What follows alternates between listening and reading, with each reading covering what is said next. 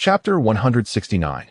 The Hills of Difficult Passage. The Hill Sports Stadium in Asunción, the capital of Paraguay, serves as the home ground for the national team, boasting a remarkable capacity of 80,000 spectators. While such a vast arena is a rarity in Europe, it is merely commonplace in the South American football scene.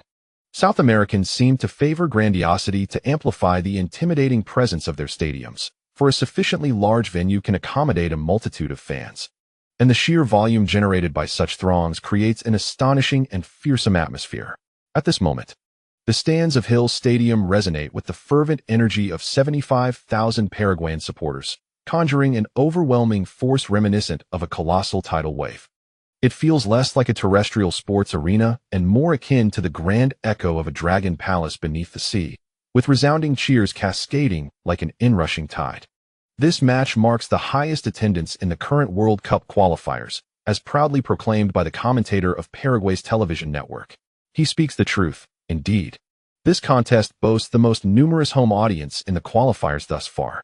This surge in attendance is attributed to the significance of the match regarding Paraguay's qualification for the World Cup, coupled with the uplifting news of a handshake between Sosa Espinola and Paulo Alcaraz prior to the game, which greatly invigorated the fans' confidence and interest in this encounter. Consequently, 75,000 spectators flooded into Hill Stadium, a number restrained only to ensure adequate safety zones. Otherwise, the crowd would have swelled even further. Amidst such a congregation, even the softest sighs would amplify into a tempest when magnified 75,000 times. Not to mention, these Paraguayan fans continuously generate a cacophony of excitement and energy from the stands. They sway rhythmically, shoulder to shoulder, hands clasped together, resembling the undulating waves of the ocean. On the large screen across the field, the current score of the match is displayed. 50 minutes have elapsed, with Paraguay leading 1-0. Thanks to a goal from their star striker, Sosa Espinola. The television broadcast frequently shifts between close-ups of Paraguay's captain, Alcaraz, and the team's premier scorer, Sosa, signaling their pivotal roles in securing a 2-goal advantage for Paraguay. With both goals and assists attributed to Sosa, his contributions are unquestionable, while Alcaraz's performance has been equally commendable. He has successfully curtailed the impact of Hulai, who has only managed 2 shots on target thus far, thereby alleviating any pressure on his goalkeeper, Angel Almiron. In stark contrast to the jubilant Paraguayan supporters, the handful of Chinese fans in the stands exhibit a far more subdued demeanor.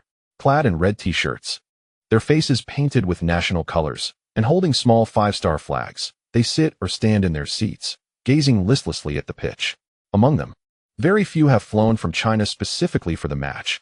The majority are Chinese expatriates residing in Paraguay or nearby countries such as Brazil, Argentina, and Uruguay, or employees of Chinese enterprises. Many individuals may not typically engage with football, let alone consider themselves ardent fans. Their sole motivation for entering the stadium to witness a match involving the Chinese team lies in the fact that this team embodies their homeland. They are not there merely to cheer for the Chinese team, but rather to uplift their nation. Once the match commences, they remain quite animated. However, at present, they are seated in silence, with some clasping their heads in despair, brows furrowed, and expressions laden with gravity. This demeanor does not stem solely from the team trailing in score. Although the Chinese team may be behind, their overall performance is commendable, devoid of the previous disheartening sense of inadequacy. In fact, the Chinese team is not entirely on the back foot, managing to engage with Paraguay in a competitive exchange, a fact that surprises many. Their dismay arises from a different cause. Akin to the excitement of the Paraguayan supporters, a closer inspection reveals that all Chinese fans are fixated on the same point, specifically within the confines of the Chinese national team's penalty area, near the goal. A cluster of individuals surrounds that area, and the referee is signaling for a stretcher to enter the field. This situation is indeed dire. He foamed, observing from the broadcasting studio, sighed as he noted the gathering of players, lamenting that Hauda had twisted his ankle while attempting to intercept a cross, seemingly unable to continue in the match. The Chinese team, which was previously holding its ground, is now compelled to utilize a substitution, bringing in goalkeeper Lin Ziyuan, who has returned from the warm-up area after a brief session. In a moment of critical decision-making, Coach Shi Wuyin has opted for the younger player he knows well. Lin Ziyuan, once the primary goalkeeper for the Chinese Olympic team and a participant in the Olympic Games, has exhibited remarkable performances. Currently, he serves as the first-choice goalkeeper for the South China Tigers in the Chinese Super League, marking him as a prodigious talent in the realm of Chinese football. Yet, whether he can withstand the pressure and perform at his usual level in such a high-stakes scenario remains uncertain. The atmosphere surrounding the coaching and substitute benches is tense, and the situation appears somewhat chaotic. As Lin Ziyuan re-enters the field, assistant coach Li Zhifei is caught off guard, calling out Lin's name just as Lin stands before him, startling him. "What is going on? Why didn't you say anything upon your return?" Li Zhifei's tone is less than cordial. Initially, the situation seemed favorable, but the unexpected injury of the starting goalkeeper has altered the mood dramatically. Of course, Li Zhifei harbors no genuine grievance against Lin Ziyuan. After a brief expression of frustration, he pulls Lin aside, hands him the player ID, and directs him towards the fourth official at the sidelines. Typically, a substitute goalkeeper enters without any tactical instructions or elaborate briefings. The directive is simply to take the field. Grasping his player ID in one hand and his goalkeeper gloves in the other, Lin Ziyuan dashes past the coaching area. As he passes Coach Shi Wuyin, the latter extends a hand toward him. Upon witnessing the scene, Lin Ziyuan hastily placed the competition certificate in his mouth, freeing his hands to exchange a high-five with Coach Shi. He heard Shi Wuyin exclaim, "This is your debut for the national team, a grand occasion." With a grin while still clutching the certificate, Lin Ziyuan turned and dashed away. Observing his retreating figure, Li Zhifei remarked to Shi Wuyin, "Let us hope he truly rises to the occasion." The greatest fear for a young player suddenly thrust into the match as a substitute is the overwhelming anxiety that may leave them in a state of bewilderment. While other players might manage their confusion, the goalkeeper's position is particularly critical. A poor performance could jeopardize the entire team. Though they had collaborated within the Olympic team, the national team experience is entirely distinct, and the pressure of today's match far exceeds that of the Olympics. Originally, with preparations in place, everything seemed manageable. The Chinese team had performed commendably away from home, conceding only a single goal to Paraguay and engaging in a competitive exchange. However, the unexpected injury to Houda struck the Chinese team a severe blow. This explains the exhilaration among the Paraguayan fans upon learning of the injury to the starting goalkeeper. What a significant advantage! As Lin Ziyuan sprinted onto the field, the injured Houda was being carried away on a stretcher. He made his way directly in front of the Chinese goal, donned his gloves, gave a firm clap, and shouted loudly, "Ready." Many were apprehensive about the decision to field the young goalkeeper at such a crucial moment, questioning whether he could live up to expectations. Yet, Lin Ziyuan's mind was ablaze with excitement. Called upon in a moment of crisis? Indeed, this was precisely what he desired. This scene had played out in his mind countless times before. This script seemed tailor-made for him. What are we waiting for? Let the match commence. I shall be the savior of the team. Paraguay adeptly seized the opportunity, launching a fierce assault on the Chinese goal just as the team adjusted to the new goalkeeper. Their aim was to extend their lead.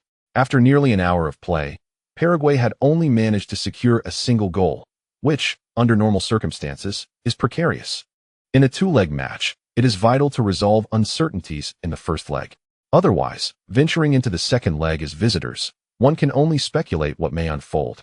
As Paraguay intensified their offensive, Lin Ziyuan was filled with exhilaration. This was precisely what he had anticipated and a splendid opportunity to showcase his abilities. On his first save after entering the match, he leapt into the air, executing a spectacular dive to palm the ball out of bounds. "Oh, splendid!" Hefeng exclaimed with relief, cheering loudly. Lin Ziyuan's initial save was remarkably successful. It appeared he was in fine form today. Indeed, Hefeng, for a goalkeeper, the outcome of the first save is crucial. If successful, it significantly bolsters the player's confidence.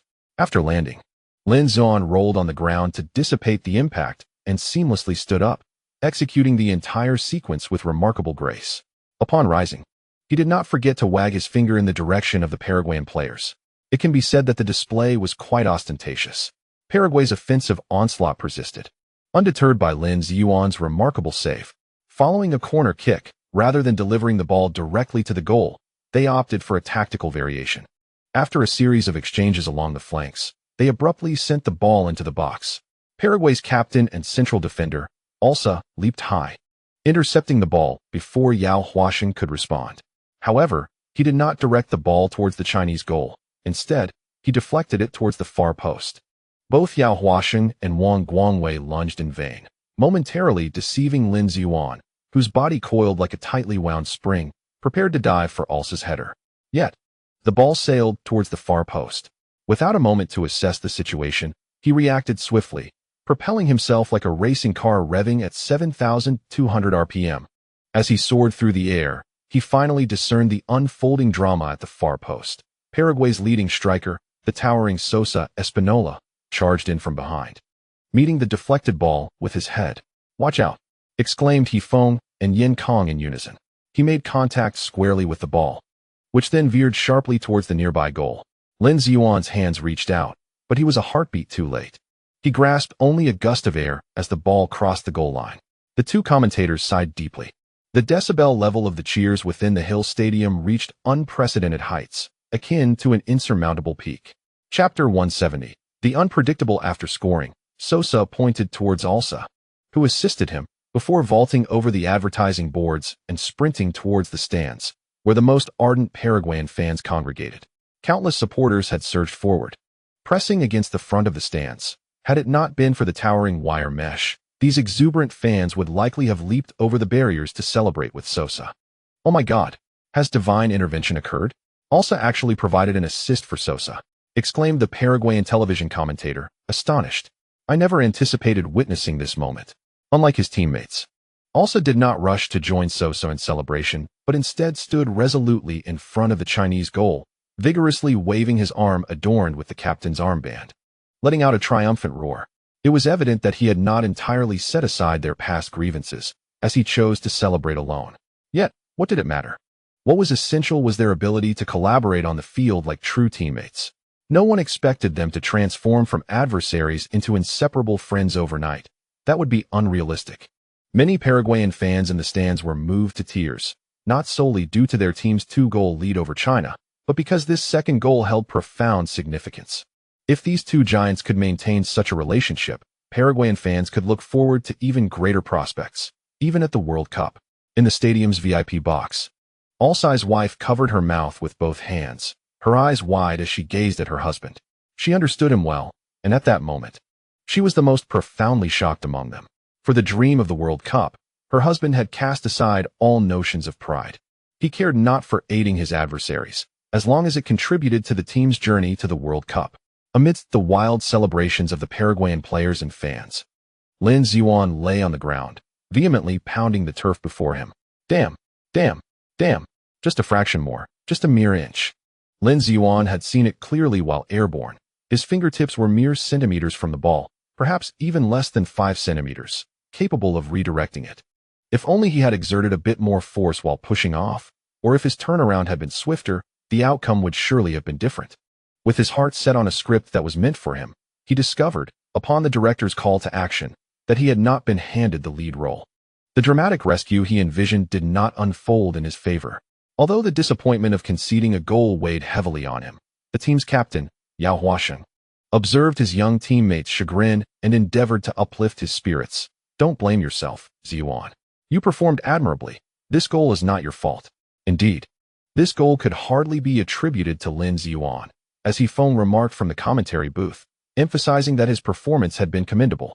As Alsai's header deflected, Lin Ziyuan had almost immediately propelled himself back into position. He bore no responsibility for that goal. Everyone recognized that Lin Ziyuan was not to blame for the concession. Yet, he remained discontented, convinced that he could have saved the shot. This was not reflective of his usual standard. Moreover, the script of the savior had vanished. Having trailed by just 1 goal, the Chinese team still had a fighting chance against Paraguay, but mere moments after Lin Ziyuan had entered the fray, the team conceded a second goal, striking a significant blow to their morale. Many began to worry about whether the Chinese team could still secure a satisfactory result away from home. "I was so close to becoming a hero, Captain," Lin Ziyuan lamented to Yao Huasheng, a grimace upon his face. Yao Huasheng patted his shoulder, unperturbed by the young man's thoughts. "Focus on guarding the goal ahead. You still have the chance to be a hero." Though conceding a goal was regrettable, the Chinese team had mentally prepared for such an outcome. From the outset, the emphasis of the match was not solely on defense, but rather on offense. The Chinese team had embarked on this away match with the objective of securing at least 1 goal. "The key is still to score," Shi Wuyin remarked to Li Jifei. who furrowed his brow in response to Alsai's staunch defense of Hulai. Truly, he is deserving of being a mainstay of Torino. Torino, a prestigious Italian club known for its belief that a score of 0 is the epitome of perfection, had once been under the guidance of the venerable Marco Barlatoni. During his 7-season tenure, he led the Bulls to 5 league championships, 1 Champions League title, 3 Coppa Italia trophies, 4 Italian Super Cup victories, 1 UEFA Super Cup, and 1 Intercontinental Cup. This period marked one of the most illustrious eras for Torino, and he became the most successful coach in the history of the Bulls, instilling a defensive ethos within the team. Currently, the team is renowned for its defensive prowess and adheres to the principles of tenism, a legacy left by Bartoni. To establish oneself as an indispensable mainstay in a team with such a storied defensive tradition, and to serve as the third captain, underscores Alsai's defensive capabilities. It is no exaggeration to assert that he is perhaps the most formidable central defender Hulai has encountered thus far in his career. Do not worry too much about him, Oldley. We have already instructed them before the match to play freely, and I believe those young talents will surely devise a way to break the deadlock. Alsai, despite his strength, is but one individual, whereas we are a collective.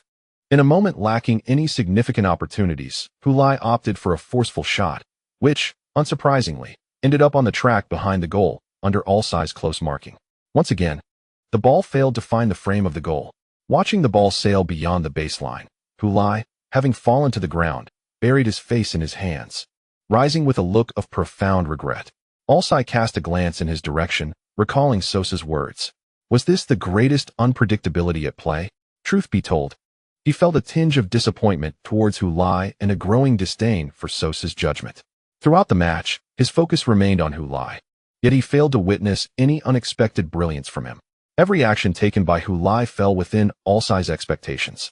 After more than 60 minutes of competition, he acknowledged that Hulai was indeed a somewhat challenging opponent, but not to the extent of rendering him helpless. Alsai recognized Hulai's talent, yet felt that his attributes were rather one-dimensional, having faced nearly all the world's top forwards during his time at a Serie A powerhouse. Alsai concluded that Hulai did not yet belong in the upper echelons of global talent. As a pure marksman, his shooting skills surpassed those of his contemporaries. Yet that was the extent of his abilities. He lacked the finesse to dribble past defenders or create opportunities for his teammates. When the ball reached his feet, he invariably opted to take matters into his own hands, much like that forced shot just moments ago. Such a methodical approach to positioning, receiving the ball, and shooting makes it exceedingly difficult to break through my defense, Alsai mused internally. After rising from the ground, Hulai cast a fleeting glance at Alsai. He had encountered many exceptional defenders in the Premier League, such as the English twin towers Tim Martin and George Bilks of London Bridge, and Sam Hobson, the American captain of Manchester Athletic, all of whom had posed considerable challenges, requiring him to exert every ounce of effort just to score. However, he felt that Paul Alsai presented a distinctly different challenge from his previous adversaries. This opponent proves to be more formidable, demonstrating heightened focus in defense and exceptional predictive abilities. On several occasions, despite positioning himself in advance, Hulai found his shots thwarted by this player. Prior to this match, Hulai's understanding of Alsai's was limited to mainstream evaluations. It was only through direct confrontation that he truly grasped the strength of this individual. It must be said that, including Alsai's, Paraguay indeed stands as Hulai's most potent adversary in the World Cup qualifiers thus far. Is Alsai's truly this formidable? One glance at the comments reveals a superficial football enthusiast, unaware even of Paul Alsai's. He is undoubtedly among the world's top 10 center-backs, with his peak placing him within the top 5 globally. He has been selected for the series of Best 11 for 3 consecutive seasons. Although now slightly advanced in age, his experience has only deepened. The formidable partnership he forms with Petronazzari, known as the Bull Defense, is regarded as the most dreaded central defense pairing by forwards throughout Serie A. It is astonishing that such a remarkable player has failed to reach the World Cup finals 4 times in succession. It must be said, the South American football scene is indeed quite extraordinary. Just before the match, was it not claimed online that Paraguay was a fallen giant, posing no threat? This highlights the absurdity of relying on self-proclaimed media for insights. If battling Paraguay is such a struggle, then the Chinese team, should they qualify for the World Cup, would likely face a similar fate in the finals as mere prey for stronger teams. Thus, Is it necessary to cling so tightly to the prospect of enduring humiliation on such a grand stage? I suddenly feel that attending the World Cup might be a source of shame. Perhaps it would be better not to go at all, to avoid greater embarrassment before the world. However, one must not forget that the past Chinese team had no opportunity to suffer such humiliation at the World Cup. Indeed, it is preferable to risk disgrace on the World Cup stage than to remain a frog in a well within Asia. Most importantly, after enduring a few humiliations, one may no longer need to suffer such indignities. In the early years of World Cup participation, teams like Japan and South Korea returned home after group stages. Yet now, Japan at least has proven its mettle by advancing to the knockout rounds. Following a goal conceded by the Chinese team, the emotions of fans online fluctuated greatly. Some were astonished by Paraguay's strength, fostering a sense of trepidation. In anticipation of the potential heartbreak from elimination, some have begun to mentally prepare themselves. Yet others refuse to concede. After all, we have come this far, with only one final step separating us from the World Cup. Why surrender now? Even if Paraguay is formidable, that is no justification for defeat. Fear of humiliation at the World Cup? Such a notion is indeed childish. Has the Chinese football team not already faced enough humiliation? We are simply in need of an opportunity to confront our shortcomings on the World Cup stage. In front of the television, Xiaolon murmured, "Score a goal, son." Hu Lisin remained silent, intensely focused on the screen. In their quest to breach Paraguay's defenses, the Chinese team's attacking lineup engaged in a strategic dance, frequently exchanging positions. For instance, during this current attack, Zhang Qinghuan shifted to the right flank, assuming the role of right midfielder, while Luo Kai, originally positioned on the right, moved inward toward the center. This was a swift counterattack by the Chinese team, where players did not adhere strictly to their designated positions, but instead adapted dynamically to the unfolding situation. At that moment, Zhang Qinghuan received the ball on the right flank. Noticing the considerable space left by the Paraguayan defense, he surged forward along the sideline. Observing Zhang Qinghuan occupying his intended position, Luo Kai maneuvered inward towards the channel. Meanwhile, Hu Lai remained centrally located but displayed signs of making a diagonal run towards the near post. Chun Xingyi lingered on the left, yet possessed the potential to cut inward into the penalty area at any moment. Thus, Luo Kai, after a brief glance at Hu Lai, refrained from proceeding directly into the box, choosing instead to decelerate slightly and linger outside, thereby augmenting the firepower of the Chinese team from the periphery of the penalty area. As Zhang Qinghuan advanced with the ball on the right flank, an opportunity for the Chinese team presented itself. The Paraguayan defenders had yet to fully regroup, leaving only the goalkeeper and two central defenders in the box. Amidst He Feng's fervent commentary, Zhang Qinghuan lifted his head to assess the situation within the penalty area. He then raised his right foot as if to deliver a cross, but feigned the action. Observing this, Hu Lai disregarded whether Zhang Qinghuan's move was genuine and sprinted towards the near post. Chun Xingyi also swiftly angled himself into the penalty area, immediately drawing the attention of another Paraguayan central defender. Luo Kai, however, chose to remain outside the box, sustaining an additional threat for the Chinese team from that position. After momentarily deceiving Paraguay's left back, Zhang Qinghuan struck the ball again, this time without pretense. He delivered a low pass, finding Hu Lai at the near post. Alsai, without hesitation, remained tightly alongside Hu Lai, forcing him towards the sideline and denying him space to maneuver or shoot within the penalty area. The optimal response for Hu Lai was to control the ball and then pass it back to Zhang Qinghuan for another delivery. However, by that time, the Paraguayan players had effectively regrouped, and the penalty area was devoid of open space. Thus, as long as Alsai maintained his position against Hu Lai, preventing him from shooting or turning, this defensive effort would be deemed successful. He fixed his gaze intently on Hu Lai, who had extended his left arm against his chest, simultaneously slowing down and adjusting his steps in preparation to receive the ball. In turn, Alsai, drawing upon his experience, placed his hands behind his back, mirroring the deceleration to close the gap. The rationale behind this gesture was to avoid conceding a penalty should Hu Lai attempt a forceful pass or shot that inadvertently made contact with his outstretched arms. Then, he observed Hu Lai elevate his right foot, preparing to strike the low-flying ball. Was he aiming for a direct shot? Alsai sprang forward, extending his leg to block. Despite Hu Lai being nearly back to goal with no apparent angle for a shot, Alsai remained vigilant. Recalling the assessment made by Sosa regarding this player, he was the most unpredictable of them all. Alsai's outstretched foot failed to intercept the ball, as Hulai cleverly redirected it with his heel through Alsai's legs. It was not a shot, but rather a heel pass, directed behind them. There, in the center of the penalty area, a figure clad in white suddenly emerged. It was precisely from the flank that Roque turned and penetrated into the heart of the penalty area. Roque, what a splendid opportunity. Amidst Hifeng's fervent shouts, Roque advanced, completely unmarked. Though his momentum pushed him forward, he skillfully adjusted his body, swung his right leg, and swept the ball across. Paraguay's goalkeeper Angel Almiron, who had initially blocked Hulai's shot, turned back in a desperate attempt, but failed to touch the ball. The football soared into the net at the back post, granting the Chinese team a coveted away goal. Thus, the chapter concludes. Chapter 171, Monumental Triumph. Hulai surged toward the near post. Hulai? A splendid play. Excellent, Roque. A golden opportunity. The ball is in. Magnificent. The Chinese team has secured an away goal, altering the score to 1-2. We have preserved our hopes of advancing to the World Cup. After sweeping the ball into the net, Roque lost his balance and fell to the ground. Yet he persevered, twisting his neck to follow the ball with his gaze. Upon witnessing it glide into the net, he hastily scrambled to his feet, sprinting towards the equally ecstatic Chinese coaching staff and bench. They had accomplished their paramount task at the Hill Stadium. Even if the Chinese team were to lose the match with a score of 1-2, they would still hold the advantage heading into the second leg at home. Roque dashed headlong into the jubilant substitutes bench, followed closely by more Chinese players who surged into the throng. Hulai, the architect of this assist, also joined the celebration. Embraced by teammates and pulled into the depths of the ecstatic crowd, he offered no resistance, vanishing amidst the joyous melee. The scant number of Chinese fans in the stands had remained silent since Hauda's injury.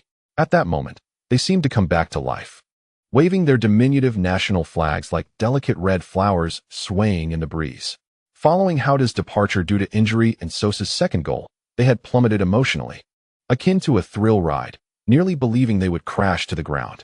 Now, Roque's goal acted as a powerful force, halting their descent. Go China! Long live China!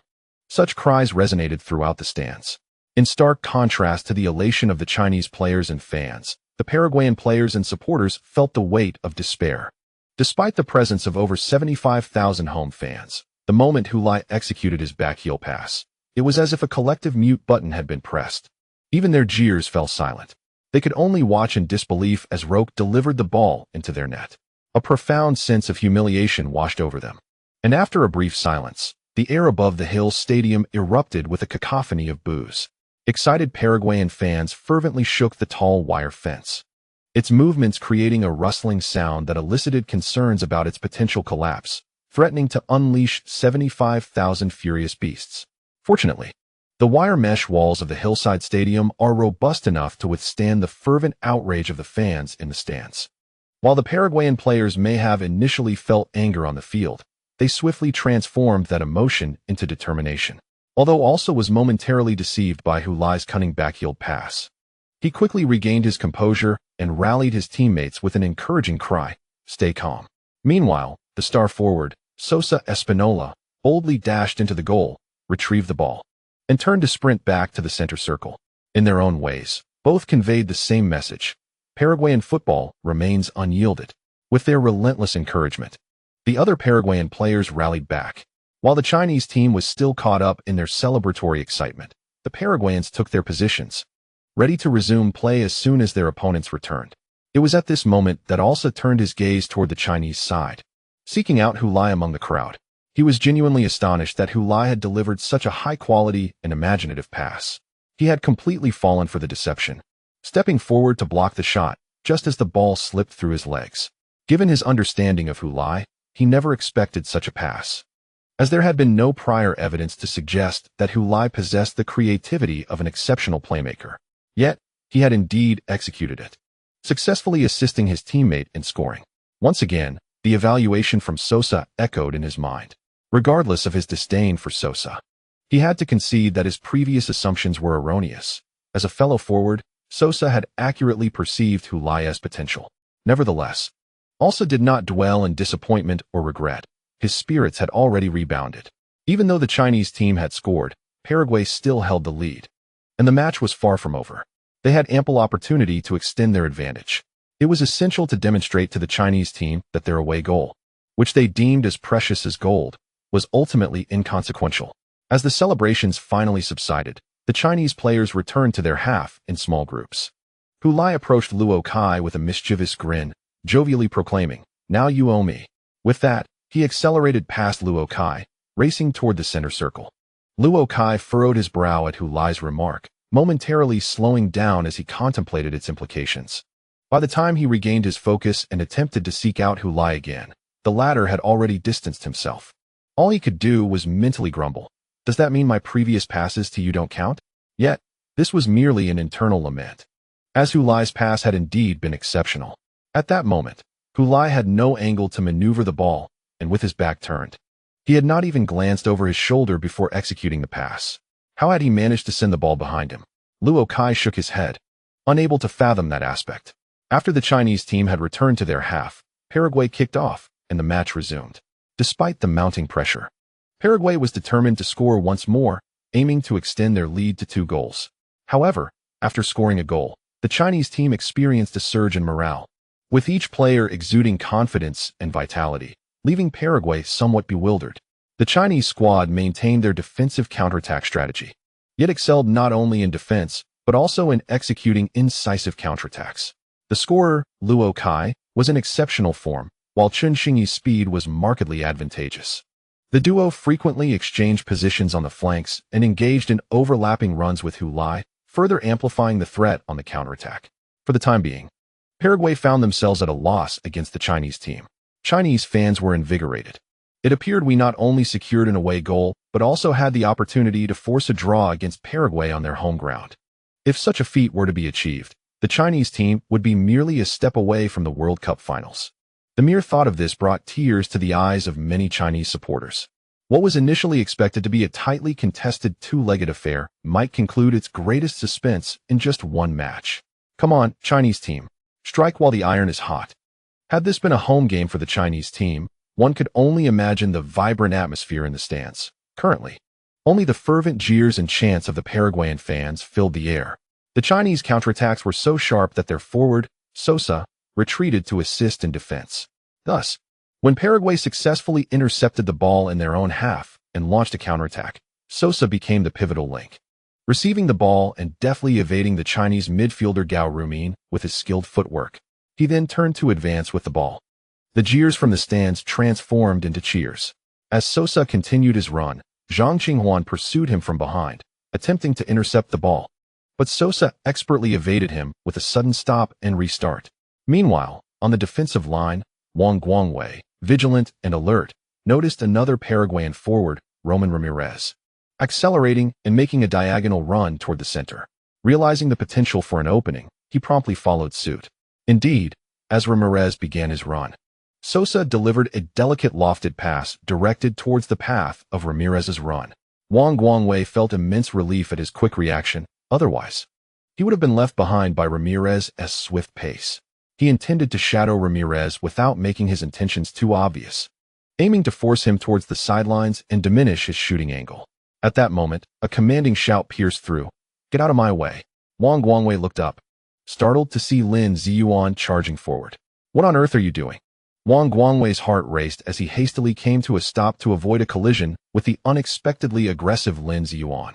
He then observed Lin Ziyuan leap into the air, reaching out to strike the ball soaring above, seemingly trying to punch it away. However, just then, Ramirez extended his leg, intercepting the ball before Lin Ziyuan could make contact, sending it soaring past him.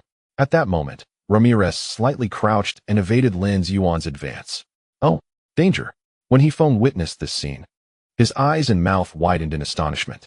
He could hardly believe that Lin Ziyuan, who had performed commendably since his substitution, could make such a fundamental blunder. Wang Guangwei, seeing Lin Ziyuan miss the ball, attempted to accelerate and chase after Ramirez, but it was too late. Despite his vigorous efforts, he could not intercept the ball that Ramirez had sent soaring towards the goal.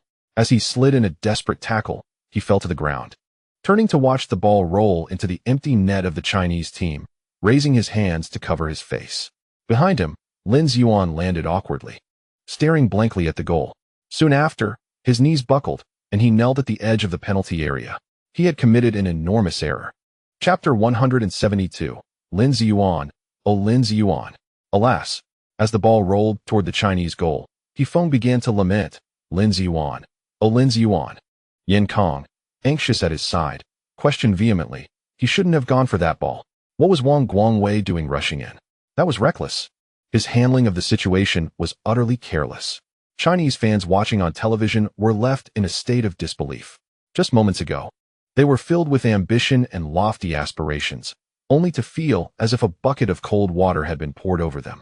Their once fervent spirits now releasing clouds of smoke in a disheartening reaction. Regaining their composure, they took to the internet to voice their outrage against Lin Ziyuan. Has Lin Ziyuan lost his mind? What on earth was he thinking? Fans of the South China Tigers remarked that while Lin Ziyuan often displayed remarkable feats on the pitch, they never anticipated he would be so reckless. I had a bad feeling when Hauda was substituted, and now it appears my fears were justified. Regardless, as an experienced goalkeeper, he at least should not have made such a mistake. Shi Wuyin's decision to include him as a substitute clearly indicated high expectations. Yet this performance has undermined the coach's strategy. Our score of 1-2 was manageable, but now it stands at 1-3. Even if we secure an away goal, we must score at least 2 upon returning home. If the Chinese team fails to qualify for the World Cup this time, Lin Ziyuan will be the scapegoat, forever branded with infamy. I cannot fathom what thoughts crossed Lin Ziyuan's mind at the moment he chose to advance. Even an amateur goalkeeper would have performed better, as they at least understand the importance of not recklessly charging forward. Is this the fate of Chinese football? Each time we glimpse a flicker of hope, we are inevitably thwarted by inexplicable circumstances. Wang Xiaojun's own goal was one instance, and Zhao Kongming's red card was another. In truth, our team has had ample opportunities to reach the World Cup, yet our own shortcomings have thwarted us time and again. Let me dedicate a song. I Don't Have That Kind of Fate by Qin Xiaochun to Chinese football. The fans' emotions are running high, and their words have turned extreme. Such as football. After experiencing such a tumultuous match, akin to a roller coaster ride, it is indeed challenging for Chinese fans to maintain their composure and rationality. As the promising situation was squandered by Lin Ziyuan's absurd and juvenile blunder, few could refrain from cursing in frustration. Hauda, who had been substituted due to injury, returned to the bench after a brief examination by the team doctor, his ankle still wrapped in an ice pack, and he could only wear flip-flops. When Luo Kai scored earlier, despite the ice pack on his ankle, Hauda had managed to rise and shake his fists in celebration. Now, witnessing Lin Ziyuan's catastrophic error that led to a goal conceded, he leaned back forcefully against the bench, covering his face with his hands. A profound sense of regret and anguish surged within all the substitute players of the Chinese team, including Hauda. It is not that conceding a goal is unacceptable. The one Lin Ziyuan allowed shortly after entering the field was not blamed solely on him, as everyone understood that conceding goals was typical given the disparity in skill levels. However, the manner in which this particular goal was conceded severely impacted morale, as it was entirely avoidable. Had it not been for Lin Ziyuan's reckless action, Wang Guangwei might have effectively marked Ramirez, potentially preventing any opportunity for the opponent to shoot, even if a shot had been taken under Wang Guangwei's interference. Lin Ziyuan should have been capable of managing the situation. Instead, he rashly chose to advance, nearly colliding with Wang Guangwei, thus granting the opponent a clear chance at an open goal. In the eyes of Hauda, the seasoned goalkeeper, it was evident that Lin Ziyuan's blunder stemmed from excessive excitement. Young players often falter under the pressure of being substituted into crucial matches. However, Lin Ziyuan's case was different. He appeared oblivious to tension and instead erred due to overexcitement. What on earth is that kid doing? That was an utterly foolish move. Hauda, covering his face, could hear the furious condemnations and curses from his teammates nearby. Lin Ziyuan standing within the national team was evidently not as favorable as who lies. While things were manageable during ordinary moments, a single mistake now drew considerable disdain. Given that the goal was indisputably Lin Ziyuan's fault, the criticisms directed at him were entirely justified. Amidst the faint sounds of reproach emanating from the substitutes bench, Shi Wuyin and Li Zhifei exchanged glances, both reflecting the helplessness and torment in each other's eyes. The decision to substitute Lin Ziyuan was made by Shi Wuyin, and now that Lin had erred, Shi could not escape accountability. At least Luo Kai scored earlier. Li Zhifei sighed and shook his head. Otherwise, it would have been truly disastrous. Shi Wuyin remained silent, though he found no fault with Li Zhifei's words. Had Luo Kai not scored, the Chinese team would be 3 goals down with severely diminished morale, making it nearly impossible to rally for an away goal. Thus, their only solace lay in the fact that Lin Ziyuan's blunder occurred after Luo Kai's goal, ensuring that the national team had at least secured a point on the road. Though 13 was not as favorable as 12, it was still a result that could be tolerated. As coaches, they felt their own frustrations but were better equipped to manage their tempers than the players and fans. Lin Ziyuan remained on the ground in a kneeling position, gazing vacantly at the goal, resembling a statue. He had nearly lost all perception of the external world. Not far away, Chen Xingyi was gesturing and speaking about him, yet he could hear nothing. In the moment of his attempt to intervene, his mind was consumed with the thought, "This ball is mine," only to be met with the harsh slap of reality. His reckless action had plunged the team into an exceedingly passive predicament. To put it more severely, one could argue that his single misstep had multiplied the difficulty of the Chinese team's World Cup aspirations tenfold. He was at a loss on how to confront the ensuing situation and his teammates, remaining in his dazed, kneeling position as if time itself had ceased to exist. "All right, little star," Hu Lai restrained the furious Chen Xingyi. "Enough of that. Let others laugh at us later." Chen Xingyi, still aggrieved, retorted, "Isn't this already a joke? Enough. Let us not dwell on it."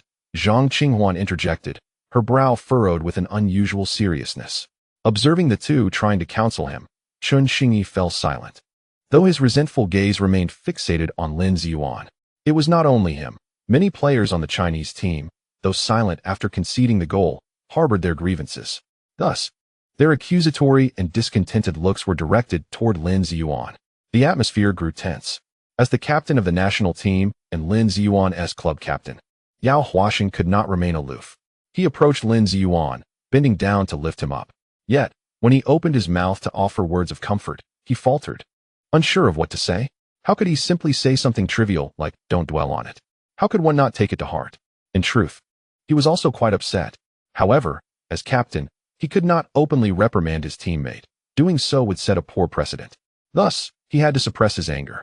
Finally, Yao Huaxing shook Lin Ziyuan gently and said, "The match is not over. Don't let this affect the remainder of the game." After all, Shi Wuyin could not substitute Lin Ziyuan after such an error. So it was imperative to help him emerge from this dazed state and play out the remainder of the match as a competent goalkeeper. For the Chinese team, conceding 1 goal was the acceptable threshold. If they were to concede another, the suspense of the 2-leg match could very well be extinguished in this single encounter. Upon hearing his words, Lin Ziyuan finally regained his senses. He looked at Yao Huaxing, his expression blank as he replied, "All right, Captain Yao. Are you truly all right?" Yao Huaxing asked, somewhat incredulously. "I am fine, Captain Yao, truly." To assure Yao Huaxing, Lin Ziyuan emphatically thumped his chest with his fist.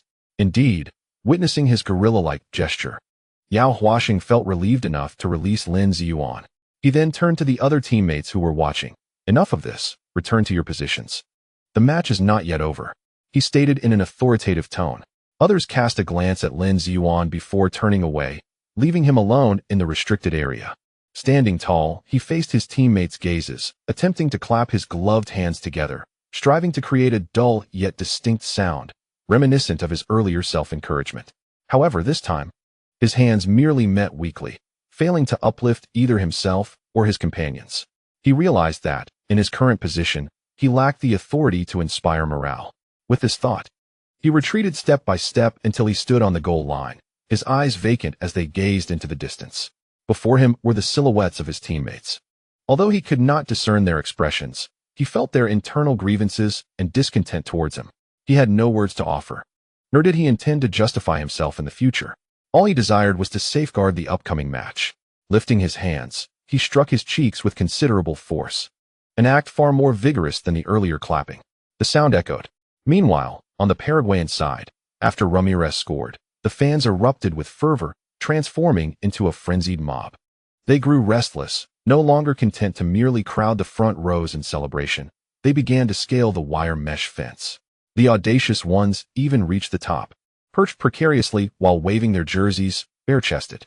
The entire hillside stadium was engulfed in a chaotic atmosphere, as emotions that had built up after the Chinese team's goal were finally released. A score of 2-1 certainly posed a threat, yet 3-1 seemed far more optimistic. The advantage of 2 goals meant that the Chinese team, upon returning to their home ground, needed to score twice more while simultaneously preventing Paraguay from scoring. Yet, how could that be? How could Paraguay fail to score? This 2-goal lead had instilled a sense of relief in the Paraguayan hearts. Chapter 173. How Paraguay indeed sought to exploit Lin Yuan's elementary blunder, hoping to intensify their offensive against the Chinese team, aiming to secure another goal. However, until the final whistle blew, they were unable to score again. Many Chinese fans, including Fearsome, worried that Lin Yuan's lapse would adversely affect the morale of the entire team. Fortunately, their fears were unfounded. This time, the young players of the Chinese team withstood the pressure and the onslaught, ultimately maintaining the score of 1-3 until the end. It was merely a 2-goal deficit, and there remained a chance with an away goal. After the match concluded, Fearsome consoled the Chinese players who walked off the field with their heads bowed, offering comfort to the fans watching on television as well. Had the score been 1-2, his tone would have undoubtedly been entirely different at that moment. The expressions of the Chinese players leaving the field would not have mirrored this one. Despite their words of hope, many understood that the prospects had grown increasingly dim. It cannot be said that there are no opportunities, for indeed, chances still exist, albeit the likelihood of their realization remains uncertain. The most pressing concern lies with Howda's ankle injury. Whether he can make a miraculous return before the match in 4 days remains to be seen. Lin Yuan, as a distinguished young goalkeeper in the country, has unfortunately faltered, leading to a significant decline in public trust, nearly plummeting to 0. Consequently, the question arises, who will safeguard the goal for the Chinese team in the upcoming match? Will Sun Rong, another goalkeeper from the national team, be given the starting position? As the primary goalkeeper for the Shanghai Mariners, Sun Rong was initially the second-choice keeper for the national team. However, since Lin Yuan's arrival, he has gradually slipped to the 3rd position. With the first-choice keeper injured and the second-choice underperforming, it seems inevitable that the 3rd-choice keeper must step up. Yet, Sun Rong's lack of experience with the national team casts doubt on his potential performance in such a critical match. Even before the second leg has commenced, a shadow looms over the Chinese team. Upon returning to the locker room, the atmosphere remains awkward and somber. Everyone is acutely aware that although they have secured an away goal, trailing by 2 in aggregate still presents a daunting challenge. Most disheartening is the thought that had it not been for Lin Yuan's blunder, they might very well have been in a position to draw with Paraguay.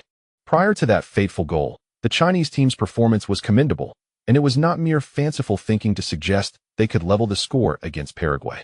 As each player passed by Lin Yuan, they cast him an additional glance, the unspoken meaning evident in their eyes.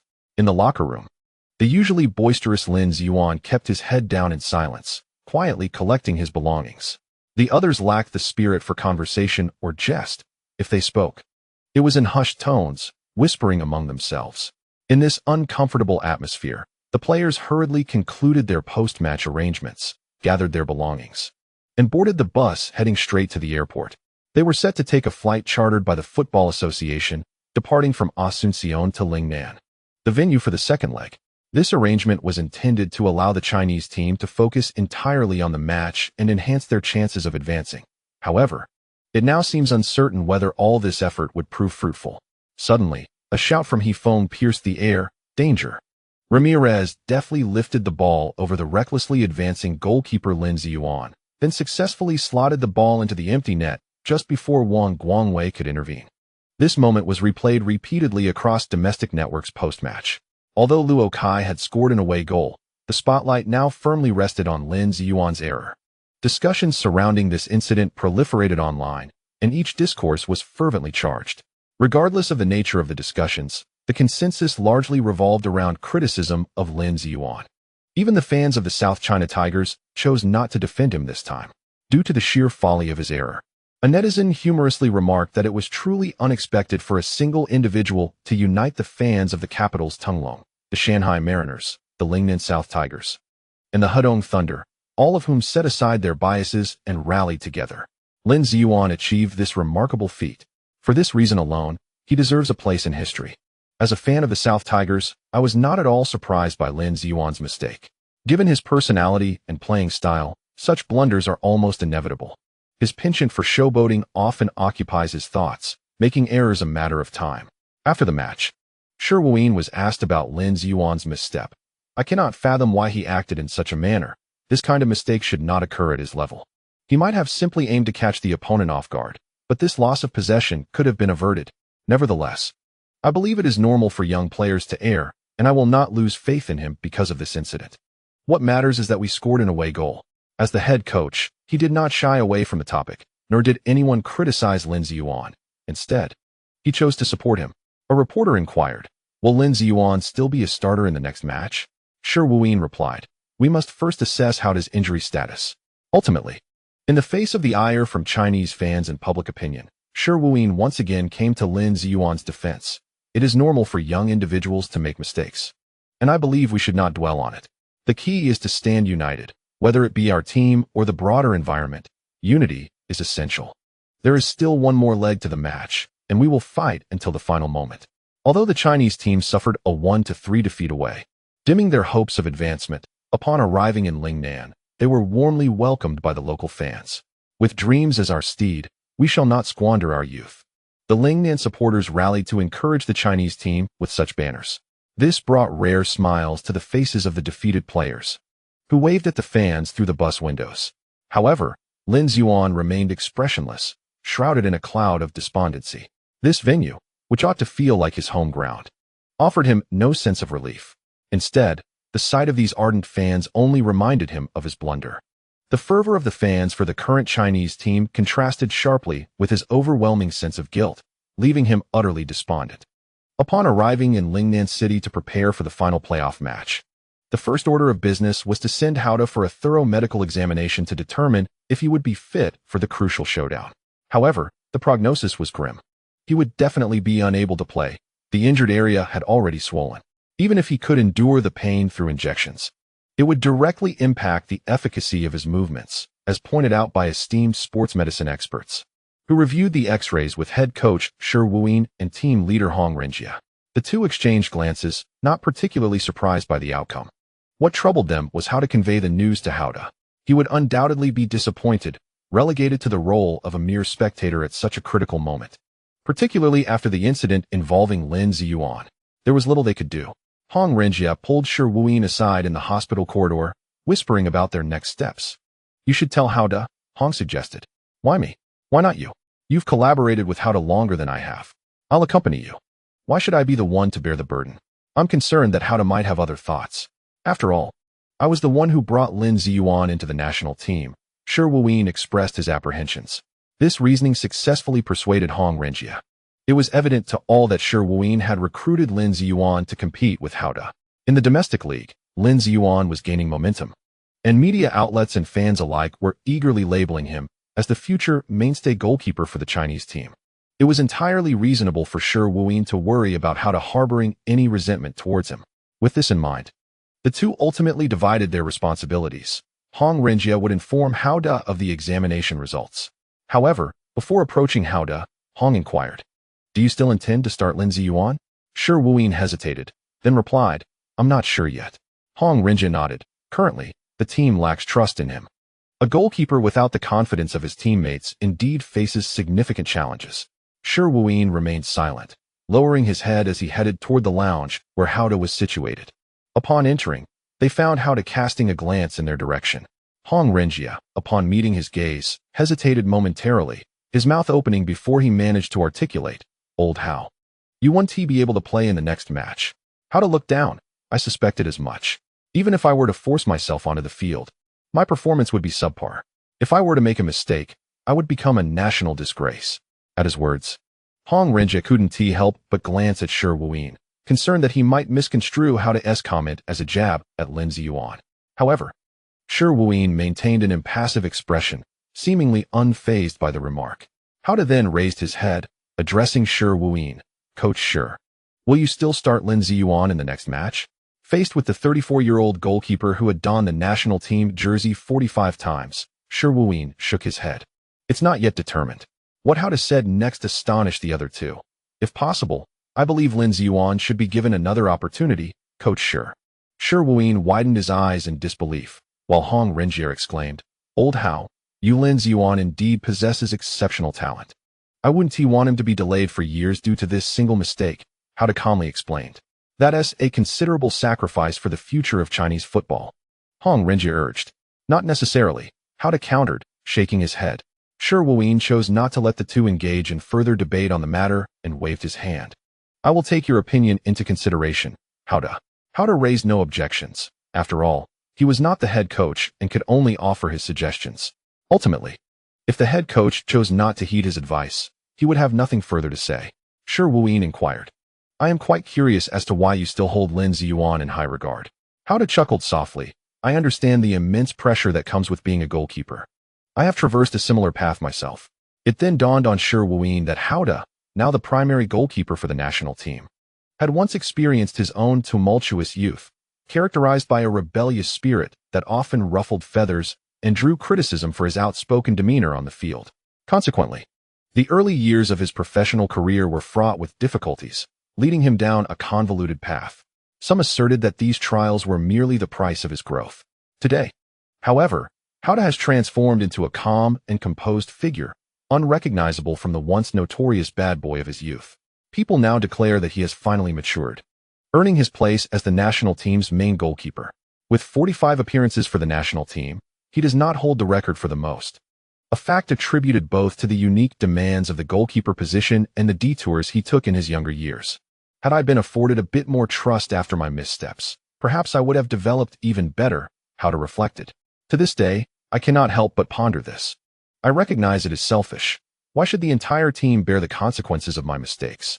Yet, surely, one must allow the youth an opportunity to amend their errors? Upon hearing this, both Shi Wuyin and Hong Renjie fell silent, lost in contemplation. Chapter 174. Apologies. When Howda returned to the national team, leaning on his crutch, the members were gathered in the dining hall for a meal.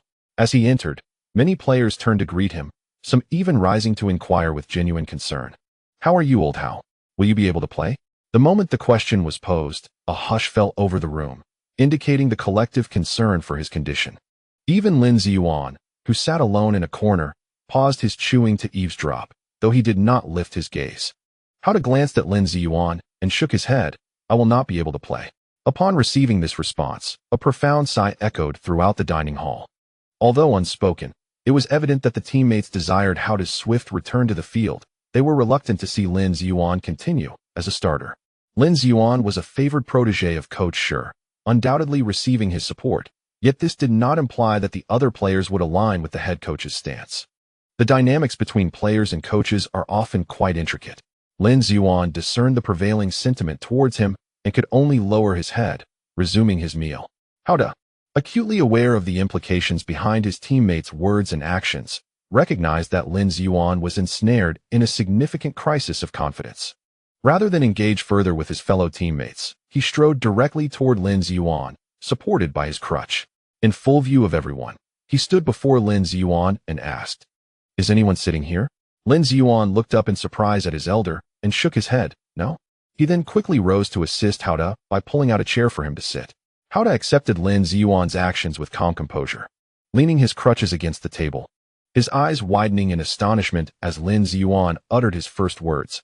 I have advised Coach Shi to allow you to remain a starter in the next match. Lin Ziyuan stared at him, taken aback. However, prior to the match, I hope you can at least apologize to the entire team in the locker room for your grave mistake, and express your regrets to your teammates whom you have let down. After speaking, Howda fixed his gaze on Lin Ziyuan. Under his scrutiny, Lin Ziyuan nodded. All right. Only after receiving Lin Ziyuan's promise did Howda take his crutches, preparing to rise once more. Lin Ziyuan hurriedly stood to assist him, first helping Howda to his feet before handing him the crutches. Observing Lin Ziyuan standing beside him, Howda remarked, I have placed the hope of myself and many others in the team, our singular opportunity to participate in the World Cup, upon your shoulders. I sincerely hope you do not feel overwhelmed by the pressure. Lin Ziyuan quickly shook his head. Not at all. As a goalkeeper, one naturally faces greater pressures than others. If the burden is heavy, one must endure it. With that, Howda turned and departed, leaning on his crutches. Lin Ziyuan remained, silently watching his retreating figure. The attention of the other Chinese team players in the dining hall turned toward the two, yet no one spoke. Ever since Howda sought out Lin Ziyuan, the atmosphere in the restaurant had grown hushed, with everyone curiously observing the exchange. During their conversation, Neither Howda nor Lin Ziyuan had made any efforts to avoid the presence of others, speaking at a normal volume. Thus, most had overheard Howda's declaration of having advised Coach Shi to let Lin Ziyuan continue as a starter. They were taken aback to discover that the first to stand in support of Lin Ziyuan was his rival, Howda. After bidding farewell to Howda, Lin Ziyuan returned to his seat, continuing his meal. The crowd that had gathered gradually dispersed, with some returning to their seats and others rising to leave. The dining hall fell into a much quieter state compared to before, the previous boisterous laughter replaced by hushed whispers. Everyone speculated about the significance of the earlier exchange. Old Hao, speak frankly. Was it Coach Shi who pressured you? After following Howda out of the dining hall, Captain Yao Huaxing caught up with him. No. Coach Shi did not pressure me, Howda replied, shaking his head. Then was it Team Leader Hong? Not him either.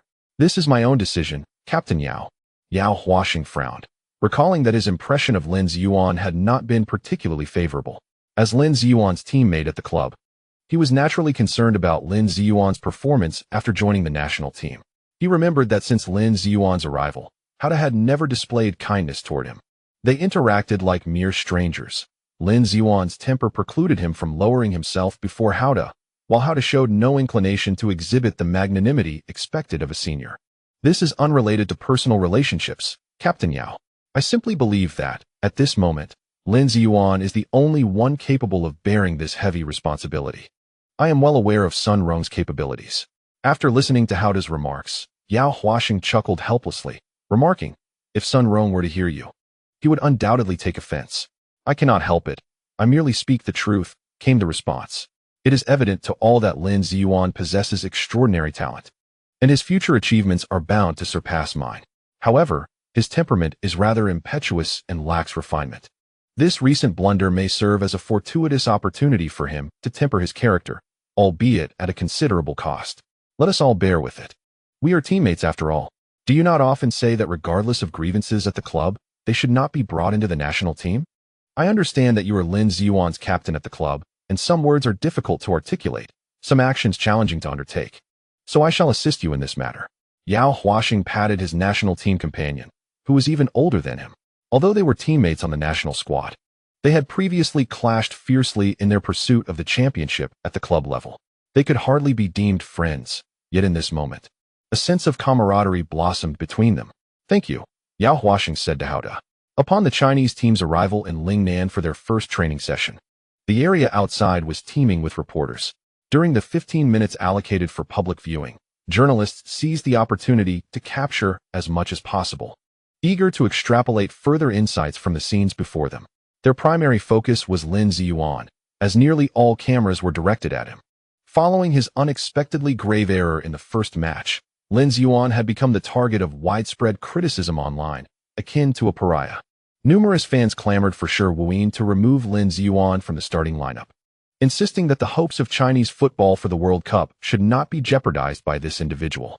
Some even penned lengthy dissertations arguing why they believed Lin Ziyuan was unfit to serve as the starting goalkeeper for the national team, concluding that character ultimately dictates destiny. They asserted that Lin Ziyuan's disposition would inevitably lead him to face numerous hardships, yet the Chinese team should not have to endure those trials alongside him, nor allow his temperament to determine the fate of Chinese football. In such a climate, the media naturally fixated on Lin Ziyuan, eager to ascertain how he would fare amidst this tempest of public opinion. Some reporters secretly hoped that the pressure would compel Lin Ziyuan to falter during training, thus providing justification for Shi Wuyin to exclude him from the starting roster. However, those harboring such thoughts were left disappointed, for Lin Ziyuan appeared impervious to the external noise, demonstrating remarkable steadiness in his training. Notably, during a defensive drill, he impressively thwarted 2 consecutive shots from Hu Lai, after blocking the first attempt. He swiftly deflected Hu Lai's follow-up, the ball skimming off his fingertips and out of bounds. Following this display of skill, the journalists on the sidelines gasped in astonishment. Damn! Hu Lai, who had unwittingly become a mere backdrop for Lin Ziyuan's prowess, expressed his frustration, clutching his head. Rising from the ground, Lin Ziyuan, upon witnessing Hu Lai's reaction, broke into a grin and playfully wiggled his fingers at him. The reporters observing this exchange were left utterly astonished. This is Lin Ziyuan's signature move, one that he only employs when he is in high spirits. Thus, the earlier misstep did not seem to affect him. The reporters were somewhat bewildered. Should they commend Lin Ziyuan for his audacity or criticize him for his lack of concern? Did he not feel remorse for his error? Shi Wuyin glanced back at the team leader, Hong Renjia, who merely smirked in response. Upon returning to the locker room after training, Lin Ziyuan suddenly stood up, took a deep breath, and announced loudly, "Everyone, I have something to say." Those who had overheard how to conversing with Lin Ziyuan in the dining hall had already guessed his intentions, and they all paused their activities to focus on him. "I wish to apologize. Due to my personal shortcomings, I made an unforgivable mistake in the last match, which resulted in us losing our chance to advance. I realized that I should have apologized to you all right after that game." But Lin Ziyuan paused. His lips moved silently, as if the following words were difficult to articulate.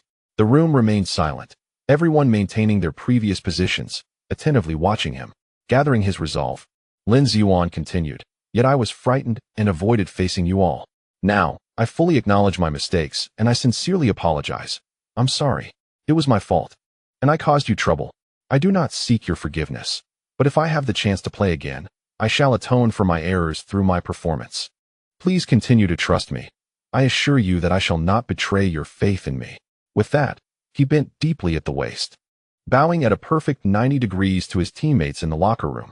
Chapter 175. A step away. "We had an agreement, old Zhang. You must ensure the national team has your blessing. They truly have a promising chance to reach the World Cup."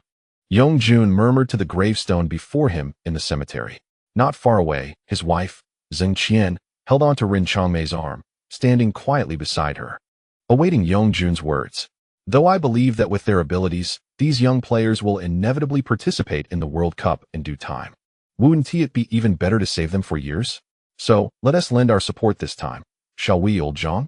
You would love to see your son on the World Cup stage, wouldn't you?" Having posed the question, Yongjun lifted his gaze.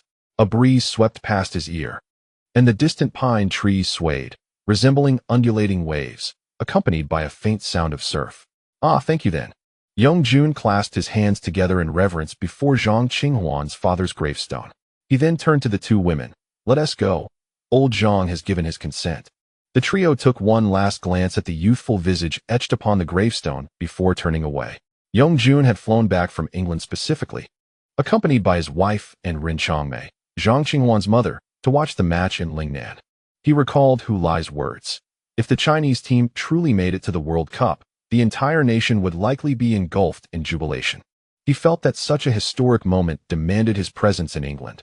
He must return to his homeland and immerse himself in the unfolding historical events, lest he regret it for a lifetime. Thus, he returned, even bringing Zhang Qinghuan's mother and his own wife to Lingnan to witness the match up close, experiencing history firsthand. He had contemplated the possibility of failure, but thought, if we lose, so be it. How many times has Chinese football faltered before? At the very least, this time we fought until the end, and that performance is commendable. Why aren't you going to see your son play live this time? Hu Lisan wondered. As his wife remained remarkably calm in the days leading up to the match, he was waiting for her to suggest, "Let us go see our son." And then he could present her with 2 tickets. "No, we'll watch it at home on TV instead." "Really?" Hu Lisan found it quite odd. "Aren't you going to the venue? You could easily ask Hu Lai for tickets. I can't be bothered to trouble him. Besides, it's so noisy there. And without slow-motion replays, how can you truly appreciate the game?" Xiaolon shook her head, offering a myriad of excuses. Yet, as her husband, how could Hu Lisan not understand her? He smiled and asked, "Are you scared?" "Scared of what?" Xiaolon shot back, her eyes narrowing. "I'm just concerned about the pressure it might put on our son. And honestly, making me travel all the way from Dongchuan to Jincheng for a match is too much hassle." After saying this, she turned to her husband. "What about you? Do you want to go?" Hu Lisan shook his head. "No, it's much more comfortable to watch at home." Xiaolon smiled, her eyes crinkling with delight. "Then I'll whip up some delicious dishes for you to enjoy while we watch." Li Ziqiang stood in the impeccably tidy living room, having packed all his belongings, save for the furniture left by the previous landlord, which could not be moved. He was awaiting the moving company's arrival. Having purchased the apartment 6 months ago, it was already furnished, requiring little more than some essential soft furnishings, appliances, and decor. However, since his previous lease had not yet expired, he had taken his time moving. After all, living alone meant it mattered little where he resided. The proximity to Dongchuan Middle School was convenient for his commute, and he had gradually collected household items over weekends. Now that the lease was up, he had decided against renewal and was ready to relocate. After the move, he would be able to watch China's crucial match in their quest for the World Cup from his new home. He had arranged for cable television a month in advance to avoid discovering, too late, that he could not watch the live broadcast. He felt a certain symbolism in his move. Out with the old, in with the new. A chapter of history had closed, while a fresh future awaited ahead. Whether for him or for Chinese football, this signified the dawn of a new phase. With this thought, Li Ziqiang, who had been feeling somewhat weary from packing alone, allowed a smile to grace his face. Just then, there was a knock at the door. Li Ziqiang's smile flickered and vanished as he approached the door, which was opened by a uniformed employee of the moving company. "Are you Mr. Li, who has an appointment to move to Hailan Shengjing?" The worker inquired politely. "Yes, that's me," Li Ziqiang replied, stepping aside to allow the worker's entry into the house. He gestured toward the various boxes and packages of all sizes, saying, "There isn't much. It's all right here." The workers began their tasks, and one of them noticed a black backpack on the table and reached for it, only to be halted by Li Ziqiang. "I'll handle this myself." The worker lifted it slightly, surprised by its weight. "It's not light." Li Ziqiang nodded. "I know, it's fine. I can manage." With that, he slung the bag over his shoulder. The bag appeared quite ordinary and unremarkable, yet it had journeyed with him from Quanshun Football Academy to an old house in Dongchuan, then from there to this rented apartment. And now it would accompany him to his new home. The mover's comment was misguided. This backpack was not merely heavy, it was laden with memories. Filled to the brim with family albums containing photographs of him, his wife, and daughter. How could he allow anyone else to touch it? In the latest announcement, it was declared that after dinner tomorrow, all players were to gather in the conference room to watch the live broadcast of the match between the Chinese team and Paraguay. As the youth team players dined in the cafeteria, someone loudly read the message just received on their phone, sparking immediate discussion. "Wow, a live broadcast. This crucial match. Will we witness history?" Someone speculated. "Isn't it too early to say?" Another countered. "As it stands, our chances seem rather slim. Especially after Lin Ziyuan's blunder in the first leg. Lin Ziyuan has been performing well at the club. What suddenly went wrong?" Listening to the chatter, Zhou Zijing wore a disgruntled expression, visibly irritated. "Damn it. Why does that fool Lin Ziyuan get to be in the national team while I'm stuck here with the youth team?" He grumbled inwardly. Just then, a teammate turned their attention to him and another player. "Hey, Zhou Zijing, Xia Xiaoyu, you both faced Lin Ziyuan in the national tournament. Is he really the type to make such a rookie mistake?" Xia Xiaoyu addressed the inquiry. "He truly is, as he has a flamboyant personality and loves to show off." This was not merely based on Lin's performance in national competitions, but rather on what he had overheard from Hu Lai, Chen Xingyi, and Wang Guangwei about their teammate during their time in the Olympic team. Seizing the opportunity, Zhou Zijing added, "Exactly. That fool is all about being flashy. If he didn't team us up, it would be a miracle." "All right, let us not discuss the national team anymore," the youth team's captain cautioned, reminding everyone to be mindful of their words. If their comments about the national team were to leak and they eventually made it to the national squad, it would be quite embarrassing. Aware of the stakes, everyone shifted the conversation to the upcoming match, filled with anticipation and envy. Zhou Zijing shared their sentiments, but was also burdened by an additional layer of annoyance.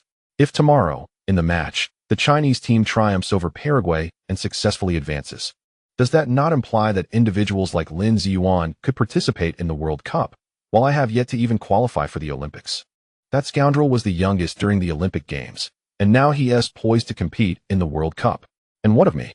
Am I not destined to fall behind, step by step? Zhou Zijing has already secured a starting position with the Shanghai Mariners, performing commendably in the league this season. He has long harbored aspirations of being called up to the national team, especially since Shi Wuyin assumed the role of head coach, extensively recruiting young talent, which has filled him with hope. Yet, to this day, he hasn't even crossed the threshold of the national team. This is undoubtedly due to the current attacking lineup being exceedingly stable and performing exceptionally well, leaving no room for Zhou Zijing. As a center forward, how could he possibly compete for a position against the two wingers, Chen Xingyi and Luo Kai? His only competition would be with fellow center forward Hu Lai, which seems even more unlikely. Thus, since he cannot secure a place in the national team, he might as well remain steadfast with the youth team, where he is undoubtedly the mainstay and the leading scorer. However, for the first time, Zhou Zijing finds himself contemplating, I would rather be a substitute in the national team than not participate in the World Cup at all. Feeling discontented, Zhou Zijin turned to see Xia Xiaoyu, who was nonchalantly eating, seemingly devoid of any yearning or anticipation for the World Cup. How can this person lack even a shred of competitive spirit? Noticing Zhou Zijin's gaze, Xia Xiaoyu curiously inquired, "What is up?" Zhou Zijin leaned in closer, lowering his voice to ask, "Aren't you anxious, Xia Xiaoyu?" He believed that within this youth team, only Xia Xiaoyu shared his sentiments, but it appeared otherwise. The World Cup? Xia Xiaoyu smiled slightly. Being anxious serves no purpose. It's better to focus on what's in front of us. When the time is right, everything will fall into place. Wow, you're quite optimistic. Let me ask you something. Have you ever thought about playing in Europe? Xia Xiaoyu nodded. I've thought about it. It's not just him. How many young players today do not aspire to play in Europe? But haven't you considered that if you participate in the World Cup, you would have the chance to showcase your talents to the world, and perhaps attract the attention of European teams? Xia Xiaoyu paused, then frowned and shook his head. What you're saying is akin to claiming that just by joining the national team, we would automatically play in the World Cup. Do you really think you could replace Hugo? Oh, but what if? What if? Hu Lai is indeed formidable, but he will need substitutes. The coach must also consider tactical variations. Zhou Zijin excitedly pressed on, clenching his fists and speaking in a hushed tone. Xia Xiaoyu was somewhat swayed by his enthusiasm. You make a valid point, but how do you plan to make it to the national team? That question fell upon Zhou Zijin like a bucket of cold water, extinguishing his fervor in an instant. It was a starkly practical issue. As a youth team player, how could he become a member of the national team? If the Chinese team truly manages to qualify for the World Cup, one can only imagine the countless players vying to secure a coveted spot in the final roster of 23. What merit do I possess to consider myself among the fortunate few? With this thought, he finally regained his composure and sighed deeply. So, fret not, Zhou Zijing. We are still young. Our World Cup will surely come, Xia Xiaoyu consoled, upon noticing Zhou Zijing's dejected demeanor. Do you really have faith? Zhou Zijing mumbled, lacking energy. I have faith in Hugo and the others. I believe this is not the closest we will ever be to the World Cup. Opportunities will undoubtedly arise in the future, Xia Xiaoyu replied with a smile. Chapter 176. The iron is hot. After concluding her morning training, Li Qingqing swiftly returned home, hastily preparing a simple bowl of spaghetti, topped with instant tomato meat sauce. Her quick lunch was ready in no time. She placed the steaming bowl on the coffee table, seated herself cross-legged on the carpet beneath it, propped up her tablet, and launched a sports streaming app to find the live broadcast of the match between the Chinese team and Paraguay. The game had yet to commence, and the stream was still airing advertisements from the app itself. Li Qingqing twirled the noodles in her bowl, blew gently on them, and slurped them into her mouth while awaiting the match to begin. This crucial battle for Chinese football was set to kick off at 7:30 p.m. local time, which translated to 12:30 p.m. in Paris. There was another training session at the Ager training ground in the afternoon, but it did not start until 4 p.m., leaving ample time for Li Qingqing to watch the match, which would conclude just after 2 p.m. The only concern was the tight schedule between the end of morning training and her arrival home. Thus, she prepared her lunch with the urgency akin to a military operation, hastily consuming the noodles. Typically, missing a few minutes at the start of a match is not a significant issue, as the opening moments are usually characterized by mutual probing, devoid of any thrilling action. However, Li Qingqing was determined not to miss a single second of this match. Finally, the advertisements on her tablet concluded, and after a brief loading period, the live scene appeared on the screen, accompanied by the raucous sounds from the Lingnan Lotus Stadium. Li Qingqing merely glanced up momentarily before returning her gaze downward, savoring her ordinary spaghetti with tomato meat sauce amidst the vibrant atmosphere of the match. What a spectacle! The drums are pounding, firecrackers are crackling, and the stands are filled to the brim, exclaimed one fan in the stands, capturing the moment on their phone. Although the first leg of the match did not yield favorable results, with the Chinese team trailing by 2 goals on aggregate, hope for advancing remained dim. Nonetheless, the Chinese fans had not abandoned their support for the second leg of the competition. In their home ground, they exerted every effort to cultivate the most fervent atmosphere. The hope was to aid the Chinese team during the match, instilling immense psychological pressure upon their rivals, Paraguay, thereby potentially leading to their underperformance. Today is Wednesday, a workday. Yet the Lotus Stadium, with a capacity of 80,000, remains utterly packed, save for the mandatory empty seats for safety reasons, all other spots are occupied.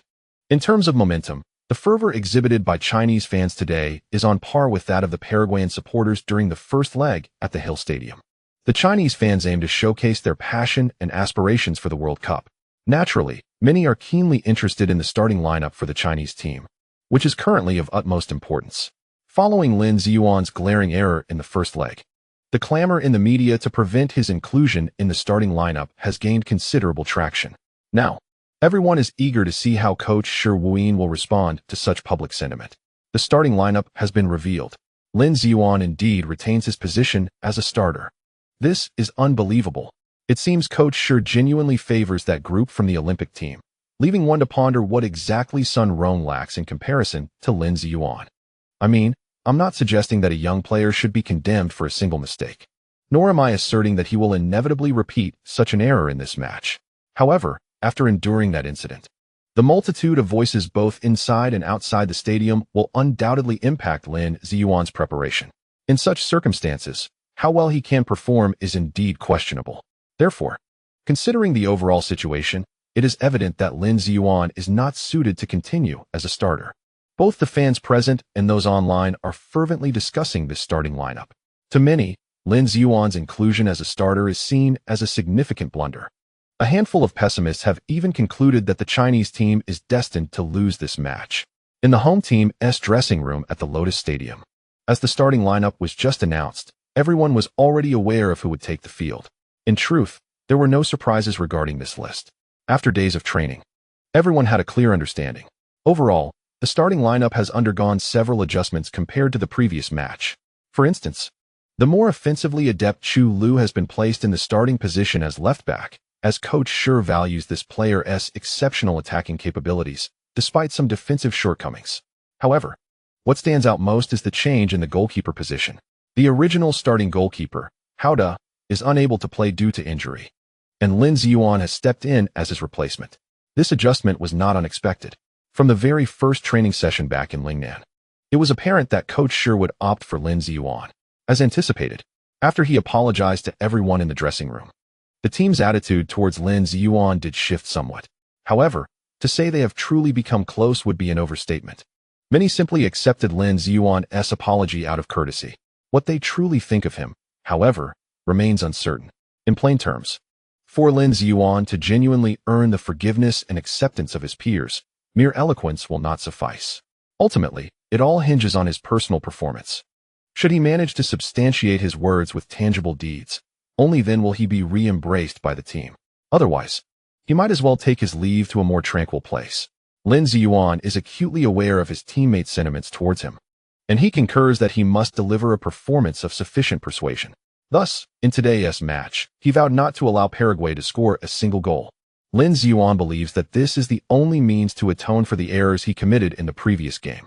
That mistake necessitated that the Chinese team achieve a 2-0 victory at home, scoring 2 goals while ensuring their opponents did not score.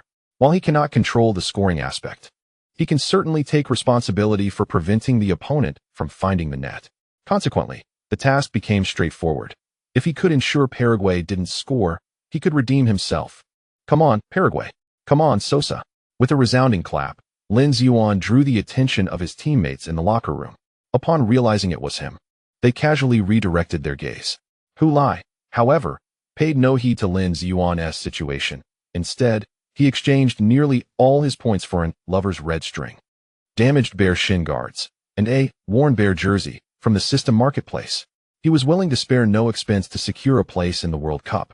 Rarely did he opt for the worn bear jersey during matches, as his gameplay did not rely on strength. Yet, this match required him to prepare for potential physical confrontations. If a lack of physical resilience were to cost him a golden scoring opportunity, he would never forgive himself. After his initial encounter with Al-Sai, he recognized that the seemingly unassuming center back possessed formidable core strength, making it challenging for him to compete in this regard. Even after nearly a year of rigorous training in the Premier League, he had no choice but to utilize enhancements. Furthermore, his choice of the damaged bear shin guards was not predicated on the belief that Paraguayan players would employ dirty tactics, but rather because he intended to adopt a more daring style of play, should certain opportunities arise that he could not evade. Having protective shin guards would empower him to engage his opponents directly, As for the fortunate lover's red string, that was merely a customary measure. Coupled with the 3 Lingxi cards he had exchanged for Zhang Qinghuan, Qin Xingyi, and Luo Kai during the first match, Hulai had expended a total of 150,000 points for this game. He was almost back to square one. However, if he could break through to the global stage, that paltry sum of 150,000 points would prove to be the wisest investment. Opening his system interface, Hulai confirmed that Brother Huan, Little Star, and Luo Kai were all connected to him by white light chains, allowing him to close the system interface with a sense of reassurance. Much like a seasoned driver who meticulously inspects every critical component of their vehicle before embarking on a journey, ensuring that every detail is flawless and that the car will not falter on the most arduous of paths, the head coach, Shi Wuyin, entered the locker room just after completing his own preparations. The chatter within the room ceased abruptly as everyone turned their gaze towards him, a profound silence enveloping the space. Aware of the weight of their scrutiny, Shi took a deep breath, striving to calm his own tumultuous emotions. This match held immense significance for him, even more so than the one he had led the Chinese Olympic team against Argentina. Once he steadied his nerves, he spoke. "We have traveled a long road to arrive at this moment. It has not been easy. Each of you has endured trials that have made you acutely aware of this struggle." The veteran players in the national team wore contemplative expressions, recognizing the truth in his words. Indeed, it had been arduous. Halfway through the final qualifying round, many believed they were destined to bid farewell to the World Cup once again. For some, it felt as if this farewell would be permanent, as their advancing years rendered the prospect of enduring another 4 years implausible. However, with Coach Shi's arrival, the fortunes of the Chinese team experienced a remarkable turnaround in the latter half of the qualifiers, securing 3rd place in their group and thereby earning a chance to compete in the playoffs. They subsequently triumphed over Uzbekistan in a 2-legged playoff, leading them to confront Paraguay. Shi glanced at his watch, noting that in 5 minutes, many of them would face the most pivotal match of their careers, a potential final opportunity to make a bid for the World Cup. At this moment, he refrained from reiterating tactical demands, having already emphasized them repeatedly in recent days. Instead, he wished to discuss the essence of team spirit. He raised a finger, gesturing from left to right, his gaze following the motion towards the players it directed. Given the well-publicized incident from the previous round, the atmosphere within the team had been somewhat tumultuous. He had also taken note of some discordant voices. In the midst of this, Howder remained seated in his place. Although he could not participate in the match, he donned the team's uniform, standing in solidarity with his teammates in the locker room, demonstrating his unwavering commitment to the team. "I hope you all grasp a simple yet profound truth. Unity is strength. If we cannot stand together, we will face a massacre on the field. Our opponents will dismantle us one by one. At this juncture, it is pointless to assign blame for any perceived failures. What you must remember is that if we cannot unite, our demise is inevitable. A mistake may be made by one individual, but the consequences will be borne by all. Pointing fingers at who is at fault serves no purpose and will not spare you from ruin." As he spoke, the players' gazes subtly shifted towards Lin Ziyuan, clearly aware of the implications behind Shi's words. After Lin Ziyuan's blunder, the atmosphere towards him turned rather frosty.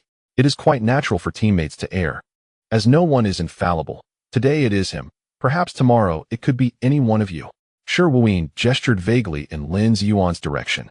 Some might ponder why they should bear the consequences for his mistakes, but such is the reality. The entire team ought to support an individual, and it must be so. For a team that does not operate in this manner cannot truly be called a team. If one were to inquire about the reason, there is but a singular answer: because you are teammates. Is it not a matter of course to sacrifice for one another? Upon hearing Shi's words, Lin Ziyuan, who had once held his head high, gradually lowered it, until he no longer gazed at anyone, fixating instead on his own toes, his hands clenched into fists, trembling slightly from the force of his grip. In this moment, when you sacrifice for him, he too shall undoubtedly sacrifice for you in the next. Each for all, and all for each. This embodies the spirit of teamwork. It is imperative that everyone remembers this. Otherwise, we are unworthy of competing in the World Cup. And we certainly do not merit such an honor. To attend merely to embarrass ourselves, to be the subject of ridicule, is that what you strive for in your career? Shi Wuyin posed a profound question, not pausing for a response from his players, nor requiring one. As he continued, "I believe no one wishes to be the butt of a joke, Yet Chinese football, specifically the national men's team, has been the subject of mockery for far too long. At long last, we possess an opportunity to redeem ourselves. Must it be squandered in internal strife? Will we allow others to point at you and say, "Look, the men's team is but a bunch of inept failures"? I, for one, refuse to accept it. If I could accept it, I would not have ventured into this murky situation. I see no reason to endure such scorn, based solely on my achievements in the Olympics. I could earn substantial wealth in a club. Why then should I come to the national team to extinguish fires? It is because I cannot bear to witness my career become a laughingstock for all. I wish to salvage it, to exert my modest efforts. No one would dare to claim that this middle-aged man is posturing, for he has indeed led the Olympic team to a historic breakthrough in Chinese men's football. And he could easily secure better treatment based on this achievement, rendering it unnecessary for him to come to the national team in crisis. It is precisely for this reason that, despite Shi Wuyin being a latecomer to coaching the national team, many players within the squad heed his words. Such a head coach is certainly deserving of respect. I have spoken my piece. If you, like me, are unwilling to accept yet another fate of becoming a joke, then take to the field and fight. Of course, if you have grown accustomed to being the subject of ridicule, then disregard my words. Do as you please. For I have spoken with a clear conscience. Before he could finish, the team captain, Yao Huasheng, abruptly stood, visibly agitated, and declared, "Coach Shi, I am not willing to accept this. I, Yao Huasheng, have played for so many years and have yet to witness the World Cup. I am not content. Moreover, I believe many within the team share my sentiments of discontent. Indeed, Coach Shi, I too am unwilling. Yes, we are all unwilling." The locker room erupted into a cacophony of voices as everyone eagerly voiced their opinions. Lin Ziyuan, in particular, bellowed with fervor, "I vow to ensure that Paraguay does not score a single goal. I can swear to it." As the atmosphere in the locker room intensified, Shi Wuyin raised his hands, signaling for silence. He then proclaimed, "In that case, splendid. In football, the victor reigns supreme. Especially in such a crucial match, victory transforms you into heroes. A loss, regardless of how it occurs, holds no honor. Defeat renders you a laughingstock. Only winning, securing a place in the World Cup, can alter the fate of Chinese football. Thus, my sole demand for this match is victory. Victory. Nothing but victory. Damn Paraguay. I am determined to reach the World Cup. Let us battle. This is our home ground. We fear nothing." The locker room door was flung open, and the players of the Chinese team, clad in their red home jerseys, surged forth as if the door of a furnace had opened, unleashing a torrent of searing flames and molten steel, igniting everything in their path. Chapter 177. I swear to the national flag the Paraguayan players awaited in the tunnel, yet their adversaries had yet to arrive. However, it would not be accurate to deem them late, as their presence before the arrival of the referees sufficed. Despite their head coach, David Arturo, having emphasized the need for vigilance regarding this match, the majority of players maintained a relaxed demeanor. They did not perceive this as a disadvantage. Rather, for South American players, a relaxed mindset often facilitates outstanding performance. With a 2-goal aggregate lead, even as the visiting team, most Paraguayan players remained at ease. What? The Chinese team is filled with fighting spirit? Let them score 1 goal at most. But what about us? We too must find the net. From this moment on, every goal we score counts as an away goal. True, the Chinese team has 1 away goal, but it is merely that, 1. We need only to score a single goal to nullify their away goal advantage. Given Sosa's current form, scoring a goal should be a trivial task. Furthermore, who knows? That young goalkeeper on the opposing side might just gift us an opportunity. The Chinese team aims to secure a clean sheet while netting 2 additional goals. But against our captain, Als, even Hulai stands no chance. Otherwise, why did he have to resort to a backheel assist for his teammate in the last match, instead of scoring himself? It is simply impossible for him to breach Als' defense. Hulai's assist in the previous match was unexpected, as many had viewed him as an exceptionally individualistic player. Hence, prior to this match, the coaching staff made adjustments, tightening Paraguay's defense into an inseparable unit. This strategy was not solely aimed at Hulai, but also at Luokai and Chen Xingyi, with Zhang Qinghuan devising defensive arrangements. By presenting a cohesive front against the Chinese team's attacking quartet, Paraguay became virtually impenetrable, leaving no vulnerabilities. As long as we perform normally, there is absolutely no chance of us faltering away from home. Whether it be a draw or a narrow defeat by a single goal, This is, in fact, the most disheartening outcome in the minds of the Paraguayan players. It cannot alter the fact that Paraguay has eliminated the Chinese team, thereby securing a place in the World Cup finals for the first time in 20 years. As these thoughts lingered, a sudden cacophony of sharp sounds reached their ears, the unmistakable noise of studs colliding with the marble floor. Many Paraguayan players, who had been engaged in conversation, turned to see the late-arriving Chinese team making their entrance. The Chinese players, having noticed the Paraguayans, cast them unfriendly glances. The Paraguayan players paid little heed to these blatant stares. After all, they were rivals. It would be absurd to greet them with deference and smiles. The crucial matter remains the result of the match. The disdainful glares would not influence the outcome. Many Paraguayan players averted their eyes after a cursory glance, returning to their previous discussions with teammates. Only a few seemed particularly interested in the performance of the Chinese team. Among them was Alcai, who sensed a distinct difference in the Chinese team compared to their last encounter. However, articulating this difference proved elusive, a subtle change that was hard to define. He caught sight of Hulai, who was also watching him, an expression in his eyes that hinted at danger. Alcai found it astonishing that he perceived a sense of threat emanating from Hulai's gaze. After all, in their previous match, Hulai had been his subordinate's vanquished foe. Had it not been for that unexpected backheel pass, he would have easily thwarted Hulai's attempts. So why did he find Hulai today seemingly more perilous than in their last game? Alcai even pondered whether he was being overly sensitive. Although Hulai was undoubtedly the most formidable player on the Chinese team, he shouldn't evoke such feelings of danger, should he? While Alcai was taken aback by his perception of Hulai, Sosa also noticed the young Chinese goalkeeper, who was impossible to overlook, fixating his gaze upon Sosa. It was an unabashed, unreserved stare. As he approached and then passed by Sosa, his head seemed to be locked onto him, maintaining that unwavering gaze. Even after reaching his position, he glanced back at Sosa several times before finally diverting his attention. Sosa frowned at being scrutinized. What was this young goalkeeper up to? Was this a display of defiance? He chuckled inwardly, surprised to find himself provoked by a young keeper. He could not comprehend what Lin Ziyuan had to boast about. But he did not mind imparting a lesson during the match, teaching him the importance of respecting one's elders. Before the Chinese team took to the field, the air above Lianhua Stadium was filled with a medley of shouts and songs. The match had yet to commence. Yet the Chinese fans seemed to have already entered a state of fervor. They even initiated a singing activity from the stands. Reminiscent of military training. Is the North Stand singing well? Good. Shall we have another round? Yes. Another song. Another song. Clap, clap. Were it not for the scores displayed on the large screen, one might be led to believe that the Chinese team had already secured their advancement. The spectators, brimming with anticipation, were there to revel in joy. Yet, the reality was far from optimistic. The Chinese fans were acutely aware that their support was more crucial than ever for the team. Hence the exuberant atmosphere they cultivated in hopes of instilling immense psychological pressure on the Paraguayan players, thereby influencing their performance in the match.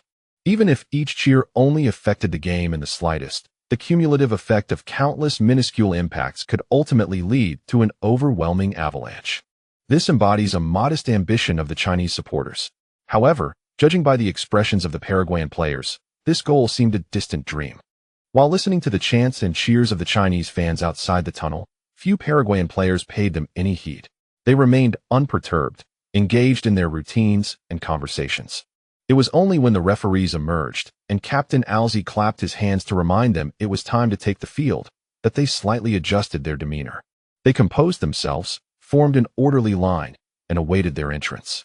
In stark contrast, the Chinese players maintained serious expressions, their gazes unwavering. This elicited quiet amusement among the Paraguayan players, who internally chuckled at their evident tension. To be fair, it was understandable for the Paraguayan players to perceive it this way. As the Chinese team appeared genuinely stiff, their facial muscles taut from anxiety, rendering them expressionless.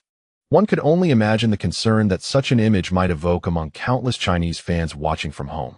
Yet, at that moment, not a single member of the national team was preoccupied with how they were perceived. Their minds were singularly focused on one objective: to commence the match in triumph over the Paraguayans.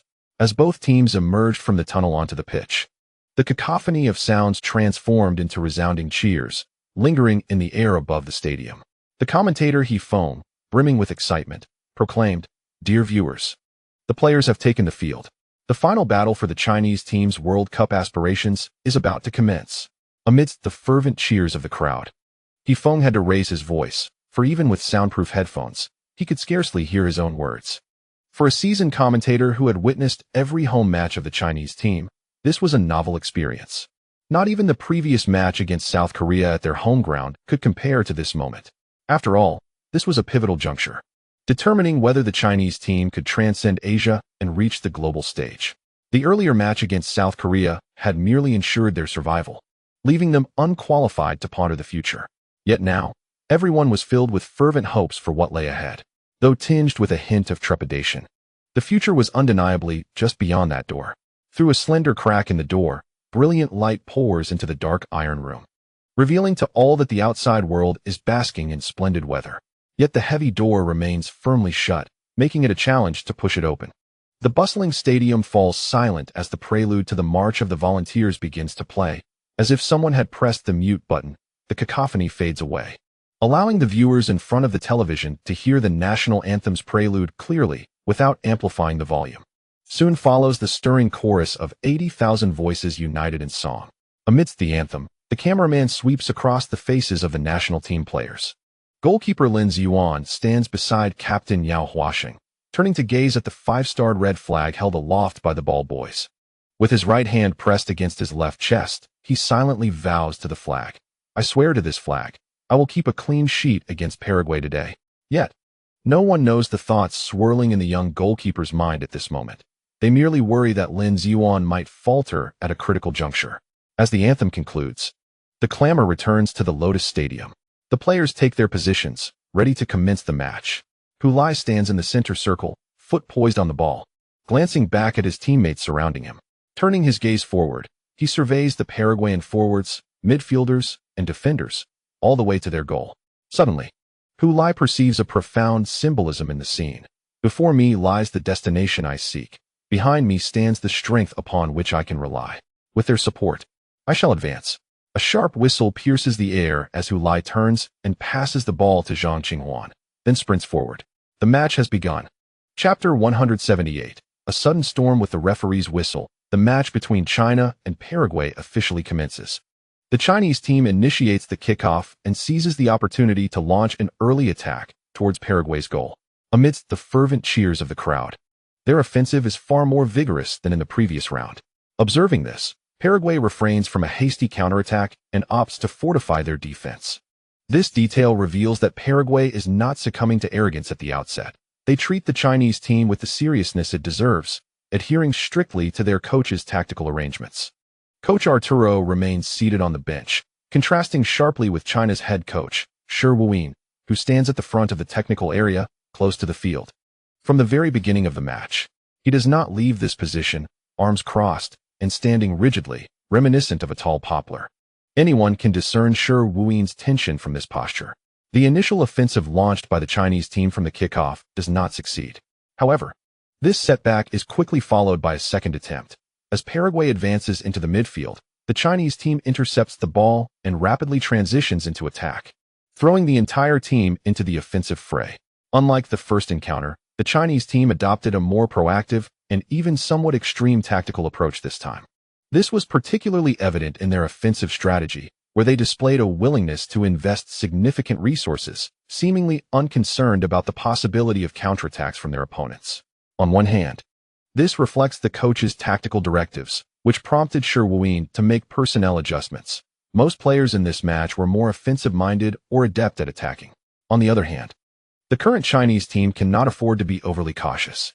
Rather than fearing a loss of possession while pushing forward, they are more concerned about failing to score 2 goals and risking elimination. After receiving a pass from Zhang Qinghuan in the center, Luo Kai intended to deliver a cross from the right flank. However, his initial attempt was poorly executed, striking the leg of a Paraguayan defender and bouncing back. Seizing the opportunity, he cleverly maneuvered the ball along the sideline, creating an angle before attempting another cross. This time, he delivered a low ball that rolled perilously close to the goal. The Paraguayan defenders, wary of making a mistake and inadvertently scoring an own goal, hesitated to intervene. Meanwhile, goalkeeper Almiron, unable to close the distance, could only watch as the ball drifted toward the far post. Then, Hulai emerged at the back post amidst thunderous cheers. However, he faced stiff competition from Paraguay's captain, Alcer. In the midst of their struggle, Alcer, with arms slightly outstretched, managed to impede Hulai and, just ahead of him, skillfully cleared the ball towards the goal line. Hulai missed the opportunity, and the ball was ultimately deflected away by Alcer, resulting in a corner kick for the Chinese team. Alas, in the commentary booth, Hefeng and Yin Kong simultaneously clutched their heads in disappointment, leaning back as they lamented the missed chance for the Chinese team.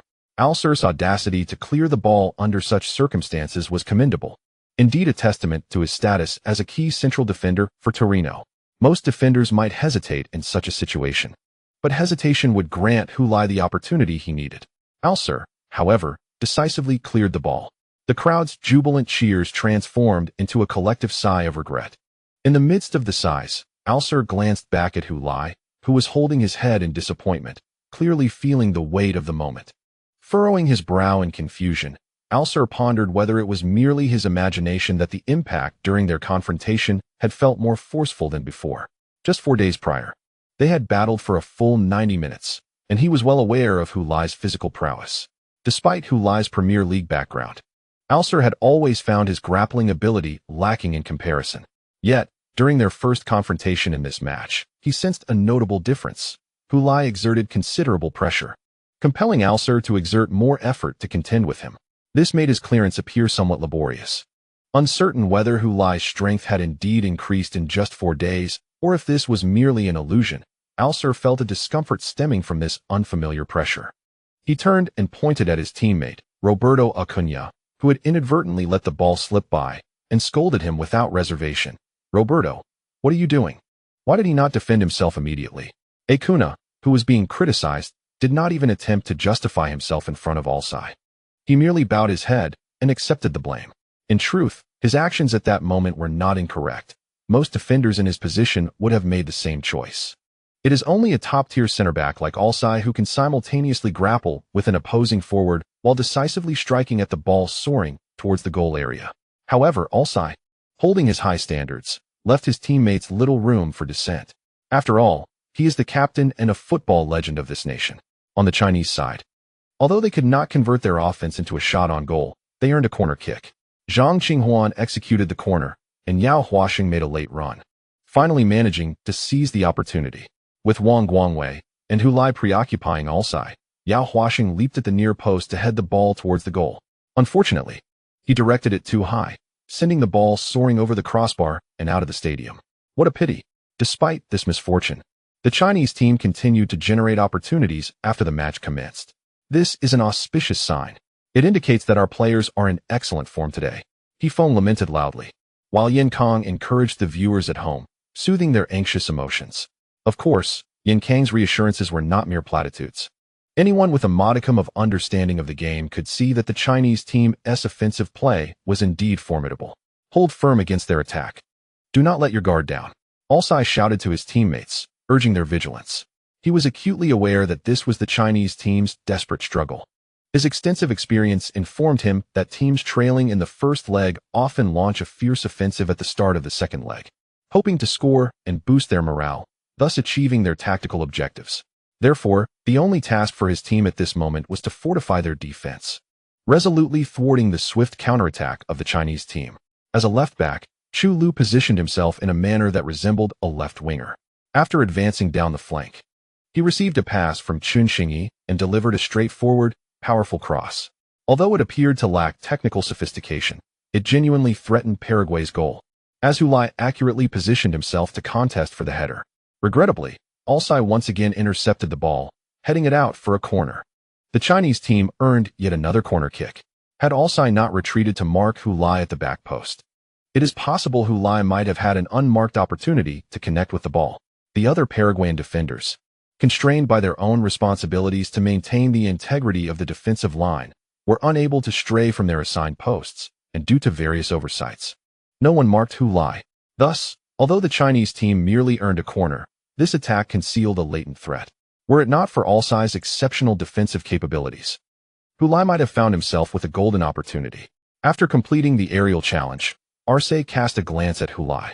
This time, the latter no longer held his head in his hands, Instead, he raised his arms and gestured a thumbs up to his teammate who had delivered the cross, signaling that the pass was commendable. Turning back, he spotted Arce and flashed a grin, speaking in Spanish, "Be careful, old man. You almost gifted me a shooting opportunity."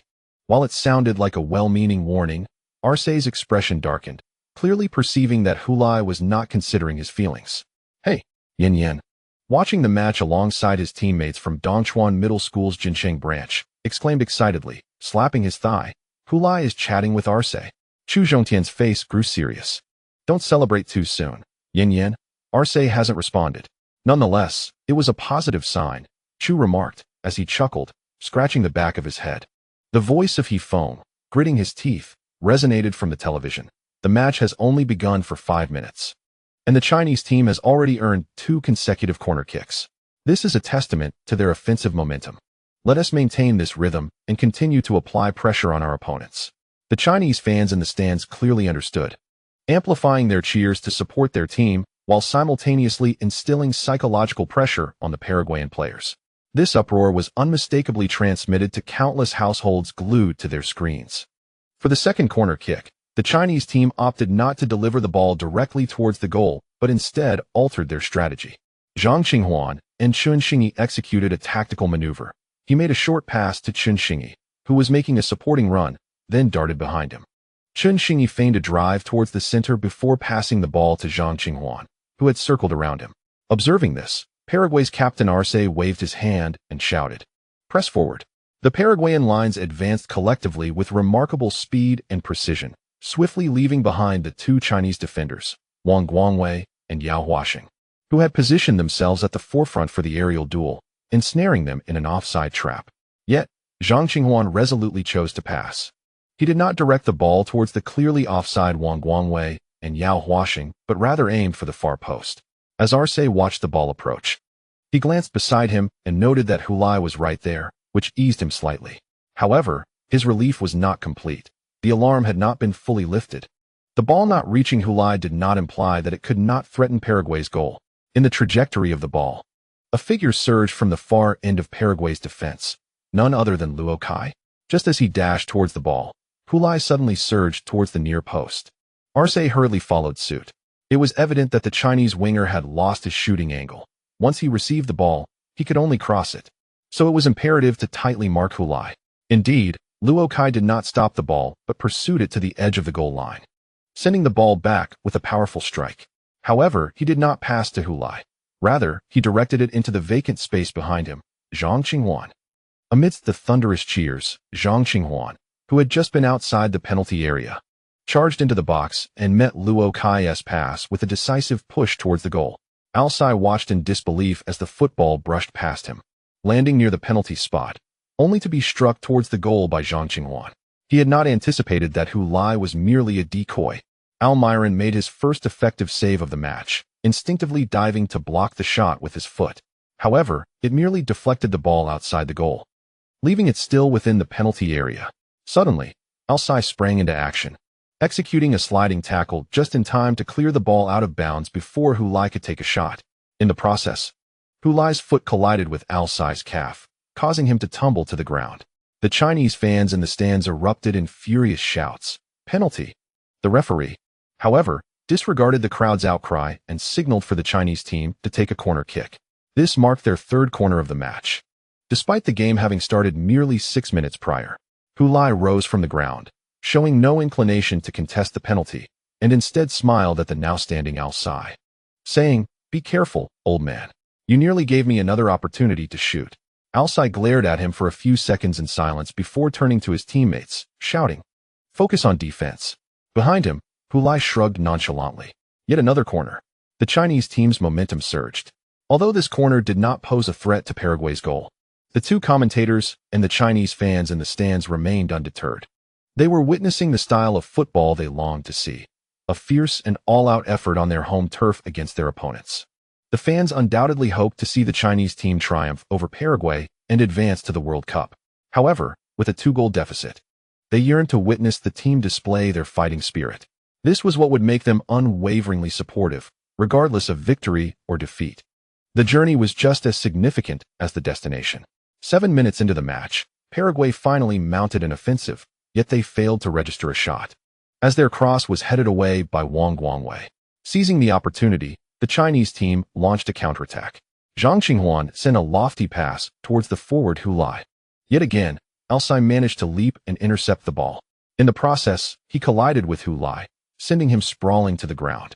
Amidst the resounding boos from the crowd, Hu Lai sprang up like a fish out of water, gesturing to the referee, indicating that Alsai had delivered an elbow during the aerial challenge. This baseless accusation infuriated Alsai, who grabbed Hu Lai, asserting, "I didn't touch you."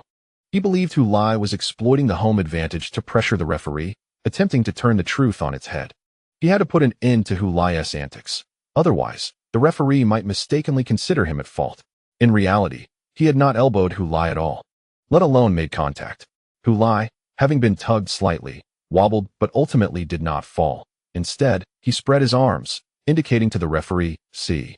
Noticing the conflict between the two players, the referee promptly blew his sharp whistle, pausing the match, and approached Hu Lai and Alsai to deliver a verbal warning. "Focus on the game, gentlemen." In front of the referee, Hu Lai appeared remarkably compliant, nodding repeatedly. "No problem, no problem." Observing this rapid shift in demeanor, Alsai, suppressing his anger, also nodded with a grim expression. However, the tension from their altercation only intensified the boos directed at Alsai from the stands. Commentator Hefone criticized him, remarking, "This is rather unsportsmanlike. As a veteran of the football world, one should exhibit a modicum of grace." In this moment, he completely disregarded notions of fairness and objectivity, failing to mention that Hu Lai's elbowing accusation was sheer nonsense, clearly prioritizing what benefited the Chinese team. Witnessing this scene, Paraguay's coach Arturo, who had remained seated on the sidelines, rose with a serious expression, approached the field, and fixed his gaze on Alsai. After catching Alsai's attention, he gestured for him to calm down.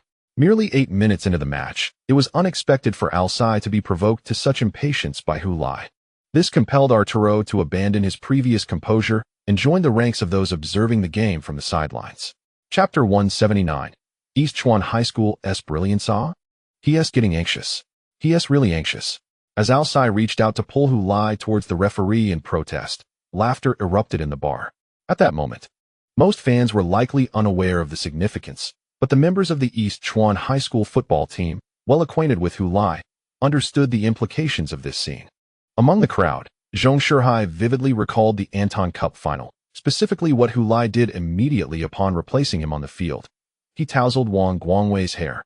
Many at the time thought such behavior was unbecoming of a player who goes on the field to mess up someone's hair. Yet, it soon became apparent that the disruption extended beyond Wang Guangwei's hairstyle. It also unsettled the hearts of the players from Jiaxiang High School's football team. As they mythologized Wang Guangwei, the untamed state of his hair had become a spiritual totem for Jiaxiang High School. As long as their captain Wang's hairstyle remained intact, they felt assured of a smooth match, bolstered by boundless confidence. However, once Wang Guangwei's hair was disheveled, it symbolized the loosening of the anchor in the hearts of his teammates. After Hu Lai had ruffled Wang Guangwei's hair, the latter's instinctive reaction to push Hu Lai away marked a significant moment, indicating his own inner turmoil. The resemblance between that scenario and the current situation was striking.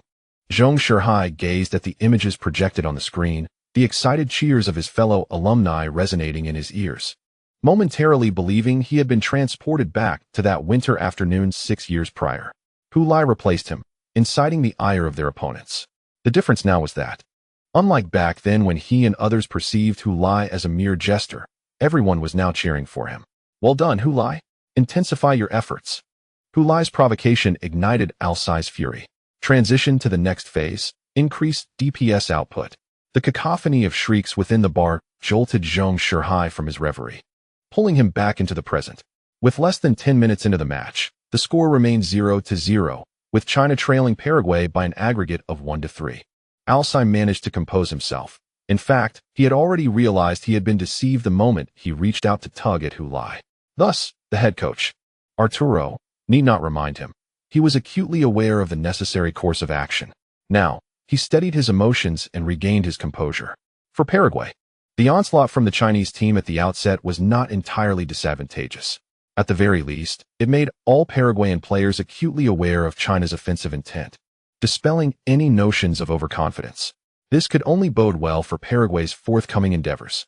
Furthermore, despite China's fierce offensive display, the lack of goals meant that their morale and fighting spirit would inevitably wane as time progressed. Once their morale dipped below a certain threshold, sustaining such intense aggression would become increasingly difficult. By then, Paraguay, having amassed sufficient strength, could launch a counterattack that would shatter their fragile defense. As the match continued, China's offensive remained relentless. Meanwhile, the spectators in the stands and those watching from home cheered fervently, yet their hearts were heavy with worry, a concern that deepened with the passage of time. They shared Al-Sayya's sentiments. Everyone understood that China sought an early goal to build confidence. Without it, sustaining their efforts would be challenging.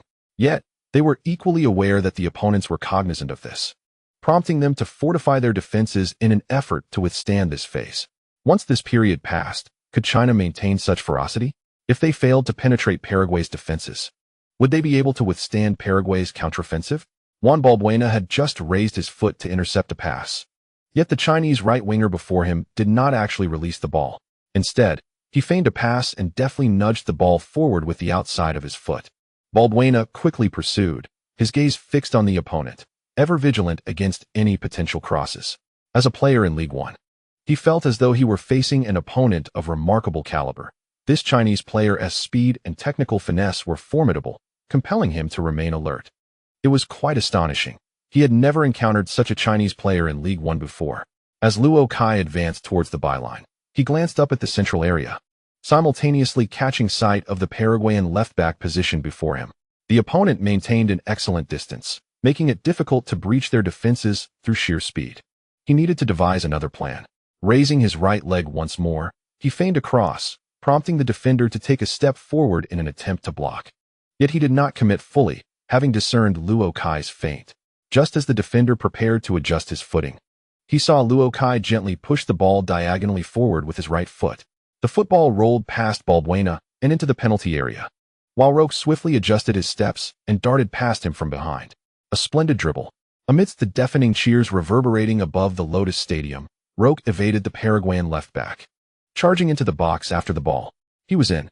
Another Paraguayan central defender, Acuna, rushed in to provide support. Roque glanced up to assess the situation in the center and saw Hulai sprinting forward with Arce in close pursuit. Zhang Qinghuan was also pressing into the penalty area. The two were nearly aligned.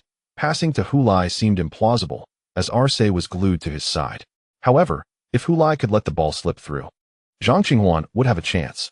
Just like before, he decisively passed, hoping Hulai would grasp his intent. Seeing the ball come his way, Arce grasped Hulai's jersey, entangling his arm in an attempt to disrupt Hulai's control. Hulai felt the immense force from Arce, gradually pulling him forward. If he allowed this to continue, he would inevitably miss Roque's pass. Unbeknownst to him, Huan Gu was behind. Perhaps he was aware, yet he chose to act independently. In any case, he abruptly exerted force with his left leg, using his left arm to push Arce forward. The bulging muscle bore witness to his struggle against Arce. Thanks to the giant bear jersey he wore, Hulai's strength intensified. He held his ground against Arce's pull, though it was but a fleeting moment. It was sufficient for him to deliver a decisive strike, while maintaining his balance and not toppling forward. Hulai lifted his right foot and deftly nudged the rolling ball backward with his heel. It was akin to a firing pin striking a bullet primer. Bang! The football was launched. Meanwhile, Hulai was finally pulled down by Arce, but it mattered little. Zhang Qinghuan, surging in from behind, had already prepared for a shot. Witnessing the ball curve towards the goal, he instinctively raised his arms. The Paraguayan goalkeeper, Almiron, was evidently unprepared for Hulai's sudden strike. His reaction to dive for the save was a beat slow, and he could only collapse helplessly, watching the ball soar into his net. Both Arce and Hulai had fallen to the ground, and they simultaneously turned their heads to watch the goal, one dumbfounded, the other ecstatic. Hulai then turned to the astonished Arce, a radiant smile gracing his face. "What a pity, old chap. You were so close to stopping my goal." With that, he forcefully pushed Arce aside, rose from the ground, and ran towards Roque, who had assisted him, pointing at him and laughing heartily. "Come on, let's celebrate." The cheers in the Lotus Stadium had reached a crescendo, drowning out nearly all other sounds. The hoarse voice of Yifeng was uncertain if it could be heard by the viewers at home. "Hulai? Hulai. Beautiful Hulai. Magnificent. With a heel kick. He scored without an angle to shoot. Arce couldn't stop him, despite his attempts to pull and tug. In the 12th minute, he opened the scoring for the Chinese team. The overall score stands at 2-3. We are merely a goal behind. Luo Kai, observing Hulai sprinting towards him, instinctively yearned to celebrate together, but suddenly recalled the grievances he harbored against the young man. He hesitated, pulling back slightly, feeling a bit awkward. Just then, Hulai, having reached him, leaped up, wrapped an arm around his neck, and pulled him along as they ran side by side. With Luo Kai being taller, he had to bend down awkwardly, his form contorted as Hulai led him forward. Simultaneously, he pushed against Hulai's body, trying to create distance. However, before he could free himself, more teammates surged from behind, toppling them both to the ground, adding their weight atop them. A cacophony of cheers erupted in his ears as he found himself entangled with Hulai, pinned beneath the pile, unable to turn over. It was indeed a delightful moment for the players from Dongchuan Middle School's football team, particularly Zhong Shishao and his companions, who shouted in unison, brimming with pride. Some even wept tears of joy. The bar owner, hearing their exuberant shouts, peeked out from behind the counter and inquired, "Are you from Dongchuan Middle School?" Of course. They collectively responded with an air of pride. "Great. Today, your drinks are on the house," the bar owner declared with a grand gesture. The camaraderie of having played alongside Hulai and Luo Kai was exhilarating for many former players of Dongchuan Middle School, who raised their arms in celebration. Other patrons in the bar, overhearing the exchange, attempted to join in, with one saying, "Boss, I also played for Dongchuan Middle School." The owner shot him a skeptical glance. "You?" The individual nodded vigorously. "Yes, indeed." The owner then asked, "All right. Tell me who scored the winning goal against Huitang Middle School during Dongchuan Middle School's first national competition, and how it was scored." The patron faltered, unable to respond. The owner chuckled, "Just kidding. As long as the Chinese team makes it to the World Cup today, all drinks are free." Everyone cheered. Dongchuan Middle School is amazing. Meanwhile, in another bar in Jincheng, Wei Yu and his former teammates from Jiaxiang High School celebrated the Chinese team's goal while grumbling, "Damn. Those rascals from Dongchuan Middle School are going to be insufferable." Frustration mounted. "Wang, score another header. P.S. Initially, I plan not to take leave during the May Day holiday, thus hesitating to publish my drafts, as I intended to take the children out for some fun. I knew I wouldn't have time to write then. Yet, with such enthusiasm from everyone, I decided to deliver 3 updates in a row to capture the climax of the match. Thus, here I am, shamelessly submitting the 3rd update during the May Day holiday. Tomorrow, expect 3 updates, and the day after as well, as the excitement builds. At the end of the month, there's a double monthly vote. Everyone can save up to maximize their impact. Thank you. The chapter concludes with the 180th chapter titled The Resurrected Lin Ziyuan. At the moment the goal was scored, countless bars across the nation erupted in jubilant cheers. The atmosphere at the match was far more fervent than that found in countless bars across the vast expanse of China, especially with nearly 80,000 Chinese fans present at the Lotus Stadium. Their cheers could be distinctly heard even from hundreds of meters away from the venue. From a distance, the brightly lit Lotus Stadium resembled a true lotus throne, with red mist swirling upwards, embodying an ethereal treasure. For the first time, everyone appreciated the unique beauty of this stadium. The Lotus Stadium is a professional football ground, devoid of a running track, with the stands in close proximity, separated only by a layer of LED advertising boards. The players of the Chinese team celebrated their goals right under the watchful eyes of the fans, who in turn cheered exuberantly above them. As the players rose from the ground, they could clearly hear the fan shouts and see the expressions on their faces, each one radiating joy.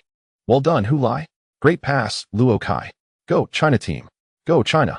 While the players and fans were reveling in the celebration of the goal, the Paraguayan players appeared momentarily stunned, seemingly still reeling from the shock of conceding. At this moment, Alsai finally got to his feet, lowering his gaze to his left hand, the hand that had just pulled Hulai's jersey. He could now confirm that his initial perception during their first confrontation was no mere illusion. The lad's strength had indeed increased. This left him in disbelief. How could such a significant improvement occur in just 4 days? The ability to withstand his pull and create space for a shot was remarkable. The only plausible explanation he could conceive was that Hulai had not exerted his full strength in the first leg of the match, deliberately creating an illusion of weakness in his physical prowess. only to strike decisively at this moment. Coupled with the remarks made earlier, All-Sai's conviction solidified. Hulai had undoubtedly played a trick on him, and it had succeeded. Damn it. In a critical two-leg match where one must give their all, he managed to hold back? All-Sai's gaze towards Hulai grew increasingly hostile. You've got some nerve, lad. On the sidelines, Arturo, witnessing the concession, could not suppress an expletive, failing to cover his mouth, which clearly indicated his frustration, showing little regard for the possibility that his words might be deciphered by lip readers after the match. In his strategy, the initial phase of the game was deemed the most perilous, as the Chinese team would undoubtedly intensify their offensive efforts to secure an early goal. Indeed, the Chinese team played as anticipated, aligning perfectly with his expectations. Thus, his demeanor remained composed, having made specific preparations for such a scenario beforehand.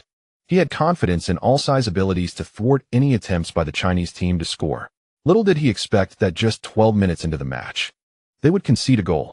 All his pre-match arrangements had gone awry. Who wouldn't be provoked to curse in such a situation? Arturo, with a clear mind, recognized the necessity for immediate adjustments. Seizing the moment before the match resumed, he caught the nearest player, Sosa, and instructed him to relay his latest directives to their teammates. The Chinese team would undoubtedly be invigorated after scoring, launching a more fervent offensive. Therefore, our priority must be to maintain our defensive stance, postponing any thoughts of counterattacks until we weather this storm. Upon reflecting that the individual before him was Sosa Espinola, the all-time leading scorer for the Paraguayan national team, he found it peculiar to insist on a defensive role. Thus, he added, as the Chinese team presses forward in their pursuit of another goal, their defense will inevitably leave gaps. At that juncture, we shall strike back. And your prowess will be essential, Sosa. Sosa nodded in agreement, assuring Arturo, rest assured, Mr. Arturo, I comprehend the urgency of the situation. He appeared unfazed by the demand for defensive play. Observing Sosa turned to convey his instructions to the teammates.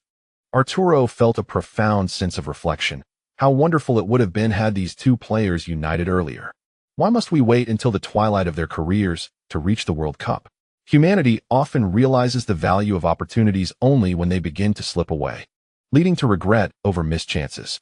Yet, thankfully, there remains time. We still have the opportunity to reach the World Cup.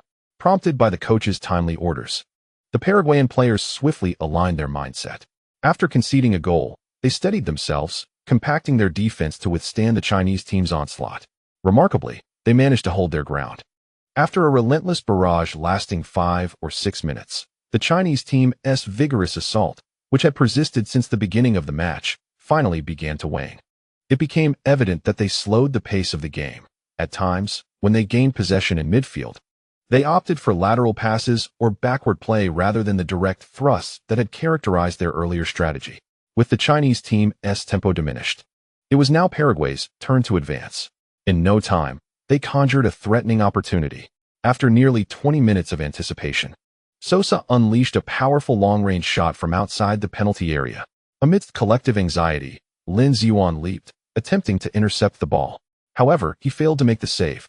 The ball soared directly into the stands behind the goal. The Chinese fans exhaled a sigh of relief. This was Paraguay's first shot of the match. The commentator from Paraguay's television station remarked that Sosa was calibrating his shots and would likely find the target soon. Despite the miss, Sosa bore no regret for his attempt. He gracefully turned, giving a thumbs up to the teammate who had assisted him, as if to convey, no worries, next time we'll surely find the net.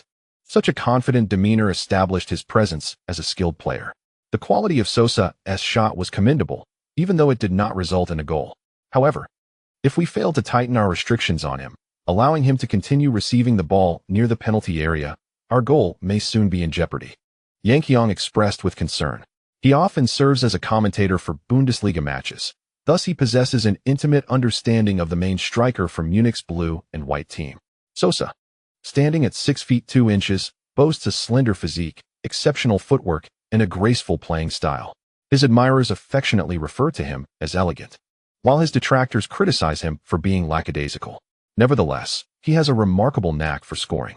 In one particular match, he covered a mere 2,500 meters during the entire game, a distance comparable to that of a goalkeeper, yet he managed to net the winning goal. This left the media divided post-match. On one hand, it was undeniable that he was reluctant to run, while on the other. His ability to score while strolling about was equally evident. The question of whether to criticize or commend him perplexed many. However, it is essential to note that Sosa did not always play in such a manner. Following a severe injury that sidelined him for a considerable period, he altered his style of play to extend his career, embracing what some call vitality football.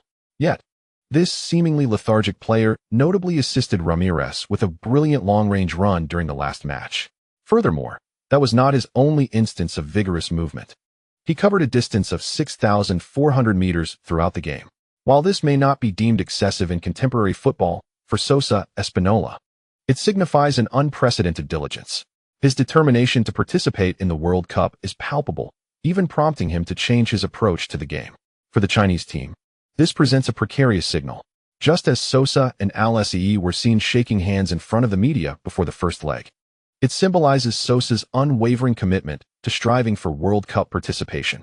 The question arises, is the Chinese team adequately prepared? After all, Lin Ziyuan, the starting goalkeeper for the national team, recently made a glaring mistake in the first leg, placing him at the center of public scrutiny and nearly robbing him of his confidence. It's not a matter of doubting Lin's abilities. As the primary goalkeeper for the Southern Tigers, he undoubtedly possesses the requisite skill. However, the controversies surrounding him in recent days may adversely affect his preparation and mindset. Following a significant blunder, whether he can overcome the psychological burden and perform admirably remains uncertain for many. With Lin facing a world-class striker determined to secure a World Cup spot, can he endure the full 90 minutes? As Lin rose, gazing at the ball that had already soared beyond the field, he sighed deeply, lamenting the loss of an opportunity to prove himself. He was acutely aware that many scrutinized him with skepticism, and he understood their concerns, especially given his past missteps. Yet, the past is behind, and what matters now is whether he can demonstrate through his performance that he remains deserving of their trust. Unfortunately, after playing for over 10 minutes without a single successful save, he found himself unable to prove that he is no longer the player he once was. Watching the Chinese team dominate the opponent's half, Lin couldn't help but feel a pang of envy. At long last, the moment arrived for Sosa to unleash a long-range shot.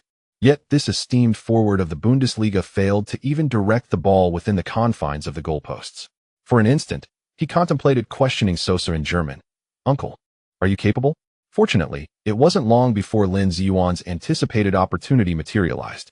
3 minutes later, Paraguay mounted another offensive, and once more it was Sosa who, running to the far post in the penalty area, expertly controlled his teammate's pass with his chest before executing a deft shot towards the far corner. In that moment, Lin Ziyuan launched himself across the goal, his hands gripping the ball with the strength of a vice, securing it firmly to his chest mid-air before collapsing to the ground, cradling the football protectively against his heart. A flawless and quintessential goalkeeper's maneuver. "Oh, what a spectacle!" he foamed, witnessing this scene, could not refrain from exclaiming in admiration. Lin Ziyuan's save was truly magnificent. Such a performance could elicit commendation even from seasoned commentators, indicating that Lin Ziyuan had indeed showcased exceptional skill. Typically, when faced with such a shot, a goalkeeper would instinctively choose to deflect the ball with one hand, either conceding a corner kick or allowing for a follow-up shot. This reaction, a reflexive instinct for most goalkeepers, merely aims to redirect the ball, let alone secure it entirely. Yet Lin Ziyuan provided a different answer.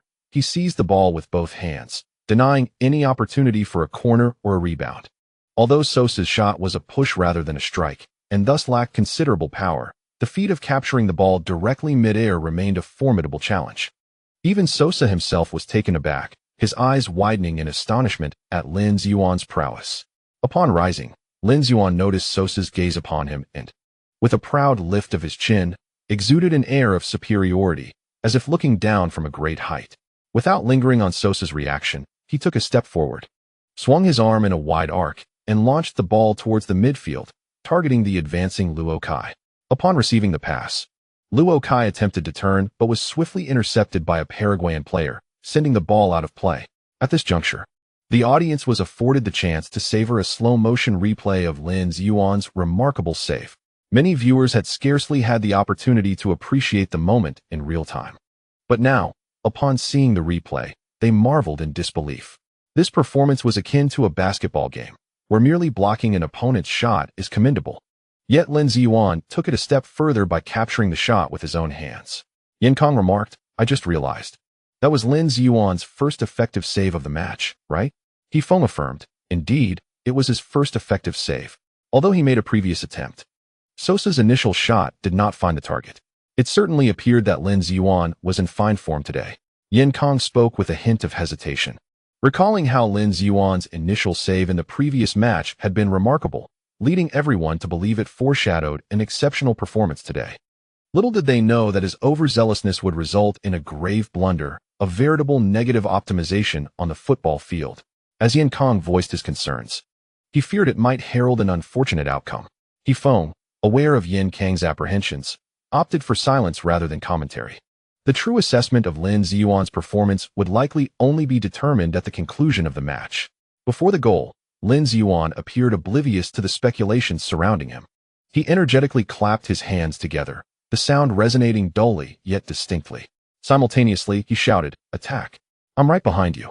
With a mighty roar, Lin Ziyuan leaped into the air, arms raised, seizing the ball from the sky. Beside him, both his captain, Yao Huasheng, and the opposing forward, Sosa Espinola, were mere background figures in his moment of glory. Upon landing, he cradled the ball in one arm while raising the other skyward, leaving Sosa with nothing but a departing silhouette. With hands that seemed to pluck stars from the heavens, Lin Ziyuan envisioned himself as unparalleled in this realm. However, his reverie was abruptly shattered by Chun Xingyi's shout, "Stop showing off and throw the ball," interrupting his moment of grandeur. Lin Ziyuan shot a disgruntled glare at Chun Xingyi outside the penalty area. He feigned a pass in his direction, only to pivot suddenly, akin to a discus thrower, and launched the ball towards Luo Kai on the opposite side. He then cheekily made a face at Chun Xingyi, as if to say, "I want to pass to you." Chun Xingyi restrained himself from giving Lin Ziyuan the middle finger, fearing that the referee might misconstrue it as provocation and issue a red card. Instead, he shot Lin Ziyuan a glare before sprinting forward. The Paraguayan defender, who had initially rushed to challenge him, was momentarily deceived by Lin Ziyuan's feint before turning to pursue him again. Lin Ziyuan intercepted Paraguay's cross and immediately initiated a counterattack with a throw to Luo Kai. Amidst He Feng's exuberant commentary, cheers erupted, surging to a crescendo above Lianhua Stadium. On the sidelines, Shi Wuyin, not overly concerned with the outcome of the Chinese team's counter, turned to Li Zhifei, a relaxed smile gracing his face. The real Lin Ziyuan has returned. Unlike others who worried about Lin Ziyuan's potential for overexuberance, Shi Wuyin was far more apprehensive about the silent Lin Ziyuan from a few days prior. He believed that such demeanor did not reflect normalcy, and if he took the field in that state, calamity might ensue. Now, witnessing Lin Ziyuan reveling in the spotlight once more, Shi Wuyin felt a weight lift from his heart. Li Zhifei smiled and shook his head, hoping that the man, in his exuberance, would not go overboard this time. In the stands, Hao De, donned in the Chinese team's official tracksuit, sat among the other staff members who could not take their place on the substitute bench. He had keenly observed Lin Ziyuan's performance during this period. Reflecting on his initial support for this young talent, a smile graced Hao De's face, as he felt his trust had not been misplaced. Aside from the boy's somewhat irksome personality, his prowess was undeniable. Speaking of character, Hao De recalled that in his youth, he too had been rather exasperating. His smile faltered for a moment before returning, albeit tinged with a hint of bitterness and resignation. How splendid it would have been to have such teammates and coaches in his youth. With their recent goal, the Chinese team had accomplished their first strategic objective. The second goal, of course, was to strive for another score. There were two paths to achieve this. The first was to capitalize on the momentum of their initial goal and press on, aiming to breach Paraguay's defenses once more. However, if this approach proved futile, it would be prudent to slow the tempo, maintain their formation, and avoid being caught off guard in a reckless pursuit of offense. Once stability was regained, they could engage Paraguay in a more measured exchange, patiently seeking opportunities. The first strategy was a blitzkrieg, while the second was a war of attrition. The Chinese team had prepared contingencies for both methods. As it stood, the blitz had failed, necessitating a shift to a prolonged engagement. The Chinese and Paraguayan teams began a tug-of-war in midfield, exchanging offense and defense, yet neither side found the net due to their commendable defensive displays. As the first half drew to a close, the score remained 1-0, with China temporarily in the lead on home soil. However, in the aggregate score, They trailed Paraguay by 1 goal. For Paraguay, they were just 45 minutes away from a return to the World Cup after 2 decades. For China, only 45 minutes remained for a historic first entry into the World Cup finals. The first half had seen a commendable performance from the Chinese team, and they required only 1 more goal in the second half. Yet, football is not merely a straightforward mathematical conundrum. The uncertainties of the second half loomed large. Thus, one could only hope that the Chinese team would maintain the pressure on Paraguay's defense as they had in the first half. Hu Lai's goal was a testament that even against a top defender like Alsai, they could hold their ground. As the Chinese players exited the field amidst the cheers of their fans at Lianhua Stadium, they collectively made their way down the tunnel towards the locker room. Their jerseys clung to their bodies, soaked with sweat, and remnants of grass littered their faces. Their socks sagged, and shin guards were clutched in hand, presenting a somewhat disheveled appearance. Yet, their eyes sparkled with determination. Upon entering the locker room, Lin Ziyuan received a hearty slap on the back from Yao Huaxing, the resounding impact startling him and drawing the attention of others in the locker room. Yao Huaxing, indifferent to the gazes of others, flashed a smile at Lin Ziyuan. "Well done, kid." This was a commendation for Lin Ziyuan's performance in the first half. As the captain of the national team, adhering to the principle that once one joins the national squad, the concept of club loyalty dissipates, Yao Huaxing held Lin Ziyuan to a slightly higher standard. He could not afford the perception that he was favoring Lin Ziyuan simply because he was his teammate at the club. Thus, he appeared more stringent with Lin Ziyuan than with his non-club peers. This was undeniably unfair to Lin Ziyuan. As a newcomer to the national team, what treatment did Hu Lai and Wang Guangwei receive upon their entry? Qin Lin personally called to welcome them, with Zhang Qinghuan guiding them. And then he stood as a pillar of support for the 2 young talents. In contrast, Lin Ziyuan was merely introduced in the locker room. "This is Lin Ziyuan, the goalkeeper, making his debut for the national team." The disparity in treatment was akin to that between a diamond-level VIP and an ordinary member. Within the national team, Yao Huaxing constantly restrained his emotions towards Lin Ziyuan. Even when Lin Ziyuan erred, it was Hao who rectified what should have been his responsibility. Thus, a sense of guilt lingered within Yao Huaxing regarding this young player. Now, with this resounding slap on Lin Ziyuan's back, it naturally encompassed praise and support for him. Alongside a hint of apology, Lin Ziyuan understood the captain's intent, turning to Yao Huaxing with a grin. "I didn't bring shame to our South China Tigers. Did I, Captain Yao?" Yao Huaxing maintained a serious demeanor. "There's still half a match left. Let's discuss this afterward." Lin Ziyuan nodded repeatedly. Of course. As Hu Lai settled back into his seat, the first thing he did was kick off his soccer shoes and remove his socks, allowing his feet, which had been confined for 45 minutes, to breathe freely.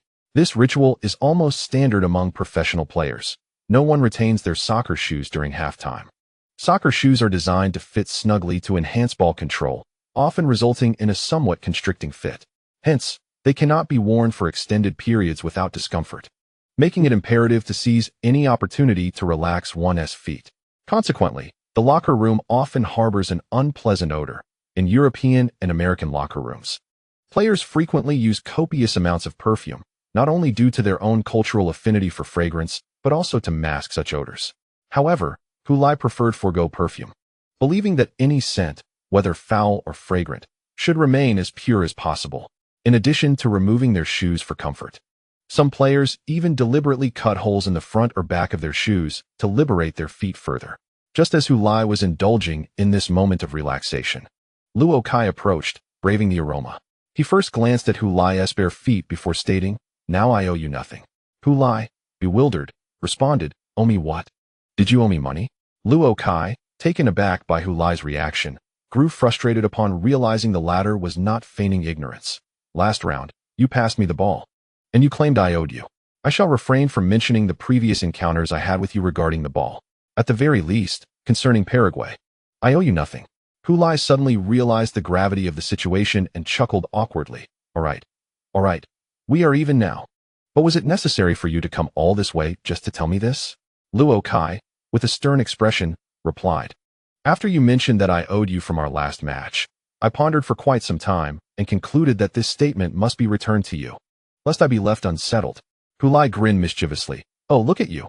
After all these years as old classmates, do we really need to concern ourselves with such trivial matters? Is it truly I who is bothered by this?" It was you who brought it up first. Upon hearing Hu Lai's words, Luo Kai felt provoked to the brink of rage.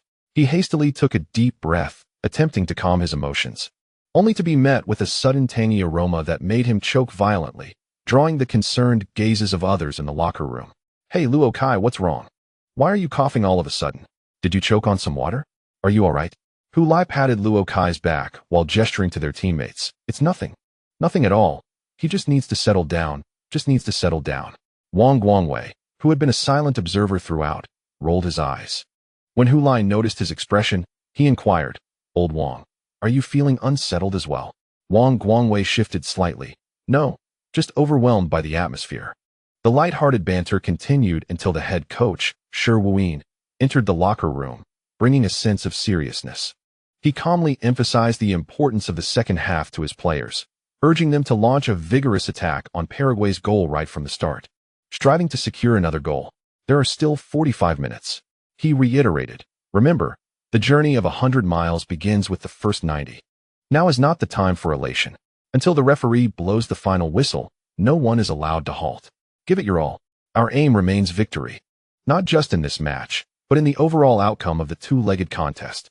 Meanwhile, in the visiting team's locker room, head coach Arturo was fervently addressing his players, nearly shouting, 45 minutes remain. You are all just 45 minutes away from your first World Cup. The opposing team will undoubtedly come out aggressively in the second half, and our task is to maintain a solid defense and counterattack. We only need one goal. Just one goal. He raised his finger in front of all the players. One goal. That will send them plummeting from heaven to hell, and we shall reach the other shore with ease. Just one goal, and we will shatter them. Chapter 182. All for one. One for all. As the second half commenced, the Chinese team launched an intense offensive against Paraguay's goal. Just as everyone had anticipated.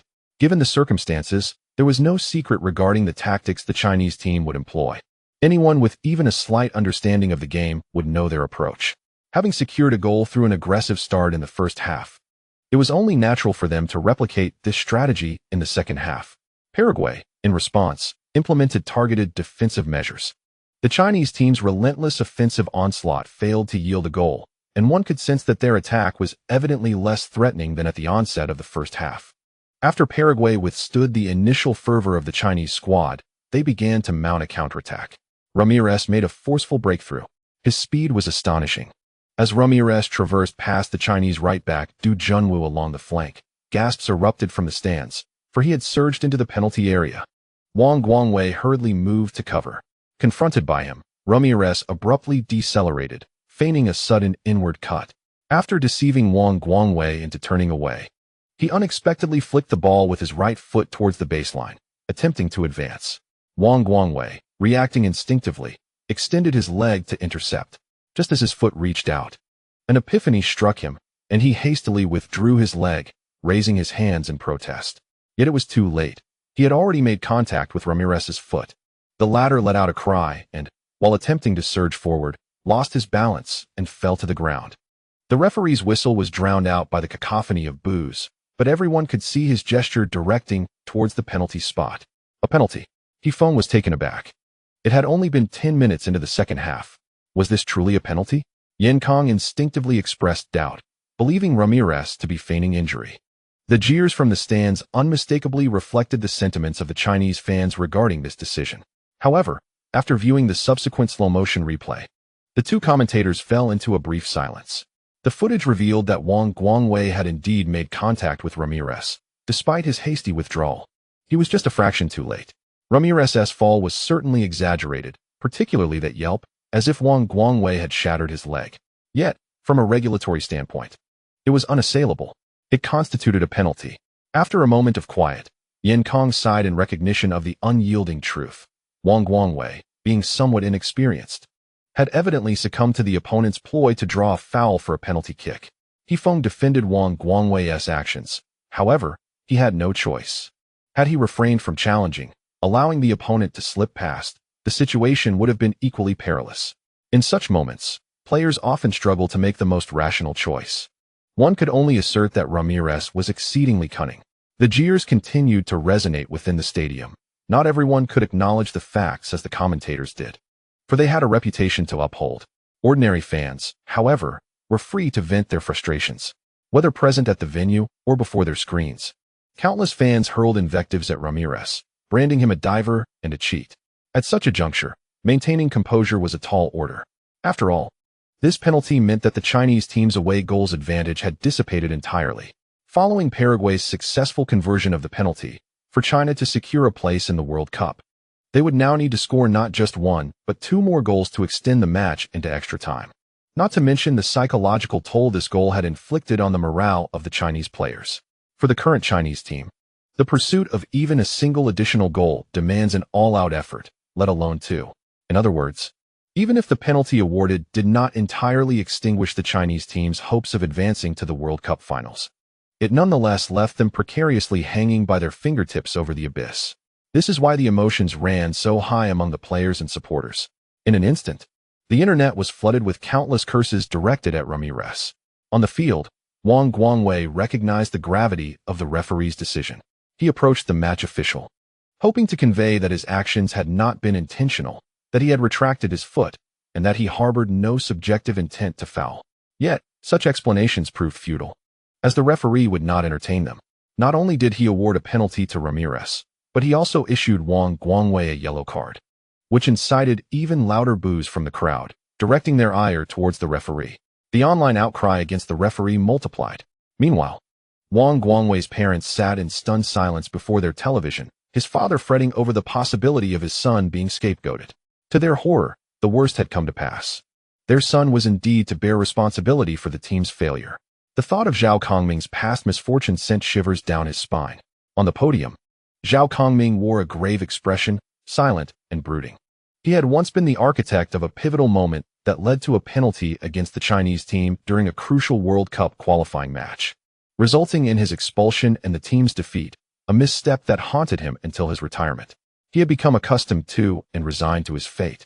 Yet he fervently wished not to see his destiny mirrored in that of his protege. Next to him, Dongwen fidgeted uneasily, casting glances at Zhao Kongming as if on the verge of speaking, yet hesitating.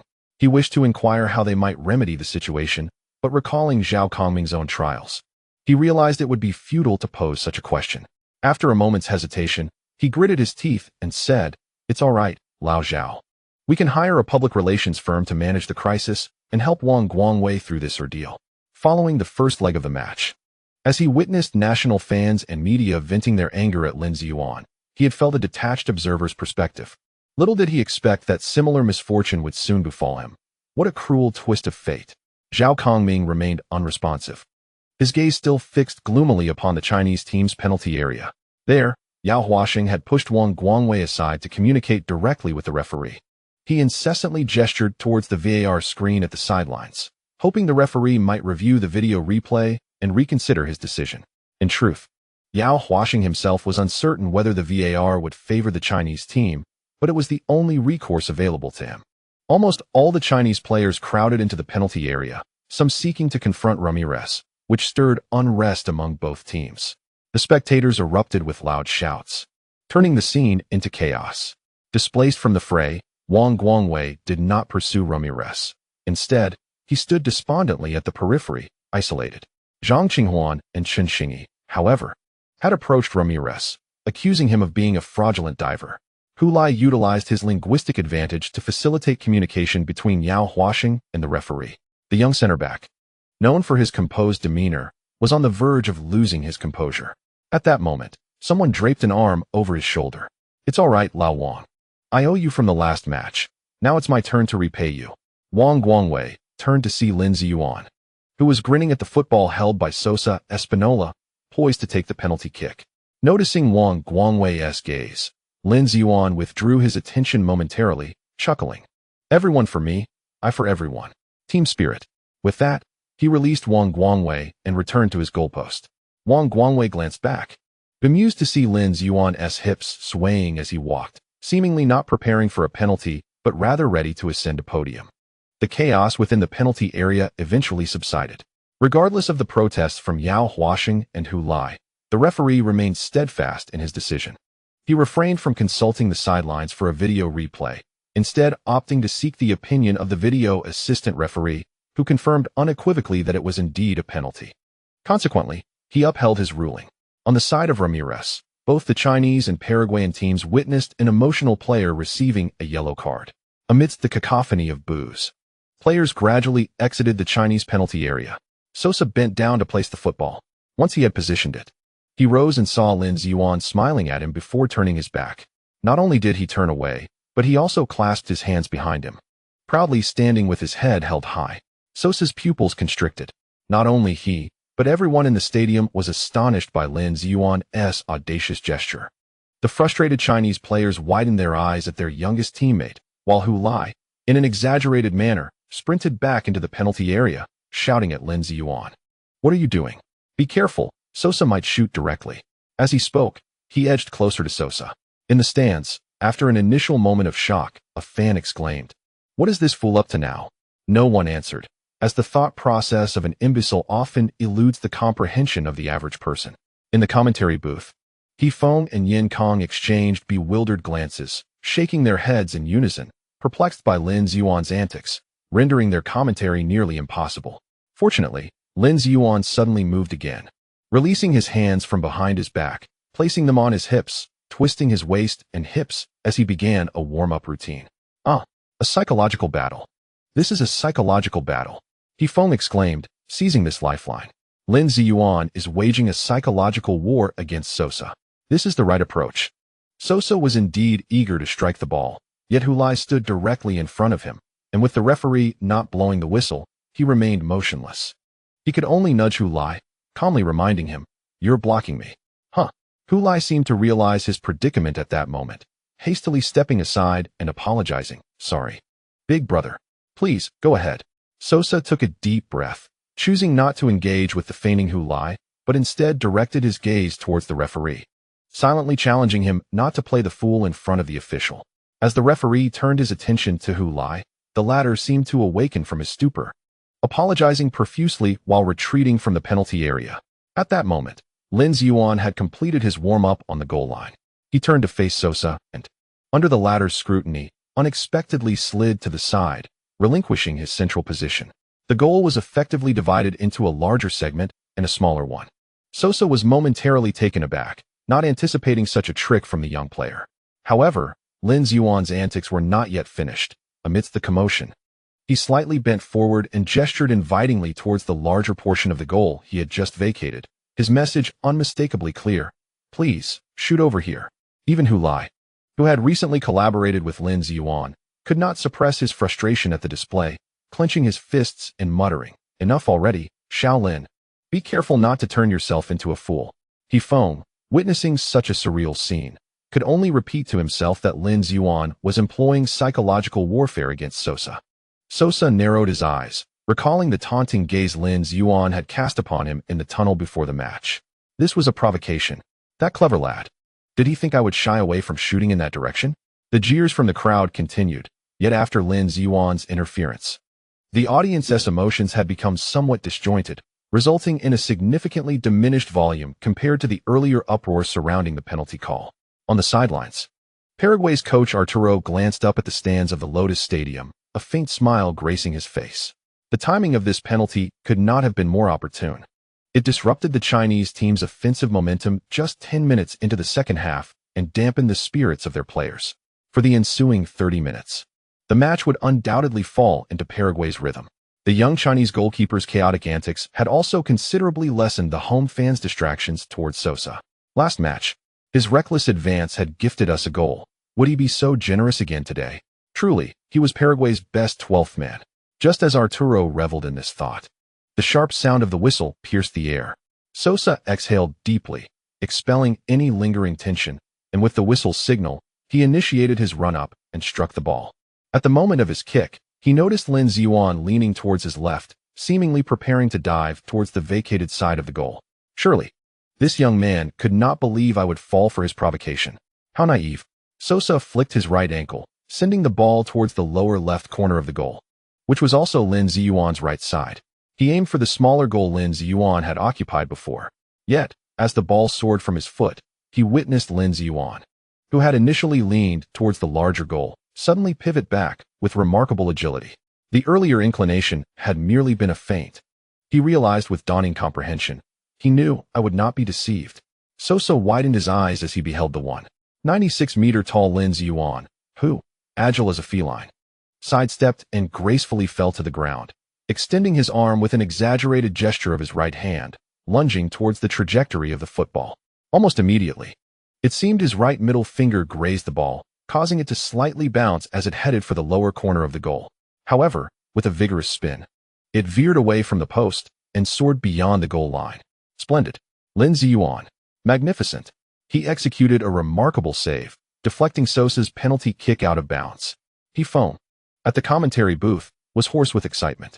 The previously subdued jeers transformed into a thunderous cheer, as the Chinese fans at Lianhua Stadium seamlessly shifted from anxiety and disappointment to ecstatic jubilation. Amidst the deafening shouts, Lin Ziyuan performed a roll and sprang to his feet, throwing a powerful fist towards Sosa's direction. I told you, not a single goal would be scored in this match. I swore on the national flag. As the football sailed out of bounds, the atmosphere in the chairman's box at Lianhua Stadium erupted with joy. The typically scheming heads of various Chinese Super League clubs, including presidents and coaches, were all cheering for the young goalkeeper of the South China Tigers. Lu Hong, the general manager of the South China Tigers, slammed his palm on the table, causing the water bottles atop it to topple. What a fine lad. In the past few days, as Lin Ziyuan's earlier blunders were sensationalized by the media, the South China Tigers club faced immense pressure. Some extreme fans even took to the official Weibo account of the club, demanding the termination of Lin Ziyuan's contract or a one-year internal suspension. In such a hostile public sentiment, the South China Tigers had little recourse but to remain silent, enduring significant backlash. Naturally, Lu Hong, as the club's general manager, felt the weight of this pressure acutely. Now, with Lin Ziyuan's penalty save, he experienced a sudden release of that burden, and he vented his pent-up emotions with that resounding slap. Alas, this was not a fantasy. Otherwise, Lu Heng's strike might have shattered the table. Not far away, Zhao Kongming did not rise to cheer, but instead sat slumped in his chair, his body leaning back as he exhaled deeply. Lin Ziyuan's save was not merely a personal redemption, it also salvaged Wang Guangwei's reputation. Otherwise, Zhao Kongming could hardly envision what the future would hold for Wang Guangwei. Branded as the scapegoat of Chinese football, on the field, the players of the Chinese team excitedly rushed into the penalty area, racing towards the exuberant Lin Ziyuan. They passed by the stunned Sosa, not sparing him a glance. Wang Guangwei enveloped Lin Ziyuan in a heartfelt embrace, expressing his gratitude through this powerful gesture. He said little, for in the camaraderie of men, excessive words would only seem sentimental. The others joined in, and though they missed the chance to hug Lin Ziyuan, they raised their hands to exchange high-fives with him. The final remnants of concern regarding Lin Ziyuan dissipated with that fateful dive. The crowd erupted in screams and cheers, showering Lin with praises such as incredible and brilliant. Although Yao Huasheng felt immense joy, he remained serious as he exchanged a high-five with Lin, reminding him to stay composed. Lin nodded affirmatively, assuring, "Don't worry, Coach Yao." Sosa, with his hands clasped atop his head, gazed at the exuberant Chinese players celebrating as if they had just scored a goal. In truth, Lin's remarkable save held a value equivalent to a goal for the Chinese team. "I can't believe that kid outsmarted me," Sosa sighed deeply. He had presumed that his opponent aimed to provoke him into shooting towards the larger side of the goal, only to discover that Lin had anticipated his response and had cleverly lured him into the trap. Reluctantly, Sosa had to concede defeat to this young adversary in their encounter. Arturo could distinctly hear the jubilant shouts of Chinese fans from the stands behind him, their laughter intertwining with the chorus of celebration. His gaze towards the Chinese goal was somewhat vacant, as if he had yet to recover from the dramatic highs and lows of the moment.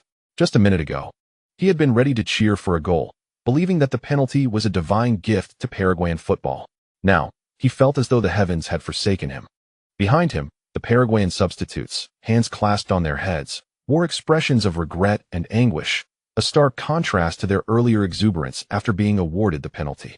The atmosphere on the substitutes bench and coaching staff was discordant with the jubilance on the field, as if a dark cloud loomed only over the Paraguayan bench. Amidst a clear sky, with thunder rumbling and rain pouring down, Lin's pre-save actions had indeed played a crucial role. He had successfully disrupted Sosa's mental state. It appeared he had lured Sosa into aiming for the wider side of the goal, but then he lunged back, having gambled wisely. Amidst the thunderous cheers, Feng raised his arms in exclamation from the commentary booth. At home, Wang Guangwei's father nearly collapsed onto the sofa, one hand pressed against his heart. Feeling its frantic rhythm, his wife, wiping away tears, murmured, "How wonderful, how wonderful." Thanks to Lin's remarkable save, their son was spared from being branded a scapegoat for Chinese football. The couple no longer needed to fear being the subject of ridicule when they stepped outside. Although Paraguay had earned a corner kick, no one regarded it as a fortunate turn of events. All that lingered in their minds was, "Damn it, we missed a certain goal." While no one openly criticized Sosa, the impact of his missed penalty weighed heavily on everyone's hearts. Even the captain, Alsa, refrained from rallying the team, genuinely astonished and displeased that Sosa had squandered such a prime opportunity. The disbelief that Sosa could actually miss a penalty mingled with frustration over the squandered chance. After the corner kick was taken, Lin Ziyuan did not even get another chance to shine, as Wang Guangwei, driven by a desire to atone, forcefully cleared the ball out of the penalty area. Paraguay seized an opportunity for a second attack, but Ramirez's long-range shot from outside the box soared high above the target, eliciting a chorus of laughter from the Chinese fans in the stands. Particularly, the spectators behind the Chinese goal whistled in mockery, taunting him, "You're flying the plane." This was followed by a hearty and joyous uproar. For the Chinese fans, it was a rare moment of exhilaration and pride. Lin Ziyuan's save from Sosa's penalty kick seemed to serve as a watershed moment in the match. The Chinese team, which had appeared to be running out of steam, suddenly erupted with renewed vigor, relentlessly attacking the Paraguayan goal with remarkable quality. Consequently, the entire Paraguayan team was forced to retreat into their half, concentrating their efforts on defense. For nearly 10 minutes, Paraguay managed to push the ball past the halfway line only twice, while most of the time, the ball circulated in their own half. Moreover, it was not merely a matter of passing. The Chinese team took multiple shots on goal, posing significant threats to Paraguay's net. Goalkeeper Almiron became one of the busiest players in the Paraguayan squad during this period. Hulai kept Alsai pinned in the penalty area, while Zhang Qinghuan, Chen Xingyi, and Luo Kai took turns firing long-range shots from outside the box. The sound of cannon fire resonated from Paraguay's goal, shaking the very ground. Hulai transformed into a makeshift pivot for his teammates. He no longer needed to consider how to evade Alsai. He simply had to withstand Alsai's impacts while receiving the ball with his back to the defender. This was a task Hulai could manage, especially donned in the bear jersey, as he was not required to engage in prolonged tussles with Alsai, merely to hold his ground for an instant. After bracing against Alsai, he would pass the ball back to Zhang Qinghuan, Chen Xingyi, or Luo Kai for the shot. The goal scorer Hulai had effectively morphed into a support striker. This caught Paraguay off guard, as their pre-match intelligence did not indicate that Hulai could perform such a role. They didn't need to analyze Hulai's playing style, merely by observing his physique. It was clear that he was not suited for the role of a support striker. Thus, Paraguay had not accounted for this scenario in their defensive strategy, leading to their current predicament. The commentator for the Paraguayan television station exclaimed repeatedly, "Be careful. That was close. Almiron. A splendid save. Hold on. Hold on. We still lead by 1 goal in total. Stay calm." Fortunately, the Chinese team's stamina noticeably declined after 10 minutes of relentless bombardment on the Paraguayan penalty area. They found it difficult to sustain their pressure. They voluntarily retreated, slowing the pace to regroup. Only then did the Paraguayan side finally breathe a sigh of relief. The Paraguayan fans, filled with anticipation, thought, "Is it now our turn to counterattack?" Although Sosa had missed a penalty, faith in him remained strong, as everyone believed he would ultimately emerge as the hero to save Paraguayan football at a critical moment. Moreover, his task was not particularly demanding. He merely needed to score a single goal. With 30 minutes remaining in the match, achieving 1 goal should not pose a formidable challenge, should it? Yet, Lin Ziyuan, with his godlike performance, proclaimed to all Paraguayan fans, "Today, I guard the goal of the Chinese team. Whether you score or not, that is my decision." Lin Ziyuan was magnificent. He single-handedly deflected the ball off the crossbar. Once again, it was Lin Ziyuan. He caught Ramirez's shot in his embrace, perfectly executed. Not only could Lin Ziyuan thwart the shots of Paraguayan players, including Sosa, but he would also leap exuberantly after each save, wildly shaking his fists and roaring at the bewildered or frustrated Paraguayan players. This scene was truly invigorating. Lin Ziyuan unleashed all the emotions he had bottled up after delivering a grand performance, and Chinese fans, too, found an outlet for the frustrations they had endured during the dark years of Chinese football. Thus, every time Lin Ziyuan raised his fists and roared, they would respond from the stands with thunderous cheers in unison. After several such moments, they developed a harmonious resonance with Lin Ziyuan. Each time he unleashed a bellow, the collective force of nearly 80,000 Chinese fans echoed his fervor. Witnessing this, Hefeng was filled with reflection. Young people will undoubtedly make mistakes, but the crucial factor in determining their excellence lies in whether they can learn from those mistakes and grow. I am delighted that Lin Ziyuan has experienced a rebirth from that error. The staff of the Chinese national team cheered for Lin Ziyuan from the stands, while Houda, seated among them, calmly gazed at the figure before the goal. Many years later, when this scene reappeared in a documentary, the narration would convey how to watch the exuberant young man before the goal, his heart brimming with relief and satisfaction. He had chosen the best successor.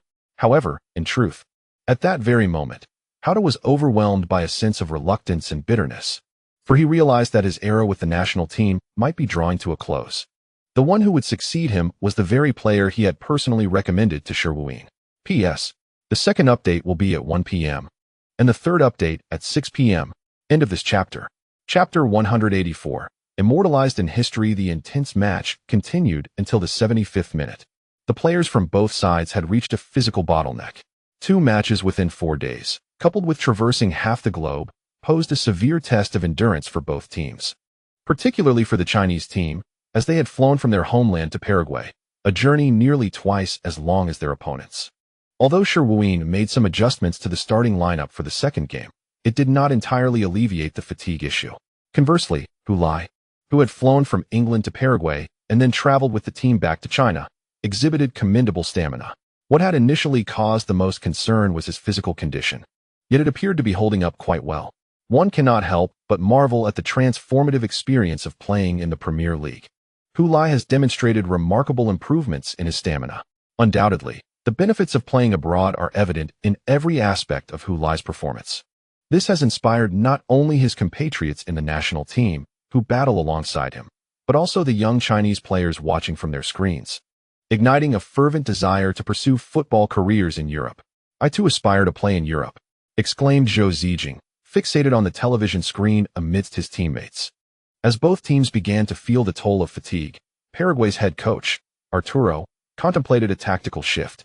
Currently, the score remained unchanged, with China leading Paraguay 1-0 on home soil, yet Paraguay held an aggregate advantage of 3-2.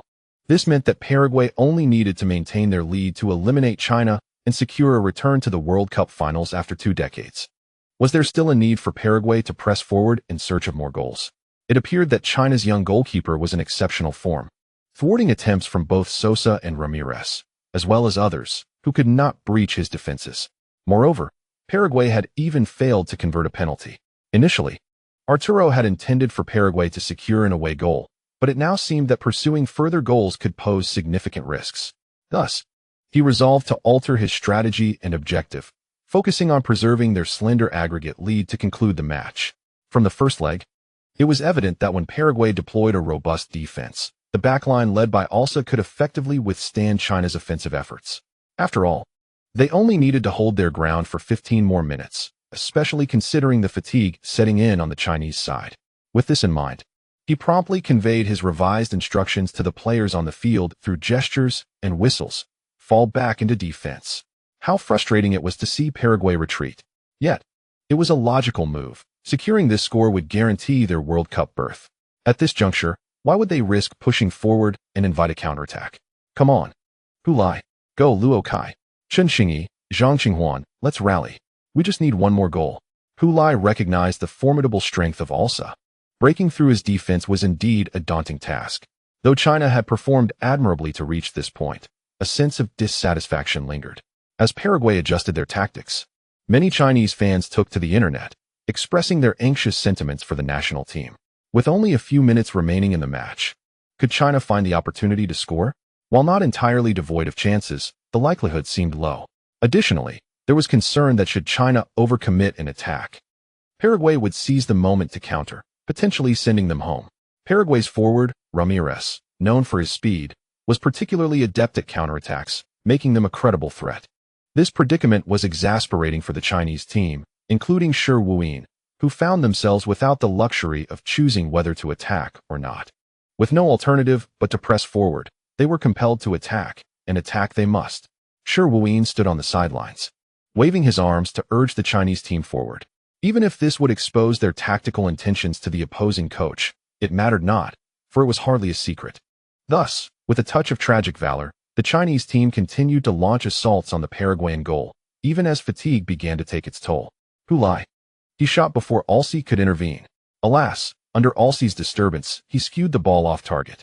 Hulai collided with Alsi in the penalty area, neither managing to connect with the ball, which was seized by the advancing Paraguayan goalkeeper, Almiron. Zhang Qinghuan attempted a curling shot. Oh dear. It was just a tad too ambitious. Despite the relentless cheers from Chinese fans in the stands, urging their team on, the Chinese side failed to find the net. Meanwhile, the clock continued to mercilessly tick away. The Chinese supporters frequently cast their eyes toward the giant screen, anxious to see how many minutes remained. The match had reached the 85th minute, with only 5 minutes left until the regular 90 were up. Scoring a goal in 5 minutes seemed a distant hope. Yet, the fans remained vocally supportive, continuing to cheer whenever the Chinese team possessed the ball.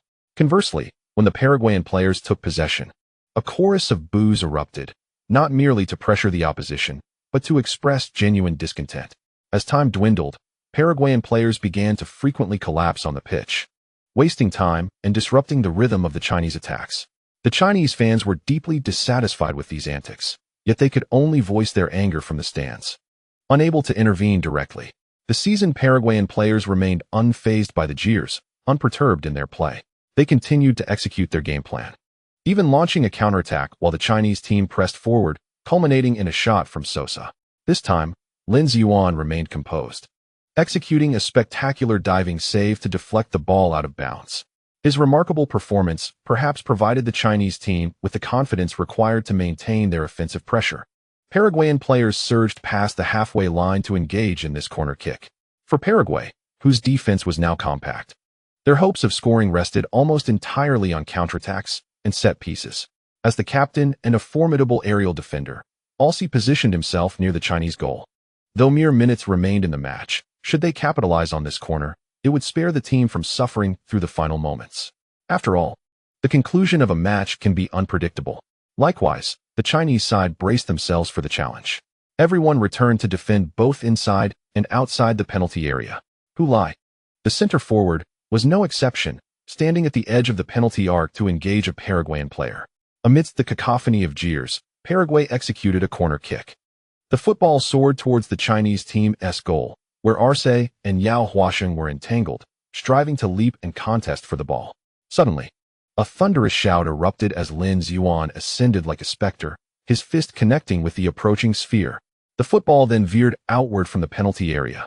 There, awaiting it was Chen Xingyi. Yet, concurrently, Paraguay's left back, Juan Barbuena, swiftly closed in from behind, intent on intercepting or disrupting Chen Xingyi's possession. Should Chen Xingyi falter in his control, this could render him vulnerable to Barbuena's interception, potentially igniting a secondary offensive. In this critical moment, Chen Xingyi caught sight of an approaching figure, racing towards him. Lacking time to discern who it was, he recognized only that it was a teammate clad in red, and he leapt to redirect the football with his head. Wang Guangwei, he fiend bellowed. To his astonishment, it was Wang Guangwei, who should have been contesting at the front, now rushing to assist Chen Xingyi. Wang Guangwei raised his foot to deftly advance the football that Chen Xingyi had flicked towards him. Barbuena, originally set on marking Chen Xingyi, abruptly shifted his focus and lunged at Wang Guangwei. The Chinese team's center back had ventured beyond the penalty area. If he could seize the ball here, it would significantly diminish the defensive strength in front of the Chinese goal. With this thought igniting fervor in his eyes, Wang Guangwei took a bold stride. As Barbuena lunged, he skillfully flicked the airborne football to the right. It soared over Barbuena's head, reaching the already turning Chen Xingyi.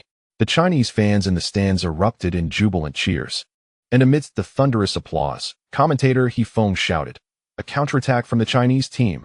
Barbuena, realizing Chen Xingyi had possession, hastily pivoted to intercept.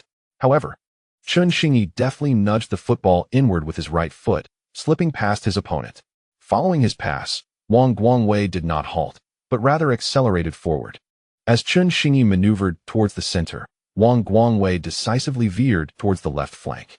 Not only he, but all the players of the Chinese team surged forth from their defensive zone, swiftly advancing through the midfield.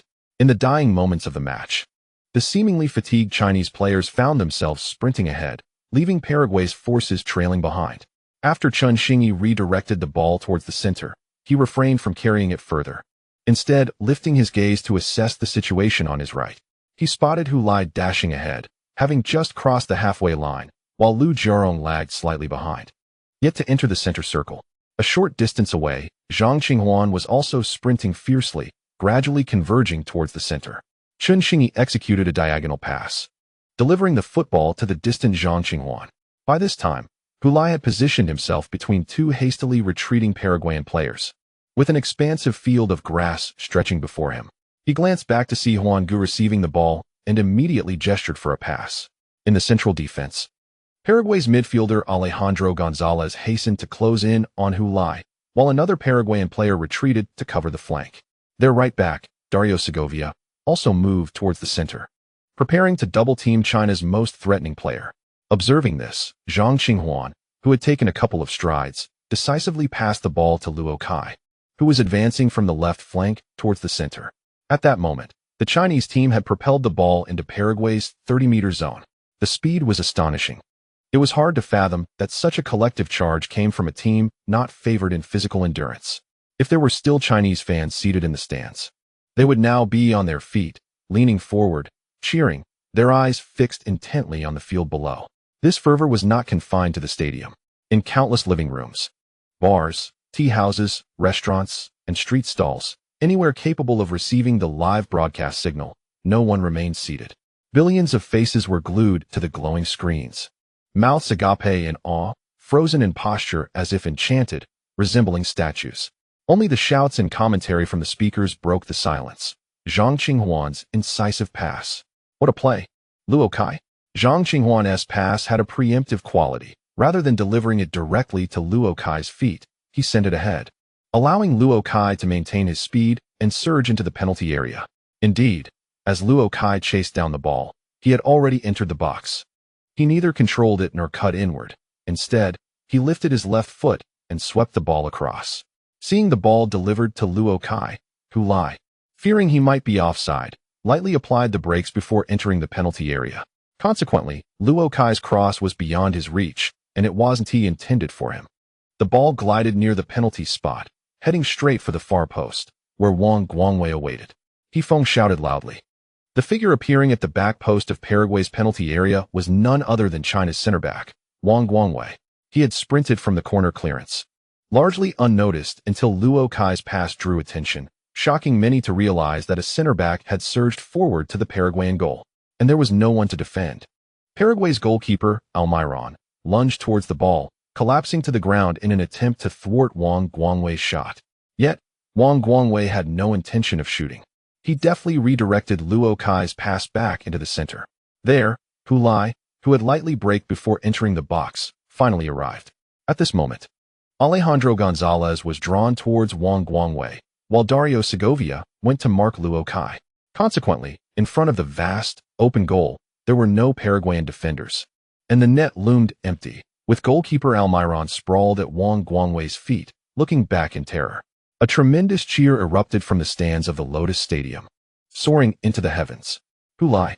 Amidst the collective gaze of thousands, Hu Lai gently lifted his right foot and executed a sweeping motion. The football was deftly sent into the nearby goal. It's a goal. Feng shouted hoarsely, it's a goal. 33.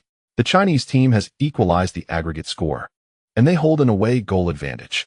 We are merely minutes away from the World Cup. This will undoubtedly be a goal etched in the annals of Chinese football history.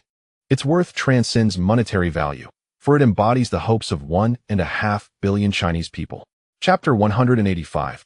Dream Chaser, I have a dream. I envision a future where I don the jersey of the Chinese national team, participating in the World Cup as a representative of my country and ultimately claiming the championship. I aspire for Chinese football to stand tall atop the world. I wish to see foreign fans rallying behind our national team, much like how we have numerous fans of Brazil, Argentina, Germany, and Spain. I truly believe, that one day, This will come to pass.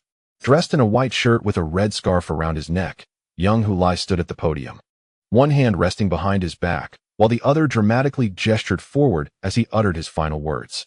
He took a step forward, his head held high, directing his gaze towards the spot where a 5-starred red flag adorned the back wall of the classroom. In front of him, his classmates were doubled over in laughter. But young Hulai remained unfazed, fixated on the national flag, as if he were watching it rise on the podium during the World Cup, accompanied by the national anthem. Hulai gazed at the 5-starred red flag being waved vigorously in the stands of the Lotus Stadium, his ears filled with the euphoric screams, cheers, and roars of his teammates. This realization struck him. He was not standing on a classroom podium, but rather in the Lotus Stadium of Lingnan on December 19, 2025. It was the final playoff match of the 2026 World Cup qualifiers in the USA and Canada. Just moments ago, he had scored a crucial goal, which was why he was enveloped by his ecstatic teammates. Regardless of who it was or what brought me to this world, I must express my gratitude. Thank you for making it possible for my daydreams to be taken seriously. The entire Chinese bench was nearly empty, as both substitute players and coaching staff rushed to the corner flag area, eager to embrace Hulai and partake in the jubilant celebration. Even the fans in the stadium converged towards the corner flag area, akin to a surging crimson tide.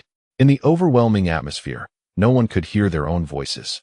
Yet everyone continued to make noise, indifferent to whether their voices could be heard. They simply refused to remain silent at this moment. On the commentary platform, Hefeng and Yin Kong pressed their trembling hands firmly against the padded ear cups of their soundproof headsets, striving to minimize the interference of ambient noise in their work. While others could care less about the sounds they emitted, the commentators had a duty to narrate the match for countless households in front of their televisions. Yet, perhaps there were few who truly cared about what they were saying at that moment. The Chinese national football team had never been closer to the World Cup than now. From China's initial unsuccessful bid in 1961 to the present year of 2025, we have tirelessly pursued this dream for 64 long years. At last, we stand mere moments away from the coveted World Cup. Those who once cheered for the Chinese team from the stands may wonder how many are still here to witness this scene today. 64 years, long enough for a newborn child to reach old age, but the dreamers remained eternally youthful. As the corner kick was taken by Paraguay, the ball was cleared by Lin Ziyuan, then headed back to Wang Guangwei by Chen Xingyi. It moved to Zhang Qinghuan, then to Luo Kai, before returning to Wang Guangwei's feet, ultimately passed to Hulai, all of them under the age of 24. This is the future of Chinese football. We are grateful to these young dreamers, for they have brought us the closest opportunity yet to realize a dream that has spanned 64 years. Youth is invincible, and dreams are immortal. Li Ziqiang stood before the sofa, staring blankly at the magnificent scene unfolding on the television screen, feeling a tumultuous surge within his chest, as if something were yearning to burst forth. He never imagined that the rebellious youth he had once disdained might be on the verge of helping him fulfill his greatest dream.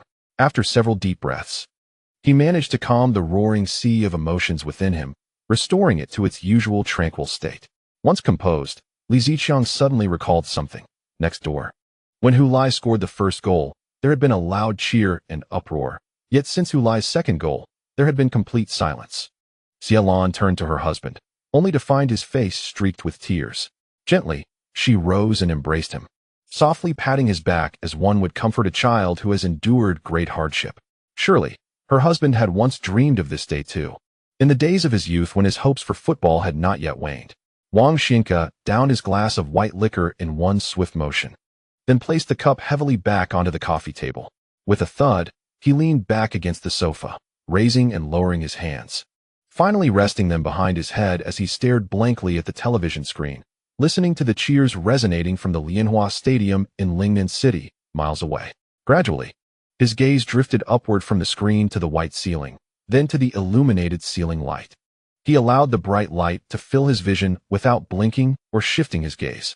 Eventually, his stinging eyes could no longer contain the tears that streamed down, spilling from the corners of his eyes and gliding down the contours of his cheeks. Yet, he remained motionless, not raising a hand to wipe away the tears, only closing his eyes. In a luxurious apartment within a high-end community in Dazhong City, Jin Yong lifted his toddler daughter, Hua Hua, high into the air. Grinning as he said, "Hua Hua, let me tell you, Your father was fortunate to have withdrawn his foot just in time. What a stroke of luck. Haha. His wife, standing nearby, reached out nervously, cautioning, be careful. Don't drop Hua Hua. You can be happy, but why lift her so high? Oh dear. You're spinning around. Despite her mother's apprehension, little Hua Hua, elevated by her father, giggled joyfully as if riding a carousel, blissfully unaware of any danger. In the brightly lit living room, the expansive floor-to-ceiling glass windows reflected the silhouettes of the family of three, appearing as though they were dancing. Meanwhile, on the bustling street lined with bars near Jincheng's nine-hole bridge, an endless cacophony of cheers erupted from each establishment, drowning out the roar of sports cars on the road. Excited fans poured out from the bars, waving their arms and shouting to the heavens, though the specifics of their exuberance were lost on most. The cause of their elation was clear. The Chinese team had just scored their second goal, leveling the score against Paraguay at 3-3. With the added advantage of an away goal, this moment marked a significant milestone, as it brought the Chinese team one step closer to qualifying for the World Cup finals for the very first time in the history of Chinese football. Everyone present that evening was experiencing history firsthand, becoming a part of it. Inside one of the bars, members of the Dongchuan middle school football team from the Jincheng branch raised their arms in jubilation, spilling their drinks into the air, as the sweet scent of alcohol permeated the atmosphere. Hulai is amazing. Dongchuan Middle School is amazing. In another bar, Wu Yu and his companions, tears streaming down their faces, shouted, the Chinese team is amazing. Coach Wang is amazing. Dongchuan Middle School will forever owe a debt to Jiaxiang High School. Hulai's declaration echoed in the minds of many. I have a dream that one day I will don the jersey of the Chinese team and lift the World Cup. Li Qingqing could vividly recall the scene when Hulai uttered those words. Although she had not witnessed it firsthand, she later saw it through news footage, where Hulai stood tall, hands clasped behind his back, striving to appear more dignified, his head held slightly high as he spoke with clarity. Many who witnessed that moment could not help but smile, and Li Qingqing smiled too, but not in mockery. Her smile mirrored the emotions of pride, joy, appreciation, and contentment that mingled within her. A tablet, complete with its stand, lay on the coffee table, while Li Qingqing sat cross-legged on the carpet before it, her hands cupping her chin. With her head tilted slightly and a smile gracing her face, she gazed at the familiar visage on the screen. Wonderful, Hulai. You are catching up to me. P.S. This chapter is under 3,000 words, brief yet profound. For nearly 5 hours, I immersed myself in Feng Feifei's Dream Chaser, allowing the music to envelop me in the moment. Transitioning between different people and scenes, these are not mere figments of my imagination, but rather events that transpired in another time and space. I merely articulated their experiences in words. Those individuals, regardless of their current circumstances, once fervently pursued that lofty dream. Hence, I have titled this chapter Dream Chasers. Chapter 186, Depart. Li Zhifei lifted the kneeling Shi Wuyin from the ground, where he had collapsed in an embrace with Hong Renjie. Following Hulai's goal, the three of them were the only ones remaining at the coach's bench, refraining from rushing to celebrate with Hulai. Hong Renjie, in a moment of overwhelming excitement, enveloped Shi Wuyin in his arms and wept uncontrollably. The immense pressure he had endured was finally released in that instant. The decision to allow Shi Wuyin to continue coaching until the conclusion of the World Cup qualifiers seemed straightforward. The Football Association merely issued a press release, devoid of any swirling rumors. It appeared as though the association convened a meeting leading to this resolution. Yet, only Hong Renjie understood the weight of the pressure he bore behind the scenes. After all, it was he who proposed this idea and assured Shi Wuyin of his unwavering support. If they were to fail, the repercussions would extend beyond merely losing his position as the team leader. He would be branded as a scapegoat for yet another failed attempt of Chinese football to reach the World Cup. In the past, a failure might have been dismissed as trivial. After all, how many times had Chinese football faltered? But the current landscape was different. A decade of profound reform in Chinese football had culminated in the national Olympic team achieving a historic advancement to the knockout stage of the Olympics. In this context, a failure to reach the World Cup finals would be deemed unforgivable. As a football aficionado, Hong Renjie could scarcely tolerate failure, let alone others. It was akin to gambling. Having placed his bet on Shi Wuyin, he was naturally bound to shoulder the consequences of that trust. When Hulai propelled the ball into Paraguay's net, he felt an immense wave of relief wash over him. He had made the right bet. He had triumphed. He was not the perpetrator of Chinese football's failure. With this thought, Hong Renjie could no longer contain his emotions, weeping openly as he embraced his comrade Shi Wuyin. Shi Wuyin, equally moved, found it difficult to express his own excitement in the face of Hong Renjie's overwhelming emotion. He could only hold him close, patting his back in comfort. After some time, Li Zhifei pulled them to their feet. The match isn't over yet, old Hong, he reminded. Once upright, Shi Wuyin turned to Hong Renjie, who nodded eagerly. Yes, yes. Just a few more minutes. Just a few more minutes. He was acutely aware that to claim victory prematurely would be folly, should Paraguay score in the final moments. All would be in vain. Yet, he could not help but revel in the exhilaration of the moment. This time, Shi Wuyin opted not to delegate authority to Li Zhifei from the sidelines, but instead took matters into his own hands. As the players of the Chinese team concluded their celebration, slightly disrupted by the referee, and returned to their half of the field, Shi stood at the edge, vociferously urging them, hold your ground. Do not let elation cloud your judgment. Calm down. Keep your wits about you. There was little need for tactical adjustments. His primary concern was the players' mentality. Numerous instances of excessive exuberance leading to folly had marred previous encounters. Was not Lin Ziyuan a quintessential example of this? Shi Wuyin hoped that the team would remember the mistake made by Lin in the last round, using it as a cautionary tale. Fortunately, this was not a point of concern, as the players of the Chinese team, while returning to their half, were already reminding each other. Captain Yao Huaxing even made it a point to run to each teammate, firmly patting their shoulders as a reminder.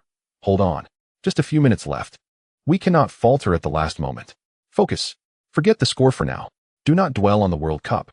In the commentary booth, He Feng and Yin Kong had regained their composure from previous ecstatic outbursts, cautioning against premature celebration. The match is not over yet. If we include stoppage time, there may still be 6 or 7 minutes left. Paraguay will undoubtedly launch a fierce counterattack. We must withstand their onslaught and not allow them to gift us another black 3 minutes. The moment of truth for the national team's young players had arrived. Chinese football had faltered in critical moments before. This time, could they hold their ground? Hearing the commentator's words, many viewers in front of their televisions felt an immediate surge of tension. Those who had stood in anticipation before the goal were now incapable of sitting still. Some trembled slightly with nervousness, unable to contain their anxiety. Memories of China's footballing misfortunes sent shivers down the spines of others.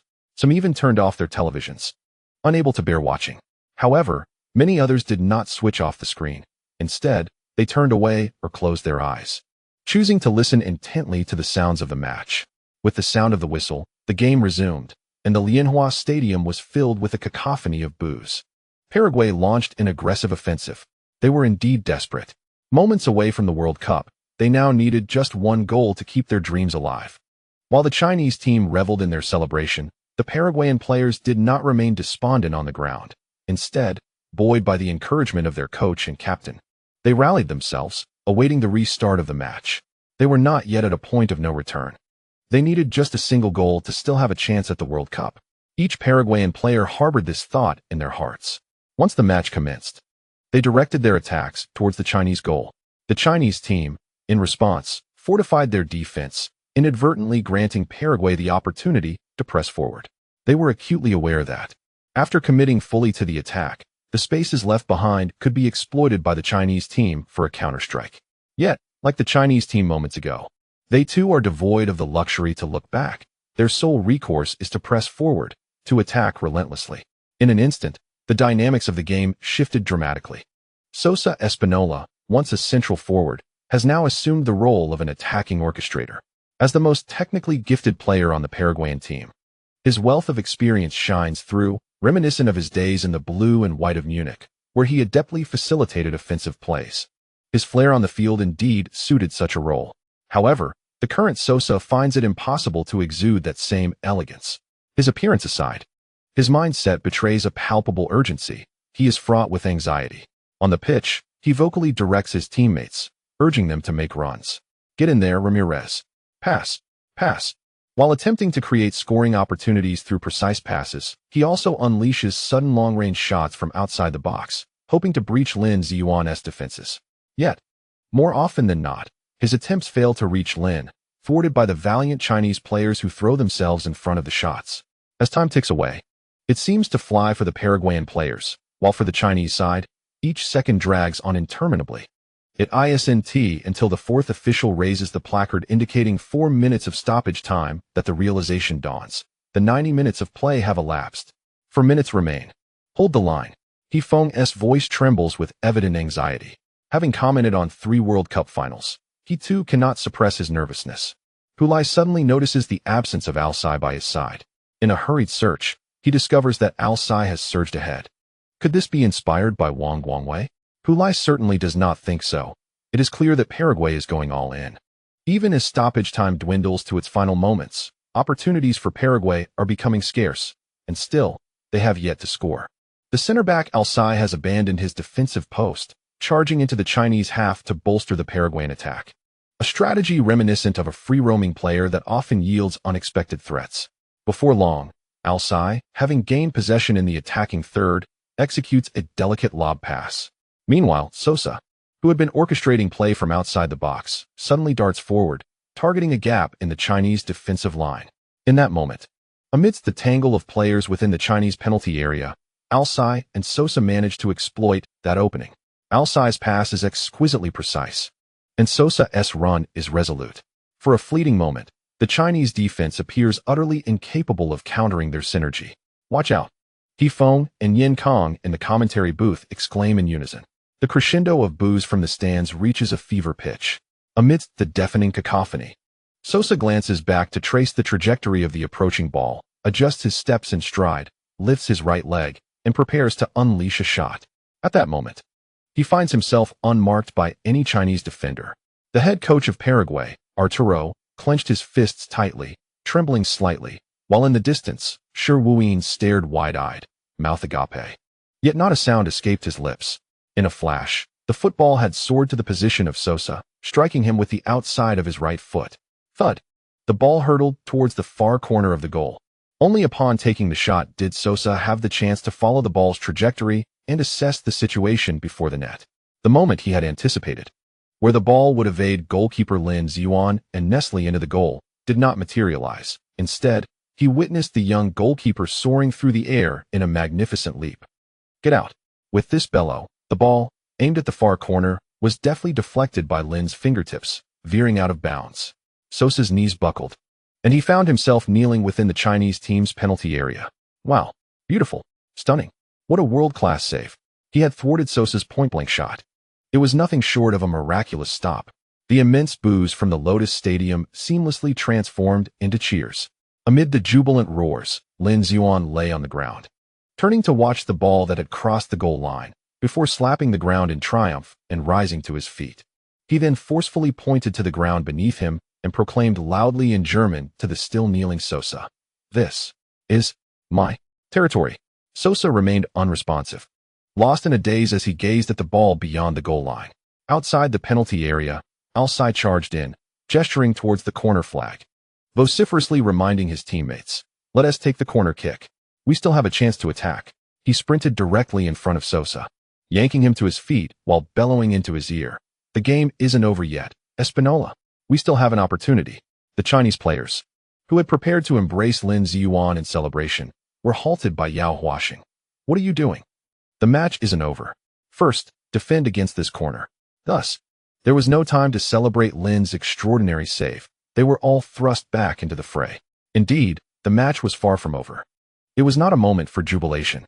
The stands erupted with a thunderous chant, "Go, China! Go, China! Go, China!"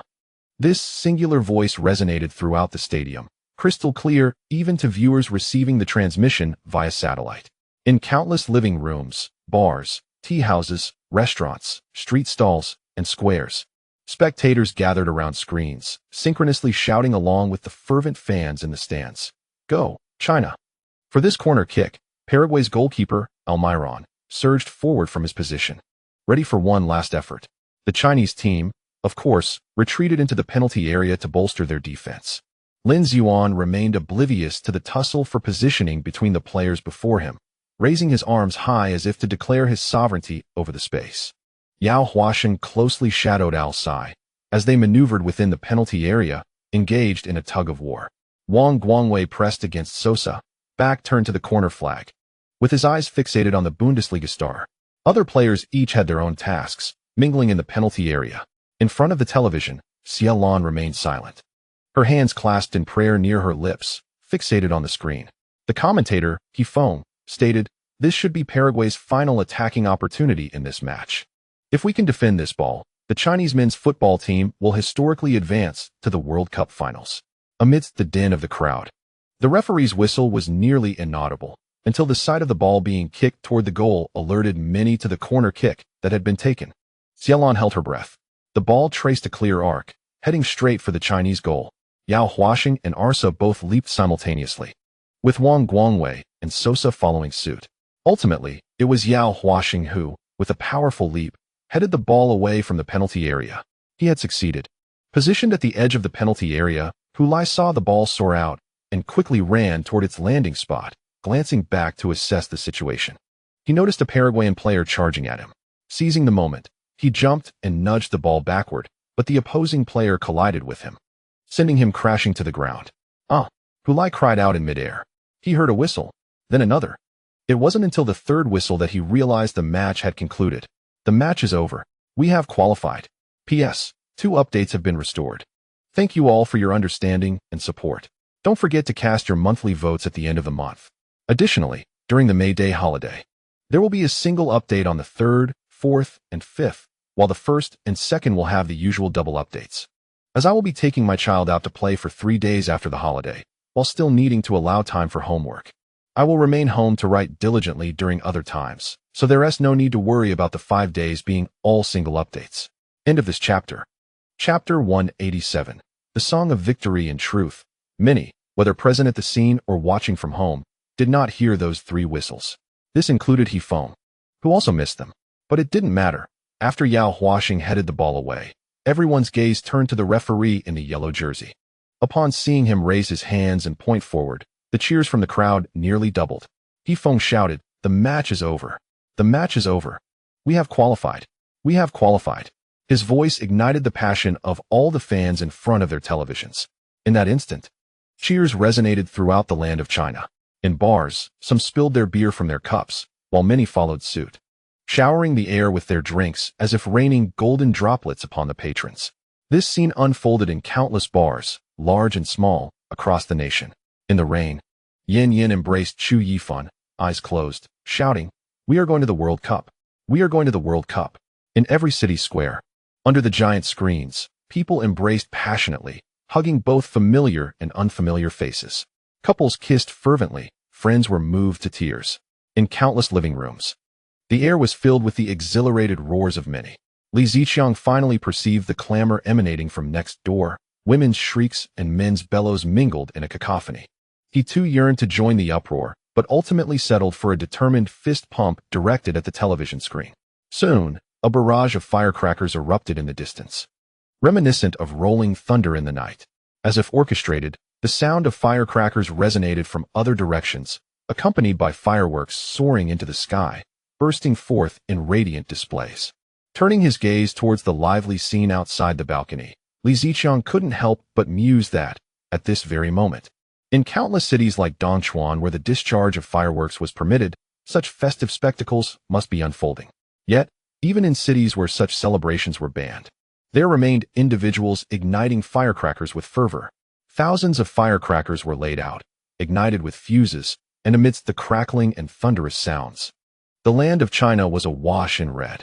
Outside the Lotus Stadium, a throng had gathered long before the match commenced.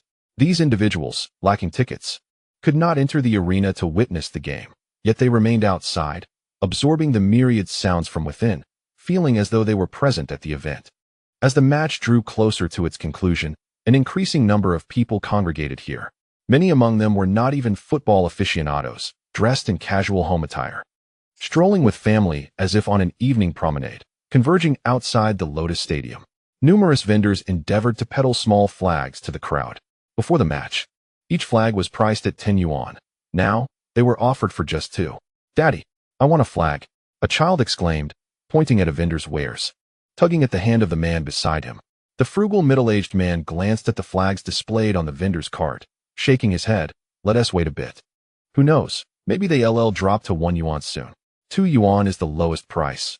I'd be losing money at 1. The vendor lamented, his face etched with concern. 2 yuan is merely the cost of a bottle of water. Does it truly matter to you, boss? The middle-aged man's resolve remained unshaken. At that moment, the loudest cheer from the stadium cascaded over the walls to the outside crowd. Shortly after, someone in the throng shouted, "The match is over. We won. We advanced." The vendor, who had just been haggling with the middle-aged man, seized 2 flags from his cart and thrust them into the man's hands. "Here, take them." The man, momentarily taken aback, reflexively inquired, "How much do I owe?" "Nothing." The vendor waved his hand dismissively, turning to seek out others to give flags to. The man watched the vendor's retreating figure, then glanced down at the flags in his hands, noticing his child's eager and excited gaze. He smiled and handed one of the flags to the child. "Here you go." The child grasped the flag, waving it jubilantly, asking, "Daddy, are we going to the World Cup?" "Yes, we are going to the World Cup." The man gazed upward at the brilliantly illuminated Lotus Stadium. This venue, which he had criticized countless times, now appeared to him in an exquisite light. On this night, those fortunate enough to enter the Lotus Stadium were undoubtedly the happiest, for they bore witness to history in its most immediate form and became part of it themselves. The cheers that erupted at the conclusion of the match resonated like a triumphant horn, swiftly echoing throughout China.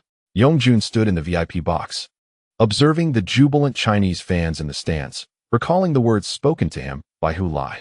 "When we truly qualify for the World Cup, I promise our streets will be an ocean of joy." How right you were, Hu Lai. The Lotus Stadium had indeed transformed into a sea of happiness. In every corner of his vision, the spectators were cheering, celebrating, and waving their arms in exuberance. On both the northern and southern stands, several 5-star red flags were being waved vigorously, creating a scene reminiscent of flags billowing in the wind. Yongjun had witnessed many Chinese football matches, some of which ended in victory, such as last year's U23 Asian Cup final and the Olympics. More recently, there was the match where the national team triumphed over South Korea in the final round of qualifiers. Some matches he attended in person, others he did not. Yet, whether present or not, he could always feel the joy that victory bestowed upon the people. Such scenes could still move him profoundly. However, today he realized that none of the matches he had previously watched could compare to the one unfolding before him. This was not merely a victory in a game. It was the release of emotions that had been building for 64 years. The Chinese players on the field had draped themselves in the national flag, sprinting and embracing one another in celebration. The veteran captain, Yao Huasheng, broke into tears before the multitude of cameras. Eventually, he wrapped himself entirely in the flag, as if to shield his vulnerable side from public view. Almost every player from the Chinese team was surrounded by a throng of reporters wielding cameras, capturing their reactions upon qualifying for the World Cup finals. Lin Ziyuan also wept, but unlike his captain, he did not hide behind the flag. Instead, he shouted with a choked voice in front of the cameras, "I have proven myself. I have not let you down." Wang Guangwei came up to embrace him, expressing gratitude for the penalty save he had made during the match.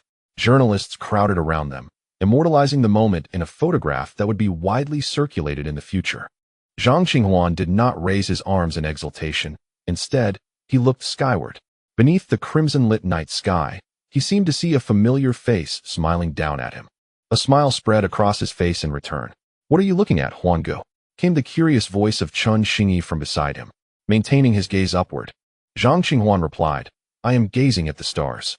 Chun Xingyi, puzzled, looked up at the glaring sky. "With such severe light pollution, I can't see a single star." "That's your poor eyesight. Can't you see the prominent Orion?" Chun Xingyi squinted, straining his gaze towards the night sky pointed out by Zhang Qinghuan. But despite his efforts, he could not discern the constellation. "Brother Huan, are you blind? Where is Orion?" Upon turning his head, he realized that Zhang Qinghuan had already vanished into the jubilant crowd. "Damn it, Brother Huan, wait for me," Chun Xingyi exclaimed, arms outstretched as he sprinted towards the throng of figures. Luo Kai assisted the club's captain, Hao De, into the celebration. As one of the key contributors to the team's victory, Hu Lai, who had scored twice in the match, found himself surrounded by a myriad of media personnel. He was nearly engulfed by a sea of cameras, with reporters refraining from questions, instead capturing every gesture and utterance of Hu Lai. In front of the lenses, he energetically waved a 5-star red flag, repeatedly proclaiming, "We are coming for the World Cup." "We are coming for the World Cup." Wang Shanshan, standing at the periphery of the crowd, was struck by an analogy. He resembled a child thrilled at the prospect of visiting an amusement park. Meanwhile, the Paraguayan players, eliminated from the tournament, had already packed their belongings and exited the locker room. As they boarded their bus to return to the hotel, they encountered a slight predicament. The area outside Lianhua Stadium was teeming with ecstatic Chinese fans, rendering their bus nearly immobile. Inside the vehicle, the Paraguayan players observed the jubilant Chinese supporters in silence, a scene that should have belonged to their own fans. They had failed to bring joy to their countrymen, disappointing the hopes of many. Even the unprecedented unity displayed by their two leading figures shaking hands before the media could not alter the outcome of Paraguay's absence from the World Cup finals. For some, this marked the end of their last chance to participate in such a prestigious tournament. The bus was enveloped in a profound silence, as if it were transporting not living beings, but rather lifeless corpses. Suddenly, a melody penetrated the sealed glass windows, filling the hushed interior. Though the Paraguayan players could not comprehend the lyrics, the emotion within the song resonated with them. Amidst the joyful and proud melodies, the Chinese fans finally parted to allow the Paraguayan bus a clear path, enabling it to accelerate away from a place that weighed heavily on the hearts of all Paraguayans. In the last row of the bus, Sosa, who had missed a penalty during the match, draped the team's jacket over his head, curling into darkness. Meanwhile, Arce in the front row persistently gazed out the window, seemingly intent on etching the celebratory scene of a nation entering the World Cup into his memory. As the Chinese players eventually gathered together to complete a lap of the field, expressing gratitude to the fans in the stands who had supported them through thick and thin, a familiar prelude resonated through the loudspeakers of Lianhua Stadium. The mere sound of the introduction ignited a wave of cheers from the audience. Soon, the stadium was alive with a grand chorus. The five-star red flag flutters in the wind. How resounding is the song of victory! The melodious strains of song wafted over the towering walls of the stadium, reaching the square outside where fervent fans joined in unison, bidding farewell to Paraguay with the heartfelt refrain, "Sing for our beloved homeland." From this day, march towards prosperity and strength. The harmonious voices traversed the airwaves via satellite, infiltrating countless homes. Whether through televisions, projection screens, mobile devices, computers, or other means, all who tuned into the live broadcast resonated with the uplifting chorus, over mountains, across plains, across the rushing Yellow and Yangtze rivers. The song transcended landscapes, flowing throughout the vast expanse of the nation. Streets and alleys brimmed with vehicles adorned with fluttering five-star red flags, arms enthusiastically waving, horns blaring. As both those inside and outside the cars sang along, "The vast and beautiful land. It is our cherished homeland." The dormitory buildings of universities gleamed with light, students spilling into the corridors, harmonizing with peers in distant dorms across the night. In the usually bustling commercial pedestrian streets, it felt as though a flash mob had convened. Gathering beneath the giant screen on the building's exterior, smartphones with flashlights aglow, joining the fans at Lotus Stadium in a rousing anthem. The heroic people have risen, united and strong as steel. The five-star red flag fluttered in the breeze, and the victorious song rang out resoundingly across the land. The melody echoed throughout the realm, akin to a golden rooster heralding dawn, resonating across the universe. On this night, the nation remained awake, celebrating together as one. Chapter 188. After advancing as Li Ziqiang stepped out of his home early that morning, ready to head to Dongchuan Middle School, he noticed a carpet of red paper scraps strewn along the roadside, his vehicle gliding as if upon a crimson carpet. Sanitation workers were diligently cleaning up the remnants of firecrackers, while others paused to capture the moment in photographs against this vibrant backdrop.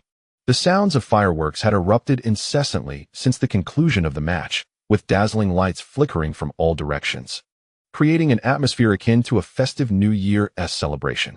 After a restful slumber, Li Ziqiang found his emotions considerably settled. Upon awakening, he initially felt as if he were dreaming, lost in a reverie about the Chinese team advancing to the World Cup finals. However, the sight of scattered red paper and the faint scent of gunpowder in the air confirmed that it was no dream. China had indeed qualified for the World Cup. At the nearby bus stop, a crowd of office workers had gathered. Li Ziqiang was surprised to see that, unlike their usual habit of staring down at their phones, nearly everyone was holding a newspaper. Although he could not discern the specific text, He recognized the image on the front, a player from the Chinese team proudly waving the 5-star red flag. Xiaolan stood at a station near her community, awaiting the bus she needed to catch. Though she had begun learning to drive, navigating the complexities of driving as a nearly 50-year-old woman presented its own challenges. Until now, she has yet to obtain her driver's license. Thus, she still must endure the daily commute via bus. However, today, Xiaolan is willing to squeeze in. She yearns to hear how others might exaggerate their praises of her son.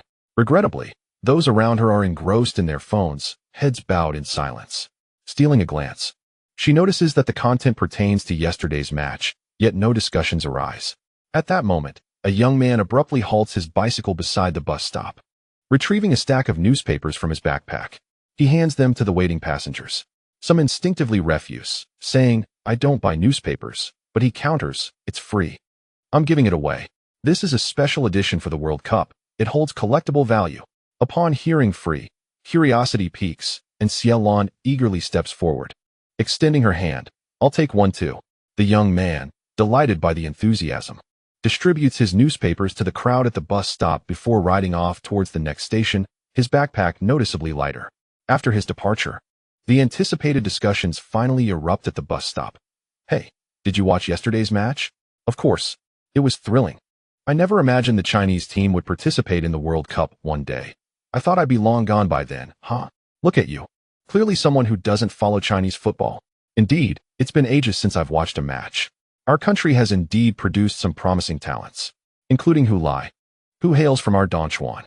Feigning interest in the newspaper, Xiaolan perked up at the mention of Hu Lai. "He is indeed remarkable. Yet, I believe Lin Ziyuan played a crucial role in yesterday's match."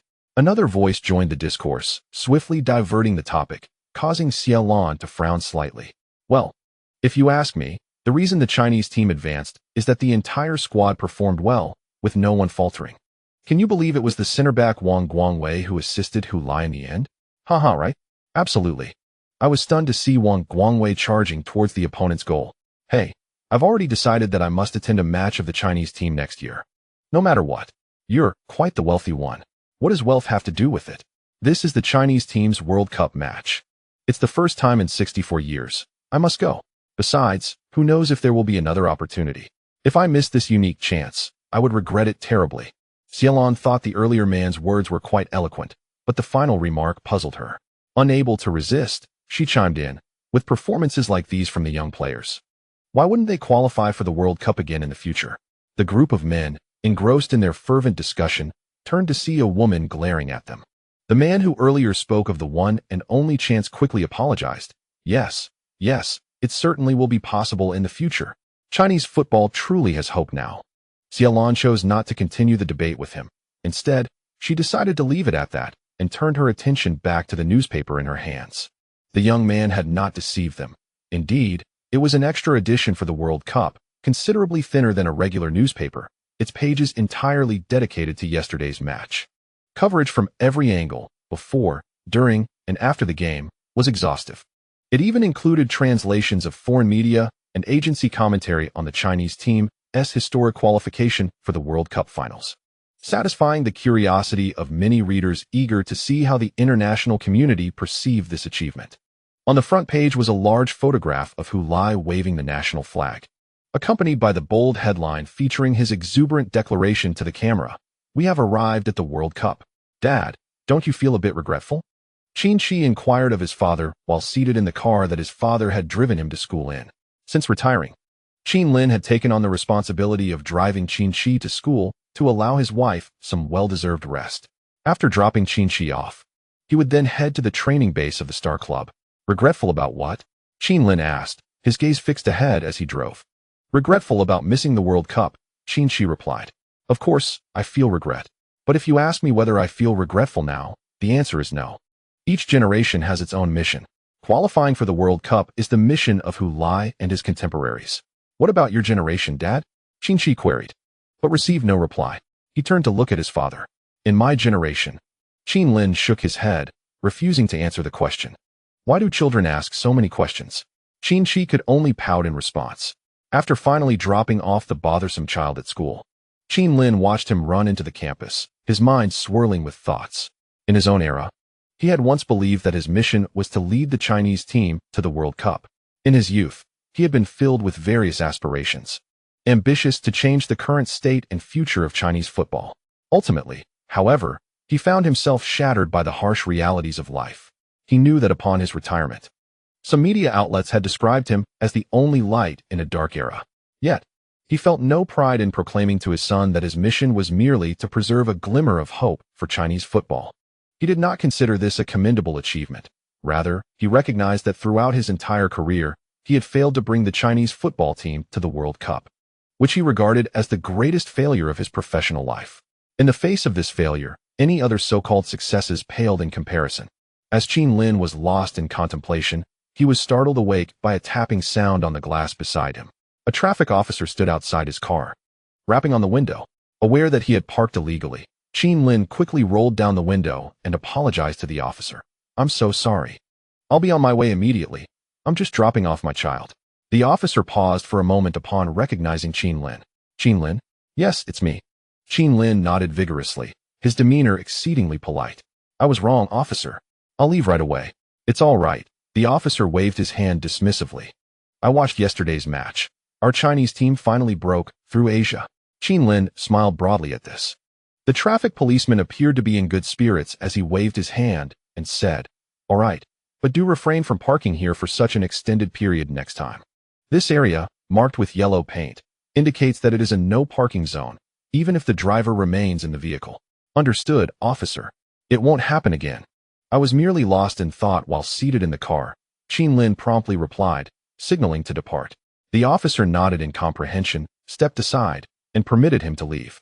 As Qin Lin's taillights faded from view, the officer recalled the somewhat despondent expression he had seen on Qin Lin's face moments earlier and shook his head lightly, contemplating the unyielding disappointment he must be feeling. In another setting, Hu Lisin, clad in sports attire with a whistle hanging around his neck, stood before a group of children who gazed up at their football coach with admiration. "This is Hu Lia's father," they murmured, having known this fact for some time. Yet seeing Coach Hu in person today evoked a fresh wave of inspiration among them. Just last night, the Chinese team had advanced to the World Cup, and the primary architect of this achievement was none other than Hu Li, Coach Hu's son. Every young footballer looked at Hu Lisin with fervent eyes and hearts, imagining themselves donned in the Chinese team's jersey, gracing the World Cup stage, just like Hu Li. How could Hu Lisin fail to discern the thoughts swirling in the minds of these children? He yearned to temper their enthusiasm with a dose of reality, to convey that the journey from a football-loving youth to an international player competing in the World Cup is fraught with challenges, as arduous as the trials faced by Tang Sung and his disciples on their quest for sacred scriptures. Yet, the words lingered unspoken on his lips. Despite the myriad of challenges that lay ahead, circumstances were gradually improving. Perhaps some of these children would indeed tread the path of professional football. For now, Hu Li and his teammates stood as the finest exemplars for these aspiring young athletes. Having dreams is always commendable. Even if one does not become a professional player or represent the Chinese team at the World Cup, at the very least, they can derive joy from football in the present. Shouldn't that be sufficient? Why douse their spirits? Today, we shall continue practicing dribbling around the cones. With that, Hu Lisin blew his whistle. The sound echoed across the pristine artificial turf, harmonizing with the children's cheerful shouts. On the first day following the Chinese team's qualification, everything seemed to proceed as usual, yet numerous aspects had subtly transformed. Chapter 189. As distant as autumn, while the nation basked in the euphoric glow of its historic first entry into the World Cup, Hu Li had already returned to Leeds. As a working player, he had club matches to contend with and could not indulge in the celebratory moments enjoyed by his teammates back home. On November 23rd, the match against the Fleetwood Town awaited him. In truth, this match bore little relevance to Hu Li. After playing against Paraguay, he received a message from coach Tony Clark informing him that he would not be included in the squad for the away game against Fleetwood Town, suggesting he take the opportunity to rest and not rush back to England. Lastly, congratulations to Hu Li for successfully securing a place in the World Cup. However, he embarked on his journey home the very next day after the match. As a professional player, even if he misses this round of the league, returning a day early allows him to adjust to the time difference, rest adequately, and prepare for the next round of the league. Upon his return to Leeds, after a brief adjustment to the time zone, Hulai appeared at Leeds City's training ground, where he was warmly welcomed and congratulated by his teammates. "Hey, congratulations, Hu.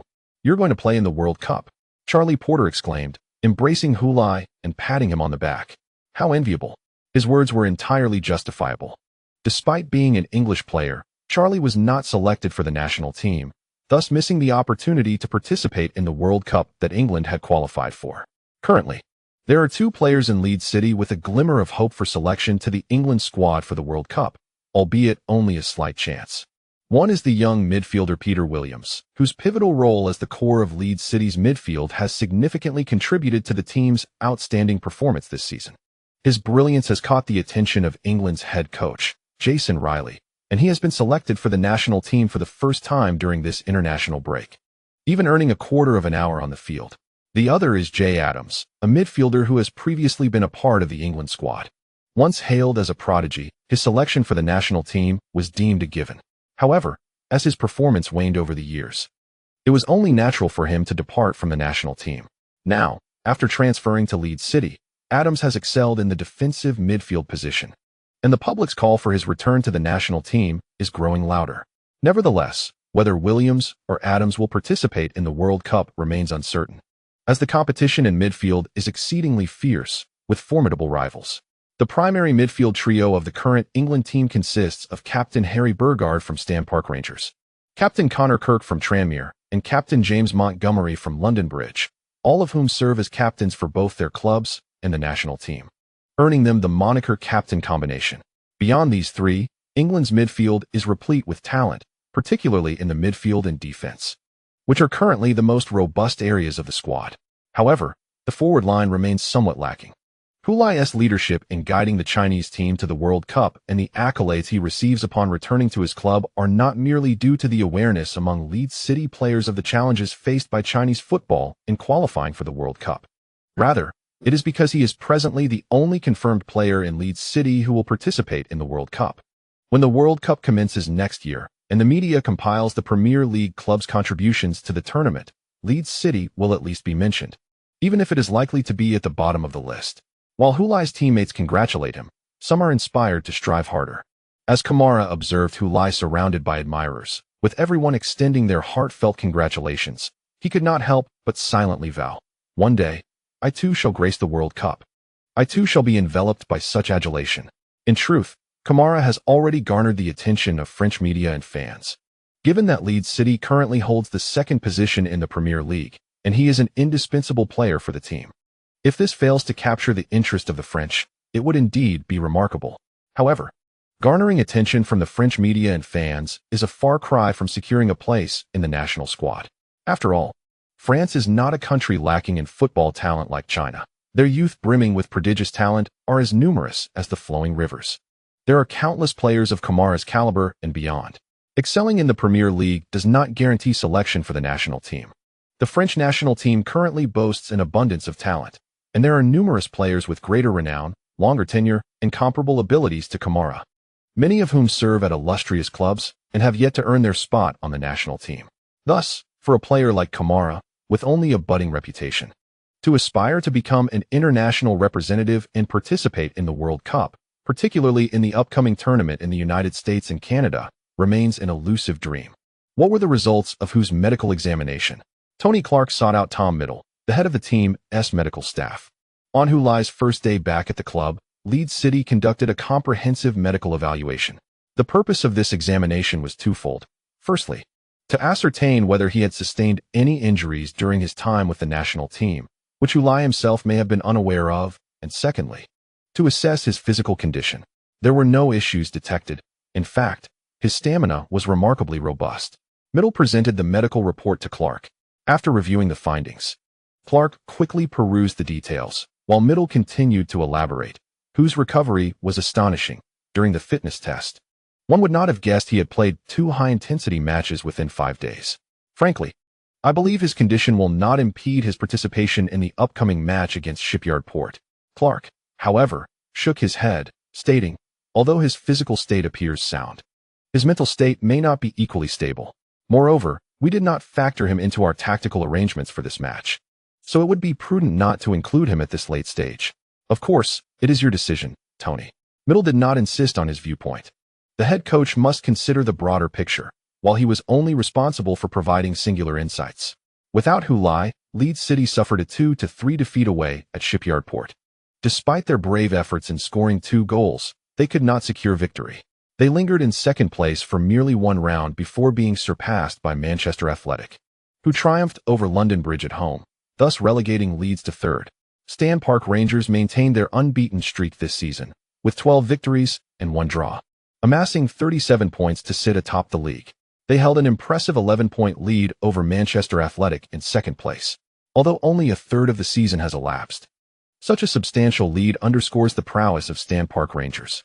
The defending champions continue their relentless pursuit of glory, seemingly unstoppable in their quest to secure consecutive titles in the Premier League. Some media outlets in England speculate that the Premier League is on the cusp of entering an era dominated by Stan Park Rangers. Now, the Rangers must achieve a breakthrough in the Champions League to seize the championship and reign supreme in Europe. Of course, this has little relevance to Leeds City. Even if they were to lose this match and drop to third in the league standings, there would still be a sense of satisfaction among the supporters. In the post-match press conference, Tony Clark addressed the media, stating, "I cannot declare that we have secured our survival in advance. However, it is evident that our path to survival this season is considerably smoother than last season." The Leeds City fans, despite the loss, maintained a positive outlook, showing little concern for the defeat and instead focusing on the next league match, where Hulai is set to return to the squad. Coincidentally, that match will take place at home, and perhaps the familiar chant of who will once again resonate within the Flanders Stadium. Although Hulai has only participated in 2 World Cup qualifiers and missed 1 league match, his absence has felt prolonged, and fans eagerly await his return. It feels as though I haven't seen Who in a year. Why must we wait a whole week for the next league match? Why doesn't he the Premier League schedule matches twice a week? Lamented Levin, cradling his head in his hands at the White Rose pub. I told you this song is perfect for Who, and you all disagreed, David Miller proclaimed, sipping his beer with satisfaction. John interjected, "You're mistaken, David. Everyone is simply eager to see Who score, not just to sing Oh." David shrugged. Aren't they essentially the same? When Who scores, we sing Oh. Eager to watch Who score is tantamount to being eager to sing Oh. John rolled his eyes at him. David laughed heartily, seemingly in high spirits, observing the fans' exuberance. It was hard to believe that their team had just suffered an away defeat. Meanwhile, the Manchester Athletic supporters, having triumphed at home against London Bridge and reclaimed second place in the league, were vociferously criticizing their team's performance online. They now find themselves 11 points behind their arch-rivals, Stan Park Rangers, and their hopes of clinching the title appear increasingly dim, much to their discontent. Chapter 190. Environmental Ambassador. Upon returning from London, Hulai's agent, Yong Jun, contacted him via video call from China. Following what could be chronicled in the annals of Chinese football history, Yong did not accompany Hulai back to Leeds. Instead, he remained in China, preoccupied with a surge of engagements. The Chinese national team's historic qualification for the World Cup finals has significantly elevated the public image of its players. Opportunities for various commercial endorsements, which previously eluded the Chinese men's football players, are now abundant. For these national team members, such offers are hard to decline. After all, the salary cap imposed by the Football Association only limits what clubs can pay them, leaving them free to negotiate lucrative endorsement contracts with major brands, potentially earning more from these contracts than from their clubs. The fervent desire to enter the World Cup is driven not only by dreams, but also by economic considerations. As the agent for Hulai, Zhang Qinghuan, and Wang Guangwei, Yong Jun bears the responsibility of securing the most lucrative endorsement contracts for them. Song Jiejia has even flown back to the country to handle these affairs. "I do not wish to take on too many commercial endorsement contracts, Uncle Yong," Hulai stated during a video call, surprising Yong Jun. "If you are being coerced, just blink," Yong Jun jested. Hulai shot him a glance. "What are you talking about? I'm perfectly fine. Then why are you passing up on money? Aren't you quite the money enthusiast?" Yong Jun inquired. "Being money-minded is one thing. But if the wealth becomes mere numbers, I fear I might lose interest in earning altogether," Hulai replied passionately. "Well, that is a rather compelling argument," Yong Jun conceded, though he found Hulai's reasoning somewhat absurd upon deeper reflection. The crux of the matter is that rather than accepting every endorsement indiscriminately, it would be wiser to select 2 or 3 quality brands to endorse. Negotiating favorable terms could potentially yield greater earnings from 3 brands than from 7 or 8 lesser ones. Yongjun regarded Hulai with a hint of surprise. That statement possesses a certain level of insight. Rest assured, Hulai, we will not treat you as a mere cash cow, allowing you to endorse any brand indiscriminately. Such actions would tarnish your image. As the foremost star in Chinese football, you cannot endorse a dubious second-hand car platform. Nor would you partake in promoting an online course app. At this, Hulai protested. Hey, Uncle Yong, I don't look down on platforms like that. But why can't I endorse an online course app? Is it because of my academic performance? Let me tell you, Uncle Yong, if I weren't so focused on football, my academic achievements would be commendable. With my exceptional linguistic talents, surely that qualifies me to endorse language learning apps? Yongjun paused, then chuckled. You have reminded me. Your linguistic abilities are indeed suitable for endorsing translation devices or apps. One moment, let me jot that down. He then lowered his head to write the idea in a notebook. What are you talking about, Uncle Yong? I meant learning apps. Hulai exclaimed. Yongjun, seemingly oblivious to Hulai's protest, looked up with a smile. The companies interested in you are primarily domestic. The Chinese team's entry into the World Cup has significantly heightened national sentiment, prompting many domestic enterprises to seek your endorsement. Rest assured, we will select only the finest brands. That is fine. After all, Uncle Yong, you and Fatty will handle it. I trust your expertise in this matter far exceeds my own. Hulai expressed his confidence in the two. Yongjun nodded, revealing a complex expression. Hulai, perceptive as ever, directly inquired. Is there something else troubling you, Uncle Yong? Actually, it is this. Most of the inquiries for you are indeed for commercial endorsements. However, you are aware that you have become a star? With your popularity soaring and your fame growing. Consequently, you must shoulder a corresponding social responsibility. Thus, it is essential to engage in some philanthropic endorsements. Philanthropic endorsements? Absolutely. I am quite passionate about charity. Hulai readily agreed, believing it posed no issue. He also recognized that, compared to commercial endorsements, the fees for philanthropic ones were relatively lower, and he thought Uncle Yong's hesitation stemmed from concern over the lower earnings associated with such endorsements. He chuckled. Uncle Yong, rest assured, I do not expect to profit from philanthropic endorsements. That is not the issue. Uncle Yong shook his head, revealing that a well-known international charitable organization had approached them, specifically expressing a desire for him to become their ambassador. They were contemplating this matter. Hulai was taken aback that an international charity would seek him out, inquiring, which organization? Wildlife Rescue, came the reply. Protecting wildlife? Sounds great. I have no objections. No. Listen to me, Hulai. This organization initially focused on wildlife protection. Have you seen Lin Wei's No Trade, No Kill campaign? I have indeed. It was everywhere. Bus stops, airports, train stations. Lin Wei, as a towering figure in Chinese basketball, had starred in numerous endorsements, his image ubiquitous. The No Trade, No Kill campaign had indeed made a significant impact. And Hulai had come across it.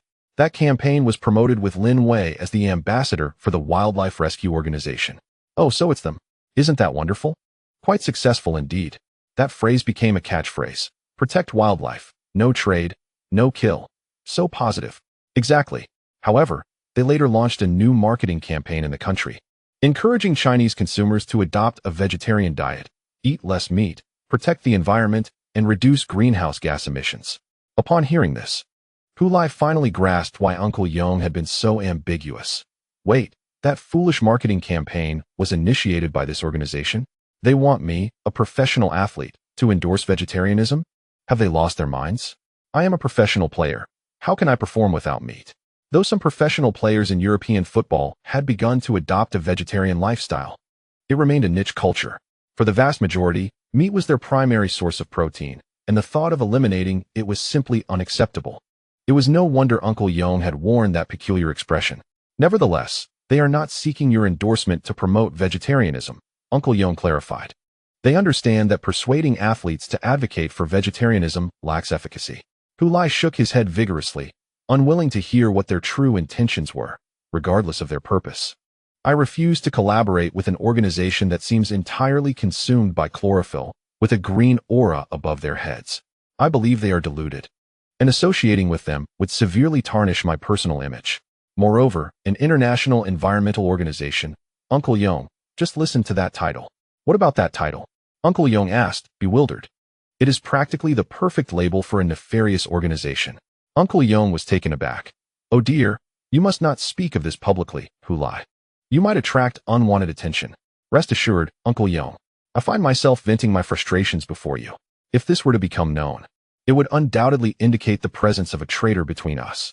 At this moment, Yong Jun is particularly nostalgic for Zhang Qingwan. After calming his emotions slightly, he inquired, Are you certain you wish to decline their offer, Hulai? Indeed, Hulai replied. Why? Is there a complication? Is it impossible to refuse their endorsement? Have we reached a point where securing a spokesperson has become akin to coercion? Not quite, Yongjun clarified. The issue lies in the fact that you are declining an offer from a charitable organization, an environmental group. This complicates matters, as it may attract negative scrutiny that could tarnish your reputation. Initially, Yongjun's hesitance stemmed from this very concern. When he and Song Jejia learned that this organization had approached Hulai, they were reluctant to endorse him as a spokesperson. Given the controversial activities this group had engaged in within China, they were well aware of the public outcry surrounding their campaigns, particularly their advocacy for reduced meat consumption to save the planet, which had drawn considerable ire domestically.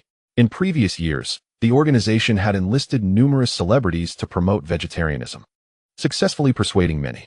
However, in recent times, as national sentiment has surged and the overall quality of the populace has improved, the strategies employed by Western environmental organizations have lost their appeal in China. Thus, this matter is exceedingly delicate. Yet, it is this very organization that has approached Hulai directly, specifically seeking collaboration. One cannot entirely dismiss their intentions, as they do have a history of partnering with notable figures in Chinese sports. This American-founded environmental group initially made inroads in China by collaborating with the basketball superstar Lin Wei.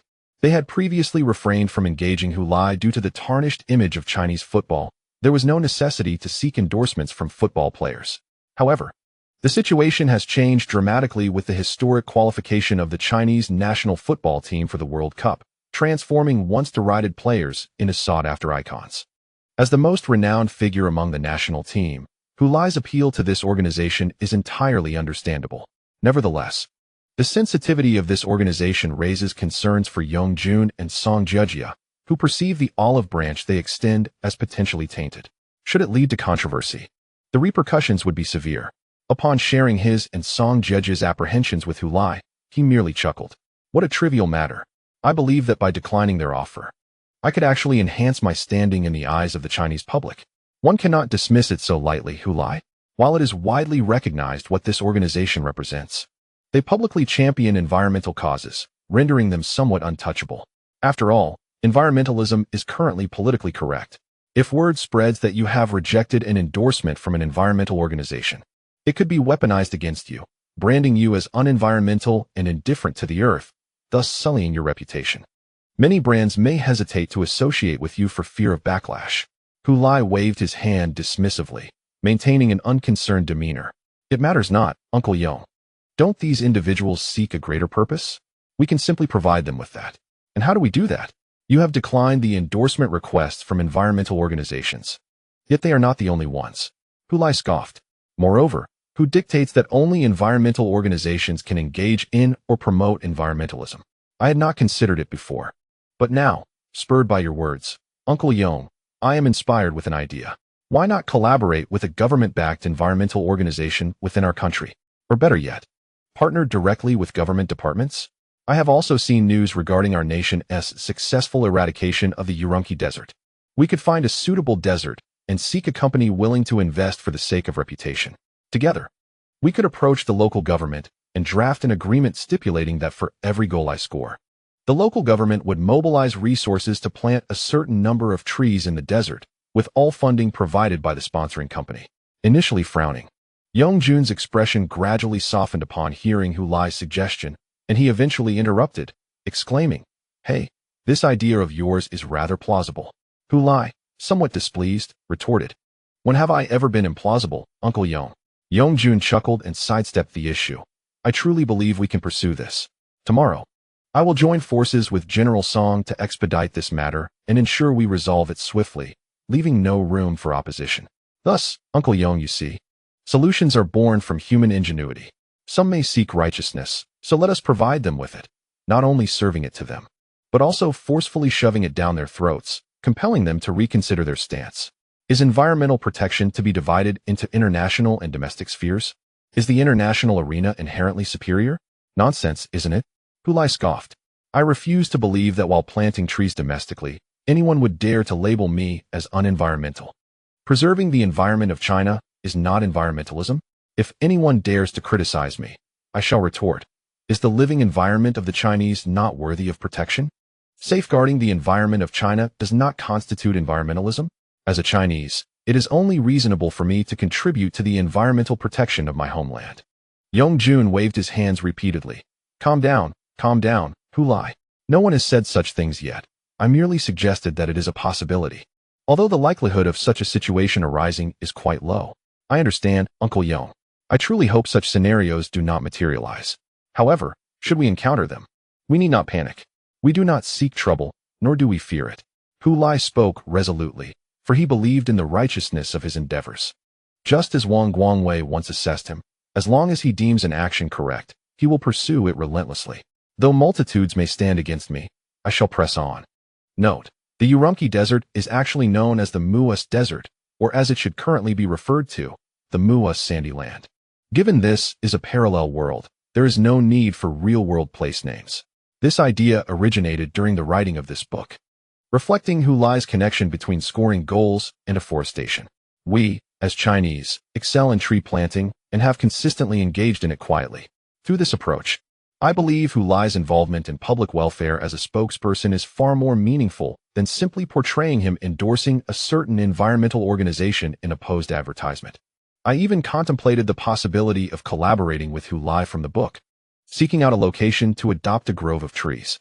I envisioned writing about Hulai scoring a goal, while in reality, I would have the forest plant 100 trees. However, my utter lack of knowledge regarding the practicalities of such an endeavor left me at a loss, relegating my thoughts to mere fantasies. Chapter 191. This song represents a goal upon hearing the words relayed by Yongjun regarding Hulai. Song Jia Jia chuckled, remarking that it was indeed an idea that could only originate from that young man. I believe linking his goals to tree planting is quite commendable, given Hulai's prowess in scoring. Employing his talents to champion environmental conservation is evidently more meaningful than merely appearing in an advertisement or on a poster adorned with eco-friendly slogans. This approach genuinely contributes to environmental efforts. Yongjun extracted the essence of Hulai's idea and articulated it to Song Jia Jia, who concurred with Hulai's brilliant notion. We should expedite its implementation. We must also consider the potential backlash regarding wildlife rescue. While it may not be the organization in question that would act, there could be others looking to stir controversy. Yongjun posed a question, Mr. Song. How many trees do you think are appropriate to plant for each goal scored by Hulai? It certainly cannot be a 1-to-1 ratio, as that would lack significance. Perhaps 10 trees per goal? Song Jia Jia furrowed his brow, contemplating the matter, and mused that even that would be insufficient for a desert environment. How about 100 trees per goal then? Agreed. Yongjun nodded in affirmation of the boss's suggestion. Thus, it was settled. The specifics of execution would be their responsibility, leaving Hulai uninvolved. Hulai merely needed to await their updates on progress or be informed once preliminary tasks were sufficiently accomplished. Due to concerns over negative public sentiment, the initiative for public service endorsements became the top priority for the Champion Legend Management Company, elevated to the highest level of urgency.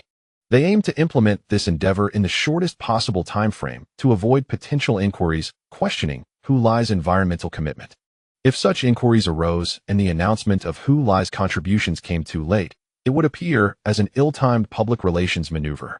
To expedite the process, the company split into two factions. One focused on seeking sponsorship from businesses willing to fund the initiative, while the other liaised with government departments to identify suitable locations for its implementation. Concurrently, to prevent any unforeseen complications, they stalled discussions with wildlife rescue, indicating that further meetings were necessary for deliberation. All operations proceeded discreetly yet diligently, with Hulai entrusting the roles of ambassador and commercial endorsement to professionals. He concentrated on preparing for the upcoming league match. On Sunday, November 30th, during the 30th round of the Premier League, the long-awaited home match for Leeds City fans finally arrived. They faced off against West Hearts. As anticipated, Hulai appeared on the starting lineup. I hope who scores today? David Miller said, arms crossed as he stood in the north stand of Flanders Stadium, addressing his companions. So we can sing the classic Who song. How can something become a classic in such a short time? John remarked with a smirk.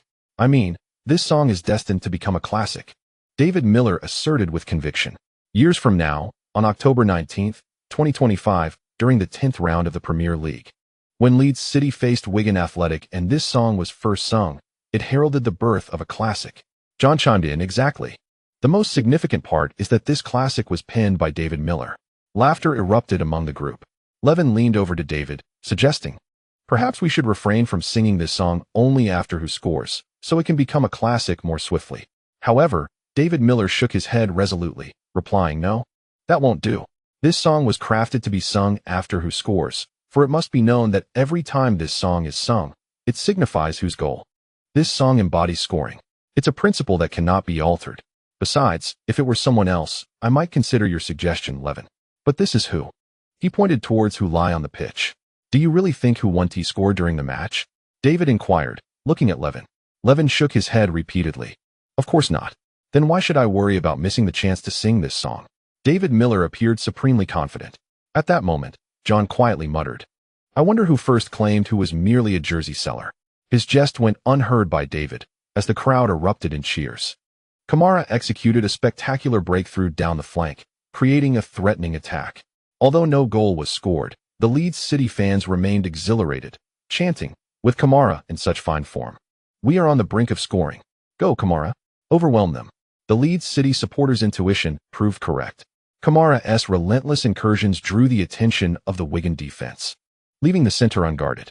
In the 37th minute, Peter Williams, darting into the penalty area, received a pass from Kamara and deftly slotted it home, opening the scoring for Leeds City. Brilliant. Williams. That marks his 4th goal of the league. After celebrating Williams' goal with his companions, David Miller lamented to himself, it's a pity that this goal wasn't scored by Who. Nevertheless, taking the lead is certainly beneficial. It will instill greater confidence in the players and aid their subsequent performance. Yet it remains unfortunate that this goal wasn't Who's. Are you lamenting the missed opportunity to sing? John teased. If Peter hears you say that, he might feel quite disheartened. It's only been a short while, and you've already forgotten the old for the new. The surrounding White Rose fans burst into laughter, and even David Miller joined in. Indeed, he yearned for the opportunity to sing. After all, each time the melody played, it signified another goal by Who lie. If they could sing it 3 times in every match, wouldn't that imply Who lie was scoring a hat-trick each game? In that case, should we still worry about the team's relegation? One might even dare to speculate that they could clinch the league championship. Of course, David Miller himself is well aware that such a scenario is rather improbable, whether it be Who lie's hat tricks or Leeds City securing the league title. He chuckled and shook his head, dismissing the absurd notion from his mind. My demands are modest. I merely wish for him to score once in every match. J. Adams. With the commentator Cox's resounding exclamation, Leeds City's midfielder Adams suddenly surged forward with the ball, executing a feint that left the defender from Sitterts completely bewildered. Witnessing his deft maneuver, the Leeds supporters erupted in jubilant cheers, rallying behind him. After outsmarting the Sitterts defender, Adams did not continue his advance or pass. Instead, he unleashed a powerful shot from outside the penalty area. The ball raced along the grass, hurtling towards Sitterts' goal. Joshua Bars, the Australian goalkeeper for Sitterts, was well prepared for this strike. He swiftly sidestepped and dove, attempting to parry the ball away. However, just as he fell, a foot emerged from the crowd within the penalty area, inadvertently intercepting the ball's trajectory. It was Who lie. The ball, deflected by his outstretched leg, veered in the opposite direction, perfectly countering Bars' dive. Already on the ground, Bars could only turn his head and watch helplessly as the ball sailed into the net. What a splendid goal by Who lie. Magnificent. Who. The returning Who has scored again.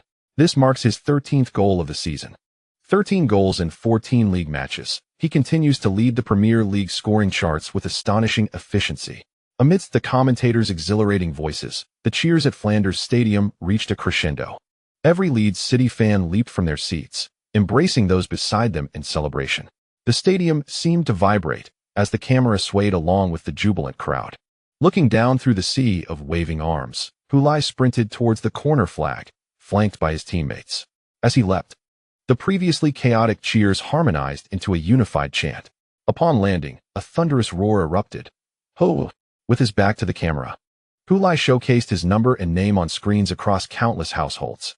He opened his arms, embracing his teammates in celebration of the goal. The atmosphere at Flanders Stadium remained electric.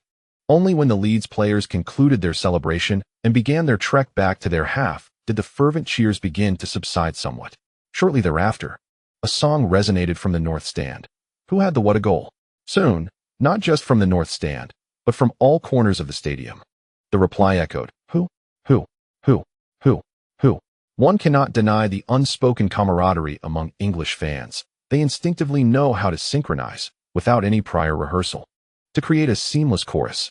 From the northern stands, a cheer echoed, Hulai, what a goal! The entire crowd responded in unison, Hu, who? As the jubilant song faded, it was replaced by hearty laughter.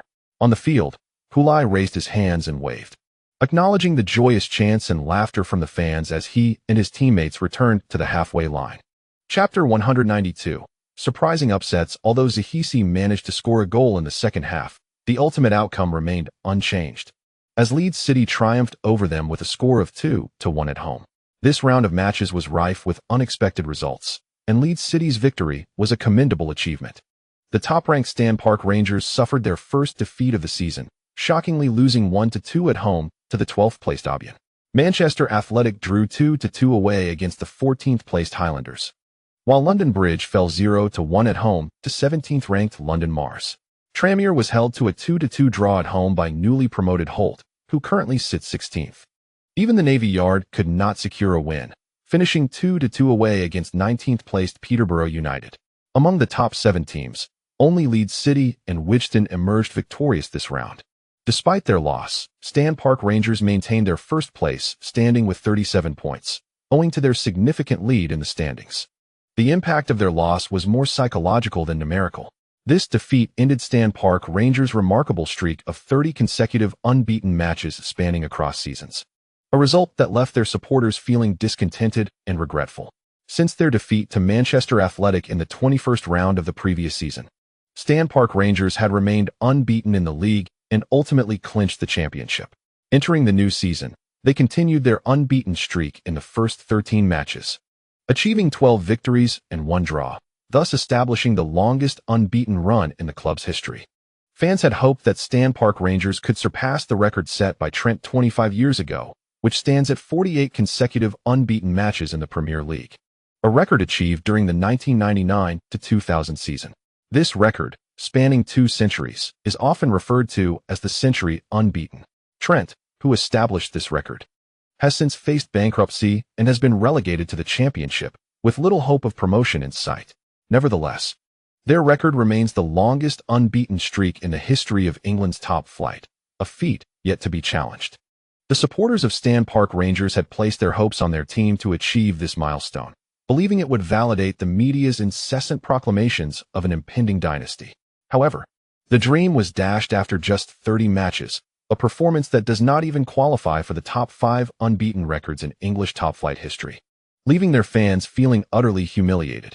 Manchester Athletic, after a draw against Highlanders in an away match, finds itself with 27 points, overtaken by Leeds City, who now boasts 28 points. Thus, Leeds City ascends to the 2nd position in the league once again, while Manchester Athletic reverts to 3rd place. This marks the 4th occasion in which these 2 teams have exchanged positions between 2nd and 3rd, highlighting the intense competition. It further illustrates that the dissatisfaction among Manchester Athletic supporters, despite their victory in the previous round, is justified. Their performance this season has indeed lacked consistency. Over the course of 14 league matches, Manchester Athletic has yet to achieve 3 consecutive victories. Their record reflects a tumultuous journey, alternating between wins, draws, and losses, winning 1, drawing 1, winning 1, losing 1, winning 2, losing 1, and winning 2 while drawing 1. Such erratic performances would frustrate any ardent supporter. Moreover, many of their defeats have come at the hands of lower-ranked teams. For instance, in the 5th round of the league, they suffered a disheartening 2-3 defeat against Peterborough, who were languishing in the penultimate position at the time. In the 8th round, they succumbed to a 0-2 loss at home against Wolverhampton, then sitting 15th. If they struggle against weaker teams, they risk being likened to Leeds City, merely redistributing points among the elite. Furthermore, Manchester Athletic has failed to secure victories against direct competitors such as Stan Park, Leeds City, and North London Wanderers, resulting in 1 loss and 2 draws. Losing to Stan Park Rangers and being held to draws by both Leeds City and North London Wanderers are direct contributors to Manchester Athletic's points deficit, trailing Stan Park Rangers by double digits this season.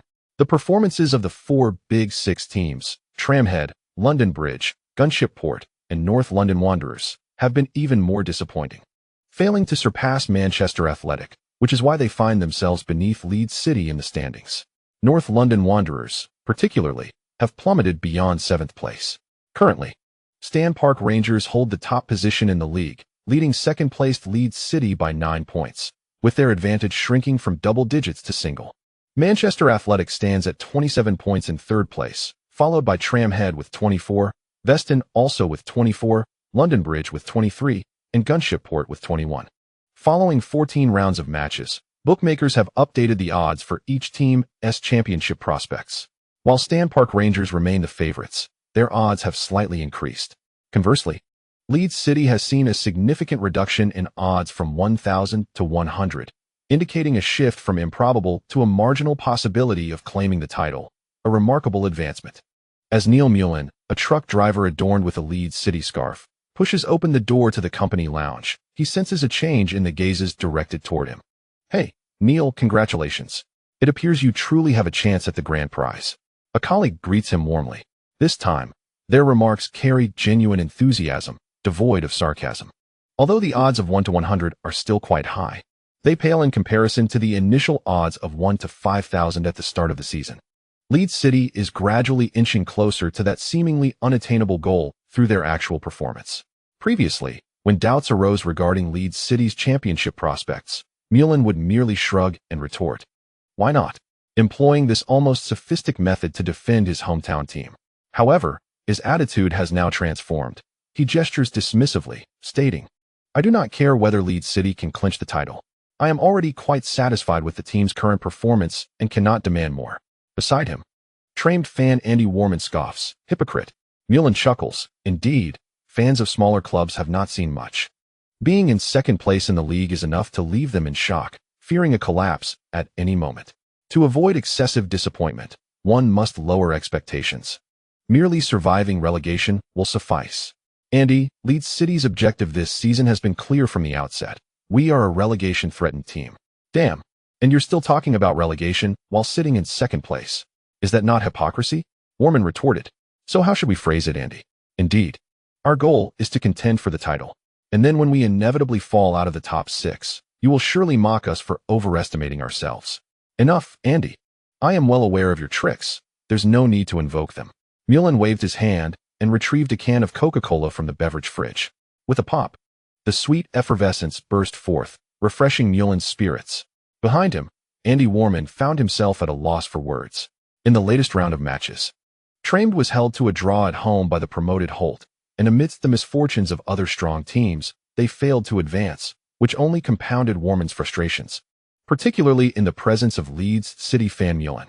He could only think to himself, "I refuse to believe you can maintain this momentum. Christmas is approaching. And with the congested schedule around the new year, how can Leeds City compete with the Giants without a depth in their squad?" The current success stems from the physical conditioning built up during preseason training, which is yet to be exhausted. Let us wait until the second half of the season. Then we shall see your rightful position. Once a mutual friend, Joey Rosd, stepped in to mediate, saying, "It is indeed difficult to predict the league championship. Stan Park Rangers are leading by 9 points. Even if they lose one match, as long as they perform normally thereafter, they can still successfully defend their title. However, regarding the league's top scorer, I believe there is little suspense left." His words found agreement among others. Yes, who is in superb form. Honestly, I never anticipated he would perform this well this season. Currently, whose odds of winning the Premier League Golden Boot have plummeted to 1 to 6, essentially indicating that his victory is all but assured. Truly astonishing. Leeds City has indeed stumbled upon a treasure this time. At the beginning of the year, when they announced the signing of this player from China, I had never even heard of who. Yet now, I find his name appearing in media reports almost weekly. Unlike earlier, Mullen did not express any hesitation regarding Hu's potential to win the Golden Boot.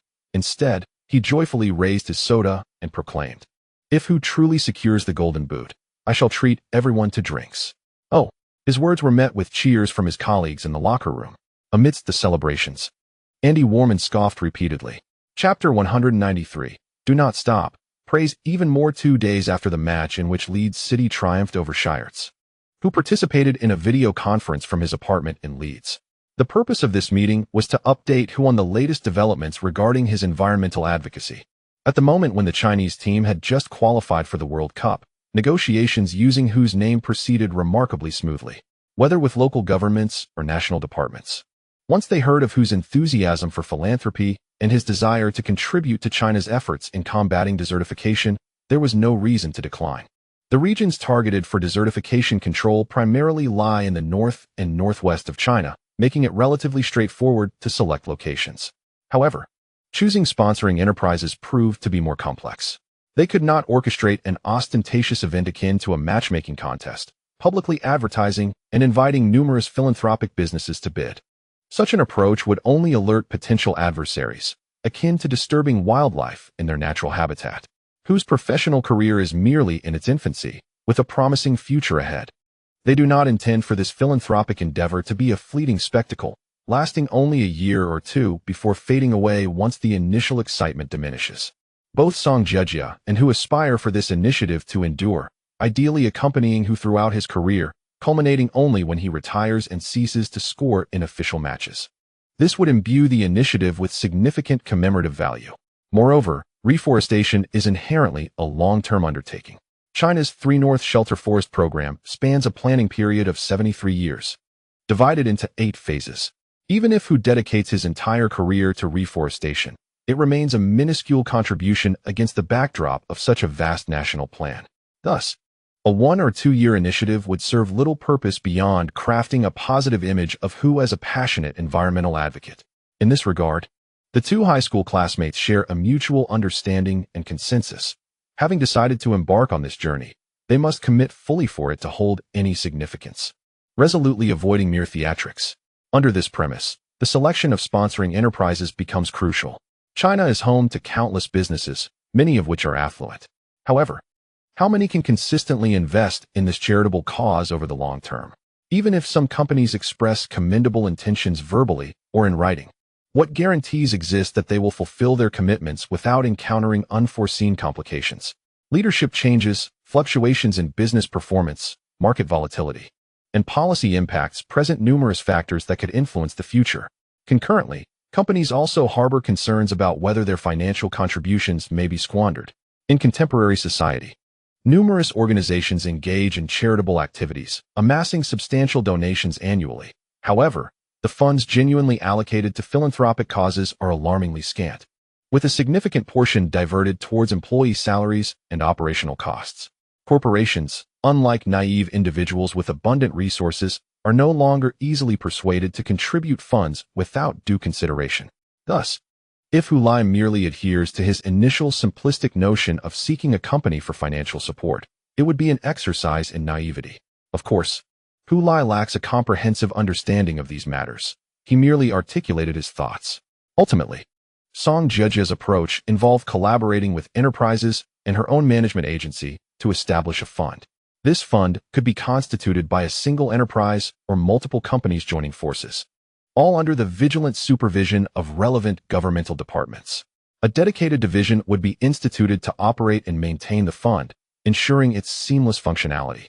To mitigate the risk of financial misuse, stringent regulations would delineate the fund's purpose. It would exclusively support the Hu Lai Forest, the name designated by Song Jejia for this philanthropic initiative.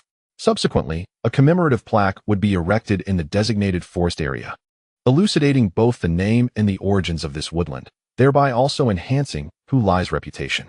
Since the fund's operations would focus solely on a singular objective, its administrative structure would remain modest, eliminating the need for substantial expenditures on maintenance and management. Once this framework was established, the pace of progress accelerated significantly. The proposal presented was far more persuasive than a mere request for sponsorship under the guise of Hu Lai's intention to plant trees. We had successfully secured corporate investment and garnered cooperation from local government entities. Initially, we opted against the Wumao Desert, as it had already undergone successful restoration, rendering our efforts somewhat superfluous. Instead, we aimed to commence in a more challenging locale, though this notion proved somewhat idealistic, as afforestation is not merely a matter of choosing any location. During a meeting, the staff member from Song Jiejia's company provided a detailed overview of the situation, predominantly articulating her points. Ultimately, we settled on the desert straddling the border between the Yala League's left and right banners in the western region of Tongchi. At this juncture, she presented Hu Lai with a meticulously crafted PowerPoint presentation featuring satellite images and aerial photographs of the final site selection. However, Hu Lai deemed this information insignificant. He placed his trust in Song Jiejia and Uncle Yong, and since both had given their approval, he had no objections.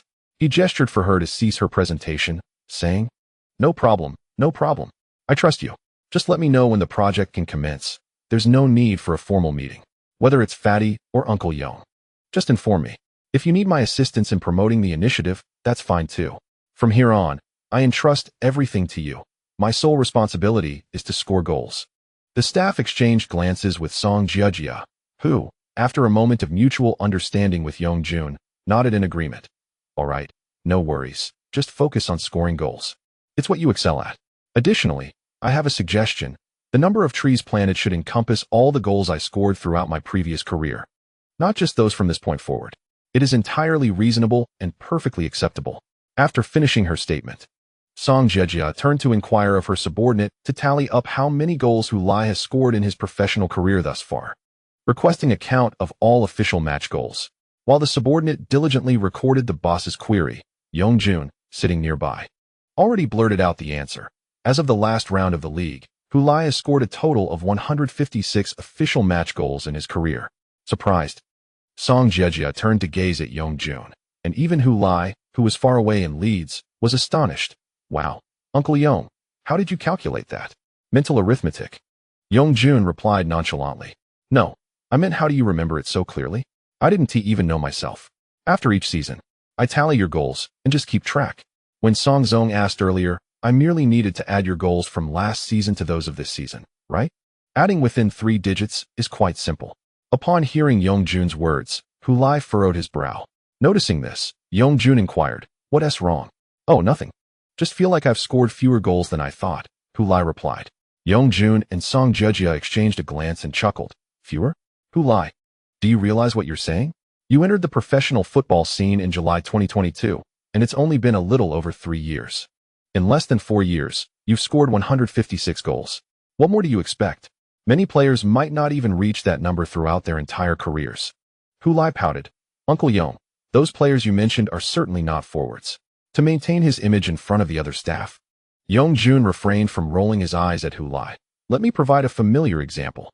Sosa Espinola, the all-time top scorer of Paraguay, whom you just faced in the World Cup qualifiers. He played for Munich Blue and White for 5 seasons, scoring a total of 133 goals across all competitions. The German and Paraguayan media have lauded him as an efficient killer. Of course, Sosa is indeed efficient. His goal tally is quite impressive in the Bundesliga. 5 years. 133 goals. Now that's an efficient killer. And you? In less than 4 years, 156 goals. Do you want Sosa to keep living?" Hu Lai scratched his head. Yongjun, seemingly relentless, continued to press. "Park Chun-tae, a hero of Korean football. The second all-time scorer for the national team in World Cup history. He has accumulated 274 goals over his career. He started at 18 and, after 12 years, has yet to reach 300 goals. You've already matched half of his total in just over 3 years. What more do you want?" While he was speaking, Yongjun noticed Song Jiejia nudging his arm. "What's up, Song Zong?" Song Jiejia pointed at Hu Lai on the screen and said, "You should stop now, Uncle Yong. Look, Hu Lai's tail is about to shoot up to the sky." Yongjun, puzzled, glanced over and indeed saw Hu Lai with his nose in the air, exuding pride. Upon hearing Song Jiejia's remark, he finally tempered his expression. "TSK, whose tail is shooting up? I genuinely have no concept of my own achievements. Hu Lai, if you seek praise, you should express it directly. There's no need to be so roundabout," Song Jiejia remarked, rolling her eyes. "In any case, your statistics are quite impressive, truly remarkable. Most importantly, since your transition to the Premier League, your performance has remained consistent compared to your time in the Chinese Super League. This indicates that you can replicate your domestic success in Europe. Doesn't that bring you a sense of inner satisfaction? Hu Lai quickly adopted a serious demeanor. His expression firm as he replied, "Not at all. While I earned the title of top scorer in both the Chinese Super League and China League One, I have yet to achieve such recognition in the Premier League. I must continue to strive for improvement. I admit that I had become somewhat complacent and had not held myself to a sufficiently high standard.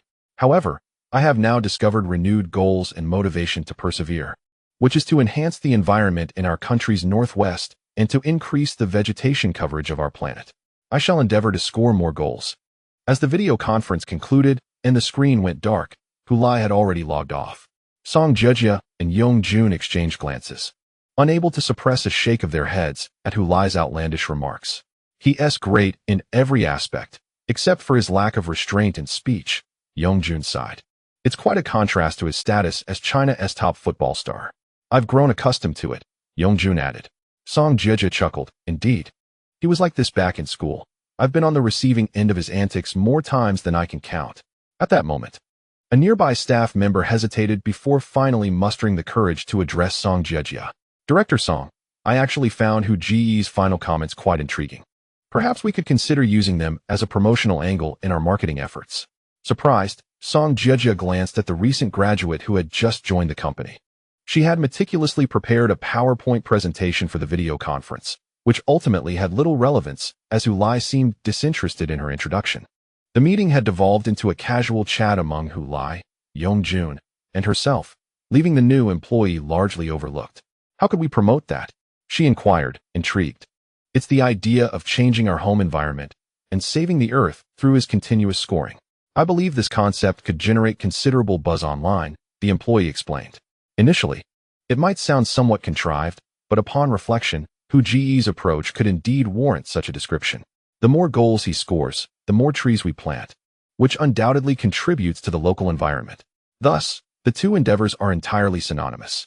Although his actions are inherently positive, the manner in which he presents them might come across as somewhat superficial, concealing genuine intentions behind humor and irreverence. This multi-layered deconstruction aligns well with current audience psychology in online promotion. It's as if he's conveying a remarkable message, yet if presented too earnestly, it may create a sense of detachment, making audiences reluctant to engage. If approached from a different angle, perhaps with humor, even a touch of self-deprecation, it would not only spark lively discussions, but also render the audience more amenable to the discourse. After delivering such an extensive monologue, it seemed her mind finally cleared, and she looked at Song Jejia with a hint of nervousness. This is something I just thought of, President Song. It's still quite immature, but I feel." Song Jejia raised an eyebrow. "Your name is Jiao Xiaoyan?" Jiao Xiaoyan was somewhat taken aback that her boss remembered her name, nodding repeatedly. "Yes, President Song. I am Jiao Xiaoyan." "Very well, you will be in charge of the new media promotion for this project from now on," Song Jejia stated with a nod. Jiao Xiaoyan never anticipated that a scenario akin to those found in idol dramas would unfold in her own life, rendering her momentarily speechless. Yong Jun smiled and nodded encouragingly at the young girl. "You can do it, girl." Chapter 194.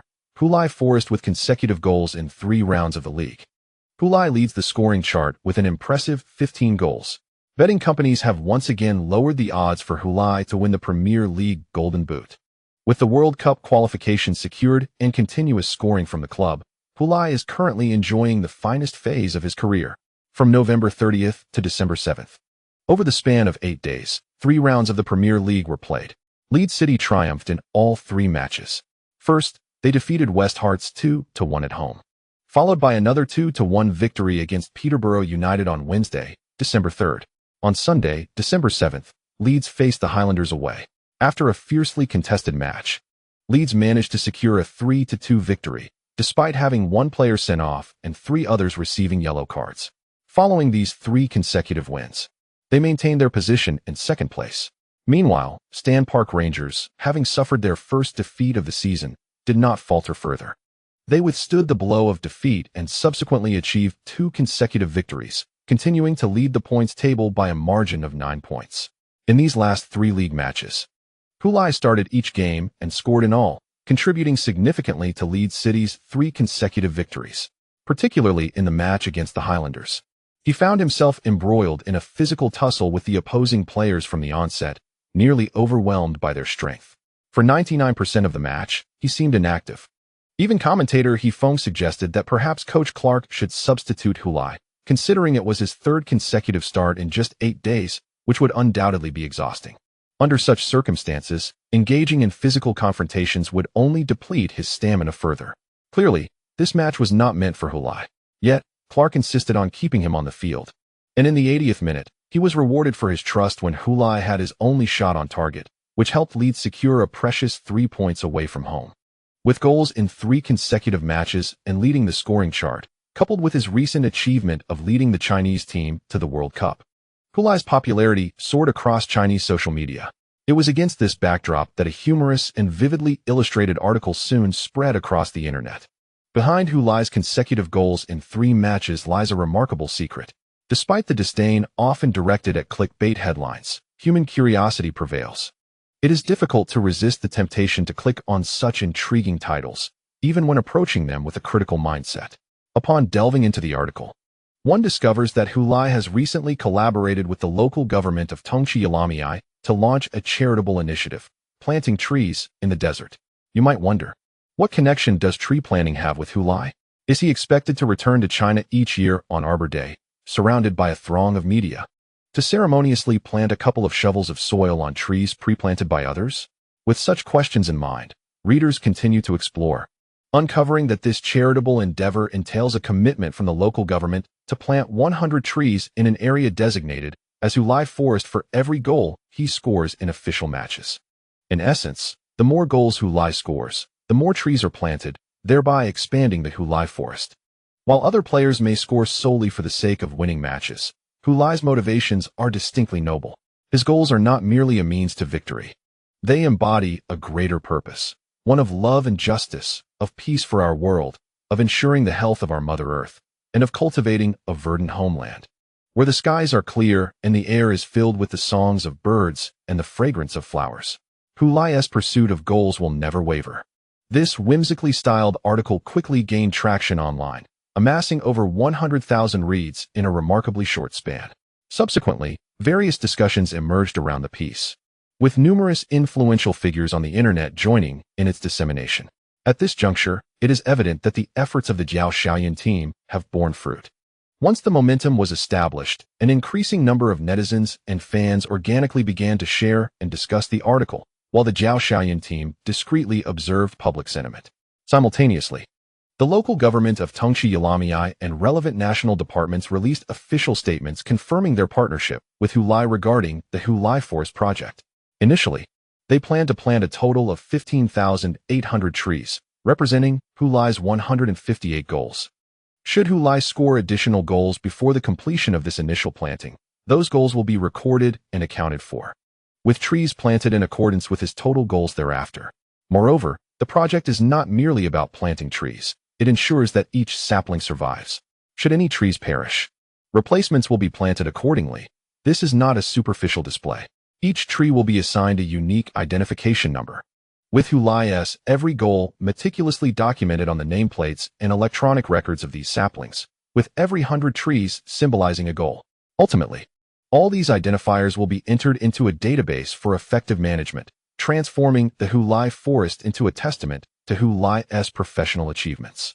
In addition to searching for information online, there is now another way to gain insight into Hulai's illustrious career, by visiting the Hulai Forest, where one can stroll amidst the refreshing greenery and witness the milestones of his professional journey. This very grove marks the site of Hulai's inaugural goal. Let us reflect on the moment he scored his first goal, which occurred on July 17, 2022, during the 19th round of the China League One, where he came off the bench to net a goal against Kunying City. This woodland also commemorates the dramatic winning goal he scored in the 2025 World Cup qualifying playoff match between China and Paraguay. I still vividly recall the scene of that day. I must capture a photograph with this tree. Over time, this forest serves not only to combat desertification and protect the environment, but it may also evolve into a tourist attraction, stimulating the local tourism market and enhancing the economic prospects for residents. Such a multifaceted endeavor is truly commendable, due to the seamless coordination among all parties involved. There has been no emergence of skepticism regarding Hulai's intentions of self-promotion online. Furthermore, following the official announcement, the rumors that had previously concerned Song Jiejia and Yongjun have dissipated. Even if someone were to claim that Hulai declined an invitation to represent a wildlife rescue organization, it would hardly be regarded as a significant affair. After all, Hulai's current endeavors are also rooted in environmentalism, and the public does not equate true environmentalism solely with being an ambassador for international organizations. It can be said that Champion Legend Sports Agency expedited the transition of this initiative from Hulai's fleeting thought to tangible reality in order to quell any dissenting voices. Their efforts have proven successful, bringing relief to all. For Song Jiejia and Yongjun, there is no longer a need to worry about Hulai acquiring a tarnished reputation due to unfounded claims, thereby safeguarding his commercial value. More importantly, they have ensured that extraneous matters remain unassociated with Hulai, despite their differing ages.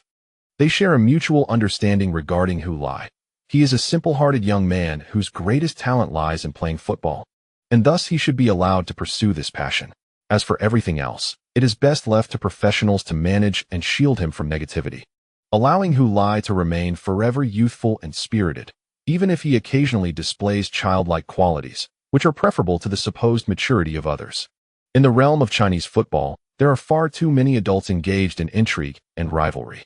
In contrast, there are too few individuals like Hulai, who, with single-minded determination, strive towards a goal, akin to precious creatures in need of protection. When the Hulai Forest Project was launched, Hulai was still in Leeds, England, and had not yet returned to China.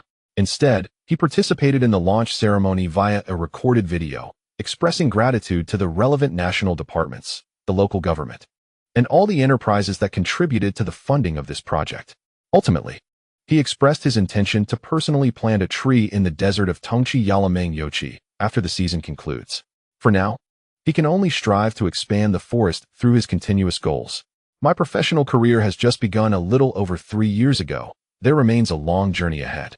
I shall persist in contributing to my country's reforestation efforts in the manner I am most adept at, with the hope that by the time I retire, this small grove may indeed transform into a veritable forest. He not only spoke these words, but also acted upon them. In the subsequent 17th round of the league, Leeds City faced off against London Mars at home. Hulai scored once again in this match, marking his goals in 4 consecutive league rounds. With his contribution, Leeds City triumphed over London Mars with a score of 3-1, securing their 4th consecutive victory.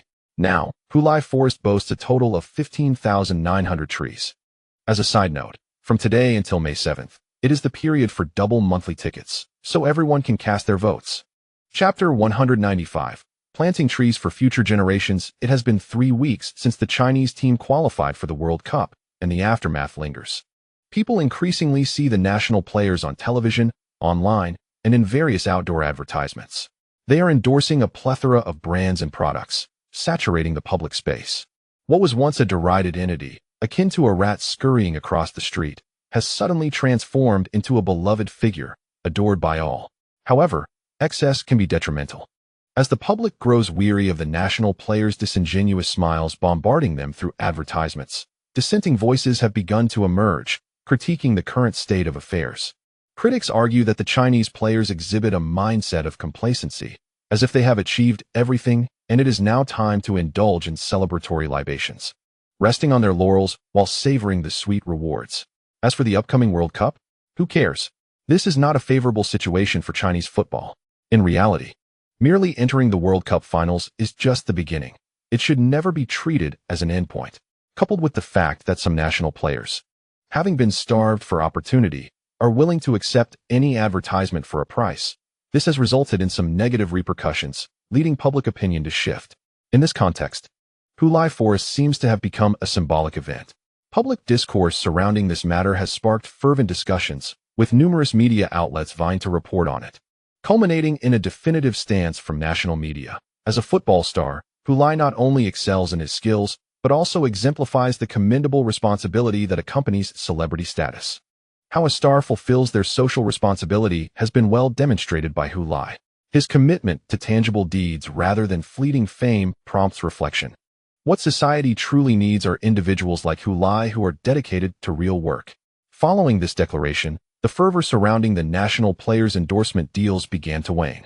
After the initial excitement of the Chinese team's entry into the World Cup finals, the public has now come to realize that mere entry is insufficient. The pressing question now is what performance we can deliver on the World Cup stage. If the sole purpose of participating in the World Cup is to suffer humiliation, it would be far better to abstain from the tournament altogether. The primary factor that will determine the performance of the Chinese team at the World Cup is undoubtedly who will lead this squad. Consequently, there are voices suggesting that the Football Association should carefully deliberate on the selection of the head coach for the Chinese team. Some may find it perplexing, asking, isn't the head coach Shi Wuyin, who has successfully guided the team to the World Cup? Why should there be a reconsideration of the coaching position, when he could simply continue in his role? However, not everyone shares this perspective. Despite Shi Wuyin's achievement in securing the team's qualification for the World Cup, there are those who believe that this is the extent of his capabilities. In other words, they perceive Shi Wuyin's level to be suitable for competing against Asian teams, but insufficient when facing opponents from around the globe at the World Cup. To prevent the Chinese team from experiencing disgrace on such a grand stage, the association should contemplate a change in leadership, opting for a coach whose reputation and expertise surpass that of Shi Wuyin. Although Shi Wuyin is celebrated as the coach who led the Chinese team to the World Cup, such opinions still hold considerable weight. From an objective standpoint, it is evident that Shi Wuyin cannot be compared to the esteemed coaches of the world in terms of prestige, reputation, or skill. Those who advocate for this viewpoint do not seek to undermine Shi Wuyin's abilities. They acknowledge his contributions and achievements during the World Cup qualifiers. However, they believe that, for the future of Chinese football, his capabilities may not suffice. This situation can be likened to launching a satellite into orbit, which necessitates a multi-stage rocket. The first stage is responsible for propelling the rocket carrying the satellite aloft. Once a certain altitude is reached and the fuel of the first stage is depleted, it detaches, allowing the second stage to ignite and continue the ascent. The successful placement of the satellite into its designated orbit is a collective effort of all stages. Each is indispensable. For the Chinese team, Shi Wuyin is akin to the first stage rocket. His mission has been accomplished, his fuel exhausted. He can no longer accompany the team on their journey. Thus, a change in leadership becomes a logical step. Proponents of this perspective emphasize repeatedly that their stance is not one of disrespect towards Shi Wuyin, nor does it stem from a lack of faith in his abilities. Rather, they argue that for the betterment of Chinese football, this is the most prudent choice. The decision to appoint Shi Wuyin mid-qualifiers was predicated on the urgency of the situation. A foreign coach, regardless of their renown or prowess, would not have had the necessary familiarity with the team. It is uncertain whether a mid-course replacement could have performed better than Shi Wuyin. Therefore, at that juncture, selecting him as the coach was the optimal decision. Now, with half a year remaining until the World Cup finals, there is ample time for a foreign coach to gradually become acquainted with the Chinese team. A high-caliber coach could effect transformative changes within this time frame, enabling the team to present a more formidable performance at the World Cup finals. Nonsense. Upon hearing the viewpoints relayed to him by Uncle Yong, Hu Lai scoffed and exclaimed in disdain. After the official launch of the Hu Lai Forest Project, Yongjun completed all his domestic obligations, including various commercial endorsements for Hu Lai, Zhang Qinghuan, and Wang Guangwei. He has now returned to Leeds to attend to Hu Lai's daily needs. Simultaneously, he brought with him a hot topic from home, the debate over who should lead the Chinese team in its historic first participation in the World Cup. Hu Lai holds a disdainful view towards those who believe that a more renowned and capable foreign coach should be appointed. Hey, there are quite a few people in the football circle who share this perspective, Yongjun remarked with a half-smile. What nonsense from these so-called experts. Let me tell you. Uncle Yong, these so-called experts spend their days analyzing this and that, speaking with such authority. They claim to be well-versed in the latest international football dynamics and tactical developments, wielding various data and jargon as if it were second nature, yet they are merely a bunch of misguided individuals. Hu Lai curled his lips, still speaking with evident contempt. Their essay saying, "Isn't there? We have a group of legal professionals who study the law incessantly, and in doing so, have stripped away humanity, becoming mere legal machines." The same can be said for these football experts. Each one is an authority, yet they have lost the fundamental human emotions. failing to comprehend the essence of human hearts. Everyone knows that a renowned coach surpasses Coach Shi in skill, but does that guarantee he will be suitable for us? That we will heed his guidance? Coach Shi worked tirelessly to lead us to the World Cup. Now that we are there, to turn around and kick him aside, what does that signify? It's akin to abandoning a donkey once it has carried its load. Who would want to toil for you under such circumstances? All right. No need to get worked up, Hulai. I'm merely expressing a current viewpoint. It doesn't necessarily mean the Football Association will adopt it. Yongjun hastily interjected as he noticed Hulai growing increasingly agitated. Hulai scoffed. Isn't this year the 10th anniversary of the Football Association's deepening reforms? This situation provides an opportunity to assess how effectively these reforms have been implemented over the past decade. Have we genuinely shifted our mindset? Or are we still entrenched in the old ways, rife with bureaucratic heirs and outsiders directing insiders? This incident will reveal the truth. Yongjun, upon hearing this, jokingly teased, so, if they really do replace Shi, what will you do?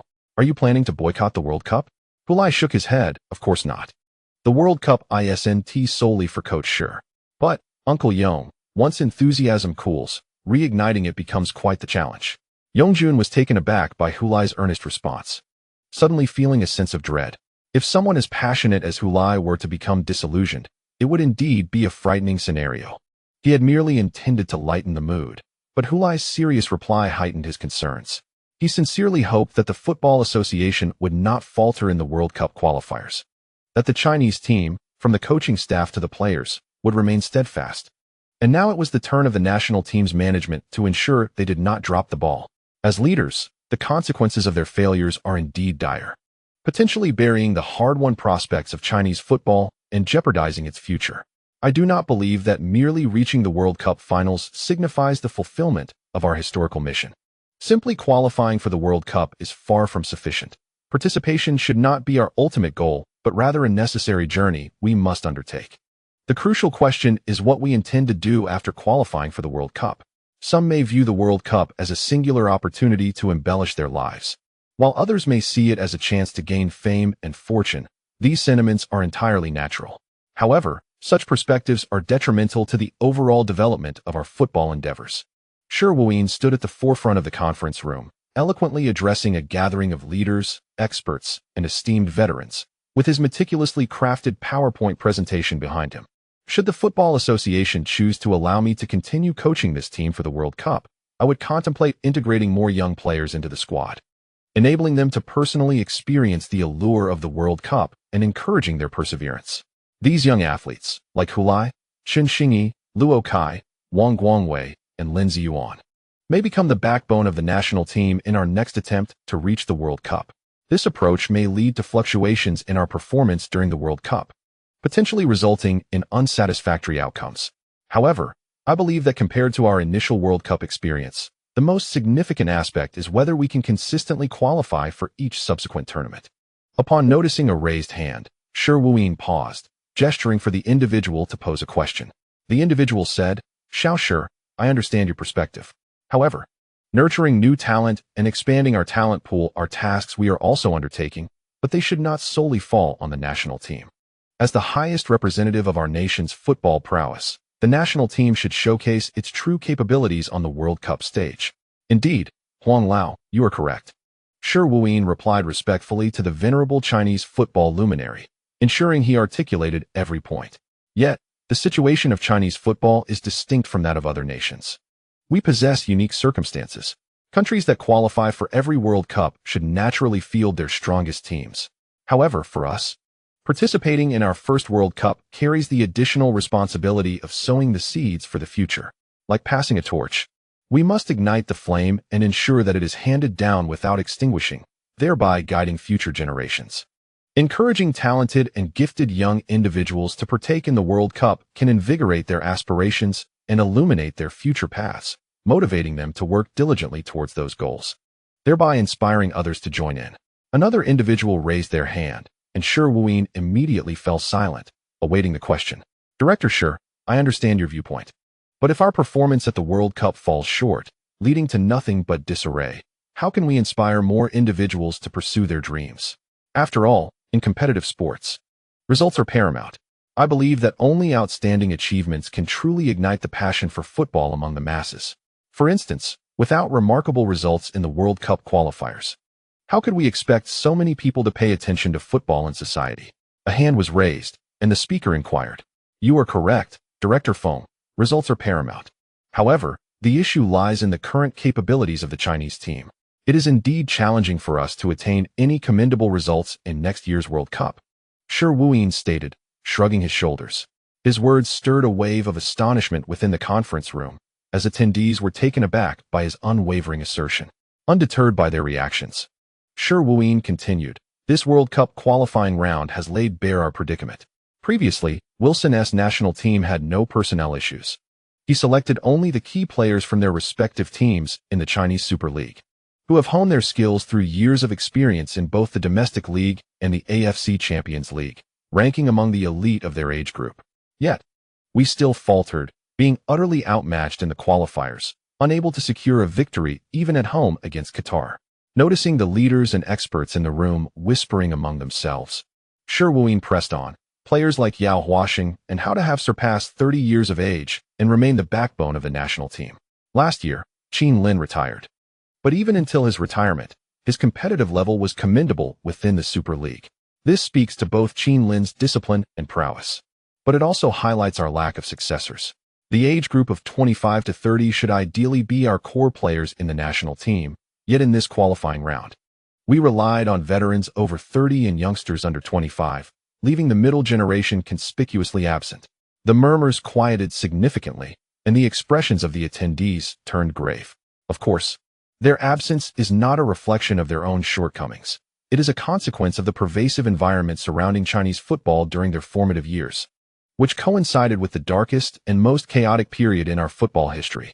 The caliber of players emerging from such an environment is, regrettably, predictable. I do not intend to belittle them. Football is a sport where causes and effects are intertwined. The tragedy of this entire generation of players mirrors the broader tragedy of Chinese football. Relying predominantly on this cohort for the World Cup will undoubtedly yield disappointing results. And such disappointment would be devoid of significance. Beyond poor results, a World Cup appearance will leave us with nothing to show for it. Given this, why not allow a greater number of young players, who have emerged following the reforms, to participate in the World Cup? This would enable them to gain invaluable experience and broaden their horizons. At this juncture, Shi Wuyin pressed a button, changing the slide on the projection screen behind him to reveal an image of black ashes. However, upon closer inspection, one could discern faint red sparks glimmering amid the seemingly extinguished remnants.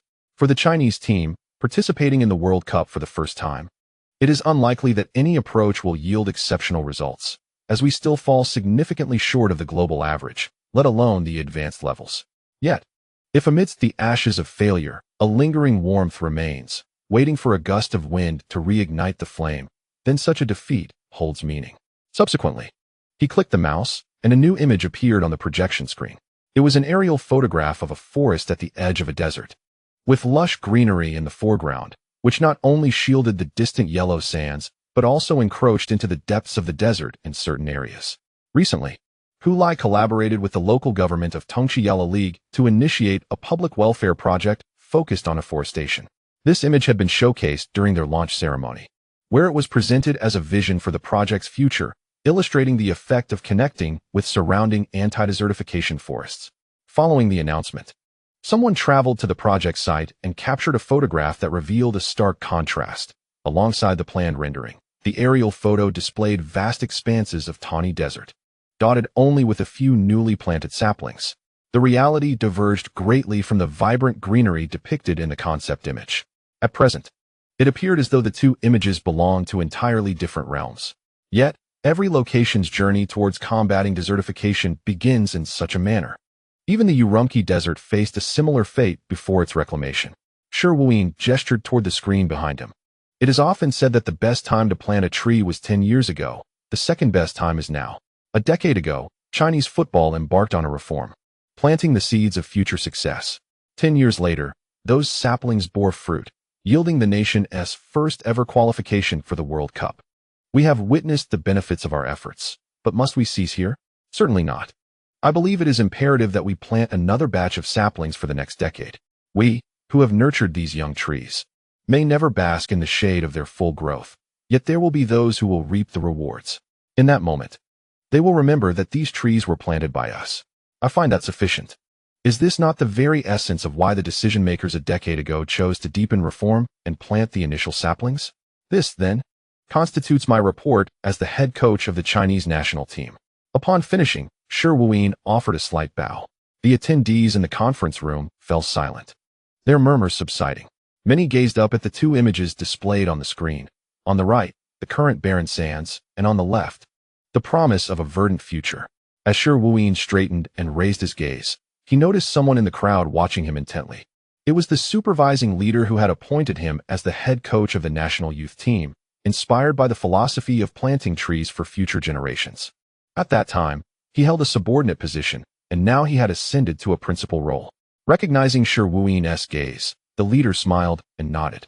P.S. During the double monthly ticket period, please support with monthly tickets. Chapter 196. Is this it? The issue of the head coach for the Chinese national team, which has garnered considerable attention recently, is finally reaching its conclusion. Yesterday, Shi Wuyin attended a report meeting held at the Hongfengling training base in the capital. This report is spearheaded by the Football Association, with numerous experts and renowned figures from Chinese football participating. The scholars present at the meeting offered high praise and commendation for Shi Wuyin's efforts during his tenure as the national team's head coach.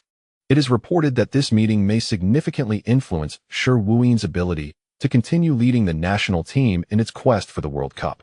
In a televised news segment, Shi Wuyin appeared before reporters with a radiant smile, expressing to them, "The leadership seems quite satisfied with my work. Do I hope to lead the team to the World Cup? Naturally. However, it ultimately depends on the opinions of the leadership. Regardless of the decision, I will accept it." Had these words been delivered with a stern demeanor, many might have perceived Shi Wuyin as lamenting the lack of support from the Football Association, potentially igniting a wave of speculation and controversy online. However, his beaming smile has alleviated such concerns for many observers. Indeed, just a day later, the Chinese Football Association officially announced the renewal of Shi Wuyin's contract to coach the national team, which will remain in effect until the conclusion of the World Cup, with future collaboration to be determined based on circumstances. While this is not a long-term contract, it is nonetheless reasonable. In fact, the duration of this contract was proposed by Shi Wuyin himself. His intention is to lead the Chinese team through the World Cup and then resign to pursue further education and self-improvement. The official announcement has brought relief to many, particularly regarding the question of whether Shi Wuyin should continue coaching the Chinese team for the World Cup. Prior to this, an intriguing phenomenon emerged. A majority of prominent journalists and experts expressed disapproval of Shi Wuyin's continuation, while support for him came predominantly from ordinary fans. These fans hold a simple yet earnest belief. Shi Wuyin is the esteemed coach who led the Chinese team to the World Cup. He is a national hero. We must not dishearten those who have contributed to Chinese football. We cannot abandon those who have served us well. Therefore, regardless of Shi Wuyin's coaching capabilities, he deserves to continue leading the national team. Moreover, if he possesses the ability to guide a team into the World Cup finals, how can one question his coaching prowess? Now that the announcement has confirmed Shi Wuyin's continued role with the Chinese team, supporters can breathe a sigh of relief. In their eyes, the greatest obstacle to the Chinese team's performance in this World Cup has been removed. The head coach serves as the locomotive of a team. The speed of the train relies heavily on its engine. With the coach confirmed, preparations for the Chinese team's World Cup journey can officially commence. Following the announcement, Shi Wuyin also granted an interview to CCTV, stating, "I am delighted to have earned this trust. For me, it is a profound affirmation. Leading the Chinese team to the World Cup is an immense honor, but it also brings with it considerable pressure. Currently, there are no specific tasks assigned for this World Cup, but we will strive to give our utmost effort." Yongjun sent the news of Shi Wuyin's interview to Hulai, asking, "Are you at ease now?" Hulai nodded with a smile, replying, "Absolutely. I'm reassured." Observing Hulai's demeanor, Yongjun added in a serious tone, "However, Hulai, do not be misled by the current public sentiment. The fan support for Shi Wuyin is evident. This marks the inaugural World Cup for the Chinese team. And should their performance falter, it is uncertain how many will cast blame upon them. It is entirely plausible that the weight of defeat could fall squarely upon their shoulders." Hulai posed a question, "Uncle Yong, What constitutes an acceptable performance for our first World Cup? Young-jun was momentarily at a loss. For a team participating in the World Cup for the first time, what results could possibly be deemed satisfactory? Is there a hope that this squad might advance to the knockout stage? Not only the Chinese team, but at this juncture, no Asian team can confidently assert their passage into the latter rounds. The formidable Japanese team, having participated in the World Cup finals 7 times, has only reached the knockout stage thrice.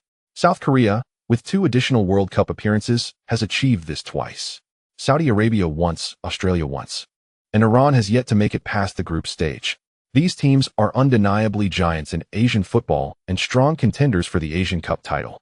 Yet when it comes to the World Cup, many fail to progress beyond the group stage. What justification does the Chinese team have to believe they could advance? If advancement is unattainable, what performance would satisfy the fans? Winning a match? The difficulty of securing a victory is substantial. If they possess the capability to win even one match at the World Cup, then aiming for group progression could be a feasible aspiration. Securing a point? Or perhaps scoring a goal? Young-jun glanced at Hulai, harboring a tinge of hope that Hulai would indeed find the net during the World Cup. At the very least, a goal in the World Cup would be a commendable achievement. With this thought, Young-jun remarked to Hulai. Upon hearing this, Hulai chuckled. Is that it? Oh, you have quite the bravado. Do you realize how challenging it is to score a goal in the World Cup? The Asian luminary Park Chun-tae went scoreless in his first World Cup. Of course, he was not a starter then. Young-jun found himself momentarily speechless. When Park Chun-tae made his World Cup debut at the tender age of 19, he was already playing in Europe, yet primarily within the youth ranks of his club. His inclusion in the national squad was due to his remarkable talent, as the Korean national team viewed him as a star of the future and brought him along to experience the atmosphere of the World Cup. In actuality, he played merely 23 minutes during that tournament. The Korean team also did not advance from the group stage, returning home after 3 matches. Conversely, Hulai is sure to be a key player for the Chinese team this time around. As long as he remains injury-free, he is certain to participate in all 3 group matches. Given Hulai's attributes, scoring in the World Cup does not seem an impossible feat. It is, in fact, likely more attainable than advancing from the group stage. With this realization, Young-jun felt that Hulai indeed had reason to express such confidence. With that in mind, he patted Hulai on the shoulder. Then let us strive to score in the World Cup. Whether Hulai will find the back of the net remains to be seen. However, his remarkable streak of scoring in 4 consecutive league matches was abruptly interrupted.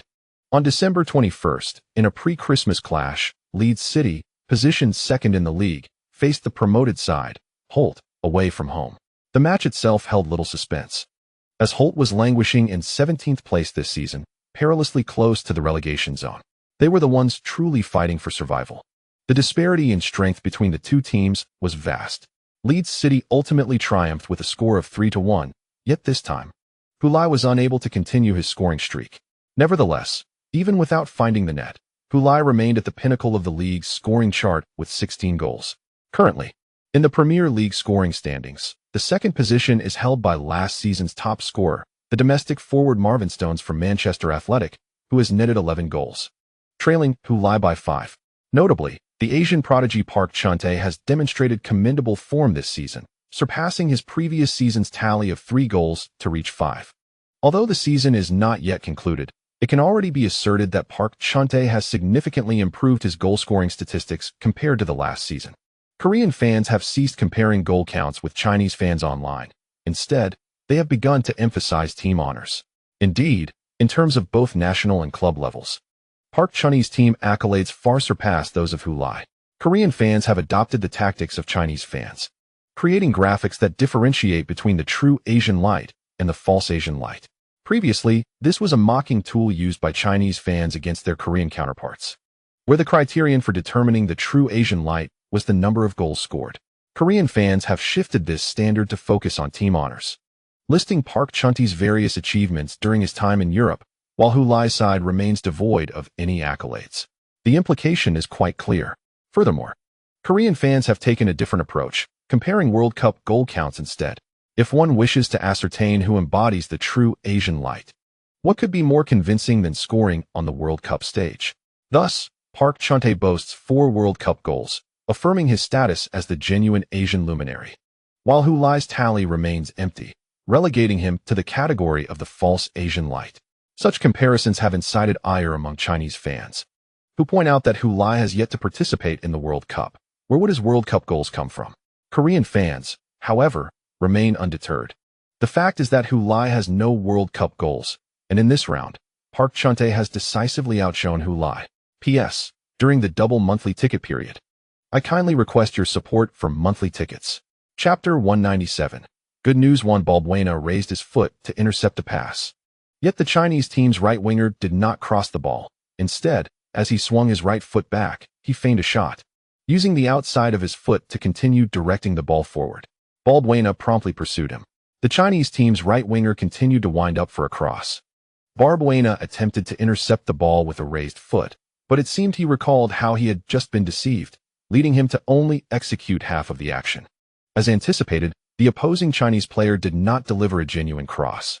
Instead, as the ball descended, his right foot subtly nudged it diagonally forward. The ball rolled past Balbuena and into the penalty area behind him.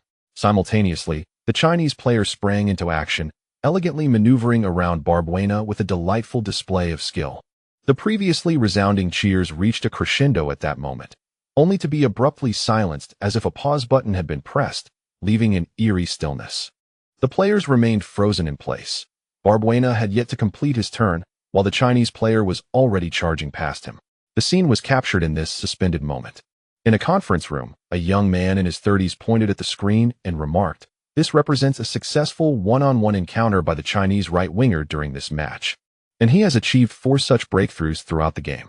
After meticulous observation, we have determined that he is an exceptionally talented player with superior physical attributes compared to Hu. Adapting to our style should pose no issues. However, we are an English Premier League team, and he may struggle to obtain a work permit," noted a man seated at the head of the table, his hair flecked with gray and his forehead lined with wrinkles, which only served to enhance his authoritative presence. "This is not a significant obstacle, Stephen," replied a middle-aged man seated to his right, who was none other than Kevin Locke, the head coach of Trained. He addressed the formidable figure, Stephen Morris, the esteemed general manager of Trained, who had dedicated 15 years to the club. The young scout, who had been introducing the player, suggested, "We could sign him and then loan him to a satellite club. This would also provide an opportunity for closer observation." Locke continued. Morris turned to him. "Do you hold this Chinese youth in high regard, Kevin? He certainly possesses talent, Stephen. How does he compare to Hu? They are entirely different styles of players." Morris nodded in understanding. "I see. Let us give it a try." As a stunning woman clad in form-fitting attire entered the hotel gym, she was immediately captivated by a handsome, athletic man sprinting on the treadmill. His upright posture and the way he gazed into the distance ensnared her attention, causing her to momentarily forget the purpose of her visit to the gym. After a considerable time, she regained her senses and glanced around. The gym was nearly empty. She approached the handsome man, hoping to strike up a conversation. "Hey there, are you alone?" The man remained fixated on his task, seemingly oblivious to her presence. Undeterred, she repositioned herself to face him directly, tilting her head to gaze up at him. "Hello, handsome, may I get to know you?" This time, he finally acknowledged her, looking down with an expression that remained inscrutable. The beautiful woman was captivated by his cold demeanor, gazing at him with an infatuation that was palpable in her eyes. Any man who beheld such a look would undoubtedly comprehend what was unfolding. Yet, the handsome gentleman across from her merely cast a fleeting glance in her direction before diverting his attention back to the front. This brief glance ignited her competitive spirit. After all, she was accustomed to being surrounded by admirers at the gym. It was always others who approached her. When had she ever initiated a conversation? And to be ignored after attempting? No. Today she would make him aware of her allure. Thus, she leaned slightly forward, positioning herself on the treadmill, revealing just enough of her curves to entice. "Let us see if you can truly resist a glance," she mused. To her astonishment, the stoic gentleman did not even spare her a second look. Just as she was about to escalate her flirtation, the ringing of a phone interrupted the moment. The handsome man finally glanced down, but not at her. He was focused on the phone resting on the treadmill. He did not answer immediately. Instead, he gradually reduced the treadmill's speed before picking up the device. "Uncle Sway, where are you, Akai?" A middle-aged man's voice resonated from the receiver. "In the hotel gym. You need to come back to your room right away. I have something extremely important to discuss." "All right, I'll be there shortly." The woman could only watch as he hopped off the treadmill, clutching his phone, and walked away without acknowledging her presence. Feeling exasperated, she called out, "Hey, handsome. Could I have your number?" Yet, he continued on, seemingly oblivious to her words, not turning back or breaking stride. "What's with the arrogance? Just because you're handsome, you think you're special?" She scoffed. With that, she turned and snapped a photo of herself in the mirror with her phone. Upon returning to his hotel room, Luo Kai was greeted with a beaming smile from his manager, Sui Xian. "I have good news, Kai. Did you secure another endorsement deal, Uncle Sui?" Luo Kai asked, as he had come out with Sui Xian to attend a brand endorsement event, naturally leaning in that direction. However, Sui Xian waved dismissively.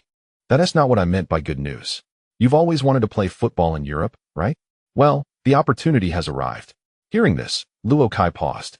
The icy, distant figure from the gym vanished from his mind as he rushed towards Sui Xian, gripping his shoulders tightly. "Really? Uncle Sui? You're not joking, are you?" Sui Xian, undeterred by the pain in his shoulders, nodded with a grin. "Of course, I'm not joking, Kai. Moreover, the team interested in you is quite prestigious." "Which team?" Luo Kai ceased his movements, his eyes wide with anticipation as he awaited the answer. "Traymate." Luo Kai felt as though his breath had momentarily ceased. It took him about a second to regain his composure. "The Premier League?" "Indeed, the illustrious Tramede." However, a significant matter regarding his work permit suddenly crossed his mind. They mentioned that if they were to sign him, he would first be loaned to a satellite club in the Netherlands. They have a well-established plan in place. Certainly not a mere whim. The other party informed Thunder Club that they had been tracking and observing him for 4 months. Thus, this time, there truly seems to be a possibility, Kai. Luo Kai released his grip on Sui Xian's shoulder and began to pace around the room, unable to contain his excitement. After a brief moment of contemplation, he halted and turned to ask, "So, Uncle Sui, what did the club say? If Thunder Club refuses to release him, all this excitement would be for naught." "This is precisely why I deemed it good news, Kai," Sui Xian replied with a smile. "Thunder Club has agreed not to impose any obstacles on your journey abroad." Luo Kai took a deep breath and stood still. "Are you truly willing to let Luo Kai go, Old Wang?" asked Yen Li, the head coach of Hedong Thunder, over the phone. The club's general manager, Wang Xiao, had called to inform him of Tramede's interest in Luo Kai and to prepare for the potential loss of such a player. "Am I supposed to forcibly hold on to him?" Wang Xiao retorted. "It's not impossible. Clubs in the past have done just that." "Hey, that was in the past." Ren Shining did not hesitate to let Hu Lai leave. "And if we hinder Luo Kai's opportunity to go abroad, how will the public perceive us? A prestigious traditional club like Hedong Thunder, less competent than a mere Shining? How embarrassing." Yen Li chuckled. "So, is it settled that Luo Kai will leave?" "Not quite. It still hinges on Tramede's sincerity," he replied. "Are you planning to emulate that fat dong? Please, do not compare me to that despicable man. I am not as ruthless." He raised the price to an outrageous 12 million. "My thoughts remain pragmatic. If the price is indeed that high, I fear it would frighten Tramede away. That would be pointless. I genuinely hope Luo Kai can make this leap. It would mark Hedong Thunder as the second domestic club to send a young player to the Premier League. Since you have a vision, then pursue it.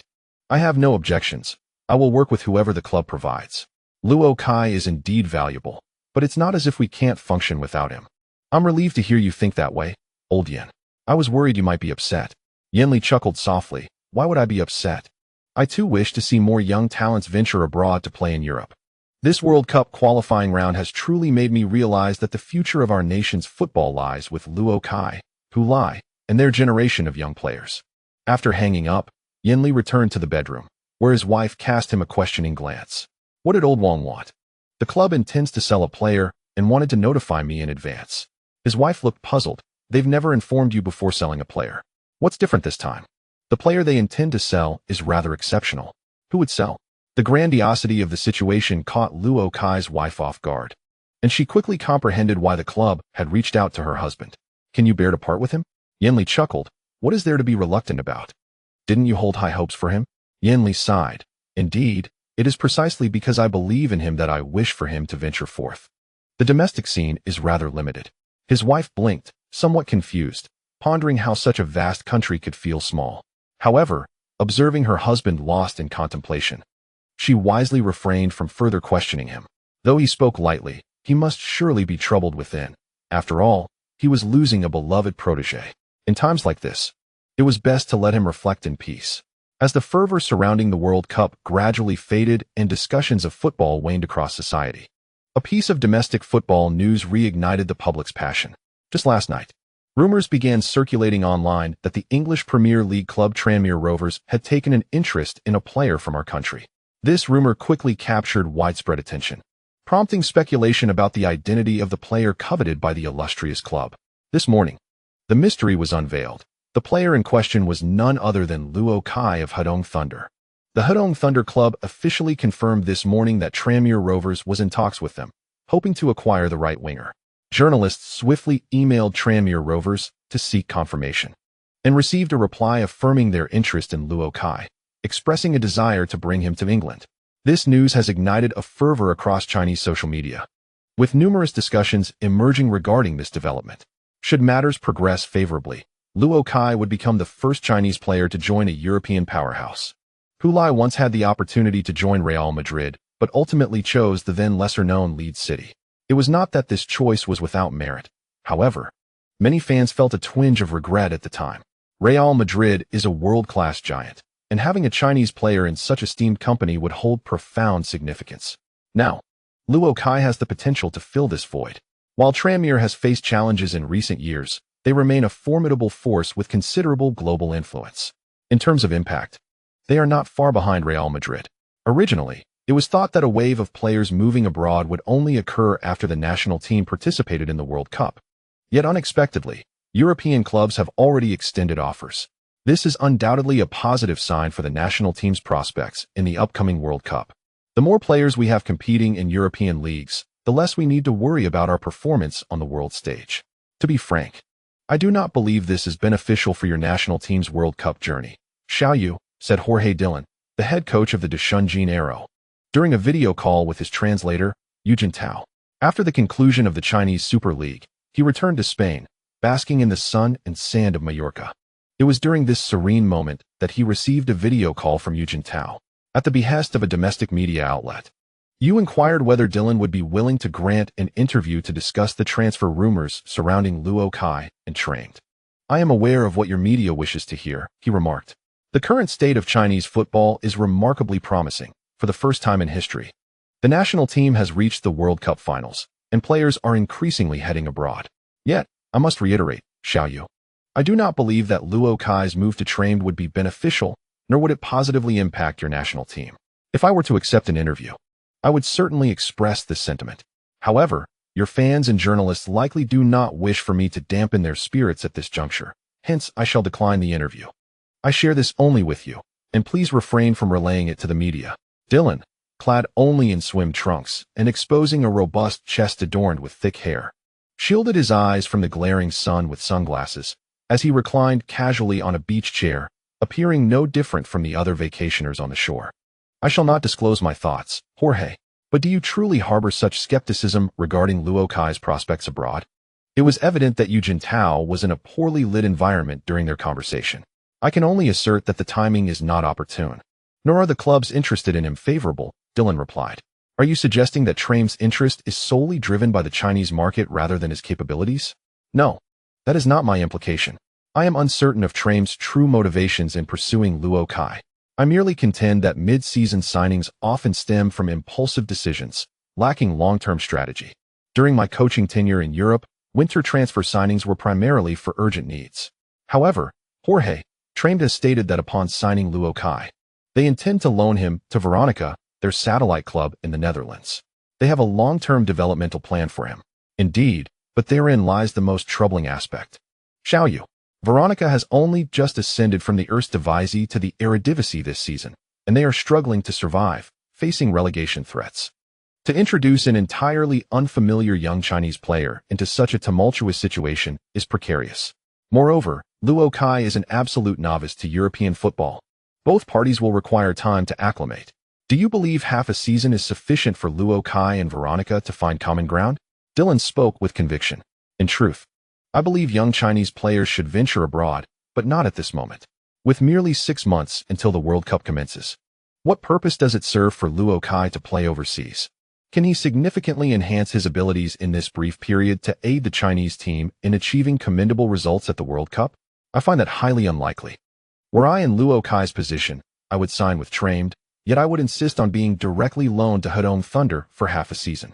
In a familiar environment, he would be able to perform at his best and maintain his form ahead of the World Cup. I find it difficult to comprehend why he is so eager to emerge. However, Jorge, let us not forget that Hulai also transitioned to Leeds United during the winter transfer window, and the challenges of adapting to the Premier League are undoubtedly greater than those of the Eredivisie. Hulai's performance during his half-season in the Premier League has been nothing short of astonishing, countered Yu Jintao. Very well, Xiaoyu, you have brought up Hulai. But you must understand that Hulai is different. His playing style contrasts entirely with that of Luo Kai. He is not a player who thrives with the ball, which means he can more easily integrate into the team. However, Luo Kai is not the same. He requires possession on the field. But as a newcomer, what right does he have to expect his teammates to pass the ball to him more frequently? He faced significant adaptation issues during his time with the Hedong Thunder. After hearing Dylan's words, Yu Jintao suddenly realized, so you specifically sought out Chen Xingyi at the end of the season to advise him not to rush into playing abroad? Chen Xingyi's situation is akin to that of Luo Kai. Their playing styles are similar. I believe he should continue playing for Dazhong Jinjiantu, at least until after the World Cup, when we can reassess the situation. Playing abroad is meant for self-improvement, but if one goes abroad and cannot even secure playing time, how can one hope to improve? To be frank, Xiaoyu, I believe your media often emphasizes Hulai's remarkable performance in the Premier League, which can create a misleading impression that Chinese players can effortlessly compete in Europe and excel. They tend to simplify the concept of playing abroad, and that is detrimental. It is essential to recognize that Hulai is the exception. His accomplishments do not imply that others can replicate them. Do not use Hulai as a benchmark, as it could lead to significant misjudgments. Jorge Dylan's words were weighty, and his expression was quite serious. Jorge, after hearing your remarks, I believe you should accept an interview with the domestic media. Yu Jintao chuckled. Oh no, let us avoid that. Dylan quickly waved his hand. I have no intention of becoming a target for criticism in your Chinese media landscape. However, what you have articulated is quite beneficial and reasonable for Chinese football. Theoretical insights are futile when relayed by others. One must personally experience them to truly understand. Even if I were to speak out, it would not effectuate any change, but would rather subject me to ridicule in your online forums. You know, Xiaoyu, the meager interview fees provided by your media are hardly worth the derision I would endure. The path you choose is yours to tread. You must navigate it on your own. All right, then I shall assist you in declining the media, Yu Jintao replied. Yes, decline. Do not let your media disturb my holiday.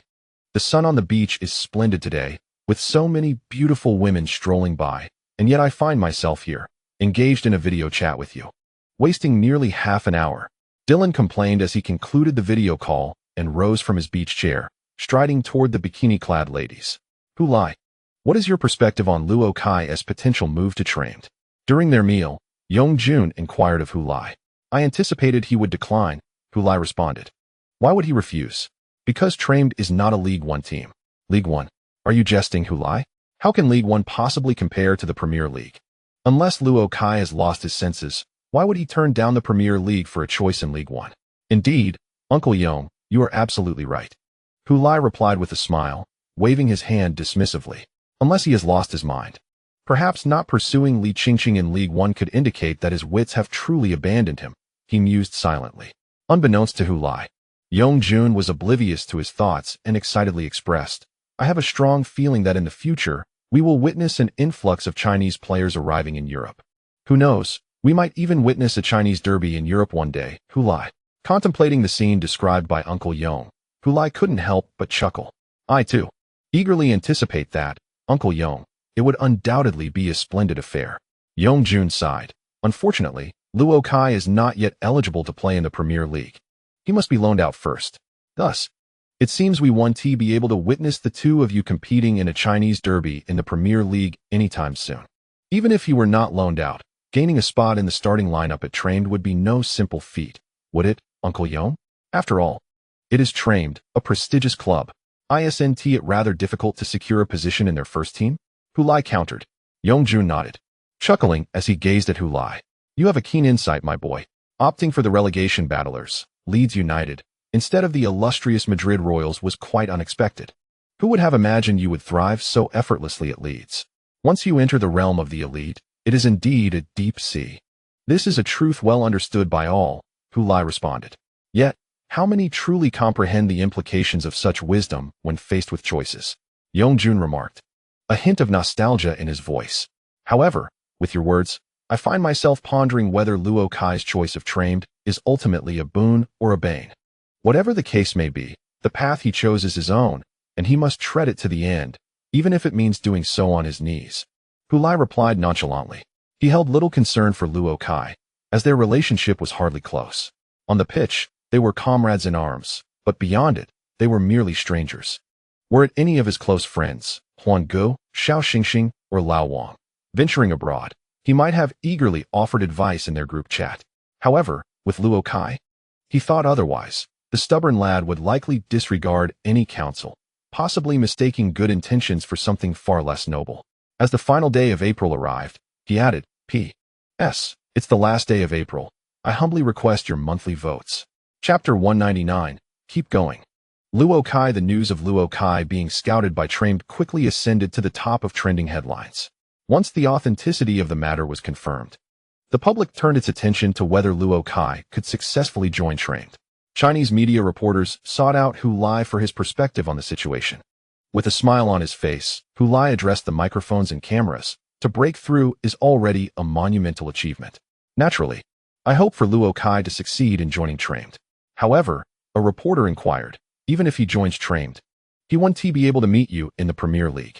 Doesn't that bring a sense of regret? Hu Lai nodded earnestly. Indeed, it is regrettable, quite so. I truly hope he can return to Trained swiftly.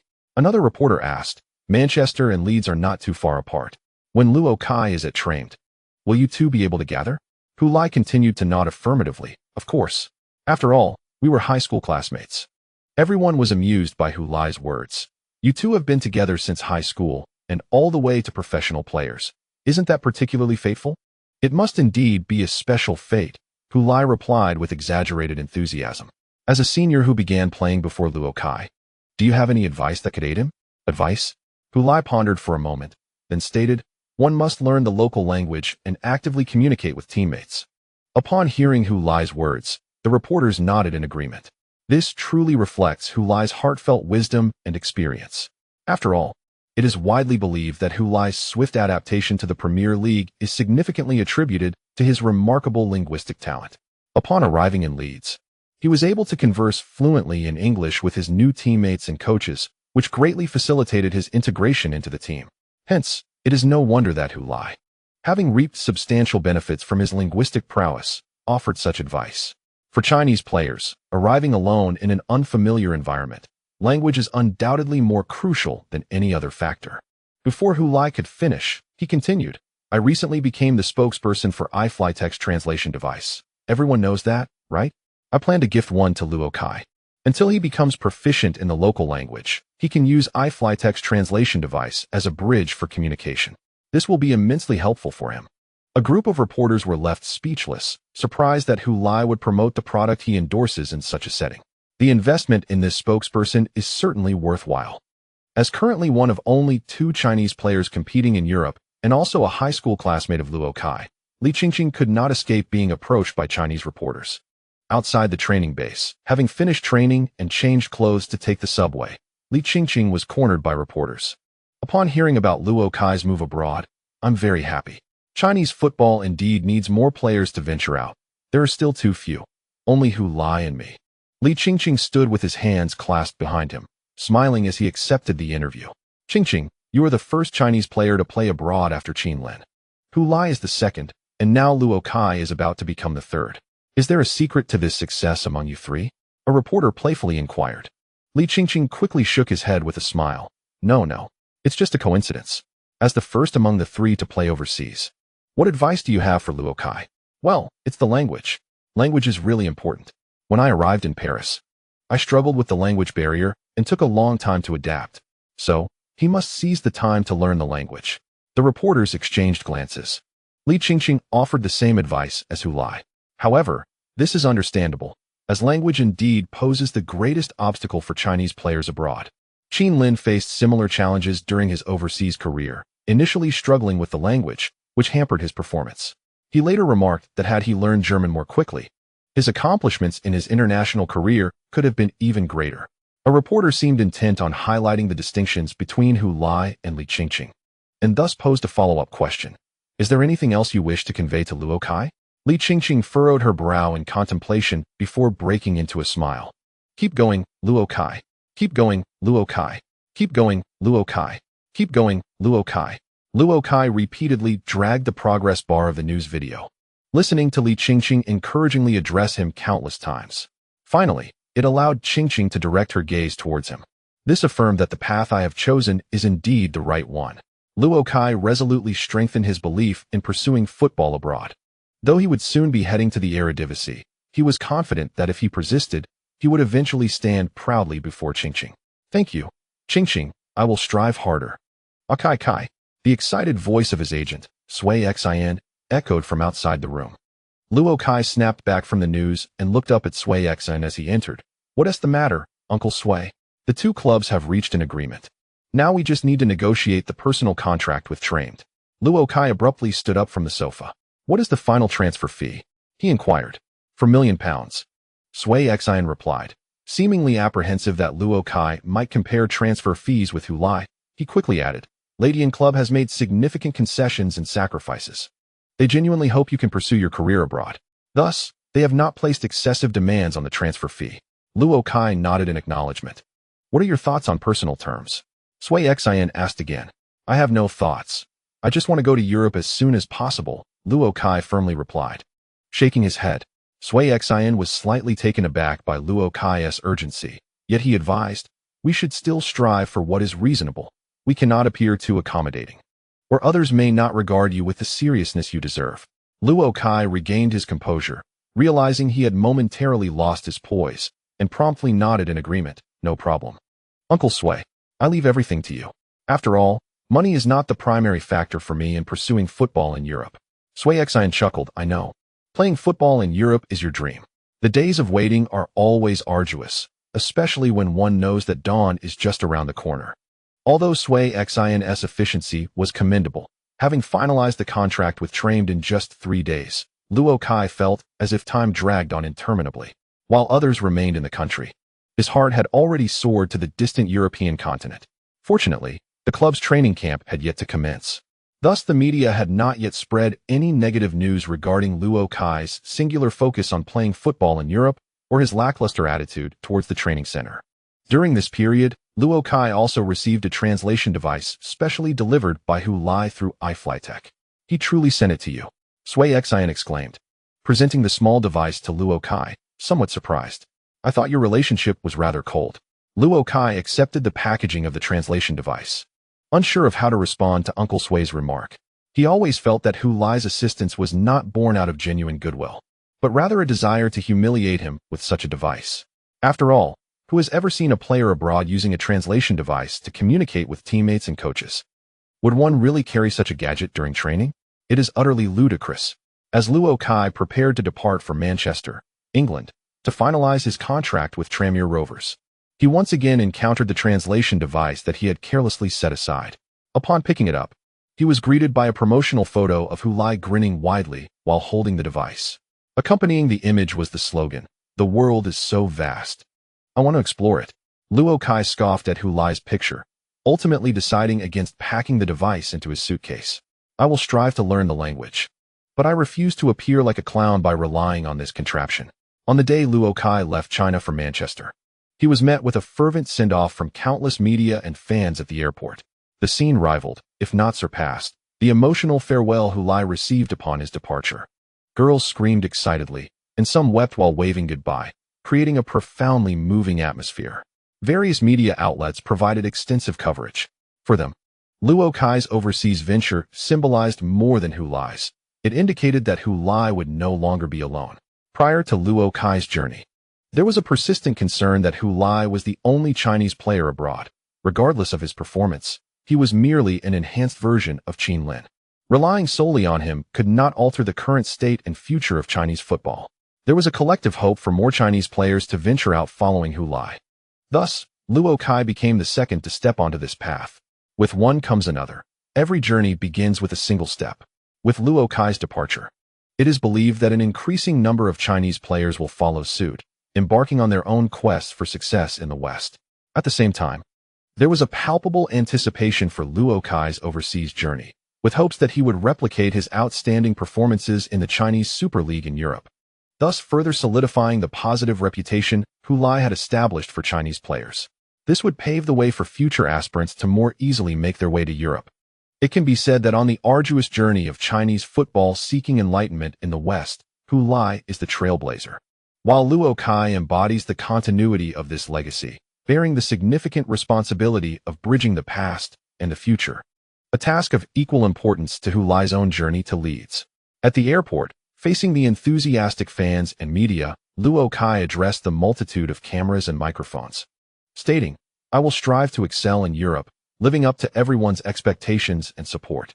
I understand that the path abroad is fraught with challenges, but the pursuit of dreams is inherently laden with thorns. I will walk this path with unwavering determination." His handsome visage, coupled with his resolute promises, instilled a sense of hope and belief that Luo Kai could indeed achieve success in European football, much like Hu Lai.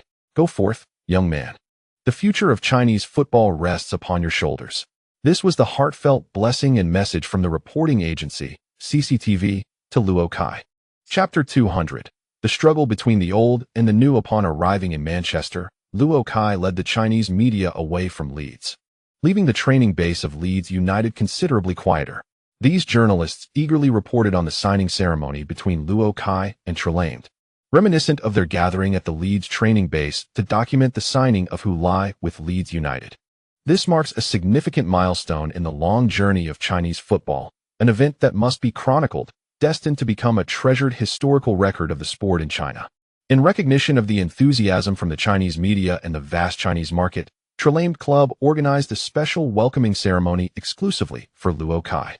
Clad in the Trelamed jersey, Luo Kai stood at the Red Roof Stadium, proudly holding up a Trelamed scarf for the attending reporters. With a smile, he posed alongside Kevin Locke, the head coach of the Trelamed first team. To the uninitiated, it might have seemed that Luo Kai was about to register directly with the first team. In reality, he was merely there to sign a contract and make a public appearance before heading to the quaint Dutch town of Volendam, where the team Veronica awaited him as his true destination. Following the conclusion of the ceremony, the Chinese reporters departed from Trelamed. Coincidentally, this day coincided with Christmas in the West, as streets adorned with colorful lights and beautifully decorated Christmas trees bustled with activity. The shops were alive with patrons, and the melodic strains of Christmas songs wafted from within as people entered and exited. Witnessing the vibrant festive atmosphere, the reporters couldn't help but smile. Feeling a warm surge of optimism, Hu Lai had firmly established himself in Leeds. Luo Kai had successfully joined the prestigious Trelamed, and our national team had made history by qualifying for the World Cup. The future of Chinese football indeed appeared bright.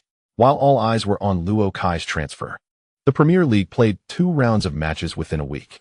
In the 19th round, Leeds United triumphed at home, defeating West Denham 2-1, achieving an impressive 6 consecutive victories, their longest winning streak in the Premier League. However, in the 20th round, Leeds faced London Bridge and settled for a 1-1 draw, ending their streak. During these 2 matches, Hu Lai failed to score, marking 3 consecutive games without a goal, including the previous match where Leeds won 3-1 against Holt. Though this is not particularly alarming, many players experienced dry spells. It became a focal point in post-match reports by the South Korean media. They emphasized Hu Lai's inability to find the net, as if the match between Leeds and London Bridge held little merit beyond this narrative. The media sensationalized Hu Lai's 3-match goal drought, creating an impression that he was facing a significant crisis in his career. In yesterday's pivotal Premier League clash, Leeds drew 1-1 against London Bridge. Despite not suffering a defeat, Leeds City's star striker, Hu Lai, has encountered adversity, struggling to find the back of the net as if he had misplaced his shooting boots. Ultimately, due to Hu Lai's lackluster form, Leeds City was unable to secure a victory against their opponents away from home. For those who are completely oblivious to the specifics of the match and rely solely on reports to gauge Hu Lai's current state, they would undoubtedly perceive his performance as abysmal, perhaps even assuming he has lost the trust of the head coach and risks losing his spot in the starting lineup. However, The severity attributed to Hulé by the Korean media is somewhat exaggerated. He has merely gone 3 consecutive matches without scoring. Yet, through their interpretation, this otherwise mundane occurrence seems laden with significant implications. It marks Hulé's first instance this season of failing to score in 2 or more consecutive league matches. Previously, he consistently found the net, with interruptions occurring at most once. Although this is indeed a first, it may herald a decline in his fitness and form as the season reaches its midpoint, suggesting that the extraordinary state he exhibited in the first half of the season may no longer persist. More troubling is the prospect of fans, accustomed to Hulé's continual scoring, voicing their criticisms regarding his current slump. Will this intensify the pressure on him? In light of such internal and external strife, will Hulé's mindset undergo a transformation? Thus, one should not underestimate the significance of 3 consecutive matches without a goal, as it could potentially signify the onset of a breakdown. It is astonishing to hear such foolishness articulated so brazenly by Korean journalists. It appears that a number of Korean fans genuinely believe these absurd claims. They have taken to Hulé's official social media accounts to mock him, with comments like, "Heard you're about to collapse?" And experts predict Hulé will face utter devastation next week. This has incited a wave of Chinese fans to retaliate online, questioning, "Are you implying that Park Chun-tae has already crumbled to dust after 5 matches without a goal?" I initially presumed such a nonsensical assertion would fail to gain traction among Korean fans, only to realize I had misjudged their intellect. Frankly, the Korean media's insistence on spotlighting Hulé's 3-match goal drought is blatantly unfounded and seems aimed solely at aggravation. Why then does our media not write about Park Chun-tae's 5-match goal drought? Alas, our media still possesses a modicum of dignity. What? Our media actually has some pride. Each time Hulé and Park Chun-tae face off, a war of words erupts between fans from China and Korea. While the mutual disdain between Chinese and Korean fans has long been established, primarily stemming from football, the intensity of their rivalry has escalated to an unprecedented level. This is largely due to the significance of the matches between Hulé and Park Chun-tae, symbolizing the transition of power within Asian football. In this transition of old and new powers, the established forces are often reluctant to relinquish their positions, consistently organizing counterattacks in an attempt to stifle the emerging powers in their infancy. Consequently, every shift between old and new carries a brutal aspect. At the age of 30, Park Chun-tae is in the prime of his career, and in the hearts of Korean fans and media, he is expected to dominate Asian football for an extended period. Unexpectedly, the rise of China's Hulé has quickly closed the gap, imposing significant pressure on the Koreans. Furthermore, it is not solely Hulé's ascent. The recent transfer of Luo Kai to Tramid has also stirred the emotions of Korean fans. Young players from China are venturing abroad one after another, while our own youth languish at home. The underperforming Park Gu-hyun remains idle domestically, which is nothing short of disgraceful. The younger generations of players from Japan and China are thriving in Europe. Why, then, can our outstanding young talents not step beyond our borders? Consequently, a surge of criticism directed at Park Gu-hyun has emerged online, branding him as unambitious, arrogant, and short-sighted, with a plethora of harsh epithets hurled his way. This sudden barrage of criticism has left Park Gu-hyun bewildered, unsure of which dark forces he has offended. Although it is evident to discerning minds that the Korean media's sensationalism surrounding Hulé's consecutive rounds of scoring is merely to provoke, it does not genuinely reflect any substantial issues. Nevertheless, there are those who tend to overthink. After all, it is true that Hulé has not gone 3 consecutive rounds without scoring this season. Have the Koreans truly guessed correctly? Is it possible that the dual demands of national team and club commitments have exhausted him, leading to a dip in form? Might head coach Tony Clark indeed lose confidence in Hulé if he fails to score for 3 consecutive rounds? It is essential to note that Hulé's scoring coincides with the densely packed schedule during the Christmas period, with matches on December 21st, 27, and 30, resulting in 3 games within 10 days. Physical fatigue is only to be expected. In such circumstances, Leeds City faced their opponent, North London Rangers, on January 2nd, 2026. Fans worried about Hulé losing the coach's trust can be reassured, as he not only made the squad for this match, but was also undoubtedly included in the starting lineup. During the pre-match press conference, Clark specifically emphasized that Hulé remains a vital member of the team, stating that as long as he is not injured, he will be on the field. This response serves as a comforting reassurance for those prone to fanciful speculation. However, to genuinely alleviate their concerns, Hulai's performance in the match is paramount. While going 3 rounds without scoring is indeed normal and inconsequential, if he were to extend this streak, the predictions of the Korean naysayers might regrettably materialize. We must not allow the naysayers to prevail. Each Chinese fan harbors this sentiment within. P.S. Wishing everyone a joyful May Day. With the beginning of the month comes double monthly tickets, so I kindly request a wave of support. Additionally, today and tomorrow will proceed with the usual 2 updates. The first occurs from the 3rd to the 5th, as a point of clarification. This chapter concludes the 201st chapter, titled This is a Master. Oh, how I find myself reminiscing. The last time we witnessed the match between Leeds City and North London Wanderers here was indeed a matter from the previous season. John Fockingham, standing in the north stand, lamented. Levon, beside him, remarked, I recall we had prepared a banner to welcome Barnet. John chuckled. Fortunately, you did not display that banner. Otherwise, it would have become a dark chapter in the history of the White Rose. David Miller, overhearing their exchange, bore an expression of displeasure. Why do you two keep dwelling on the past? So, David, how should we welcome Barnet for this match? John inquired. Certainly by greeting him and his mother. David Miller gestured with a raised fist. Suddenly, Levon cursed, drawing the attention of others. What's the matter, Levon? Barnet is not on the starting lineup for the Wanderers. Levon raised his phone. Damn. A chorus of fans echoed his sentiment. Sean Barnet sat on the bench, gazing at the pitch, where his teammates were embroiled in a fierce battle against Leeds City. The match was indeed a brutal contest, with the home team, Leeds City, launching aggressive attacks from the outset. North London Wanderers, however, resolutely defended, employing every tactic to thwart Leeds City's advances. The defense was almost catastrophic at times, with frequent scenes of players tumbling to the ground. To prevent Leeds City from scoring, North London Wanderers exerted every effort, paying a considerable price. Half an hour had elapsed since the match commenced, and 2 players from North London Wanderers had received yellow cards, with several others verbally cautioned by the referee. Consequently, the match became fragmented. Players from both teams engaged in fierce physical confrontations, and the term battle was hardly an exaggeration. Although the game lacked aesthetic appeal, its intensity was undeniable. Thus far, the home team, Leeds City, had yet to secure a goal, with the score remaining at 0-0. However, Sean Barnet found no joy in his team's current performance. Quite the opposite. He pondered what it would take for head coach Ludwig Oman to allow him to take the field as a substitute.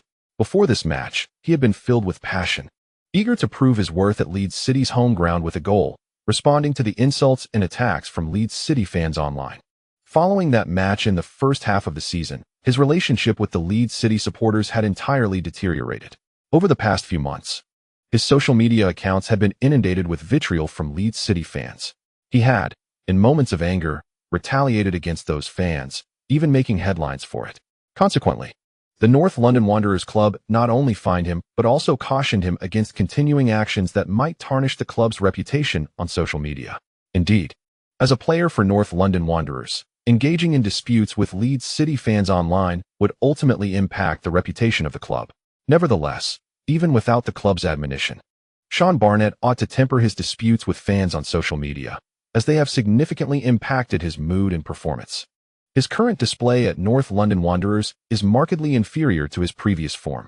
After all, why was he not included in the starting lineup for this match? It is certainly not due to coach Ludwig Oman fearing that Barnet's restless mindset would result in a subpar performance. It is worth noting that this is not merely a single match. He has been absent from the starting 11 for 8 consecutive fixtures. During this period, his form has indeed declined, leading him to feel a pressing need to prove himself once more in this game. His desire extends beyond merely showing coach Oman that he has regained his form.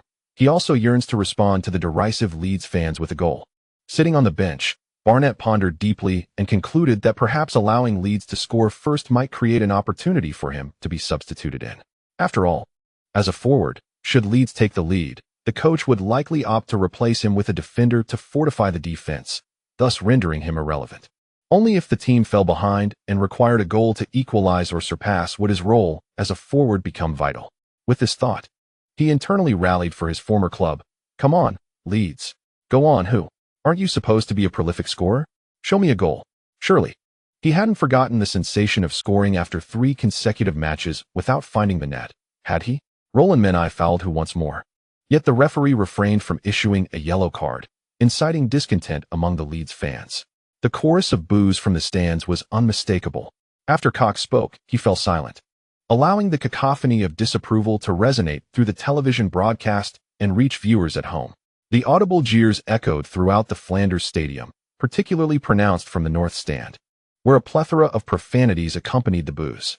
However, the referee's decisions were not fundamentally flawed. The Premier League is renowned for its intense physical confrontations.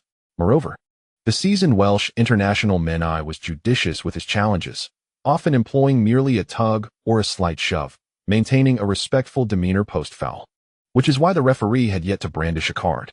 Furthermore, the fouls committed by North London Wanderers were not solely directed at Menai, who had not persistently fouled in quick succession.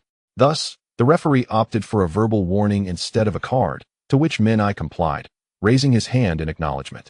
Although Leeds had yet to score, this scene evoked a profound sense of reflection within me, prompting Cox to continue his commentary after a brief pause. In the previous season, when these two teams faced each other, few believed that the North London Rangers would find themselves in such disarray against Leeds City, opting to fortify their defense within the penalty area.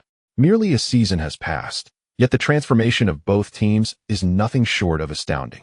Currently, the North London Rangers sit in 8th place, while Leeds City occupies the 2nd position.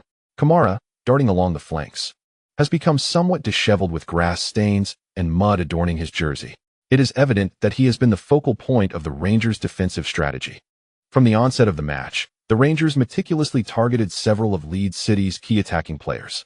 Kamara, in particular, was subjected to stringent measures aimed at constricting his space to maneuver and preventing him from accelerating. Whenever necessary, they committed fouls without hesitation, resulting in both yellow cards handed out to the Rangers being attributed to him, although he managed to provoke 2 yellow cards for opposing players. Kamara himself became increasingly agitated under such aggressive defense, struggling to perform at his best. Nevertheless, when he received the ball on the flank, he executed a feint, penetrating the penalty area with finesse. As he approached, North London Rangers right back, the Irish international Conall Hayes, lunged to intercept the ball but was outpaced by Kamara, who deftly guided the ball toward the baseline. Hayes failed to make contact. Suddenly, a cry of distress escaped Kamara as he tumbled to the ground. He quickly raised his hands and turned to the referee. The whistle pierced the air, yet the referee's finger did not indicate a penalty. Hayes exhaled in relief. At least certain it was not a penalty. Since it was not a penalty, it was simple. He had feigned injury. Hayes shouted at the prostrate Kamara. Indeed, the referee approached, gesturing for the fallen Kamara to rise, while retrieving a yellow card from his pocket. The referee intended to show Kamara a yellow card for simulation. A chorus of boos erupted from the stands, directed not at Kamara, but at the referee's decision. Leeds City fans believed that Hayes had fouled Kamara, warranting a penalty kick. Even if a penalty were not awarded, they argued, a yellow card for Kamara was unwarranted.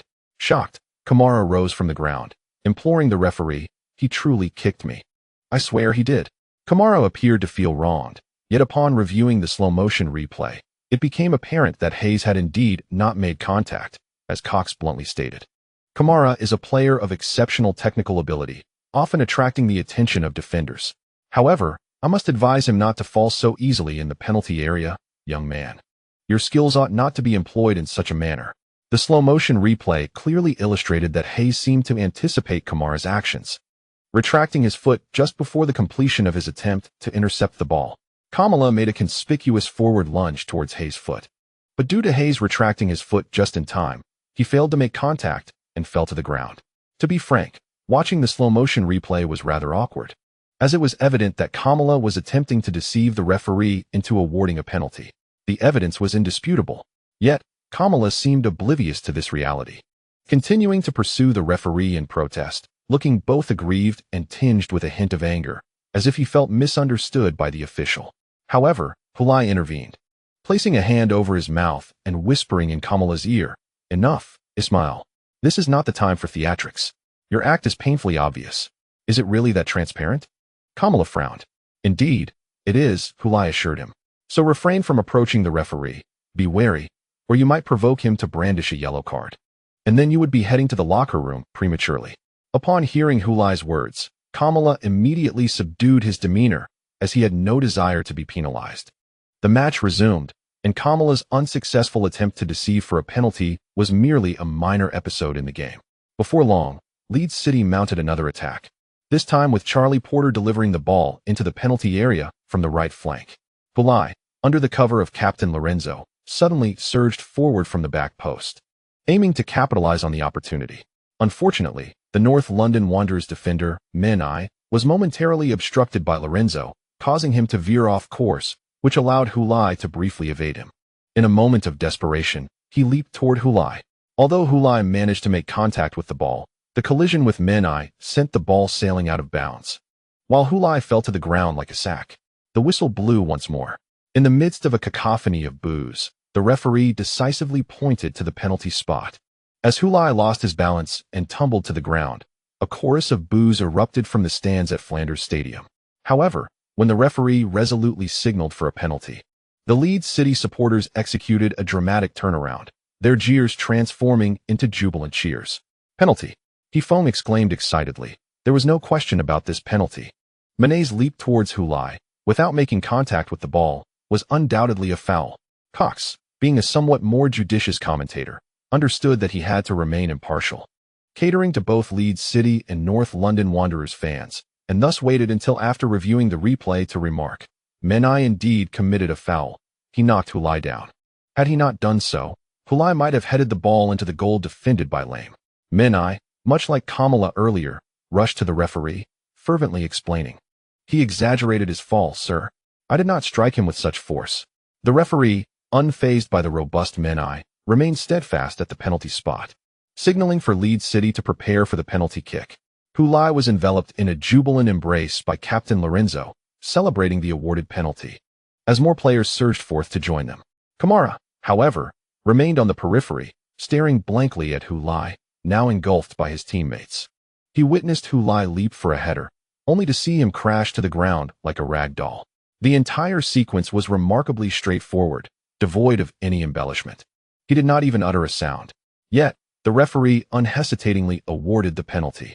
Kamara had thought that after half a season of relentless training and meticulous refinement, he had mastered this aspect of the game. Now, he realized he still fell far short of Hulai's prowess.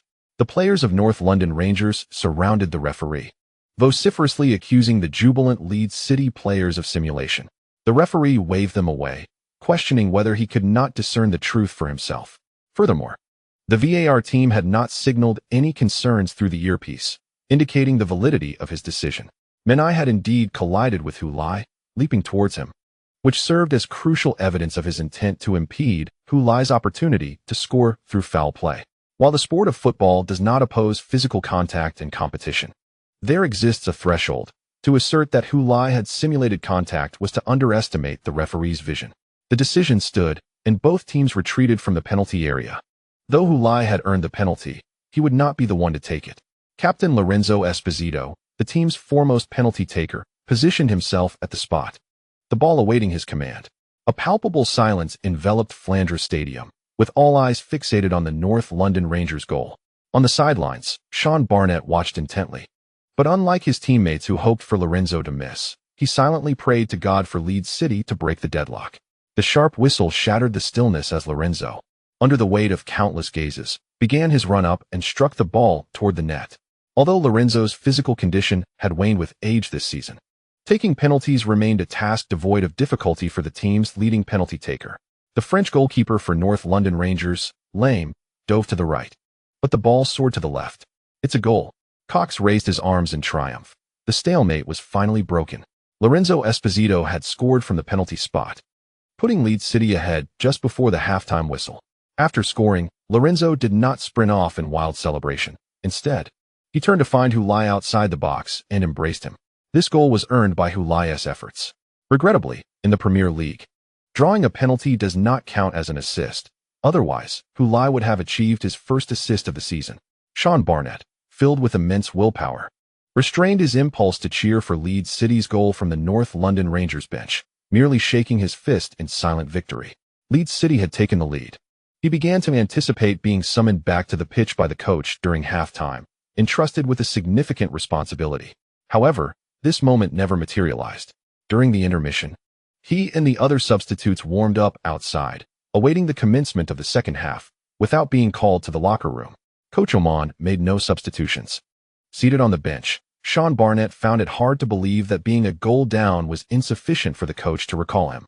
He could only hope that Leeds City would score again. Surely, with a 2-goal deficit, he would be granted an opportunity to play. The North London Wanderers, trailing by a single goal, found it challenging to maintain their defensive strategy from the first half. Yet their overall aggressive tactics remained unchanged, perhaps even more fervent than before. They advanced their pressing positions, launching frenzied interceptions in midfield, targeting Leeds City's midfield orchestrators, Jay Adams and Peter Williams. This approach was inherently risky, as being drawn out by Leeds City would leave vast expanses of space behind. Nevertheless, with the score against them, the tactical options for the North London Wanderers were limited. Oman opted to take a gamble, betting that Leeds City would falter under the pressure of the Wanderers' aggressive pursuit, and hoping that they could seize a limited opportunity to equalize. Once both teams returned to level footing, he would naturally reinstate the strategies employed in the first half. In truth, Oman's tactics proved somewhat successful. Leeds City's earlier onslaught was ultimately quelled only by a penalty earned by who lie in the box, which broke the deadlock. Had it not been for that penalty, Leeds City would still struggle against the Wanderers' defensive bus formation. This gave Oman confidence in his strategy. If they could level the score, Leeds City's style would inevitably lead to increasing frustration in the second half, presenting an opportunity for the Wanderers. Of course, this approach hinged on the crucial premise that they should not concede another goal before equalizing. Falling 2 goals behind would spell disaster, rendering their tactical execution moot. The flaws in the North London Wanderers' strategy were apparent to keen observers, and thus Clark chose not to contract his defense in response to the opponent's pressing, but instead to maintain their offensive momentum, hoping to dismantle the opposition's pressure with incisive attacks. At this juncture, it was akin to 2 combatants locked in a deadly struggle. Defense was futile. Curling up in a defensive posture merely delayed the inevitable demise rather than altering the outcome. It was far better to strike back fiercely, perhaps delivering a fatal blow first. Just as the most effective means of infiltration is to eliminate all enemies, the best way to ensure survival is to strike preemptively. The finest defense is indeed a potent offense. In response to the North London Wanderers' aggressive tactics, Leeds City's countermeasure was to minimize transitional play in midfield, opting instead for direct forward passes and riskier through balls. Although the success rate of this strategy was lower, even failed attempts would not significantly impact Leeds City's defensive line. However, should they succeed, it would spell doom for the Wanderers. The North London Wanderers advanced with fervor, yet their forward pass was intercepted by Adams, shifting the momentum to Leeds City for a counterattack. Amidst the suddenly intensified cheers from Flanders Park, the successful interception by Jay Adams allowed him to unleash a powerful strike, sending the ball soaring towards the right flank, where it met Charlie Porter. With his back turned to the direction of the attack, Porter deftly returned the ball to the approaching Peter Williams. Williams, before receiving the pass, glanced up and noticed a vast expanse on the left flank. Seizing the moment, he let the ball glide past him, striking it cleanly. The ball skimmed the ground, hurtling towards the vacant left side with remarkable speed. There, Kamara was already dashing forward into the space, had Williams applied less force to his pass. Kamara might have missed it entirely, but now it was perfectly executed. An opportunity for Leeds City. Kamara, positioned at the sideline, lifted his left foot, halting the ball just as he charged forward. Like a whirlwind, he zipped past North London Wanderers right back Hayes, who attempted to impede him. This time, Hayes earnestly aimed to foul Kamara, but the latter evaded the challenge. Surging past Hayes, Kamara pursued the ball, dribbling it diagonally into the penalty area. As the North London defenders converged upon him, he deftly pushed the ball sideways with his left foot. The ball found its way to the center. Center-back Roland Menai rushed towards it, intent on clearing the ball. At that moment, he was oblivious to his surroundings, for time was of the essence. Regardless of the circumstances, all that mattered was that he successfully cleared the ball. However, as he extended his leg towards the ball, another leg unexpectedly appeared before him. He watched in astonishment as the ball was struck first. Cox began to gather momentum. Hulai's ghostly strike caught Menai off guard and surprised North London Wanderers French goalkeeper, Lame, who reacted a fraction too late to the close-range shot. The ball sailed into the net. The drought of 3 consecutive matches without a goal was finally broken. Lay. With his build-up complete, Cox roared, executing a clever run and decisive shot. Hulai managed to score before Menai could intervene. Splendid. Leeds City took a 2-goal lead. For Oman, the North London Wanderers found themselves in a dire predicament. They were trailing by 2 goals away from home. Chapter 203. Heroes and Fools. When Hulai struck the ball, Manet's foot had yet to reach it. By the time Manet's foot arrived, the ball had already breached the goal, and he had missed. His body twisted. Menai collapsed onto the goal line, turning to witness the ball nestling in his own net. Goalkeeper Lame rolled on the ground, stirring up blades of grass, having made a futile dive. He glanced at Hulai, who was already sprinting towards the corner flag. A resounding cheer erupted over the Flanders Stadium as the fans of Leeds City eagerly awaited the moment to arrive. He leaped high, twisting in the air, arms outstretched like a rock standing resolutely against the encroaching waves, allowing the crashing tide to collide with his back, producing a thunderous roar. In that instant, Menai was entranced, remaining seated on the ground, lost in the spectacle. Beside him, goalkeeper Lame had already turned himself over and stood up, forcefully kicking the football out of the goal, accompanied by a curse in French. Coach Ludwig Oman of North London Rangers joined in the expletives, uttering a Swedish profanity. Trailing by 2 goals in the 67th minute of the match, the game had become exceedingly difficult, signaling the failure of the tactics he had meticulously devised for the team. How could they possibly turn the tide now, trailing by 2 goals? Hence, Oman found himself cursing. All the players of North London Rangers likely harbored similar sentiments. Save for Sean Barnett. He was internally ecstatic, almost ready to rise and applaud Hulai. Well done, the Chinese boy. It was now the opportune moment for me, Sean Barnett, to take the field. He cast a fiery gaze towards Coach Oman. Let me on, boss. I shall drive the sword of vengeance deep into their hearts. Indeed. After conceding the second goal, Oman made a substitution, but it was in the midfield. The previous tactical arrangement had yielded satisfactory results, albeit with high physical demands. Thus, when starting midfielder Jack Emmett displayed signs of fatigue, Oman decisively opted for a substitution, replacing one midfielder with another. Sean Barnett remained uninvolved. 7 minutes later, the North London Rangers attack still showed no signs of improvement, with the score still 0-2, trailing away from home. Consequently, Oman made another substitution. This marked his second change in the match, a decision of great significance. Substituting in the 74th minute, the player entering the fray bore the weight of the coach's expectations and responsibilities, a choice made after careful consideration. This was in stark contrast to the desperate substitutions made in the final minutes of the game. This time, Oman finally adjusted the attacking line, withdrawing a defender to introduce a forward. The young Dutchman Jordi Jess took to the field. Still, Sean Barnett remained on the bench. Damn it. Why isn't that guy Oman letting Barnett play? David Miller on the north stand crossed his arms, cursing. His companions echoed his disappointment with exclamations of dismay. After Hulai's goal, they had joyously sung, believing they had completed the majority of their mission, with only one task remaining, to boo Sean Barnett. Yet, the Leeds City fans, who had been patiently waiting, found themselves bereft of the anticipated sight of Barnett's substitution. Both substitutions made by North London Rangers had nothing to do with Sean Barnett, leaving the pent-up frustration and boos of the Leeds City supporters with no outlet. They could not help but speculate whether Oman was aware of their intentions regarding Barnett, which would explain his reluctance to allow Barnett to face the jeers of the crowd. After all, that would mean wasting a substitution. Has someone leaked information? Levin inquired. John found this question to be rather foolish. Who needs to leak anything? The entirety of England knows we plan to give that traitor Barnett a thorough thrashing in Flanders. David Miller scoffed. I suspect that wretched Barnett must have begged Oman not to send him on. That coward. The group cast their indignant gazes toward Sean Barnett, seated on the visitors' bench, silently cursing the coward's family in their minds. In the 87th minute, Hulai was substituted for Clark, marking Leeds City's final substitution of the match. At that moment, the score stood at 2-0. It was evident that North London Rangers had little hope of mounting a comeback away from home. They had exhausted their 3 substitutions, and their desperate efforts had proven futile, resembling nothing more than a final gasp. Clark's substitution of Hulai in the 87th minute was not aimed at solidifying their victory or staving off the dying resistance of North London Rangers. Rather, He sought to grant the team's leading scorer a moment to bask in the applause and cheers from the crowd. This moment was meant solely for Hu Lai. As Hu Lai left the pitch with scant time remaining, he had already earned a penalty for Leeds City and scored a goal himself, arguably making him the standout player of the match.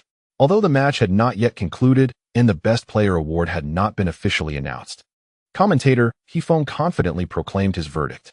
He was unafraid of being proven wrong in the end. For him, and for all Chinese football fans, Hu Lai was undoubtedly the best of the match, and he would accept no rebuttal. As the television broadcast showed Hu Lai walking towards the sidelines, he moved at a leisurely pace, unhurried by any North London Rangers players, who understood that their defeat was inevitable. The only one anxious and unwilling to concede was Sean Barnett, still seated on the bench, lacking the opportunity to take the field, rendering his urgency futile. No one paid him any heed. When Hu Lai exited the field, the broadcast suddenly shifted to the stands, capturing not just one section, but all four: the North Stand, South Stand, East Stand, and West Stand. Almost all Leeds City fans stood, their faces etched with earnest expressions, applauding towards the pitch.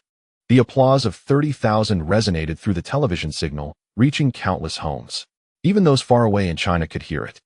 The football commentator Ryan Hines from Leeds Broadcasting remained silent until the applause gradually faded, at which point he remarked, "Dear listeners, what you just heard was not the static of a broadcast signal, nor the sound of rain or wind, but rather the resounding applause from the stands of Flanders Stadium. This ovation is dedicated to one individual, the young Chinese forward Hu Lai. He is the hero of Flanders Stadium, and indeed, the hero of the entire city." Hines leaned forward, his voice brimming with excitement as he observed the scene below. Amidst the applause, Hu Lai, after embracing his coach Clark, raised his hand and waved in gratitude to the fans surrounding the stands. Although this was not his first experience of being substituted early, it was indeed the first time he witnessed the entire crowd rise in applause for him after being taken off the field. The significance of cheers and applause is not the same. He understood what it meant. Watching this moment, Matt Dawn, stationed at the camera on the high platform, recalled the day Hu Lai first joined Leeds City. He had driven Hu Lai from the hotel to the training ground and spotted a massive mural of Lauren Gali on the wall of a nearby house. He had told Hu Lai that one day, the fans of Leeds City would paint his image on the walls of their homes. At that time, he was merely painting a rosy picture for Hu Lai, even uncertain in his own heart, more like a form of self-encouragement. He had no idea how long it would be until that day arrived. Regardless, he certainly did not expect it to come so swiftly. Hearing the thunderous applause, Matt felt that perhaps very soon, he would see a giant mural of Hu Lai on the streets of Leeds. "We shall etch our names into the annals of this city." This time, Matt was not merely indulging in self-encouragement. Amidst the applause, Sean Barnett sat on the bench, surveying his surroundings. Oman had already exhausted all 3 substitution opportunities, and he ultimately could not find a chance to prove himself on the field. He was not particularly pained by the team's inevitable defeat. After all, it was the coach who had denied him the opportunity to play. Failure has nothing to do with me.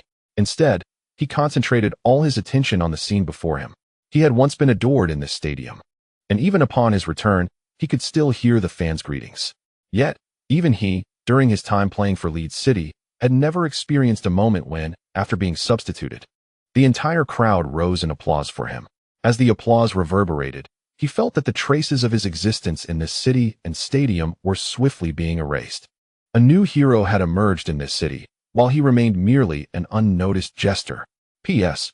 In the following chapter, I wish to share a few words with everyone. Live earnestly, write earnestly. Starting tomorrow until the 5th, I will be posting regularly, as I need to take my child out to play and gather more material. During the summer vacation, I will continue to take my child on trips, embarking on self-driving journeys, which will consume even more time. I promised my child that every summer vacation we would travel by car, striving to explore all of China gradually. One must read thousands of books and travel thousands of miles, so I need to save up material for this. Just thinking about it gives me a headache. It feels as though I have dug myself a pit. In the future, I must avoid releasing new books during the summer vacation, as the period of new publication truly leaves me with little time to traverse about. I once heard a song titled "Return to the Mountains," which contains a poignant line. The struggles of middle age entail the repayment of many peculiar debts. This book, infused with genuine emotion and fervor, has nevertheless faced multiple instances of delays, for which I sincerely apologize. Approaching 40, I find it increasingly challenging to unleash the same vigor as in my youth. Both my physical and mental states have undeniably diminished. Furthermore, the responsibilities of being a father, husband, and son impose various constraints upon me. As a child, festive occasions brought me immense joy, for I was free from worries and surrounded by delightful treats, entertainment, and new clothes, elements I took for granted. Nowadays, however, holidays have become a significant source of stress, as I must meticulously plan ahead. If I wish to travel, I must arrange accommodations and itineraries. On the day of celebration, I rise early, yawning and driving, while my child dozes in the back seat. Upon awakening, he may share my childhood sentiment that travel is inherently enjoyable, a notion I once accepted without question. Yet, the ease of my childhood was made possible by the unseen labor of my parents, a reality I could not fathom until I became a parent myself. The book features numerous parental figures, each resonating deeply with me during the writing process. Recently, I encountered a middle school classmate I had not seen in years, who questioned how I could possibly experience life while writing at home all day. I replied that I engage with life daily through the mundane aspects of family life, cooking, cleaning, and caring for my wife and child. Thus, I need not seek out special experiences. Readers often comment on the vivid details and authenticity in my writing. Indeed, in my youth, I was oblivious to such nuances, yet now I am earnestly immersed in life. I do not smoke, but my father-in-law does. When at home with children, he smokes in the kitchen with the exhaust fan on. For him, standing in the kitchen, smoking while scrolling through his phone, may represent a rare moment of leisure. Additionally, I navigate the ideological conflicts between children and parents. As a child, I sided with the younger perspective, but now, as a parent, I grasp the parental viewpoint, realizing that there is rarely a clear right or wrong. This shift in mindset naturally finds its way into my writing, much like the conflicts depicted between Hu Lai and his father, Hu Lisin. It has been a while since I wrote a standalone chapter. During the May Day holiday, I felt compelled to pen a chapter to casually converse with everyone. Regarding the book's progress, it appears to be steadily improving, albeit at a very gradual pace, as subscriptions inch towards the significant milestone of 10,000. On the monthly ticket ranking, I am grateful for the support, as my position remains relatively commendable despite my lack of explosive output. My current aspiration is to ensure the quality of this book and subsequently grant myself a well-deserved extended break. Allow me a moment to rest my mind. For each night before drifting into slumber, I find myself contemplating what to write next and how to articulate it. Each morning, as I awaken, the same thoughts linger, making the days rather arduous. Naturally, these concerns pertain to a time far in the future, as I anticipate that this book may require at least another year to complete. Thus, my current focus remains steadfast, to live earnestly and to write diligently. In conclusion, although I am aware that I am currently publishing single chapters, I shall, with a touch of audacity, request a few monthly votes from all of you, especially during this period of double monthly votes. My heartfelt gratitude to you all. Chapter 204. The reasons behind Hu Lai's success ultimately. Leeds United triumphed over North London Rangers with a score of 2-0 on their home turf. It was a rare match in which they did not concede a goal. The last time Leeds managed to keep a clean sheet was on September 13th during the 5th round of the league, where they also won 2-0 against Northumbria. Since then, they had conceded goals in every subsequent match leading up to the last round. In games where they scored 4 goals, they allowed 3. In matches with 5 goals, they conceded 2. Allowing 1 goal while scoring 2 became a commonplace occurrence. This season, Leeds has won 6 matches with a scoreline of 2-1. In the early stages of the league, some media outlets praised coach Tony Clark for finally realizing the necessity of defense when his team was in the lead. However, this commendation was short-lived, as Leeds managed to keep a clean sheet only 3 times early in the season. The local press has since recognized that while Leeds under Clark's guidance possesses a fervent attacking prowess, expecting them to maintain a solid defense is indeed an unreasonable demand. Consequently, they have ceased criticizing Leeds' defensive shortcomings, as long as victories are secured. Presently, Leeds stands second in the league, with their relegation worries seemingly alleviated. Given such accomplishments, it would be overly harsh for the media to continue to focus on defensive issues. After the match, Hu Lai found himself surrounded by reporters, among whom a Chinese journalist inquired, "Hu Lai, there are claims that you previously experienced a goal drought." A goal drought? Hu Lai paused at the mention of this term. What is a goal drought? It refers to your failure to score in 3 consecutive matches, the journalist explained, emphasizing the term Korean media with clarity. Korean media? Hulai suddenly understood, but his expression shifted to one of seriousness as he replied, "Oh, indeed. I have been ensnared in a goal drought. Let me tell you. This drought is truly dreadful. It can sap one's confidence, diminish one's spirit, and render one disinterested in the game. It is akin to a gentle refuge becoming a hero's grave. Well, not to digress, but a goal drought is indeed frightful. I have finally encountered a goal drought in my career, and I feel a sense of completeness." Among the reporters interviewing Hulai were not only Chinese journalists, but also their English counterparts. However, Hulai responded in Mandarin, leaving the English reporters perplexed, relying solely on his expressions to decipher his words. Winning a match is a joyous occasion, yet why does his demeanor appear so grave? Although the Chinese journalists understood the words spoken by Hulai, they felt a sense of confusion, as if they could not fully grasp his meaning. And they looked at him with puzzled expressions. After finishing his statement, Hulai confirmed to the bewildered crowd, "This should satisfy the Koreans, right?" The group of Chinese reporters exchanged glances, rendered speechless, unsure of how to respond to Hulai. In truth, Hulai did not require a reply. He merely waved his hand, restored his smile, and turned to leave. The English journalists, witnessing Hulai's fluctuating demeanor between seriousness and laughter, were entirely baffled by his interaction with the Chinese reporters.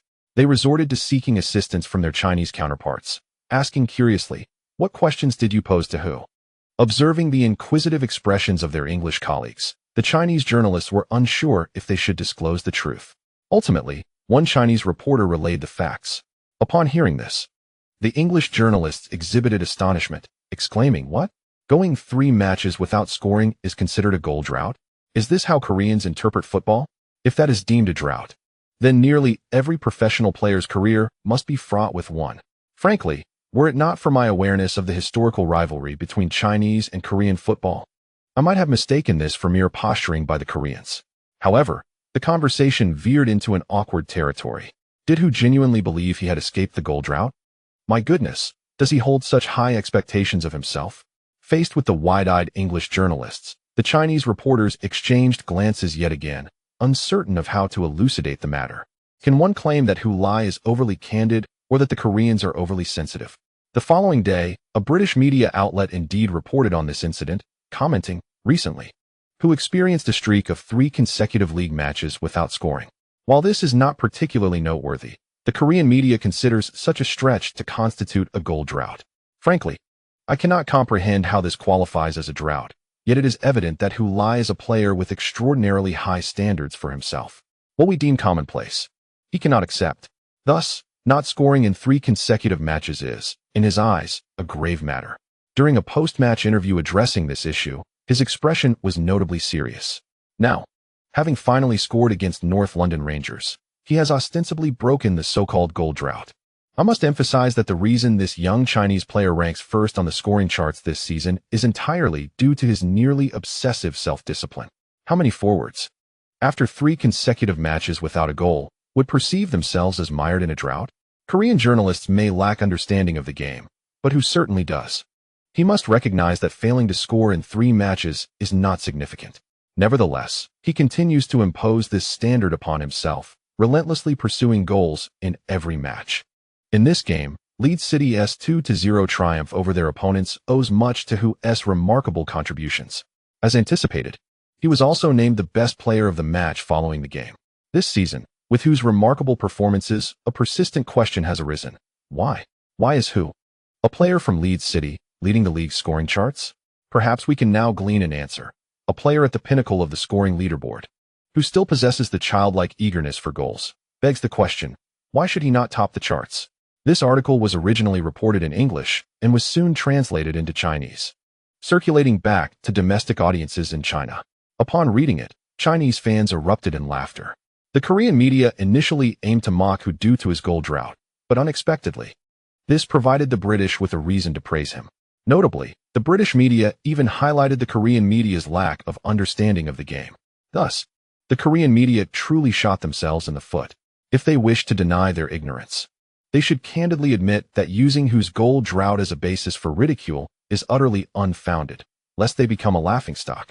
However, if they choose not to acknowledge their error, it matters little. Their fabricated 3-match goal drought has inadvertently become the finest testament to whose prowess. Consequently, many Chinese fans bypassed the Great Firewall to mock the Korean fans, reposting the original report from the British media and emphasizing the line about Korean journalists potentially lacking understanding of the game in bold. I finally understand why Who can rank first in the scoring charts, while Park Chun-tae cannot. It is evident that Who holds himself to high standards. A 3-match goal drought is deemed unacceptable. Conversely, Park Chun-tae displays a lackadaisical attitude, seemingly unbothered by 6 consecutive matches without a goal, exhibiting a remarkable absence of shame. Indeed, Who maintains an unwavering childlike thirst for goals, while Park Chun-tae, having scored 5 goals, becomes overly complacent, disregarding his dignity. These Chinese fans, seemingly concerned that their Korean counterparts might misunderstand, kindly provided translations in English and Korean. The discussion is not limited to Chinese fans. In England, particularly in Leeds, fans are also deliberating this matter. I can attest that what is stated in this report is indeed true. Who is truly the most goal-hungry player I have ever seen. Regardless of the challenges faced on the pitch, he never relinquishes hope. Therefore, he is able to score so prolifically. There are always critics who claim Who is a player who can do nothing but score goals. But I ask, is that not impressive?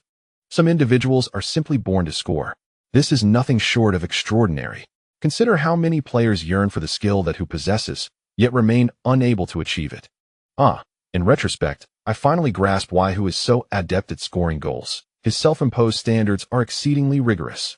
To consider a 3-match goal drought as a failure means one must score in every match to be deemed acceptable. I am not a Leeds City fan, yet I find myself envious of them. They possess a natural scorer. Why does the Korean media pay such close attention to whether Chinese players find the back of the net? I understand. Perhaps it is due to their dissatisfaction with Park's performance, prompting them to use Who's display as a means of motivation and encouragement for Park. Years later, when the media and fans unanimously recognize Who Lie's successful attributes exemplified during his 3-match goal drought, few will recall the original intent behind this classic case. The Korean media, in this instance, has certainly played the role of the best assist.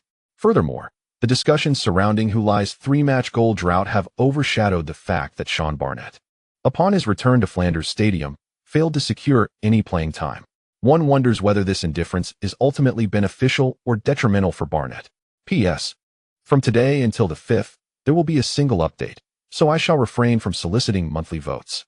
Chapter 205. The Sage's time after 21 rounds of the league. Time has progressed into 2026. Leeds City remains in second place, trailing by 9 points behind the league leaders, Stan Park Rangers. In the previous round, while Leeds City battled to a draw against London Bridge, Stan Park Rangers also faced a stalemate at home against Walthampton. Consequently, the gap between the two teams remains unchanged. In third place is Manchester Athletic with 42 points, while the teams in fourth and fifth have shifted. The originally fourth-place Tranmere, having suffered a 0-1 defeat at home to Navy Port, has been surpassed by Wigan, who secured a victory in this round, thus relegating Tranmere to fifth. Wigan's triumph over London Mars has elevated them to fourth place. As for London Bridge and North London, both teams experienced 1 draw and 1 loss, maintaining their standings and points stagnant. Considering the current state of the league, aside from Manchester Athletic, it appears quite challenging for other teams to pose a threat to Leeds City. Halfway through the season, Leeds City remarkably holds firm in second place, a scenario that has taken many by surprise. At the season's outset, when Leeds City exhibited exceptional form, surging into the top 3, numerous individuals confidently asserted that as the season progressed, Leeds City would gradually descend to a more conventional position, particularly during the congested fixtures around Christmas, which were anticipated to severely affect the entire team's performance. The demanding schedule increases physical strain and elevates the risk of player injuries. Should Leeds City face a reduction in their squad due to insufficient bench depth, their performance and results would undoubtedly plummet. However, what has disappointed and astonished them is that Leeds City's fortunes thus far this season have been quite favorable, with no significant injuries plaguing the team. Even minor ailments have not proven detrimental. The coaching staff has successfully navigated these challenges through tactical adjustments and personnel combinations. Moreover, during the preseason training, Tony Clark emphasized rigorous physical conditioning, ensuring that players possess ample stamina. Thus, even as the festive season approaches. Leeds City's players have not exhibited the collapse in physical condition that some had anticipated, while there is indeed a decline in physical fitness. The team's performance in individual matches is not as robust as at the beginning of the league, as evidenced by the goals conceded in each game. However, these issues have not hindered Leeds City's ultimate triumph. Although the players' physical condition has declined and their individual performances have waned, they continue to secure victories. Previously, they would win by a margin of 30. Now it stands at 31 or 32. Where they once secured a win by 20, it is now just 21. As long as they can continue to win, Leeds City's ranking will remain unscathed. The underlying reason lies in the remarkable stamina reserves of the entire Leeds squad. Even with some decline and wear, they still excel compared to other teams in the league. Moreover, there is another crucial factor that may be overlooked. Leeds City's offensive efficiency is exceptionally high. For instance, while other teams may require 10 or even 20 attempts to score a single goal, Leeds accomplishes this with merely 8 shots. Consequently, the energy expended during their offensive plays is considerably less than that of their competitors. This cumulative advantage in stamina becomes increasingly significant over the course of the matches. The reason behind Leeds City's high offensive efficiency can be attributed to a striker adept at seizing opportunities. The 17 goals scored in the league were not merely a stroke of luck. Given the same chance, another player might send a shot straight into the goalkeeper's arms, which, while somewhat commendable in technical statistics, is still a waste of opportunity. In worse cases, the shot could soar aimlessly into the sky. Nonetheless, such occurrences are entirely normal. No one can guarantee that they will not squander chances, with only the frequency of wasted opportunities varying. In terms of capitalizing on chances, Hulai certainly outshines his peers. His efficiency is one of the pivotal reasons for Leeds City's current position in second place. At times, the key to winning a match hinges on a single goal. If one can score that crucial goal during the game, it establishes dominance, bolstering the team's confidence and morale, thereby tipping the scales of victory in their favor. Leeds City's performance and league standing have been quite surprising. Tony Clark, during the post-match press conference following the game against North London Rangers, publicly acknowledged that Leeds City, currently amassing 47 points, has effectively accomplished its relegation task for the season. This revelation was not unexpected. Rather, many breathed a sigh of relief, thinking, finally, you are willing to say it. Previously, when questioned, Clark would always assert that the goal was survival, and until that was achieved, the team needed to strive further. This rhetoric often sounded somewhat boastful and insincere. Now, however, undeniable facts confront Clark, leaving no room for him to deny the reality of the team's early survival. In fact, looking back over the past 10 seasons, the lowest points total for a Premier League team to secure survival was 35 points. A benchmark Leeds City had already met by the 17th round of the league. Last season, they achieved safety with 42 points. Yet, the notably aggressive Tony Clark has approached this matter with particular caution. It was only after Leeds City had established a 27-point lead over 18th-placed Boscombe that he officially announced their successful early survival. In theory, Leeds City still faces the possibility of relegation, as a gap of 27 points equates to merely 9 matches. However, one cannot simply calculate it this way, otherwise, any team could find itself relegated, even the current 56-point holders, Stan Park Rangers. Are we truly safe from relegation? Levin pondered, gazing into his glass of unfinished drink. His voice tinged with uncertainty. Given the current points situation, it appears we have succeeded in maintaining our league status, John replied. We cannot collapse in the second half of the season. Even if we were to lose 9 consecutive matches, Bochum would need to win 9 in a row. And there are other teams to consider as well. From the onset of the season, I have eagerly anticipated the moment we secure our survival. I envisioned numerous ways to celebrate, yet when the moment finally arrived, I found myself devoid of any desire to rejoice, even feeling a sense of disappointment. What is this akin to? Levin furrowed his brow, murmuring to himself. He was certainly not the only one harboring such thoughts.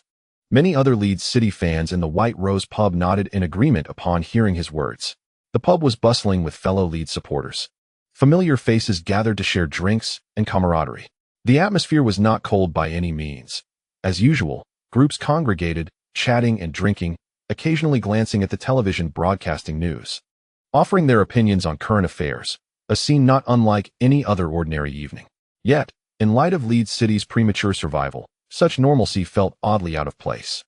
One would expect that securing survival would evoke joy, prompting fans to revel in the pub, vibrant smiles adorning their faces, glasses raised in celebration, hearty laughter echoing throughout. Instead, the ambience mirrored an ordinary day, leaving one with a sense of unfulfilled achievement regarding our survival. Could it be that our survival came too easily? Someone ventured to inquire. All eyes turned towards him, and he felt a bit bewildered. Did I say something wrong? David Miller slapped the table. No, you're absolutely right. It's precisely because we secured survival so effortlessly. Last season, we celebrated our survival after facing North London Wanderers, and everyone was elated. Achieving survival with 2 matches to spare was no small feat. This season, we again faced North London Wanderers for survival, yet the outcome feels so different. John interjected. I believe we should reconsider our perspective, gentlemen. We ought not to identify solely as fans of a relegation-threatened team. Leeds City currently stands second in the league. After all, do you think the fans of Stan Park Rangers would celebrate exuberantly simply because their team won to be relegated? The group exchanged glances, grasping the essence of John's statement. To put it plainly, Leeds City's commendable performance should elevate our aspirations beyond mere survival. Yet, the question remains, if we do not aim for survival, what should our aspirations be? Someone queried in response. John remained silent, as did the others, enveloping the bar in a momentary hush, with only the television broadcasting highlights of the match and the distant cheers from the Flanders Stadium resonating faintly. Everyone was pondering the matter at hand. Though Leeds City had accomplished their mission for the season, the fans felt not elation but rather a profound emptiness. After a period of contemplation, Levin suddenly exclaimed, I've got it. All eyes turned toward him. Have you pinpointed the goal? Goal? Oh no. I mean, I've figured out what our current situation resembles. Levin said excitedly. This emptiness and boredom is strikingly akin to that moment a young boy experiences post-pleasure. Listen, mates, think about it. It's emptiness, boredom, a sense that the world has lost its value and meaning, leaving one desiring to languish on the bed, emptying the mind, and disregarding everything. Damn it, Levin. David Miller interjected, unable to contain himself. What on earth is going through your mind? The others joined in with jeers, raising their middle fingers. Damn it, Levin. We're discussing serious matters, and you're off on this tangent. I think you should cut back on the drinks. Your brain has been pickled by alcohol. You've certainly indulged in such experiences in your youth, or else how would you understand it so well? John teased him directly. Levin was left speechless, having unwittingly implicated himself. Witnessing his flustered demeanor, laughter erupted in the bar, shattering the previous tranquility. It now resembled the atmosphere one might expect after the team had successfully avoided relegation. Chapter 206. A milestone in club career. Rokai donned noise-canceling headphones. And although he had yet to activate the music, the surrounding sounds diminished significantly. The voices of his teammates, in particular, were muffled as if cloaked beneath a blanket, rendering their words indistinct. However, it mattered little, for Rokai could not comprehend what they were saying anyway. The locker room occasionally erupted in boisterous laughter. Yet Rokai remained oblivious to the source of their amusement. Thus, he preferred to wear his headphones, activate the music, and isolate himself from the outside world. Having joined the satellite team of Veronica and Trame nearly a month ago, he still had not managed to integrate into the squad. To this day, he had no familiar faces within the team, let alone friends. The root of the issue lay in the language barrier. Veronica's location in Volendam, adjacent to Germany, meant that both Dutch and German were spoken here, while Rokai had only a limited grasp of English. Consequently, he could engage in only the most rudimentary exchanges with his teammates, limited to greetings and farewells. Deeper communication was virtually impossible. Moreover, Rokai was not the type to engage in idle chatter. For instance, when someone in the locker room animatedly spoke, eliciting laughter from the other teammates, he opted instead to don his headphones and immerse himself in his own world. He did not intend to respond with indifference. He yearned to integrate into the team, fully cognizant of the advantages that such integration would bring. Yet, the thought of being unable to communicate with his teammates, resorting only to gesticulations and half-hearted guesses, filled him with embarrassment. Luo Kai had made attempts, but ultimately he faltered. After flailing his arms and witnessing the bewildered yet polite smiles on his teammates' faces, he felt utterly drained. Unlike Hu Lai, who could effortlessly connect with anyone, Luo Kai struggled to find his footing within the team. As a result of his rocky integration, after joining Veronica, he seemed to vanish from the public eye, leaving no trace behind. Initially, there were high hopes for him. After all, he was a dual mainstay of the Chinese national team and the prestigious club Hedong Ladian, moving to a newly promoted side in the Eredivisie. Surely, he would see some playing time. However, that was not the case. Nearly a month had passed since his arrival, and he had yet to accumulate a single minute on the pitch, not even making it onto the matchday squad. This situation mirrored Hulai's experience at Leeds, where he too had vanished for a month without making the roster.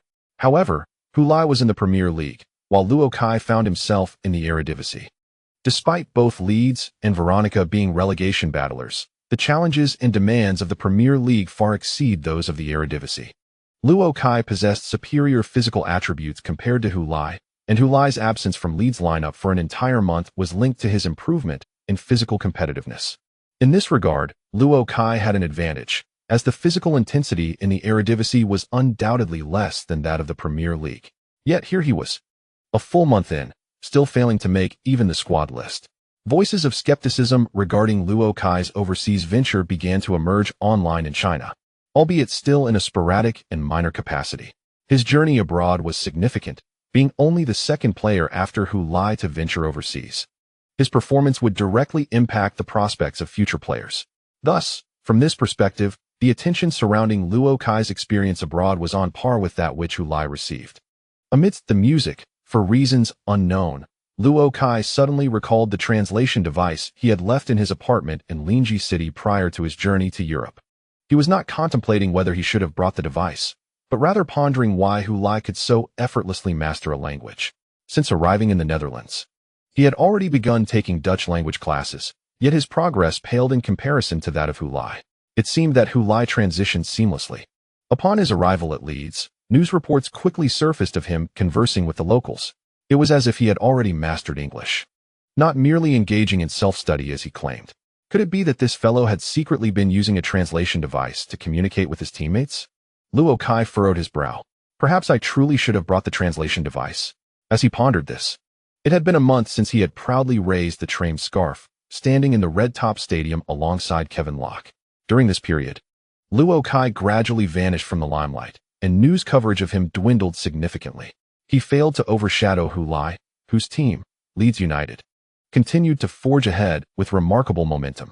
Following their match against North London Rangers, which secured their relegation survival 17 rounds in advance, Leeds faced championship rivals Huddersfield Town in the FA Cup.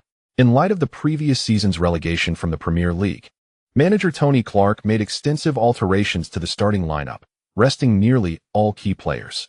Hulai and Kamara were notably absent from the squad altogether. Nevertheless, Leeds triumphed at home with a score of 2-0 against Huddersfield. Since their demotion from the Premier League last season, Huddersfield's strength had significantly waned, currently languishing in 20th place in the Championship, a mere 5 points above the relegation zone. The once formidable team of the 1920s, which was considered among the strongest in Britain and the world, now faced an insurmountable challenge to return to the Premier League. One can only ponder the sentiments of the Huddersfield management as they witnessed Ben Grist, a center-back previously underutilized in their ranks, now establishing himself as a starter for the second-placed Leeds United in the Premier League. At the very least, Grist can take solace in having escaped dire circumstances, having chosen wisely at a critical juncture in his career. In the FA Cup match, Grist started and delivered an outstanding performance against his former club, proving instrumental in Leeds' clean-sheet victory. Following the FA Cup, Leeds faced a challenging away match against fourth-placed Wigan Athletic. While Wigan is not part of the traditional Premier League Big Six, they have consistently performed well, often finishing in the top 10. This season, however, they have excelled, currently occupying fourth place. Despite being the visiting team, Leeds emerged victorious with a score of 2-1. Although Hulai did not score in this match, he unexpectedly provided an assist, which ultimately led to Leeds securing the win. In a surprising turn, he chose to pass the ball to Kamara instead of taking a shot himself. Kamara, caught off guard, nearly missed the opportunity but quickly adjusted, evading the approaching Wigan defender and firing the ball into the net. This goal occurred in the final 10 minutes of the match, allowing Leeds to depart with 3 precious points. In the post-match conference, when journalists inquired about his first assist of the season and whether he considered himself a selfish player, Hulai retorted, "Who says I am selfish? I also passed the ball to teammates in better positions." Kamara's goal is a testament to that. The reporters reminded him that he had only one assist this season. Pondering for a moment, Hulai replied, "Perhaps it is because I am in a better position most of the time." The journalists exchanged glances, finding themselves at a loss for words. As Hulai's reasoning held considerable merit. Prior to his international career, the Chinese media recognized Hulai's exceptional off-the-ball movement. Having spent a year competing in the Premier League, Hulai has garnered praise from the English media for his exceptional off-the-ball movements, which are regarded as elite within the league. This is not mere self-aggrandizement on Hulai's part, but rather a universally acknowledged truth. Thus, his assertion that his positioning has improved is entirely justified. On January 18th, during the 23rd round of the league, Leeds City faced Liverpool at home, securing yet another victory with a score of 2-1. During the match, Hulai found himself in an optimal space and received a pinpoint pass from Jay Adams, effortlessly guiding the ball into the net. This marked his 18th league goal of the season and the 29th since joining Leeds City. Coupled with his recent assist to Kamara in the preceding match, he has now contributed a total of 30 goals for the club, achieving a significant milestone in his career.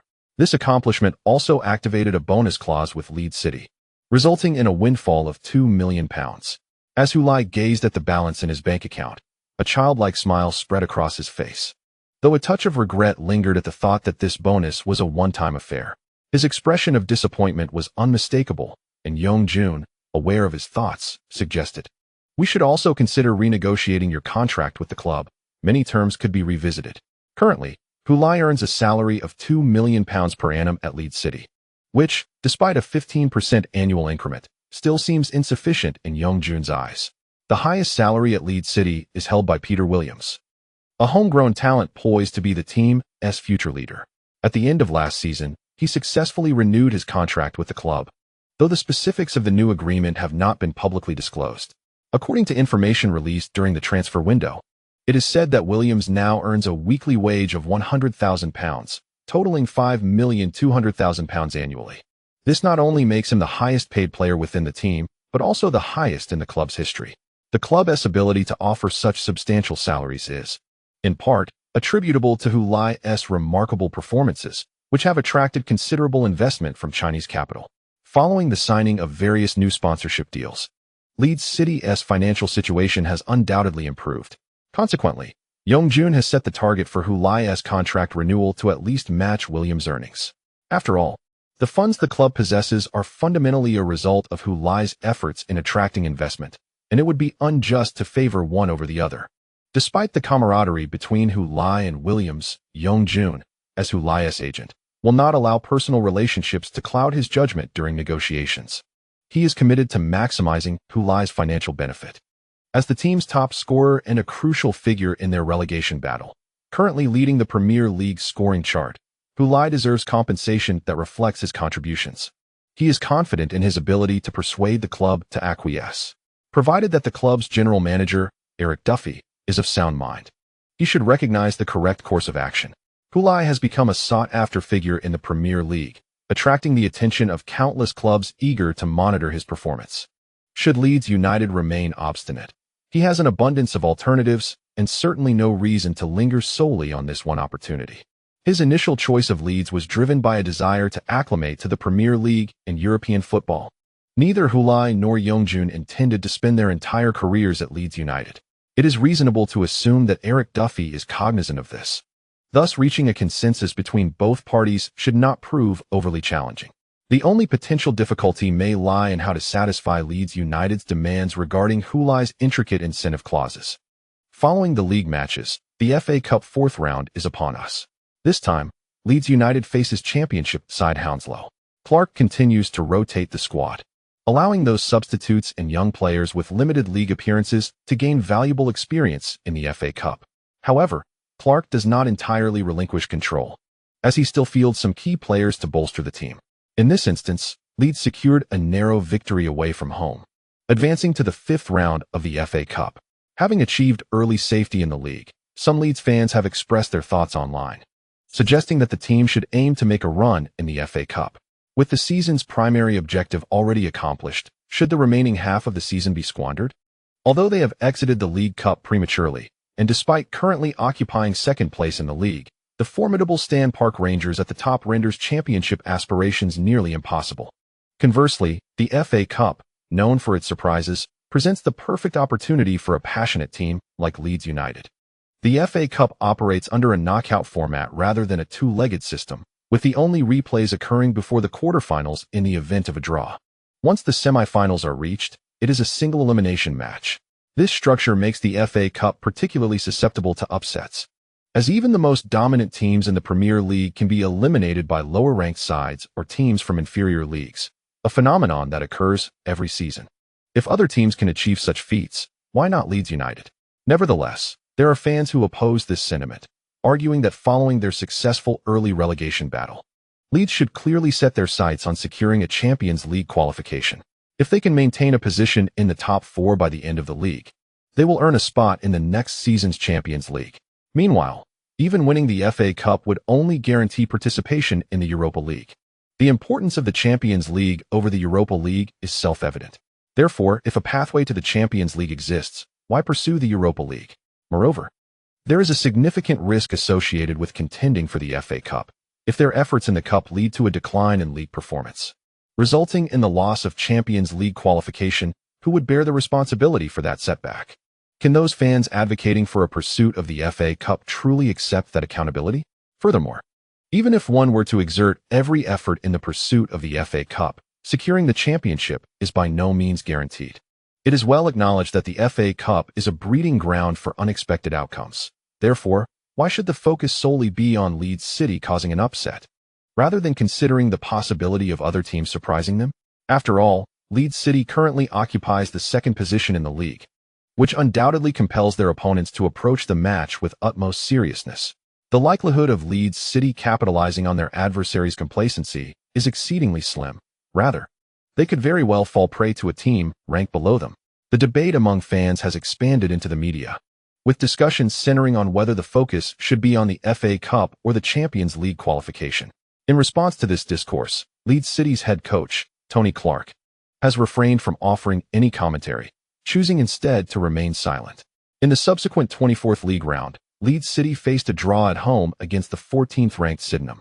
The home team displayed a noticeably lackluster performance. Perhaps they underestimated their opponent's capabilities, believing there was no justification for failing to secure a victory on their home turf. It was evident that the entire Leeds City squad struggled to find their rhythm from the onset of the match. In contrast, the visiting Sydenham played freely and confidently, naturally taking the lead against Leeds City. As the home team fell behind, a sense of despair began to permeate the stands, with supporters fearing that if the match continued in this vein, Leeds City would certainly suffer a home defeat. Fortunately, after halftime adjustments and amidst the rallying cries of Coach Clark and the resounding cheers of the fans, the players rediscovered their form.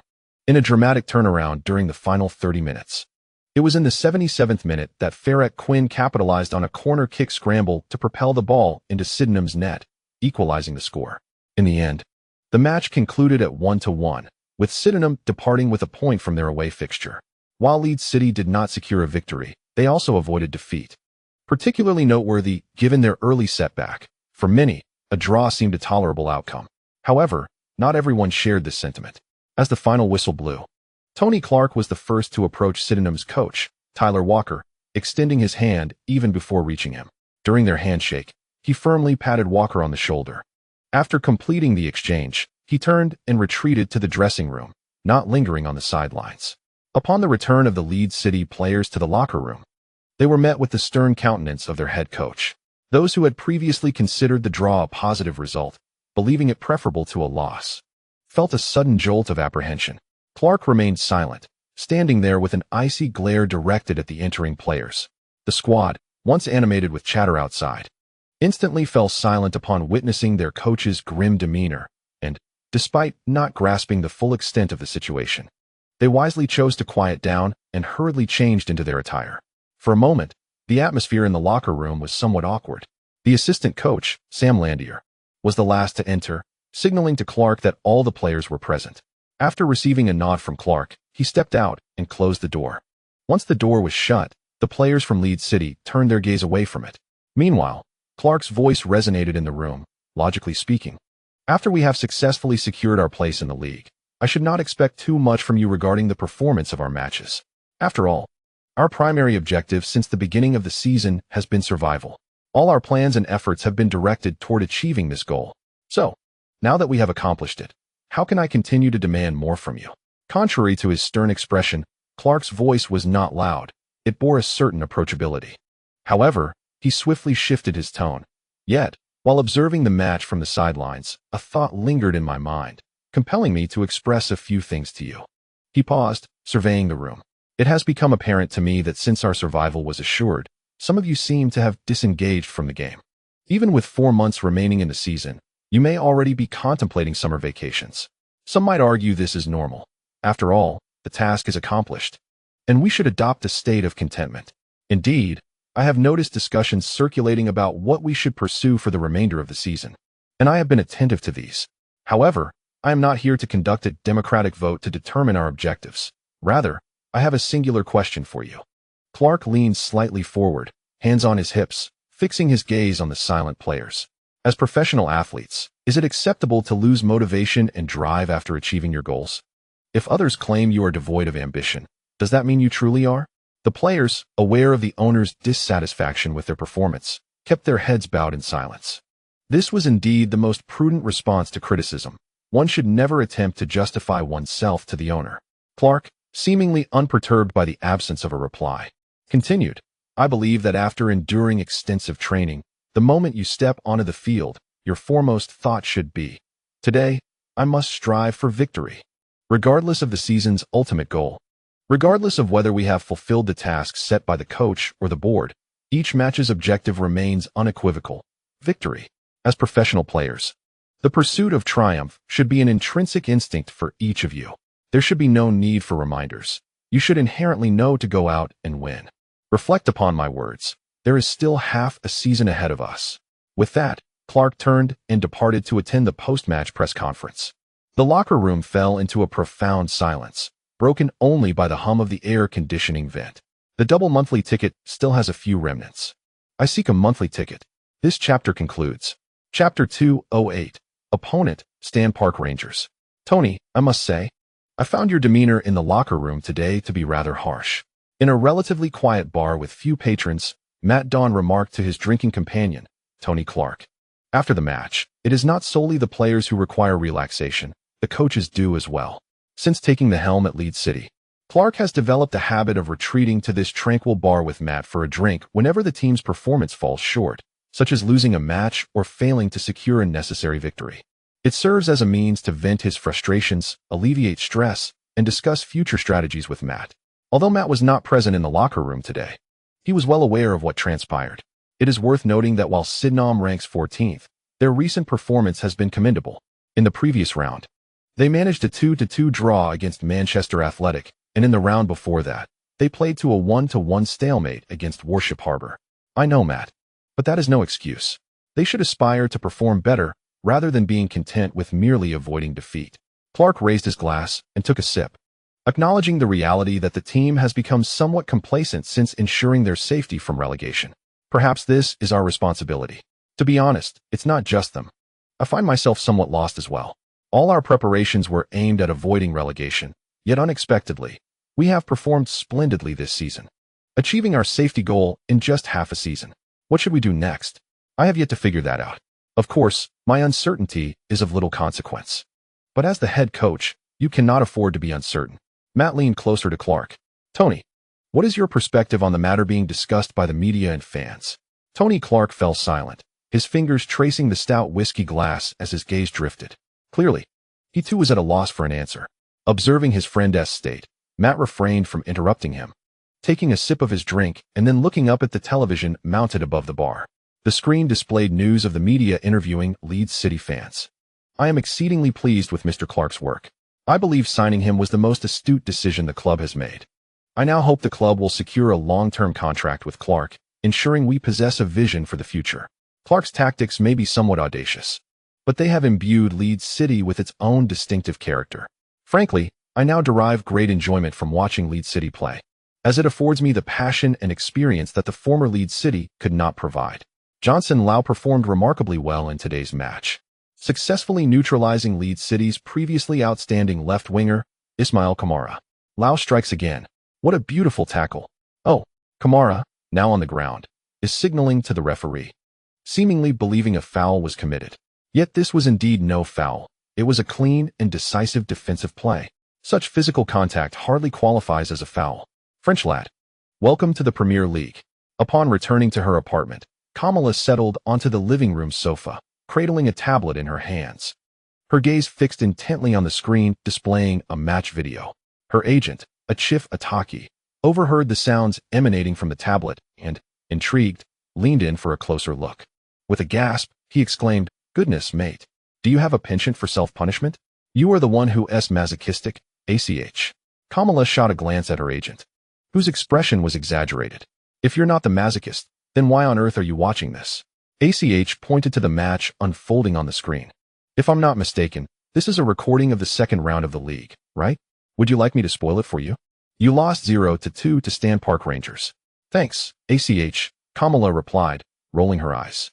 "I not only know we lost, but I also know I performed abysmally. Looking like a complete fool in front of Johnson Law. There's no need for such self-deprecation, mate. Your performance was quite standard, after all. It was only your second Premier League match, and your opponent was the reigning champion." ACH, surprised and somewhat unsettled by Kamala's self-criticism, quickly offered words of consolation. "You're right, ACH. But I did lose to him," Kamala said, indicating the close-up of Johnson Law on the screen. "Don't dwell on it. That's part of your growth journey. Look at how much better you are now compared to before. You've firmly established yourself at Leeds City, becoming an indispensable player.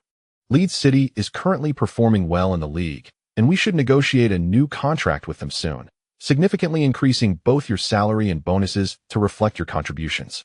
Kamala waved dismissively. "That's your job, ACH. You handle it. I trust you won't let me down." With that, she returned her focus to the tablet screen. "Of course, I won't let you down. But why are you still watching this?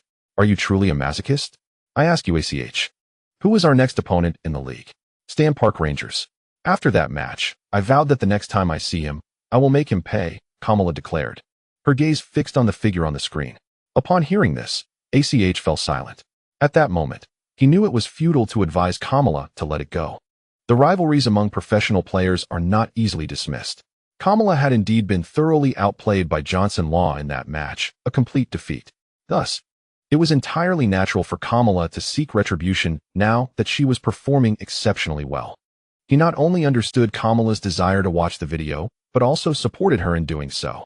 In their solitary battles within the Premier League, if they did not show others their strength, they might be perceived as easy prey among those of us who have emerged from the streets.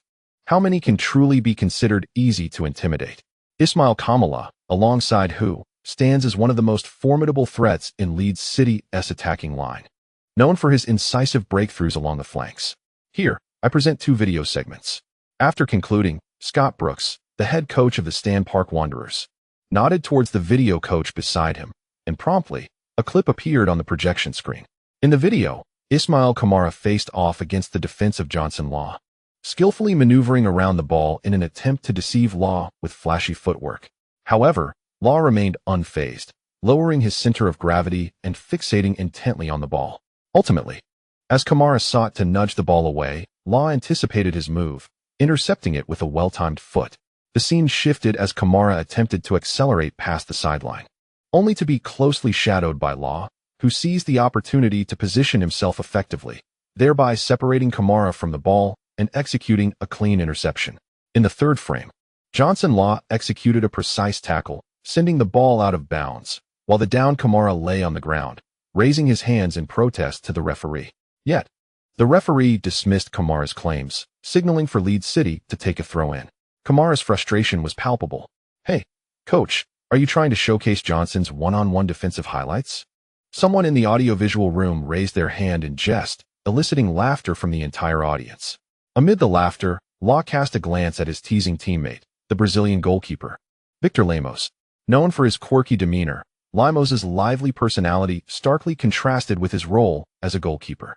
He responded to Law with a playful gesture, while Lemos feigned innocence with a comical expression.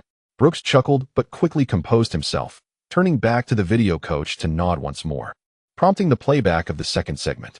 This clip was a compilation of Kamara successfully bypassing defenders, not from a single match, but rather an assortment of games.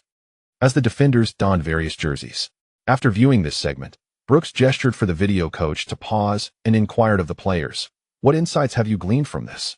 Captain Harry Bernard raised his hand and remarked, "His movements are now more streamlined and practical, discarding many unnecessary flashy techniques." Brooks nodded in satisfaction, affirming, "Precisely. As he pursues a more concise style of play, his threat level has escalated dramatically. This minor adjustment has transformed him from an inconspicuous winger into a formidable threat. Thus, we must remain particularly vigilant in our defensive strategies." He then addressed the other players. "It is not just Law who must be attentive. All of you should be. Kamara is adept with both feet, capable of switching flanks seamlessly. The tactical interchange between Kamara and Porter, frequently employed by Clark this season, necessitates our heightened awareness to preemptively counter their sudden positional shifts that could disrupt our defensive setup." Lastly, he emphasized the need to contain Who. Regardless of how Leeds City maneuvers along the flanks, they will invariably aim to channel the ball towards the center. Therefore, you must keep a close watch on Who, ensuring he is denied any opportunities to receive the ball and shoot within the penalty area. I trust one need not elaborate further on this point. The goalkeeper, Lemos, responded assertively, "Rest assured, coach. I certainly will not allow him to score in my presence." Since Hulai joined Leeds City, he has faced off against Stan Park Rangers twice without finding the back of the net. Particularly in their most recent encounter, Hulai attempted 5 shots, 3 of which were on target, only to be thwarted by Ramos's remarkable saves. Thus, Ramos certainly has the confidence to make such assertions. Upon hearing Ramos's words, Brooks nodded, refraining from further admonitions. This was not their first match against Hulai. They inherently understood their course of action, rendering his role as head coach unnecessary for verbal exhortations. As for the remainder of the double monthly tickets, there are still a few left, and I kindly request your support. Additionally, from 8 in the evening to midnight over the next few days, there remains a crowdfunding activity for monthly tickets for every donation exceeding 1,500 starting coins. Chapter 209, The Fierce Gaze of the Diamond. Ferret Quinn lunged for the ball but missed, as Kamara, clad in a yellow vest, intercepted it just in time. After making a feint to cross, he deftly tapped the ball into the penalty area with his right foot, propelling himself forward. Ben Grist approached to intercept, but Kamara swiftly shifted his upper body while pulling the ball to the left with his right foot. Ben Grist, attempting to keep pace with Kamara, fell just short, affording Kamara the opportunity to unleash a shot with his left foot. The ball traced a beautiful arc, sailing past the diving goalkeeper, Van der Van, and nestled into the net. What a splendid goal! Matt Dawn, witnessing the strike from the sidelines, couldn't help but exclaim in admiration, then turned to Tony Clark, saying, "Kamara has truly been in exceptional form during training lately." Indeed, Clark nodded, sensing that Kamara had rediscovered his focus. Following the criticisms in the locker room, some players had indeed exhibited a transformation, demonstrating greater enthusiasm in training, Kamara being a prime example. Yet, others remained stagnant, still grappling with uncertainty. "And what about you, Tony? Have you determined the direction in which you wish to lead this team?" Matt inquired. Clark shook his head. "No, I have yet to decide. However, one thing is unequivocal. Regardless of what the future holds, we must pursue victory in this match. Even if it means challenging the Rangers at Stan Park?" "Precisely. Even if it means facing the Rangers at Stan Park. Do you believe we can win?" "I do not know. But that does not hinder me from setting the goal to win. Every match must be contested for victory. That is my objective." "Ah, you truly are remarkable, Tony." Matt chuckled. "But you'd best not voice that to the media, lest the reporters collectively lose their minds, unsure whether you are the one going mad or they are." Clark laughed in response, understanding the humor behind Matt's words. In truth, he found his own aspirations somewhat audacious. Aspiring to defeat the Stan Park Rangers was not insane. What was truly audacious was the ambition to conquer them on their own turf. After all, it was Stan Park. Jamie Fielding stood with his head bowed in the corridor, surrounded by companions clad in the same Stan Park Rangers jerseys. They served as ceremonial ball boys for the match, tasked with accompanying the players onto the field. Generally, becoming a ball boy is a rare privilege. One must either be the child of a player, the offspring of club staff, or a young talent from the club's youth academy. With countless eager children attending local schools and kindergartens, the competition is fierce. rendering the opportunity to serve as a ball boy highly coveted. For many ordinary children, this experience becomes a cherished memory, as they have the chance to interact with the stars they typically only see on television. If fortune smiles upon them or they muster enough courage, they might even secure an autograph from their favorite player. However, at this moment, Fielding did not perceive his role as a ball boy as enviable. Instead, he felt a wave of embarrassment wash over him. His companions stifled laughter, their shoulders shaking, clearly struggling to contain their amusement. It was not just the ball boys. The players from the Stan Park Rangers also cast glances in his direction, their expressions laced with mockery, particularly directed at the Leeds City player standing beside Fielding, who had turned his back to the crowd, cupping his chin with one hand and gazing intently at a photograph on the wall. He resembled a tourist, rather than a visiting player come to compete. Peter Williams noticed that this was the fifth photograph under close scrutiny by Hulai, so he leaned in and whispered, "Hector Ingram." He played for the Stan Park Rangers from 1972 to 1980 as a central defender and captain. Fans affectionately referred to him as the Rock for his impenetrable presence in defense. The photographs adorning the walls featured players who had once graced the field for the Stan Park Rangers, all of whom had earned legendary status in the club's illustrious history and were thus worthy of this hallowed corridor, known as the Hall of Honor. Hulai turned to Williams, sincerity reflected in his voice as he said, "Thank you for your insightful commentary, Peter. However, I am already aware of who this individual is and the history of this corridor." "I assumed you might be unfamiliar," Williams retorted. "But the Hall of Honor at Stan Park Stadium is hardly an obscure place, is it? Who wouldn't know of its significance? Then why are you examining it so closely? As if you were a tourist?" Williams continued, lowering his voice and gesturing with his eyes toward the Stan Park Rangers players behind them. Clearly, Hulai's actions had drawn the attention of the Rangers players, who seemed to see it as a rather amusing display of a country bumpkin venturing into the city. "Although I have heard of it, this is my first time stepping into Stan Park Stadium," Hulai replied nonchalantly, indifferent to the scrutinizing gazes from behind. He turned to Williams and said, "Peter, have you noticed? The players of the Rangers, depicted in the Hall of Honor, exhibit particularly fierce and menacing expressions. Some roar with open mouths, while others glare with wide eyes, fixated on the scene beyond, which is rather peculiar." As he spoke, he turned to gaze at the Rangers players in Stanley Park, and from their perspective, the figures in the photographs adorning the wall displayed similar postures. He entirely disregarded the meaningful glances directed towards him. "Do you know what these expressions remind me of?" Williams inquired. "What do they remind you of?" "They remind me of the Buddhist temples in China," Hulai elucidated. "The statues within often bear such fearsome visages. Anyone entering to pay their respects can look up and see those mighty guardians seemingly staring right at them. I find a resemblance between the two, which piques my curiosity. It is noteworthy that the deities depicted in your churches typically possess gentle faces, adorned with smiles that exude compassion towards the faithful. If I recall correctly, these images were only hung after Brooks assumed the role of head coach for the Rangers at Stanley Park. Am I right?" Williams nodded, affirming, "Indeed. That was Scott Brooks's idea." In contrast to the tradition of inscribing the names of legendary players on the exterior walls of the Red Top Stadium, the Stanley Park Rangers have opted to showcase these esteemed figures along the walls of the Players' Tunnel, establishing a new tradition.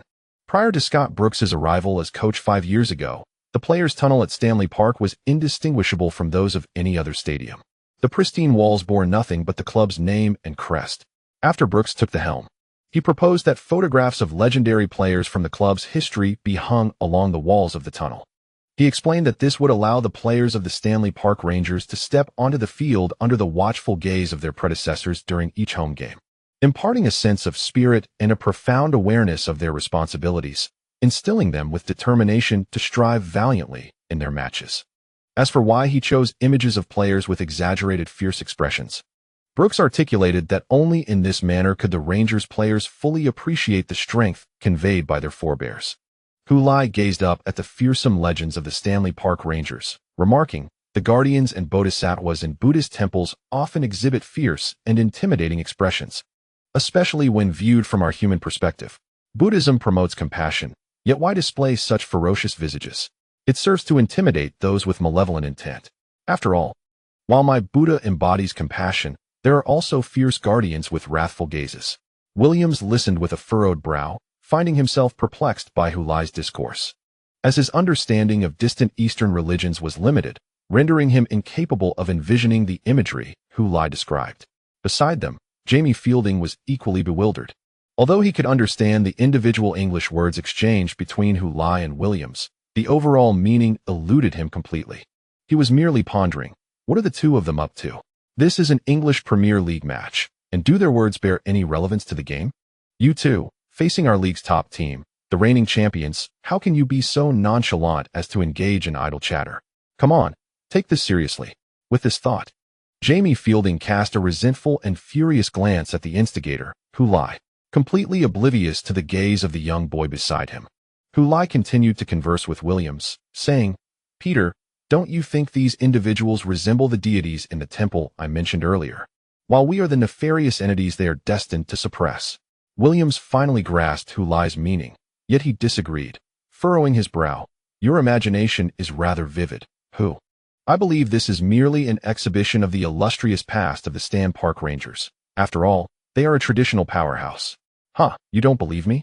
Hulai pointed towards the retired legends of the Stan Park Rangers. Look, they are deliberately positioned high above, so when we gaze upon them, we must look up. Yet curiously, when we do so, we don't notice any distortion in their images due to the perspective. Rather, it creates a visual connection where we seem to be looking at them, and they at us. Peter Williams tilted his head towards the nearest photograph and was astonished to find that it indeed appeared as such, despite standing quite close. The figures did not exhibit any distortion. It was as if he were viewing them from a normal angle.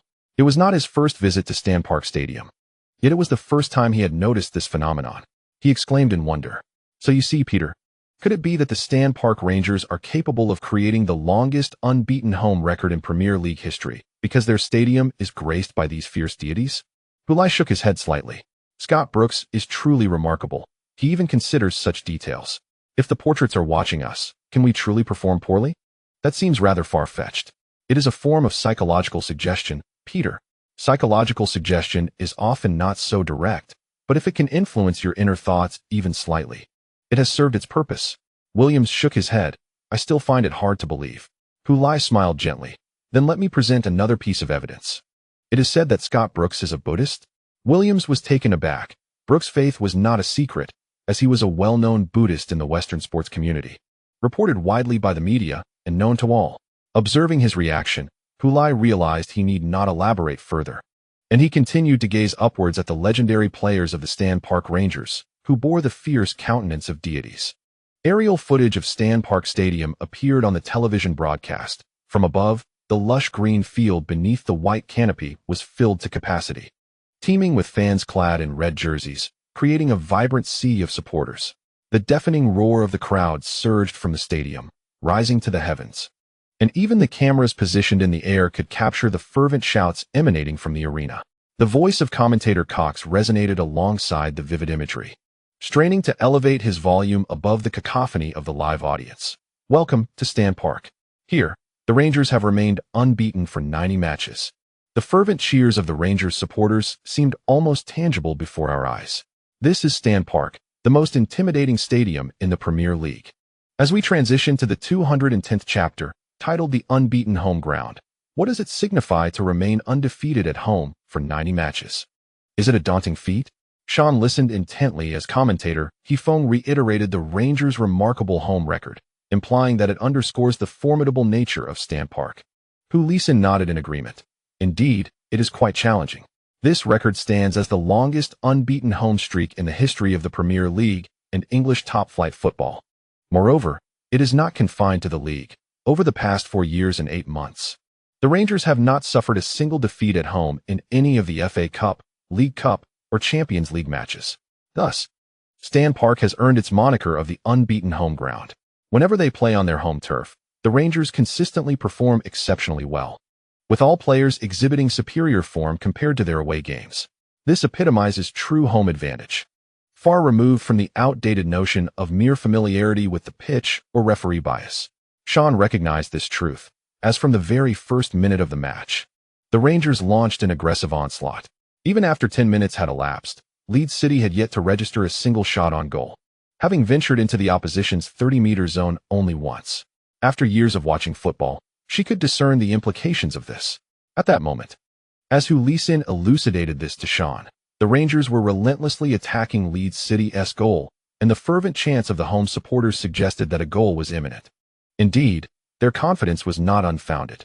Ian Shepherd, the left midfielder for the Rangers, made a swift run down the flank before delivering a cross. Leeds City's centre-back, Ben Grist, tangled with the Rangers striker, Matty Palacios, while attempting to defend, yet managed to use his physical advantage to position himself ahead of Palacios and prepared to clear the ball.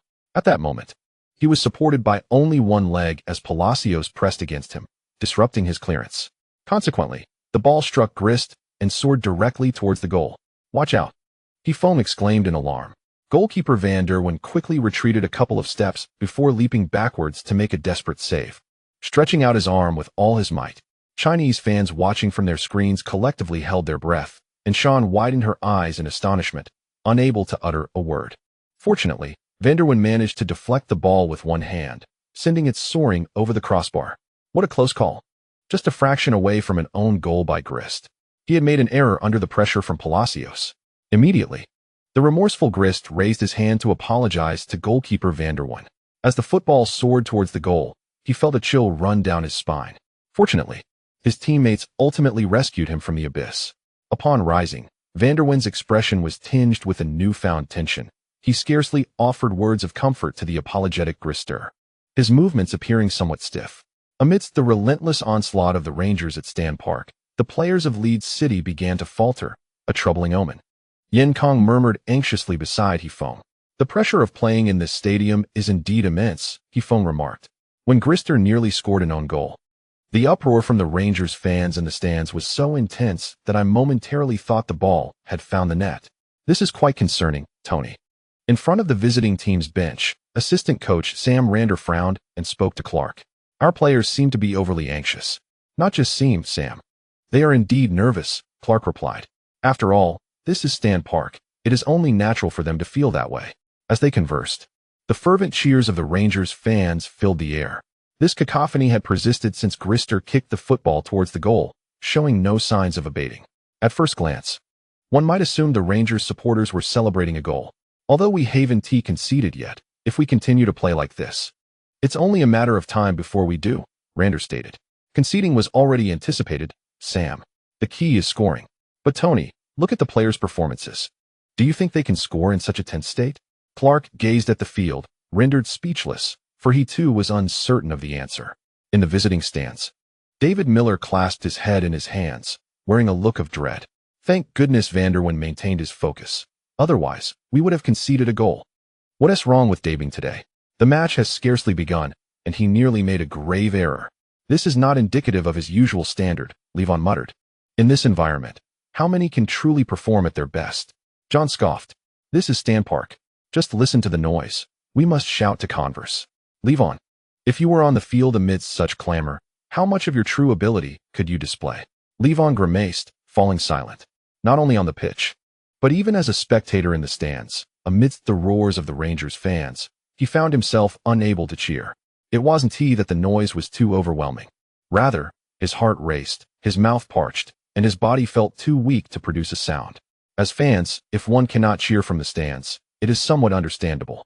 After all, in away games, it is often challenging to compete with the home crowd, especially in a place like Stan Park. However, as players, if they step onto the field and find their legs trembling, heart racing, and body devoid of strength in such an environment, how can they perform? The Leeds City fans truly cannot demand more from their players.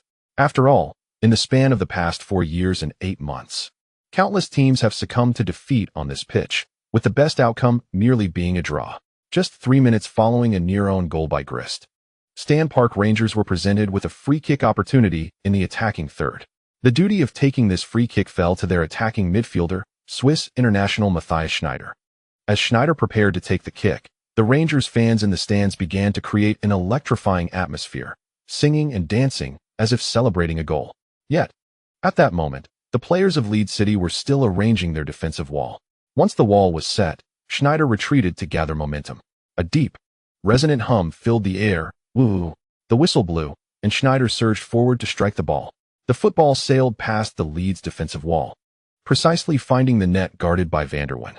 Ooh! The low murmur from the stands instantaneously erupted into a roar. Magnificent. A perfect arc. Schneider has opened the scoring for the Rangers in the 16th minute. Accompanying Cox's triumphant shout was the thunderous cheer that suddenly erupted over Stan Park. A deafening clap of thunder resonated above the stadium. All Rangers supporters leaped from their seats, raising their arms in celebration. The volume was such that those present felt their hearts racing. On the sidelines, head coach Scott Brooks raised his arms in jubilation, echoing the fervor of the Rangers fans. The entire stadium was engulfed in euphoria, enhancing the already electrifying atmosphere. Stan Park Rangers were in the lead. At their home ground, this team appeared invincible. In the studio, Hifong could only commend the scene before him, acknowledging that this free kick was a testament to Schneider's individual prowess. However, the opportunity itself was a direct result of the relentless pressure the Rangers had exerted on Leeds City, ultimately earning such a threatening free kick. It could even be argued that had the Rangers not secured this free kick, they might have earned a penalty shortly thereafter. Tony Clark's decision not to employ a defensive blockade against the Rangers on their home turf was also attributed to the excessive pressure on their back line, as Yin Kong analyzed.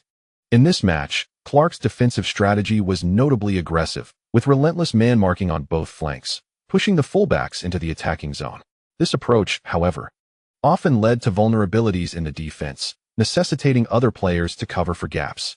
Such extensive defensive adjustments were prone to errors during the match, exemplified by the recent free kick that resulted from Jay Adams vacating his defensive position, forcing Williams to commit a foul in a desperate attempt to recover. Nonetheless, it would be remiss to declare Clark's defensive tactics as flawed. In the away match against Stan Park Rangers, Leeds City's defensive level necessitated a specific tactical approach. After all, Leeds City's strengths lie in their youthful players, abundant stamina, and exceptional mobility. Thus, adopting a defensive strategy that demands extensive running was the most prudent choice.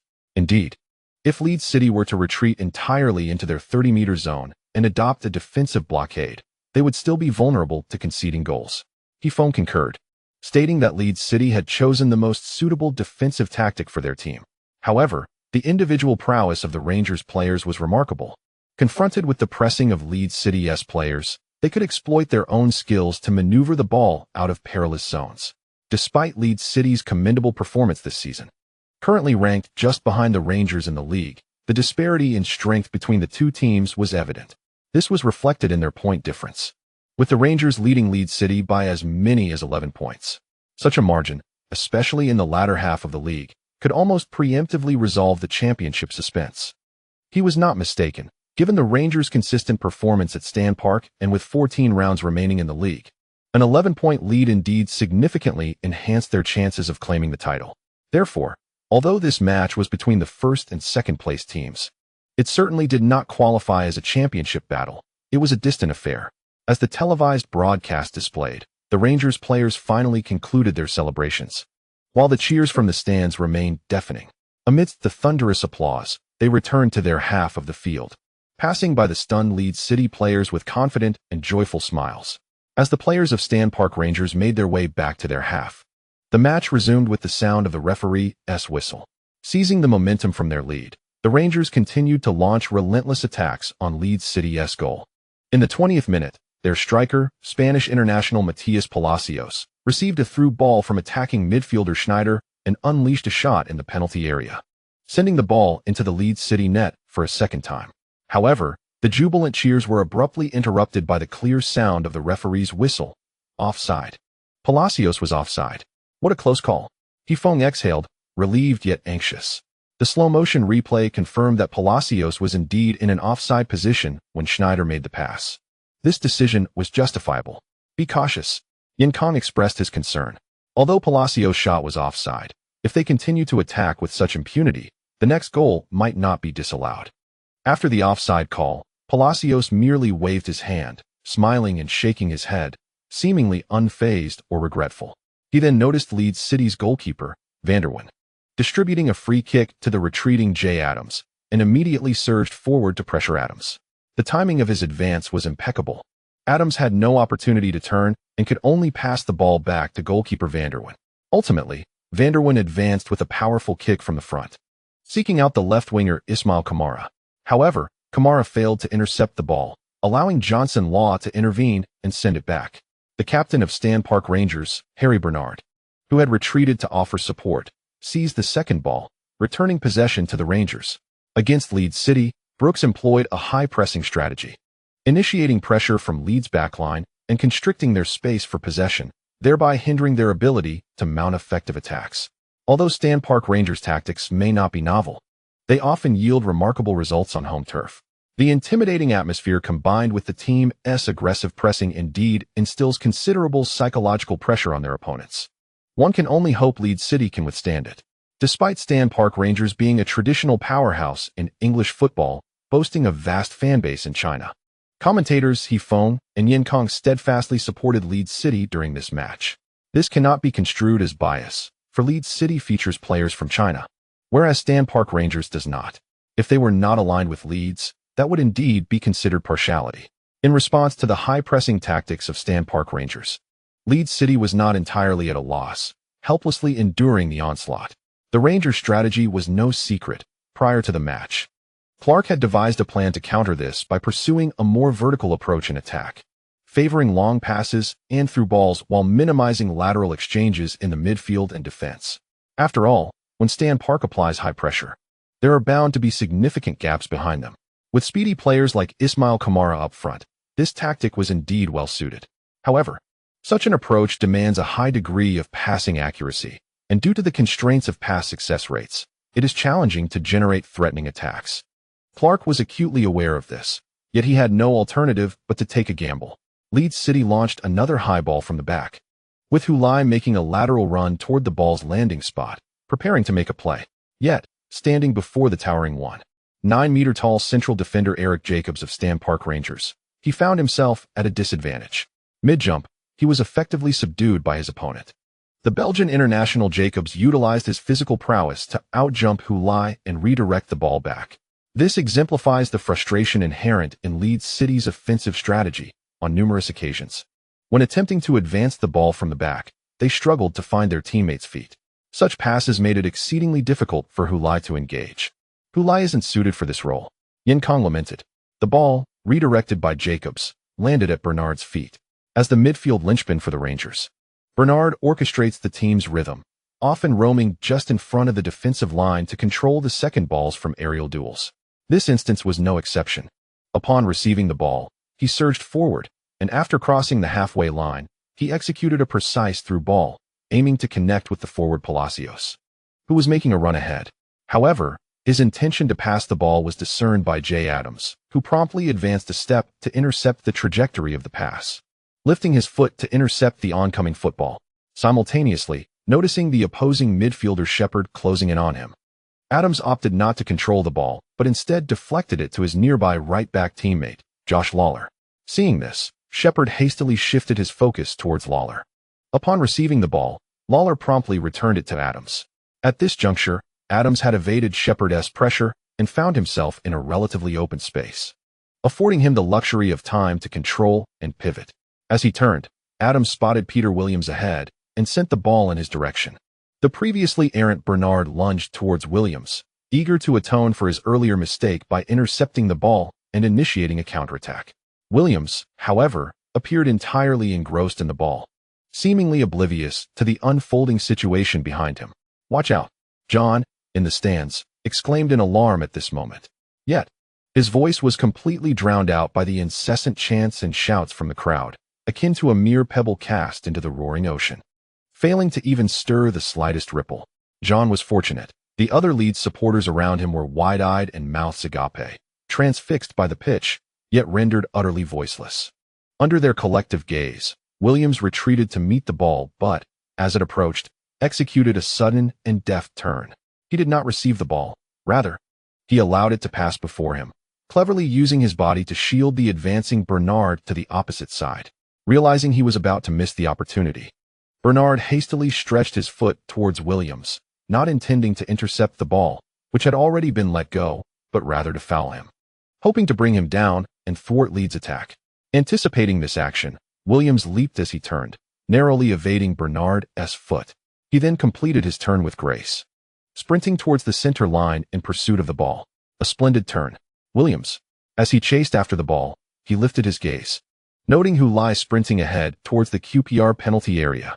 Following closely behind him was Johnson Law, while positioned centrally in front was the center-back Jacobs. Jacobs, retreating, glanced back towards Williams but seemed oblivious to Hulai trailing behind him, perhaps reassured by Johnson Law's presence. In Williams' perspective, it was as if a dotted line delineated the passing route, circumventing Jacobs and leading directly into the expansive space before Hulai. If he could deliver the ball there, Hulai would find himself face-to-face with goalkeeper Ramos, a golden opportunity. With this thought, Williams closed in on the football, lowered his head to confirm its position, and then unleashed a sweeping diagonal pass with his right leg. The football, propelled by his kick, soared swiftly across the field, tracing a distinctly pronounced arc before descending before Jacobs. In his pursuit, Jacobs attempted to intercept the ball with a sliding tackle, yet he failed to make contact. The ball grazed past his toes, veering into the open space behind him. A magnificent long pass. Exquisitely precise. Beautiful. Jacobs missed it. He had miscalculated. As Jacobs misjudged his tackle, Hulai seemed to anticipate that Jacobs would not reach the ball and suddenly accelerated forward. Meanwhile, Johnson, who had been trailing behind, was still awaiting the outcome of Jacobs' play. By the time he realized Jacobs had failed to intercept the ball and sought to speed up, Hulai had surged ahead, closing the distance to about 5 meters. Hulai, Hulai, one-on-one. A resounding chorus of boos erupted above the ever-boisterous Stan Park Stadium. Amidst the cacophony, the Stan Park Rangers goalkeeper, Ramos, decisively abandoned his goal, rushing forth to confront the advancing Hulai. "You shall not pass." Ramos lowered his center of gravity, intently observing Hulai, attempting to decipher his running rhythm, leg movements, and shifts in body weight to predict his next move. At that moment, Hulai caught up with the ball delivered by Williams. His body leaned slightly to the left as he instinctively extended his right leg forward, lacking the typical wind-up scene before a shot, appearing as though he intended to pull the ball to the left to evade Ramos. Consequently, Ramos shifted his weight in that direction, quickly bending low, ready to swipe the ball away as soon as Hulai drew it closer, aiming to thwart the one-on-one opportunity. Yet, at that instant, Ramos was taken aback as he noticed Hulai's right foot making contact with the ball, not pulling it back, but rather snapping his ankle to flick it. The ball soared unexpectedly over Ramos' shoulder. Ramos' outstretched hand grasped at thin air, leaving him to half kneel on the ground. Twisting to glance back, Hulai dashed past him on the opposite side, casting a brief glance before veering towards the corner flag, diverging from the path of the ball. The football descended from the air, rebounding once before hurtling toward the goal. Hulai, with great strides, leapt into the air. As the ball entered the Stan Park Rangers net, he executed a perfect 180-degree turn midair, his arms crossed over his chest, forcefully swinging down. The ball was ultimately ensnared by the net, tumbling into the goal. Hulai landed, his legs firmly planted on the grass. Hulai, splendid, remarkable. That delicate touch appeared effortless, as if he had painted a rainbow before the Stan Park Rangers goal. Graceful as a swan, fluid as a dragon. Just 6 minutes after conceding, Leeds City equalized. And this was Hulai's first shot of the match. P.S. Seeking monthly votes. Chapter 2:12. As if enchanted at the moment Hulai struck, time seemed to slow. Spectators could distinctly observe goalkeeper Ramos leaning slowly to one side, his hands outstretched. One can still perceive the moment he turned back, his eyes gradually widening, culminating in an expression of sheer disbelief etched upon his face. The football was seen spinning laterally, its patterns distinctly visible. Behind Ramos, a fleeting glance was cast by Hulai, who then withdrew his gaze, arms outstretched, and sprinted toward the opposite side. As the perspective shifted further back, Johnson Luo, in pursuit, mirrored Ramos's expression, his eyes expanding in astonishment as he slowed his pace, watching as the ball soared towards the vast, unguarded net. Even the cacophony enveloping Stan Park seemed to decelerate, transforming into a prolonged, muted resonance. The photographers positioned behind the Rangers' goal slowly adjusted their lenses, focusing on the sprinting Hulai. Their fingers pressed the shutter buttons, remaining firmly in place, capturing the moment with relentless precision. Amidst the rapid-fire clicks reminiscent of a machine gun, Hulai's iconic celebration was immortalized in a succession of still frames. Click. Hulai leapt into the air with agility. Click. His arms crossed over his chest. Click. He executed a mid-air rotation. Click. His arms swung downwards. Click. His body descended. Click. His legs landed firmly on the grass. Knees slightly bent, thigh muscles taut. Click. The number and name on his back were prominently displayed in the frame, while in the distance, the Rangers fans stood, hands on their heads, utterly astonished. "Oh, hoo-la-la," Cox shouted, slapping his palm with fervor. What a splendid counterattack this was. Leeds City, with a single kick, propelled the ball from their defensive half into the opponent's penalty area. Peter Williams's long pass was not only imaginative, but exquisitely precise, slicing through the air like a hot knife through butter, a sight to behold. Jacobus was utterly outmaneuvered by that exquisite pass, and whose finishing touch provided a perfect conclusion to this beautiful long-range offensive play. Nothing could encapsulate such an effortless shot more fittingly than this long pass. With a volley taken on the run, it caught Ramos completely off guard. The seamless collaboration between two young Leeds players allowed them to equalize merely 6 minutes after trailing. Neither the Rangers players nor their supporters anticipated this turn of events, their expressions akin to those struck by surprise. As a neutral commentator, Cox naturally hoped to witness a thrilling match, and what constitutes the most exhilarating game. For the Rangers fans, perhaps a match where their team secured victory early, eliminating any suspense, could be deemed thrilling. Yet, Cox would not subscribe to such a standard of judgment. He yearned to witness a spirited contest, with both teams engaging in a lively back-and-forth exchange. Leeds City has long been renowned for its passionate and relentless attacking style, and Cox naturally hopes that the team will not be easily intimidated by the atmosphere at Stan Park. Hulai's goal today has undeniably brought great comfort to Cox. Indeed, let them play the match in their most proficient manner. After scoring, Hulai was swiftly surrounded by his teammates, who rushed to embrace him. Those who arrived later jumped up and down, cheering with exuberance. Observing their current excitement, one could scarcely believe they had been so dumbfounded just moments prior. Tony Clark had just celebrated the goal with Randall when he turned to witness this jubilant scene. He let out a sigh of relief and remarked to Randall, whose goal came at the perfect moment, "It is a tremendous boost to our morale." Randall nodded in agreement. Indeed, had we delayed any longer, we might have truly found ourselves at the mercy of the opposition. As he spoke, he glanced over to the adjacent bench. Noticing the disheartened expressions on the faces of the Stan Park Rangers substitutes and coaching staff, which brought him further delight. After taking the lead, the Rangers would undoubtedly feel the match had fallen into their rhythm, with thoughts focused on how to score even more. Hulai's goal struck precisely at their most vulnerable point. The timing was impeccable. Peter's pass was truly exquisite, and whose shot was remarkably efficient. After all, it was his first attempt of the match. Reflecting on this, Randall expressed, "Honestly, I was initially concerned that he might be overwhelmed by the atmosphere at Stan Park. But it seems my worries were unfounded." Hearing Randall's words, Clark smiled with satisfaction. "Your concerns should never extend to whose mental fortitude. He has never disappointed us in that regard. In fact, Sam, I am even contemplating having him take penalties." "What about Lorenzo?" Randall inquired. Knowing that the team's captain Lorenzo was the primary penalty taker, "I am merely considering it.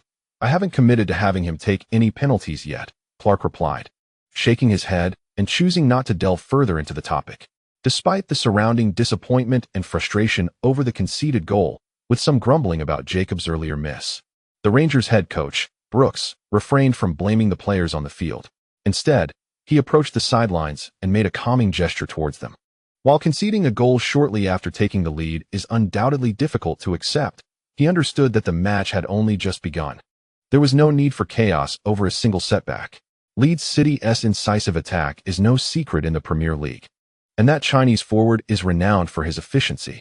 As long as we continue to play at our own pace, victory will ultimately belong to Stan Park Rangers. After his calming gesture, Brooks stood at the sidelines with his hands in his pockets, observing the field. Coupled with his impeccably tailored appearance, this demeanor instilled a sense of composure in the players. It was as if the presence of a head coach rendered all matters inconsequential. On the pitch, Captain Bernard vociferously rallied his teammates. Above the Stan Park Stadium, the rousing songs of the fans resonated, lifting the spirits of the previously disheartened Stan Park Rangers players as they returned to their positions. Goalkeeper Ramos propelled the ball forward, and Palacio, upon receiving it, advanced to the center circle, placing the ball on the kickoff spot, awaiting the signal to restart play. As the Leeds City players concluded their celebration and retreated to their half, the Stan Park Rangers were poised to resume the match. Observing this scene, Hifeng remarked. Truly, Stanpark Stadium possesses an enchanting quality. The Rangers players have swiftly recovered from the setback of conceding a goal. The exuberance that accompanied Hulai's earlier goal had nearly dissipated upon witnessing this revival. Upon the resumption of play, it became evident, as Hifeng had noted, that conceding a goal had not adversely affected the Stanpark Rangers. They continued to execute their strategy with poise, confronting their opponents on home ground with steadfastness. Consequently, Leeds City, who had hoped to capitalize on their recent goal to gain momentum, found themselves abruptly countered, forced to retreat in haste. The match appeared to revert to the state it had been in prior to their goal. Be cautious. Danger. Oh, that was close. Hifeng and Yin Kong. The Chinese commentators, entirely aligned with Leeds City, continuously expressed their alarm during this interval. Each exclamation signified yet another offensive threat from the Stanpark Rangers aimed at Leeds City's goal. Meanwhile, Xiaolan, watching from home, was so engrossed and anxious that she forgot to utter a sound, her gaze fixed upon the television, fearing for her son's team. In the 30th minute, Bernard, who had previously faltered with a misplaced pass leading to a goal, received a cross from a teammate just outside the penalty area. Without pausing to control the ball, he unleashed a powerful shot. The football soared toward Leeds City's net, and goalkeeper Vanderwen, with a vigorous dive, managed to deflect it out of bounds, eliciting yet another gasp from Hifeng and Yin Kong. Bernard, a superb long-range effort. Following the corner kick, midfielder Matthews Schneider prepared to take the corner. Jacobs sprinted from the backfield, eager to join the offensive assault. In front of Leeds City's goal, Vanderwen was anxiously directing his teammates to bolster their defensive positions against the encroaching Stanpark Rangers. Noticing this, Jacobs slowed his pace and opted not to advance directly to the goal, instead positioning himself just outside the penalty area, deliberately standing behind Captain Bernard. Vanderwen, recognizing Jacobs, shouted for someone to mark him closely. Closest to Jacobs was Leeds City's towering captain, the over 6'3" striker Lorenzo Esposito, who attempted to close the gap, but found himself obstructed by Harry Bernard. The two became entangled, one striving to evade the defense while the other resolutely blocked his path. At that moment, the whistle blew. Schneider took a run up and struck the ball. In the penalty area, chaos ensued as players from both sides tugged at each other, vying for position. Lorenzo struggled to shake off Bernard, while Jacobs surged past them in a diagonal sprint toward the near post. He leaped high during his dash. Simultaneously, the ball soared through the air. Eric, with a thunderous shout from Cox, Jacobs, almost unmarked, headed the ball forcefully toward the nearby goal. Although goalkeeper Vanderwen attempted to make a save, he found himself already inside the net upon contact with the ball. Jacobs, Eric Jacobs, magnificent. He has once again put the Stanpark Rangers in the lead. After conceding a goal due to his own error, he has redeemed himself with this strike. Oh, within just half an hour of the match, 3 goals have already been scored. My goodness. After landing, Jacobs turned to confirm his goal and then sprinted toward Schneider at the corner flag, followed by his fellow Rangers players. A thunderous cheer erupted from the stands at Stanpark. Chapter 213. Don't hesitate. Just do it. Following his goal, Jacobs appeared exhilarated. Even amidst the crowd of teammates embracing him, he exerted himself to wave his arms outward. This demonstrated his physical prowess. Had it been Hulai, he would have been buried beneath the throng, unable to muster a gesture. Well done, Eric. Well done. Since Leeds City's goal was directly beneath the north stand of Stanpark, the most ardent Rangers supporters were enthusiastically waving their fists at Jacobs, vociferously chanting his name in praise. This is Stanpark, where the connection between fans and players is profound. Even when their players falter during a match, they refrain from jeering or booing. Instead, they encourage them when they excel. In addition to chanting his name, the Rangers fans began singing a special anthem for Jacobs. We have a big fellow named Jacobs, strong as an ox, like an insurmountable mountain. Big guy, big guy. Jacobs is our beloved big guy. The Rangers supporters danced and sang in unison. Amidst the melody, Jacobs appeared on the television broadcast, having extricated himself from the embrace of his teammates. As they turned to return to the halfway line, he remained, bowing in gratitude to those most loyal supporters in the stands. He expressed his thanks for their unwavering support even when he had made a mistake. This goal was dedicated to them. After concluding his celebration, Jacobs turned to jog back, casting a glance at the home team's bench. He saw head coach Brooks watching him, smiling and applauding. A warm current flowed through Jacobs, filling him with a sense of fulfillment. He knew that he had successfully redeemed himself. Sam Landell sighed deeply from the sidelines. He recalled the joy he felt when Hulai scored. As if mere moments had passed, indeed, it had scarcely been a few minutes. Hulai equalized in the 21st minute of the match, and now, in the 30th minute, the Stan Park Rangers had regained the lead. A mere 9 minutes had elapsed, less than 10, certainly within the realm of possibility. Following Hulai's goal, he had been at the sidelines bantering with Clark, mocking the disheartened players and coaches of the Stan Park Rangers. Yet, in an instant, he found himself in the role of the jester. Beside him, Tony Clark remained silent and stoic, his expression grave. This marked Clark's second visit to Stan Park Stadium as the team's leader. The first had been during the first half of the previous season. At that time, his grasp of the team was still tenuous. Chaos reigned within, and their performance was erratic, with Hulai not yet on the roster. Leeds City had suffered a humiliating defeat here, losing 0-3, utterly powerless against their opponents. Upon this return, Clark harbored his own ambitions. He wished to gauge how his current squad measured up against what many consider the strongest team in the Premier League. This assessment would determine his vision for the team's trajectory and ultimately define their aspirations. Thus, when Matt inquired about their objectives before the match, he, fully aware of the challenge against the unbeaten home side Stan Park Rangers, boldly declared that their aim was victory. This season, Leeds City had not faltered against the other members of the Premier League's Big Six. They triumphantly defeated Tranmere at home 2-1, achieved a remarkable 4-3 away victory and a 2-0 home win against North London Wanderers, maintained an unbeaten record against London Bridge with a 2-1 home win and a 1-1 away draw, and despite a narrow 2-3 loss to the Dockyard, they had put up a commendable fight. It was only against the Stan Park Rangers that Leeds City found themselves utterly overwhelmed. In the second round of the season, they suffered a 0-2 defeat on their own turf, failing to score a single goal. What could be more indicative of powerlessness? However, it must be noted that Leeds City was not at their peak during that second round match. Kamara had yet to fully integrate into the team and was effectively neutralized by Johnson Law.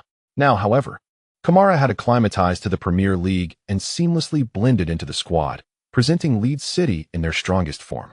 Thus, Clark was eager to witness how the current iteration of Leeds City would fare against the reigning champions at the so-called impenetrable fortress of Stan Park Stadium. At present, it seemed they were at least stronger than during the second round, having managed to score a goal away from home. Yet, that was the extent of their progress, as their opponents swiftly regained the lead within 10 minutes. More crucially, after equalizing, Leeds City found themselves incapable of establishing dominance or dictating the pace of the match. The game remained firmly in the grasp of the Stan Park Rangers, who had conceded the goal. Hence, the best outcome they could hope for here seemed to be merely scoring a goal before ultimately succumbing to defeat. Clark furrowed his brow, reluctant to accept such a disheartening fate. In theory, it was quite an impressive feat for his team to equalize merely 6 minutes after conceding a goal. However, Clark felt a lingering dissatisfaction. With this thought in mind, he strode purposefully to the sidelines and let out a sharp whistle to capture the attention of his crestfallen Leeds City players on the field. Once he successfully drew their gazes, he raised his right hand, displaying his thumb, index, and middle fingers while retracting his ring and little fingers. This specific gesture was his method of conveying the latest tactical instructions to his players. Within Clark's tactical manual, this signal signified the necessity to continue attacking when trailing or leveling the score, urging them to strive for victory. In essence, it was a rallying cry. Do not falter. Press on. The madman was ready to unleash his fervor, even on an undefeated home ground, determined to battle relentlessly against the owners of the stadium. The players of Leeds City recognized their coach's gesture and understood its implications. The boss demanded they launch an offensive against the Stan Park Rangers at Stan Park Stadium. Had the players belonged to another team, they might have deemed their coach's mindset questionable. Yet, without a moment's hesitation, Leeds City players instinctively embraced the directive. They had grown accustomed to their coach's fervent enthusiasm. After all, during their quest for points to avoid relegation, the boss had previously opted for aggressive tactics that resulted in losses. What did it matter to engage in a shootout against the Rangers at Stan Park? Whatever the boss commanded, they would follow. The remarkable performance throughout the season had fostered unwavering faith in their coach. Moreover, having already secured their position, a loss here due to an offensive strategy held little significance. As Hulai sent the ball back to his half, the the match resumed. Stand Park Rangers forward, Palacio sprinted after the ball, darting past Hulai. Without looking back, Hulai continued his run forward, brushing past Palacio. He charged towards the Rangers' penalty area, while Palacio made his way towards Lead Cities. Not only he, but the other players of Stand Park Rangers also swiftly crossed the midfield line, advancing into the offensive zone. Similarly, the wingers Charlie Porter and Kamara, along with their captain and central forward Lorenzo, followed closely behind Hulai, crossing the halfway line with resolute determination. Amidst the thunderous cheers and chants from the home supporters in the stands, the two teams collided like two charging battalions. Receiving Hulai's pass, Williams sent the ball back to center back Ben Griester. The Rangers players pressed forward without pause, with Palacio leading the charge towards Griester. Griester swiftly relayed the ball to Jay Adams, who had positioned himself to receive. After a brief adjustment, Adams launched a powerful kick, sending the ball downfield to the advancing Kamara, who nearly intercepted it at the sideline. As he brought the ball to a halt, his opponent, Johnson Law, swiftly approached him, positioning himself at an agonizingly uncomfortable distance for Kamala. This distance was neither close enough for Kamala to effortlessly pass the ball to his future self 3 seconds ahead, nor far enough to allow him the luxury of handling the ball with ease. It was a testament to the experience of a top-tier Premier League fullback, perfectly calibrated. Confronted with the almost impeccable Johnson Law, Kamala resisted the urge to engage in a one-on-one confrontation and instead passed the ball to his teammate, Peter Williams, who was making a run to support him. After delivering the pass, he feigned a move towards the center, but, as he approached Johnson Law, he suddenly cut laterally and accelerated towards the baseline. Almost simultaneously, Williams lifted the ball and directed it towards the path Kamala was sprinting along. Johnson Law had been vigilant, anticipating Leeds City exploiting the space behind him on the flanks. Thus, after Kamala's pass, he refrained from challenging Williams and instead retreated swiftly. Indeed, he was soon met by the sprinting Kamala. Upon witnessing Kamala change direction and quicken his pace, he immediately mirrored the movement. But he had no intention of racing Kamala in a 100-meter dash along the wing, despite his own commendable speed.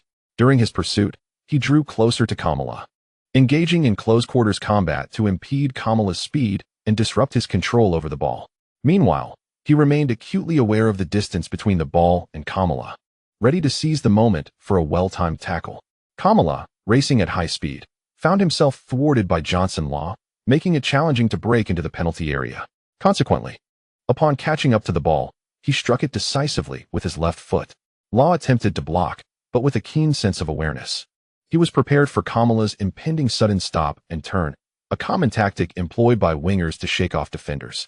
Unexpectedly, Kamala had no intention of confronting Johnson Law directly on the flank. His cross was not a mere feint, but a genuine strike connecting solidly with the ball. Johnson Law, misjudging the situation, failed to react in time, and his outstretched leg could not intercept the ball. It sailed towards the goal of the Stand Park Rangers. The only solace for Law was that such a cross posed little threat to the formidable defense of the Stand Park Rangers, anchored by the towering Jacobs. He turned to look back, his eyes widening in shock. There, Leeds City's captain, Lorenzo, was entangled with Jacobs as they both leapt. Yet neither managed to make contact with the ball. At the far post, Hulai unleashed a powerful strike towards the ball. Bang! Despite the acute angle, he sent the ball hurtling towards the near corner of the goal. The goalkeeper, Ramos, instinctively raised his hand to block it, but failed to make contact. The ball skimmed the upper edge of the crossbar and soared into the stands behind. Phew! Even the Stand Park Rangers supporters gasped in astonishment, emitting a tremendous sigh. It bore a striking resemblance to the roar of Leeds City fans following Hulai's near goal. End of chapter 214. A pack of hyenas who lie. What a pity. As the football soared towards the far post of Stand Park, Hifong erupted with excitement, nearly leaping from his seat in the broadcasting studio. However, when he witnessed the ball narrowly graze the crossbar and sail out of play, he let out a regretful sigh. Beside him, Yin Kong shouted in astonishment. Within Stand Park, the Rangers supporters widened their eyes, gasping as they exhaled in relief. Leeds City's first attack following the conceded goal was surprisingly threatening. The players of Stand Park Rangers were taken aback by Kamara's exquisite cross. He managed to guide the ball over the highest point in the penalty area, descending towards the far post, where Hu appeared just in time. The only disappointment was that the angle for the shot was severely limited, making it a challenging endeavor for Hu. Yet he executed it commendably, at least managing to instill fear in numerous Stan Park Rangers fans. Cox's remarks were somewhat flippant. He was unconcerned about offending the Rangers supporters, as he had always maintained this style of commentary. Sometimes, one might think he was on their side. Yet at other moments his words could provoke irritation. Critics have previously accused Cox of feigning neutrality, employing extreme rhetoric to craft an image of objectivity, as if he did not support any team. But how could that be possible? In England, how could a man exist without a favored team? As long as he had one, he could not claim to be impartial. Of course, it is now widely known that Matthew Cox indeed supports a team and is even a member of its fan club, although his chosen team currently languishes in the 6th tier of English football. Thus, regardless of his joviality or indignation during Premier League commentary, it matters little. The Rangers supporters were indeed quite shaken. Still basking in the euphoria of regaining the lead, they were suddenly confronted with Hu Lai, who emerged at the far post, swinging his right leg at the approaching ball. Fortunately, the shot struck the crossbar directly. Had it hit the side netting, many Rangers fans might have experienced a cardiac arrest, mistakenly believing it had found the back of the net. Disappointed not to have scored, Hu Lai clasped his head with his hands and let out a shout. Yet, he did not forget to give a thumbs up to Kamara, praising the quality of the pass. From a distance, Kamara responded with a thumbs up of his own, acknowledging Hu's commendable attempt. Johnson Law, positioned near Kamara, gazed at his back, reflecting on that earlier cross. The transformation in this player was indeed remarkable. He had opted not to sidestep me, but rather delivered a direct cross. Although Hu Lai's shot did not result in a goal, it significantly boosted the confidence of the Leeds City players, helping them recover somewhat from the recent blow of conceding. They recognized that they possessed a formidable striker on their side. With this thought in mind, Leeds City mounted a resurgence just 2 minutes later. It was still Kamala, still facing Johnson, who, after executing a feint to break through, once again lifted his foot to cross the ball. The football soared from a 45-degree angle towards the penalty area of the Stan Park Rangers. This time, Jacobs triumphed in the aerial contest against Lorenzo, managing to head the ball away just before Lorenzo could reach it. However, due to Lorenzo's close interference, he could not clear the ball far. As Jacobs kept his eyes on the ball in midair, he wondered where it would land and if any of his teammates would be there to protect the drop zone. At that moment, he spotted a familiar figure emerging at the ball's descent. Jacobs' eyes widened, but then he saw his teammate, Shepard, rushing in from the side, extending his foot towards the ball, ready to block. Jacobs felt a slight relief. Hu Lai's gaze was fixed on the ball in the air. It seemed as if nothing else existed in his field of vision. He swung his right leg, seemingly poised to unleash a direct shot. However, when his right foot made contact with the ball, it merely flicked it lightly. Shepard missed his kick. Simultaneously, Hu Lai leaned back, evading Shepard's attempt. He then swung his right leg again, this time striking the ball solidly. Bang! The football soared straight towards the upper corner of the goal. Amidst a crowd in front of the goal, that was the only opening. Stan Park Rangers goalkeeper, Ramos, leaped from behind the throng. His hands brushed against the ball. The ball struck the inner post. Then, it ricocheted into the net. Unbelievable. Incredible. Absolutely astonishing. Just 3 minutes after the Stan Park Rangers regained the lead, Leeds City equalized once more. And this time, the scorer was none other than Hu Lai. Hu Lai. Oh, Hu Lai. Magnificent. Stunning. Hu Lai. Absolutely brilliant. He scored twice. In the studio, Feng and Yin Kong exclaimed simultaneously. Though their faces were unseen, their voices conveyed their exhilaration. They were indeed thrilled, as Hu Lai's goal came merely 3 minutes after conceding. Anyone with a modicum of football knowledge understands what such a swift equalizer signifies. A significant blow to the opponent's morale, a heavy strike. It sends a message to the adversary: do not be arrogant. I possess the capability to retaliate. Hu Lai's goal arrived at a most opportune moment. It was crucial. He halted Leeds City's declining morale and steadied their resolve. Faced with national players from formidable European teams, Hu Lai managed to score twice. It was truly remarkable. Indeed. Feng. Each of these 2 goals was exquisite. The first one goes without saying, but the second, most critically, Hu Lai's flick before the shot. It was a stroke of genius.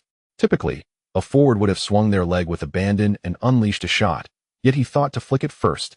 Such composure. Utterly remarkable. And it was that flick that allowed him to evade Shepard's interception. The very flick that was pivotal to the goal. In the midst of the commentator's exuberant praise, Hulai, after scoring, once again unveiled his signature celebration before the fans of the Stan Park Rangers. For the latter, this was an entirely new experience. Hulai had never breached the goal of the Stan Park Rangers before. This time, however, he struck not once, but twice. The fans of the Stan Park Rangers were treated to the sight of Hulai's celebrated celebration on 2 occasions. Meanwhile, the Leeds City supporters in the away stand erupted in cheers, their voices seemingly insignificant amidst the cacophony.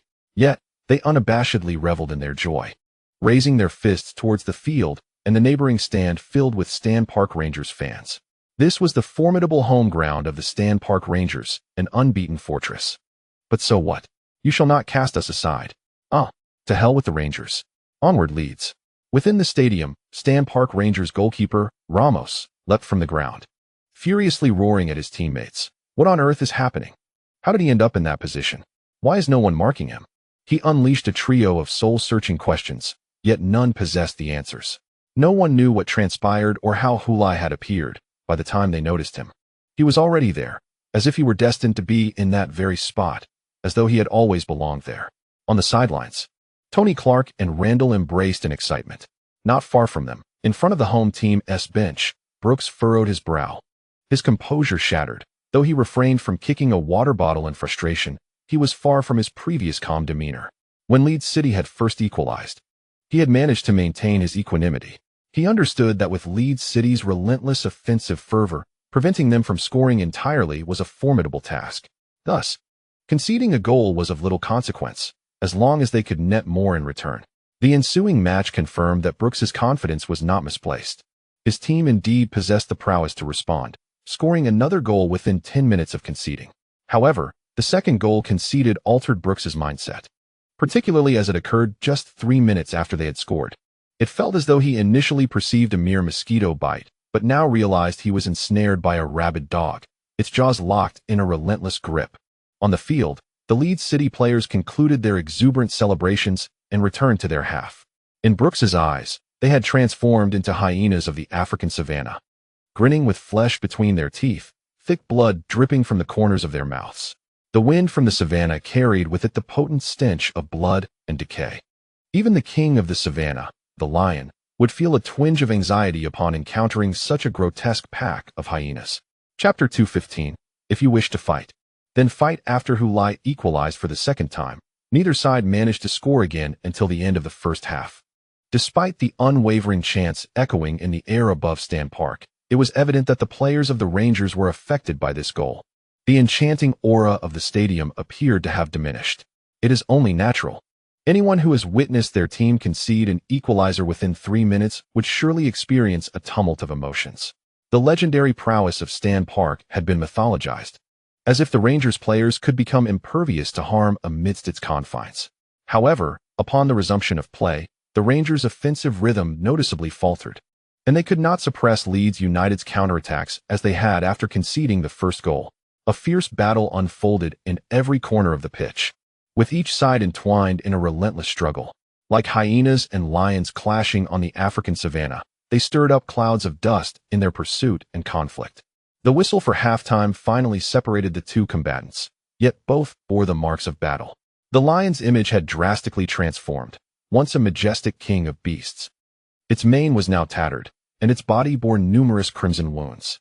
While perhaps not as grievously injured as the hyenas, the stark contrast to its former grandeur rendered its injuries appear far more severe. In truth, the hyenas fared worse. They were, after all, a pack of wild dogs, accustomed to a scruffy appearance, and thus their plight seemed less tragic. One could hardly expect a creature that frequently wallows in mud to appear any cleaner, regardless of its condition.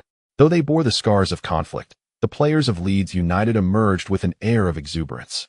As they descended from the pitch in clusters, they were seen whispering animatedly, their faces alight with spirited expressions, though their words were inaudible and their lips unreadable. The glimmer in their eyes conveyed a sentiment unmistakably far from despondence or disappointment. Observing this scene from the sidelines, Tony Clark turned to his companion, Sam Randier, and exclaimed, "Sam, there's an opening." "What do you mean?" Randier inquired, puzzled. Without responding, Clark dashed back towards the locker room, leaving the players behind him. Randier bewildered. could only substitute for Clark by offering encouraging high fives to the departing players. Upon entering the locker room, the Leeds United players were greeted by their coach, Clark, who had shed his suit for a shirt, with sleeves rolled up to his elbows. The whiteboard beside him was adorned with various arrows, numbers, circles, solid and dashed lines. As each player entered, he gestured urgently for them to sit, imploring, "Hurry, take your seats." He appeared anxious, as if unwilling to waste a single second. Once everyone was settled, he personally closed the door and, while returning to his place, clapped his hands vigorously, proclaiming, "Gentlemen, it is time to settle the score. In the first half, you have proven that even at the undefeated fortress of Stan Park, the Rangers are not invincible. They too are prone to errors, and they too will concede goals that are beyond their defense. I am aware that for 4 years and 8 months, no team has managed to defeat them on this ground, yet we need not dwell on this. We must exert ourselves to the fullest, and leave the rest in the hands of fate. Let us charge forth, fight, and contest every ball. We shall unleash our utmost potential and engage in a thrilling match against the reigning champions." After expressing this, he turned to Kamara, tapping the whiteboard behind him, which was filled with notes. "In the face of their high pressing, our vertical play is effective. Therefore, we must adhere to this strategy in the second half. Kamara, you should strive to push forward. There is no need for you to drop back to serve as a pivot. I will position Quinn ahead to support you. You need to be at the forefront so that our players can advance the ball as far forward as possible, which will not only amplify our offensive threat, but also suppress Lau." Hearing the coach's instructions, Kamara nodded vigorously. After half a season, his command of English had improved. While he could not guarantee understanding every word the coach uttered, he grasped the general meaning. The boss wanted him to disrupt the opponent's defense and pressure the left back, Johnson Lau. Each of these tasks was precisely what he excelled at and yearned to accomplish. Next, Clark directed Hulai, "You need to move around Lorenzo, maintaining proximity to him. When Lorenzo wins the first ball, pay attention to controlling the second ball, just like your second goal. However, if you are closely marked by the opponent, withdraw from the penalty area. If their defenders follow you out, splendid. If not, you may attempt a long-range shot." "No problem, boss," replied Hulai, who was barefoot and rubbing his feet. "Peter, you and Jay, when one of you has the ball in midfield, the other should swiftly advance to act as a temporary pivot, drawing defensive attention. After passing the ball, you must immediately push forward, exploiting the gaps behind the opposing defenders until you reach the penalty area. If Hu and Lorenzo create space within the box, you must decisively move in to take a shot." Clark illustrated their alternating movements on the whiteboard. Once he finished, he addressed the entire team. "Forward, as far as possible. Minimize lateral and backward passes. Do not fear mistakes. If you lose possession, simply recover and defend. It's nothing of great consequence.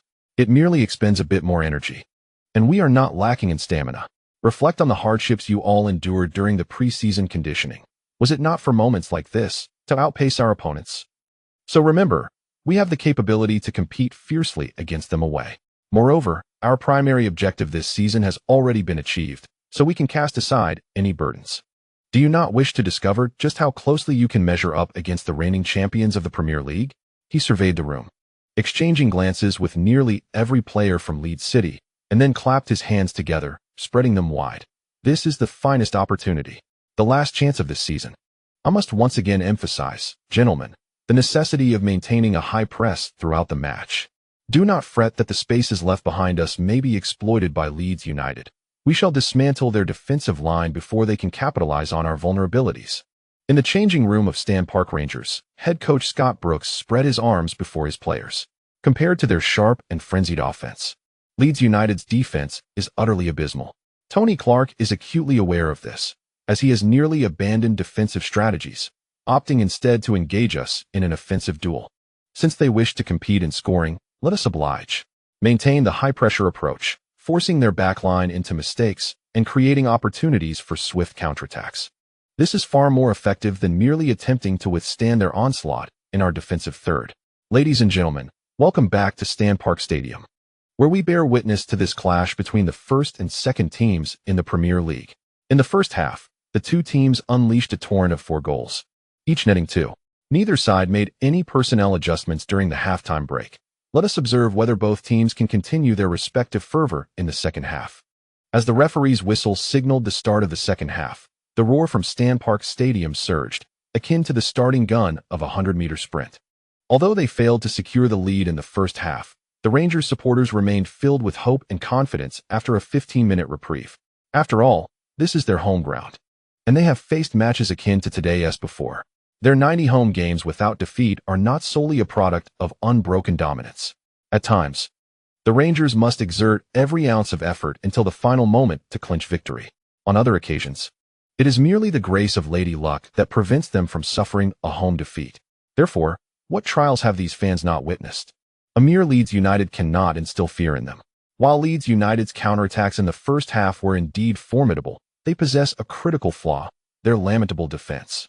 If it comes down to a mere battle of goals, what is there for the home side to fear?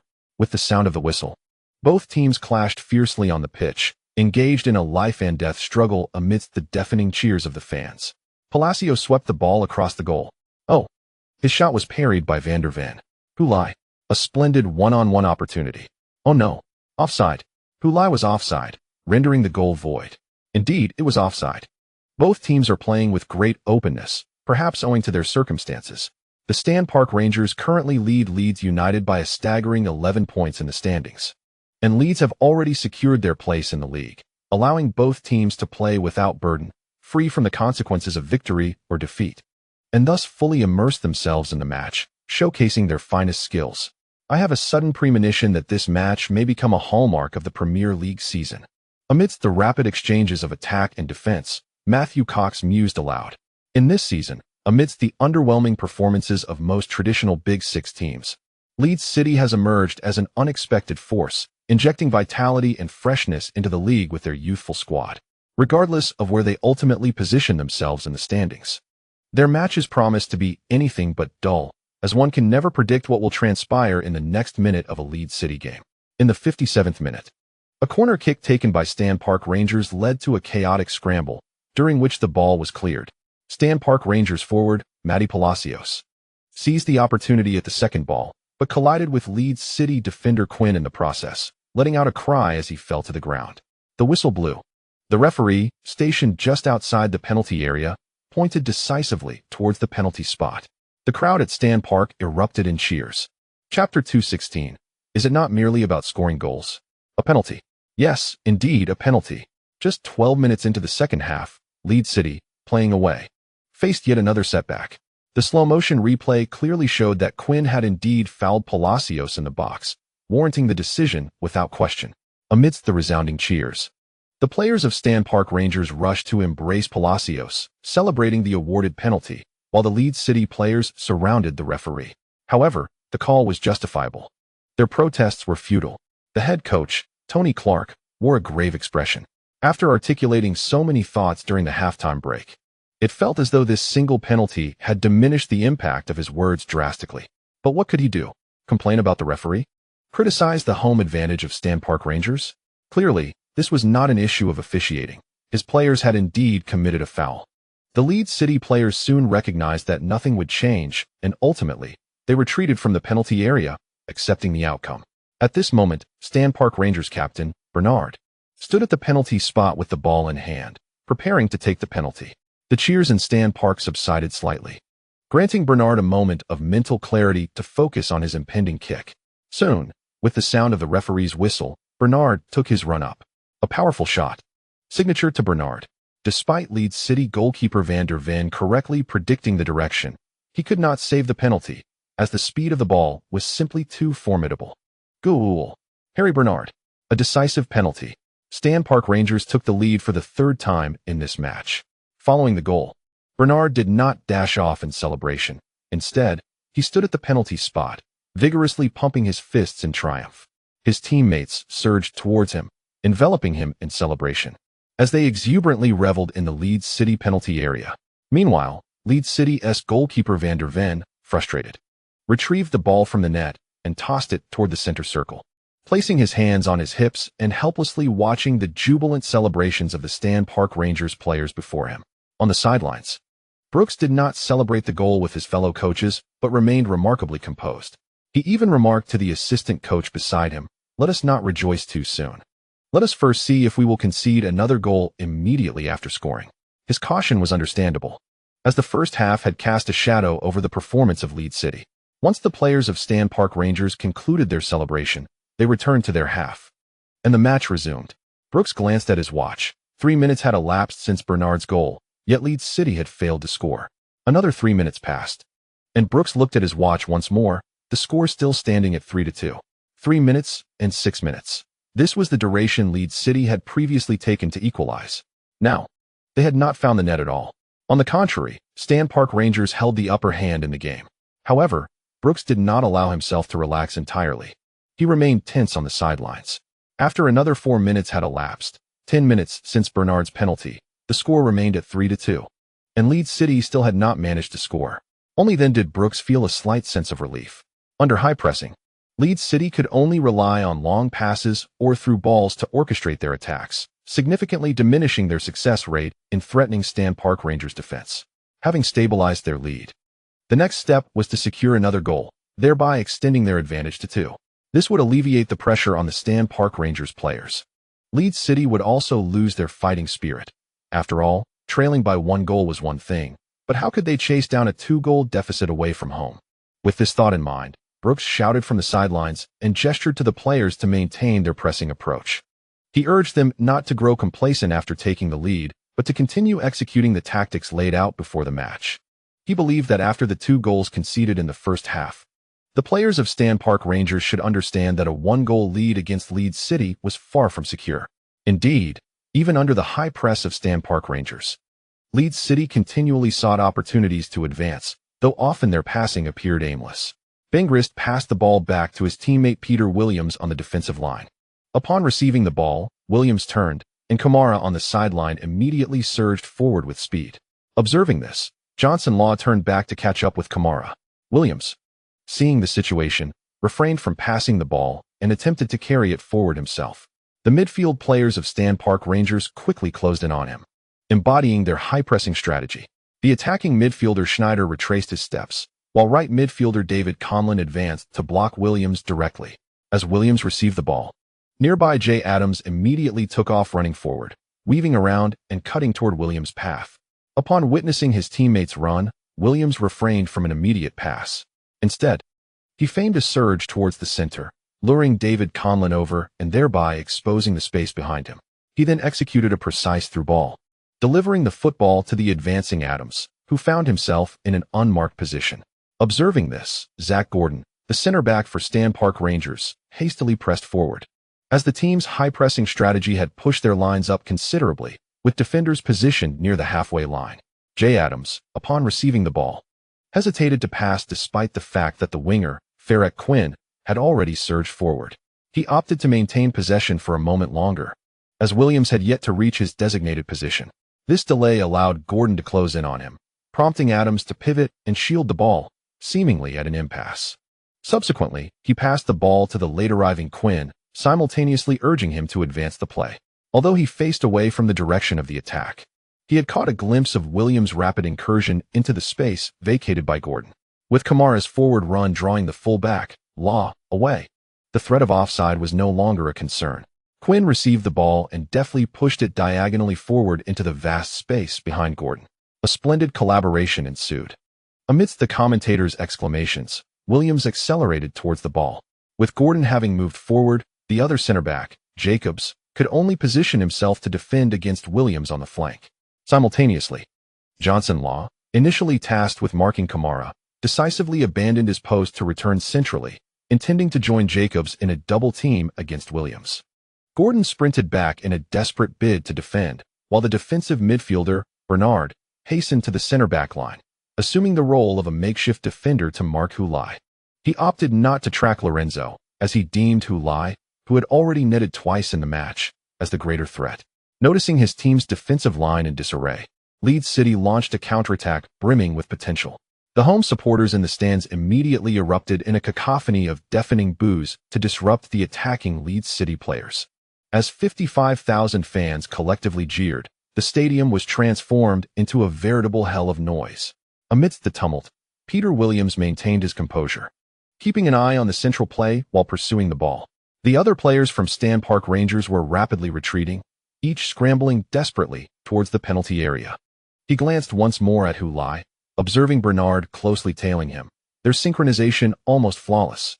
A pass in that direction would likely be intercepted, and the best outcome would see Hulai ensnared until the rest of the Stan Park Rangers players had regrouped, resulting in Leeds City losing their optimal attacking opportunity. However, he could still distribute the ball to the flank for Kamara. But if the central route was available, why divert to the wings? Remembering the coach's directives during halftime, Williams, upon catching up to the ball, swung his left foot and swept the ball horizontally towards the center. However, it was not Hulai who was positioned centrally, but rather the late-arriving Jaya Adams who received the pass. Previously acting as a temporary pivot, Adams surged forward immediately after Quinn completed the pass. He found himself perfectly positioned. Adams, after receiving the ball from Peter Williams, he suddenly paused, his body coming to an abrupt halt. Just then, the Rangers midfielder, Matthew Schneider, who was retreating, flashed by him. What a play! After evading Schneider, Adams deftly nudged the ball forward, then swung his right leg, unleashing a powerful strike from the edge of the penalty area. The ball zipped across the grass of Stan Park, carving a shallow groove. Goalkeeper Victor Lemos sprang into action, extending his palm towards the lower left corner of the goal. Yet, before he could reach it, the ball had already found the net. Oh my goodness! This is simply astonishing. Leeds City has equalized for the third time in this match. This team is truly remarkable. Commentator Cox erupted in excitement from the commentary booth. So why do they find themselves in second place in the league? Is it merely due to luck? Certainly not. Just look at their performance in this match. How many teams could achieve such a feat? Trailing 3 times, yet equalizing on each occasion. The Rangers did everything they could to secure victory, but failed to extinguish their spirit. Lemos, sprawled on the ground, turned to see the ball nestled in the net, his eyes wide with disbelief. Captain Bernard glanced towards the goal, the cheers of Hulai ringing in his ears, a foreign tongue he could not comprehend. Head coach Brooks leaped up in frustration upon conceding. What the hell? What on earth is happening? He furiously questioned his coaching staff. Yet none could provide an answer from the opposing bench. Most of them sat in stunned silence, heads in their hands. In truth, the Rangers had performed better this time than before. They held the lead for 15 minutes before Leeds City equalized once more. Tony Clark embraced Sam Landell, shouting in his ear, "We've got this, Sam. We can do this. This is Stan Park, but we fear no Rangers." Chapter 2:17. They are afraid of us. After Leeds City scored, the boos from the crowd only intensified. The Rangers fans expressed their anger and shock through the cacophony of jeers. They were indeed furious and astonished. Who could have anticipated that, despite playing at home, their team could be equalized against 3 times after taking the lead? When did our defense become so feeble? It felt as fragile as paper. Prior to this match, Stan Park Rangers had conceded just 15 goals over 24 league games, making them the team with the fewest goals allowed in the league. They were also the only team to have conceded fewer than 20 goals. The second least conceding team was Videston, who had allowed 24 goals, averaging 1 per match. The defense of Stan Park Rangers is composed entirely of international caliber players.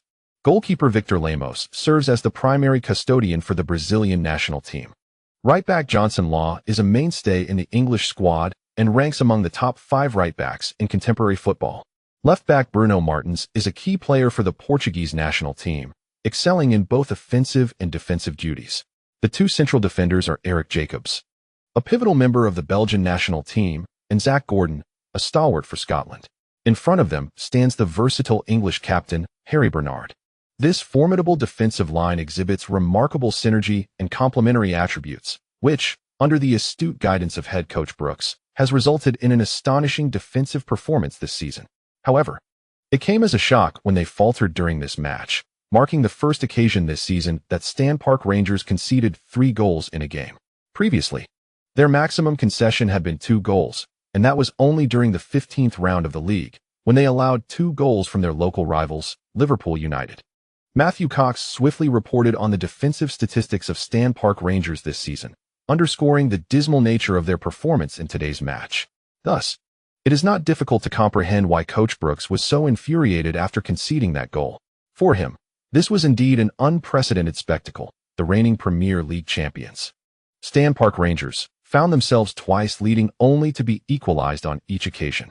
Not only was this the first time they conceded 3 goals in a match, But it was also the first instance of leading 3 times only to be equalized each time. As the players from Leeds City celebrated, the resounding boos from the crowd echoed throughout the stadium. Yet, few seemed to care. Some even pointed at the stands and laughed, proclaiming, "They fear us." To instill such fear in the hearts of Stand Park supporters is, undeniably, a remarkable achievement for the Leeds City players. For many among them, this was not their first encounter at this venue. They had previously played here last season, leaving without a goal and suffering a 0-3 defeat. The memories of that match linger in the minds of the Leeds players. Fans of Stand Park Rangers would cheer for every attack and every goal their team scored. Yet they refrained from booing the Leeds players. Despite their previous drubbing, the atmosphere during that match was not intimidating for Leeds City. They might even argue that they did not truly experience the daunting nature of an unbeaten home ground. Losing 0-3 to the champion team was somewhat expected. Perhaps many Leeds players felt fortunate that they were not treated with disdain by the Stand Park crowd and were able to complete the match without incident. However, in retrospect, it was simply because they posed no threat to Stand Park Rangers at that time. The stadium and its supporters did not regard Leeds City as worthy opponents or adversaries. They were merely seen as a means for Stand Park Rangers to secure points and bolster their goal difference. This feeling is rather disheartening, as it stems from being underestimated. No one enjoys being looked down upon. At that time, Leeds City lacked the standing to express discontent. Given their capabilities, it was entirely natural for them to be underestimated. Not to mention, among the 19 teams in the Premier League, perhaps 15 had the right to look down upon them. However, the tides have changed. They were met with jeers. The cacophony of boos resonated with the Leeds City players, akin to a celestial symphony. It was not a curse, but rather the highest form of recognition. During halftime, the manager suggested they test the extent of the gap between them and the reigning champions. They did just that. It appeared that the difference was not substantial. Amidst the resounding boos, the Leeds City players jubilantly returned to their half.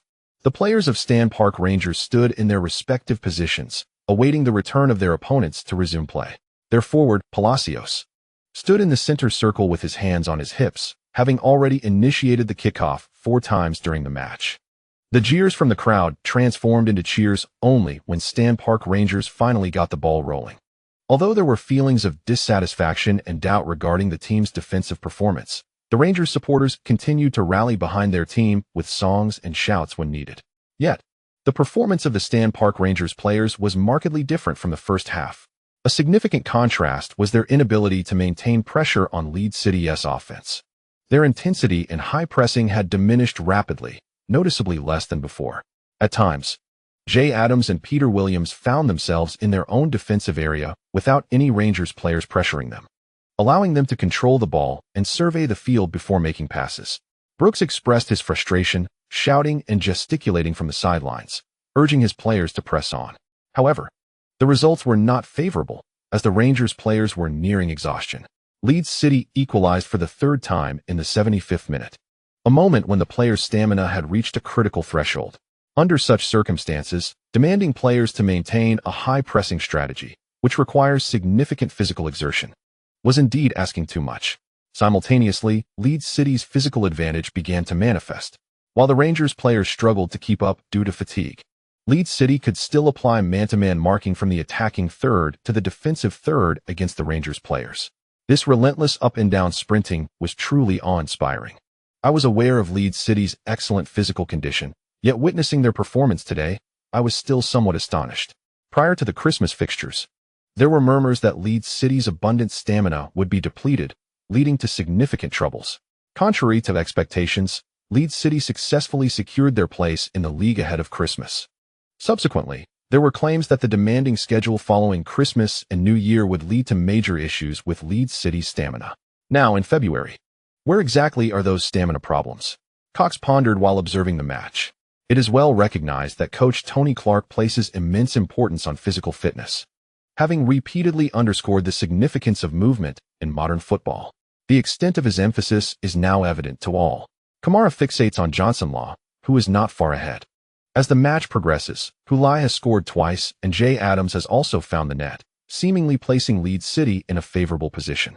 However, Kamara is far from satisfied with his own performance, as he has yet to overcome his opponent. Despite having indirectly assisted Hulai's second goal with a cross from the wing, he does not regard that as a triumph over Johnson Law.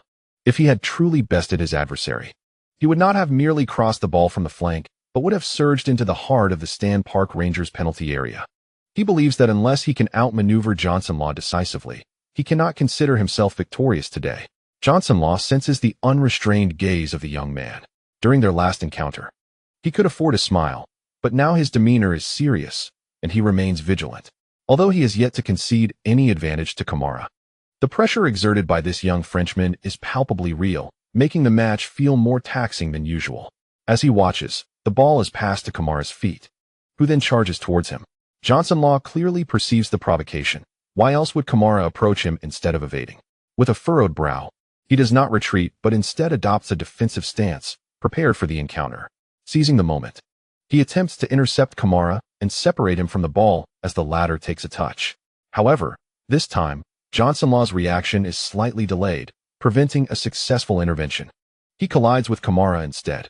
Fortunately, with his experience and agility, he swiftly executes a tackle, nudging the ball out of play with the tip of his foot. He then relinquishes his balance, allowing his full weight to bear down on Kamara, forcing him to the ground, since he had already played the ball out of bounds. This collision does not constitute a foul. Kamara's frustration at failing to break past Johnson Law is palpable, evident in the forceful shove he gives to his opponent.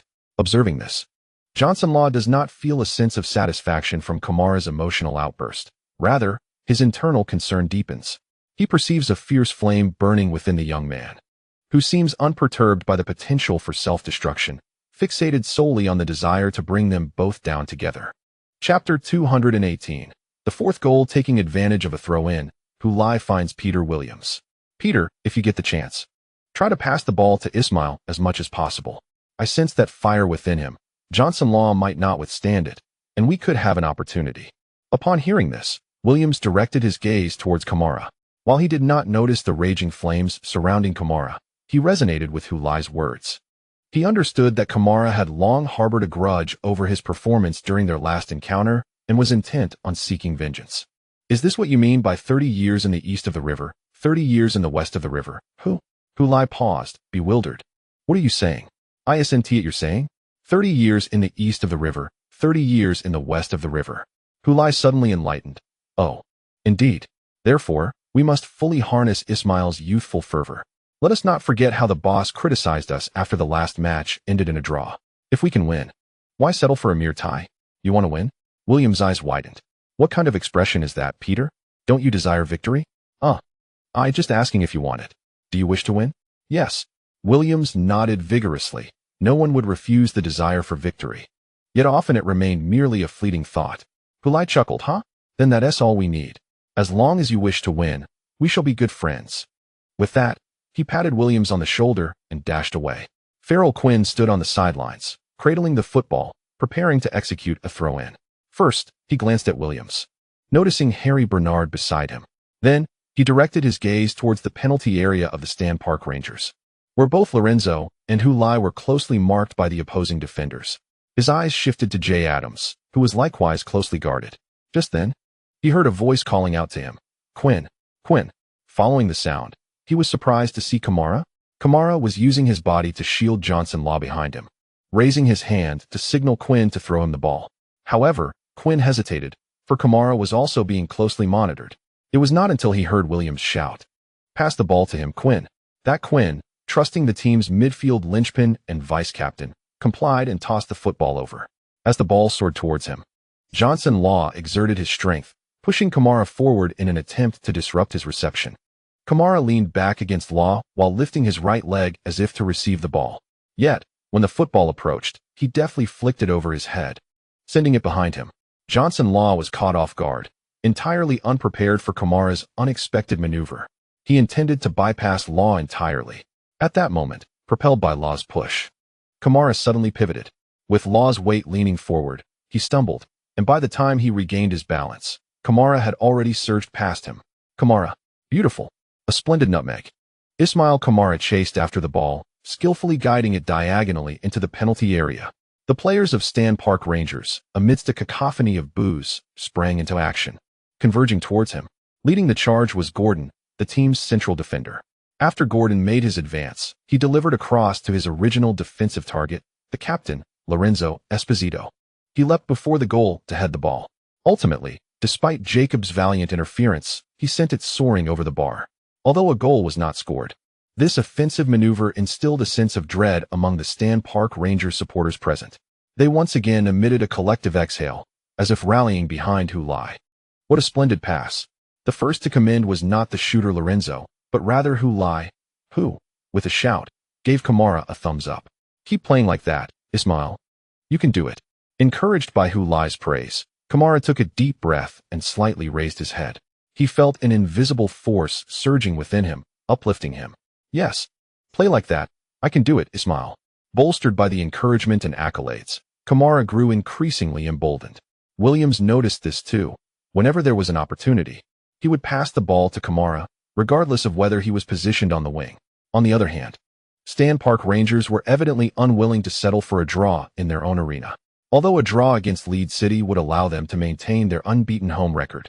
For Stan Park Rangers, who had led 3 times only to be equalized each time, they were determined to accept nothing less than victory. They were resolute in their desire to triumph and defeat Leeds City on their home turf. They were eager to see if, upon taking the lead for the 4th time, Leeds would manage to equalize once more. Thus, even with their stamina waning, Stan Park Rangers continued to execute a high-pressing strategy, striving to regain possession and launch an attack. Naturally, Leeds City welcomed this approach. In truth, they had been concerned that Stan Park Rangers might retreat into a defensive shell to preserve their unbeaten home record during the closing minutes of the match, which would make scoring more difficult for them. Now that Stan Park Rangers were pushing forward, it was a welcome development. Bring it on.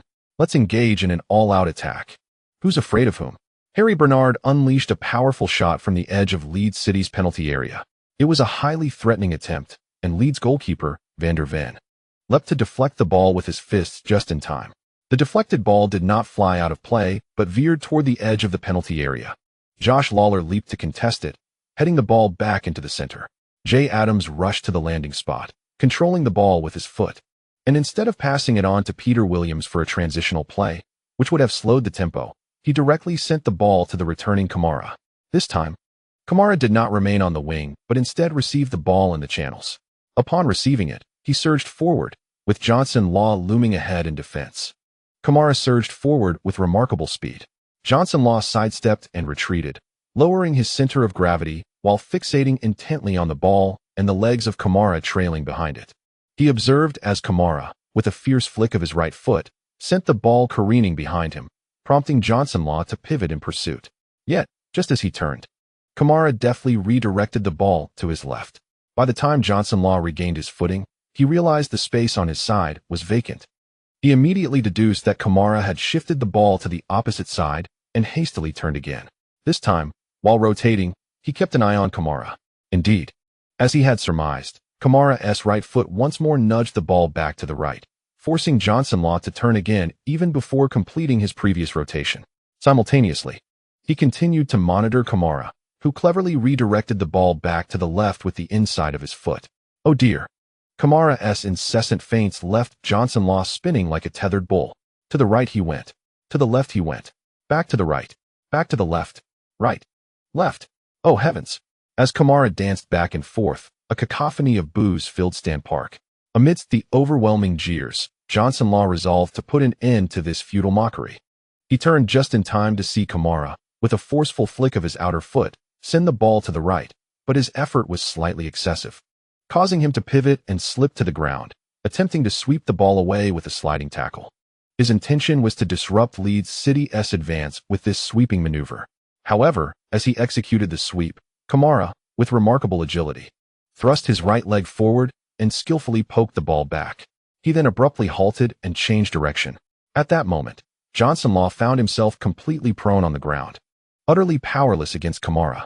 After his failed tackle, he could only turn and watch as Kamara glided past him, reclaiming the ball. Oh my goodness! How magnificent! After a series of dazzling feints, Johnson Law could no longer withstand the assault. Kamara surged toward the penalty area of the Stan Park Rangers. Lying on the ground, Johnson Law craned his neck to catch sight of the gallant figure racing away, and without needing to watch the televised broadcast, he understood just how disheveled he must appear. He struggled to rise, but his foot slipped, sending him crashing back to the ground. Many fans in the stands of Stan Park, witnessing Kamara's audacious maneuver that toppled Johnson Law, were momentarily silenced, their expressions a mixture of shock and dread. The esteemed right back of the England team, ranked among the top 5 in the global football arena, had been so thoroughly outmaneuvered. In that instant, the once thunderous boos over Stan Park seemed to diminish. After leaving Johnson Law in his wake, Kamara advanced from the flank into the center, drawing ever closer to the penalty arc. Before him now stood only 3 defenders of the Stan Park Rangers and a goalkeeper. He deftly nudged the ball diagonally toward the right side of the penalty area. In that moment, a conspicuous gap emerged due to the insufficient defensive strength, compelling the 3 defenders to constrict towards the center. Consequently, this left several openings near the flanks. Upon passing the ball, Kamara observed Hulai making a diagonal run. He immediately accelerated towards the center of the penalty area, aiming to draw another player from the Stan Park Rangers defense. Indeed, witnessing his advance, Jacobs, who initially intended to mark Hulai, hesitated, leaving only the team's left back, Bruno Martins, to pursue an opportunity.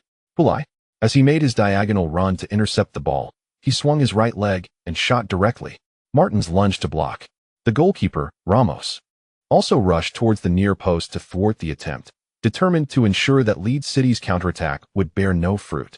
Ramos lowered his center of gravity, his arms slightly outstretched at his sides, eyes fixed intently on the ball, striving to maximize his defensive area.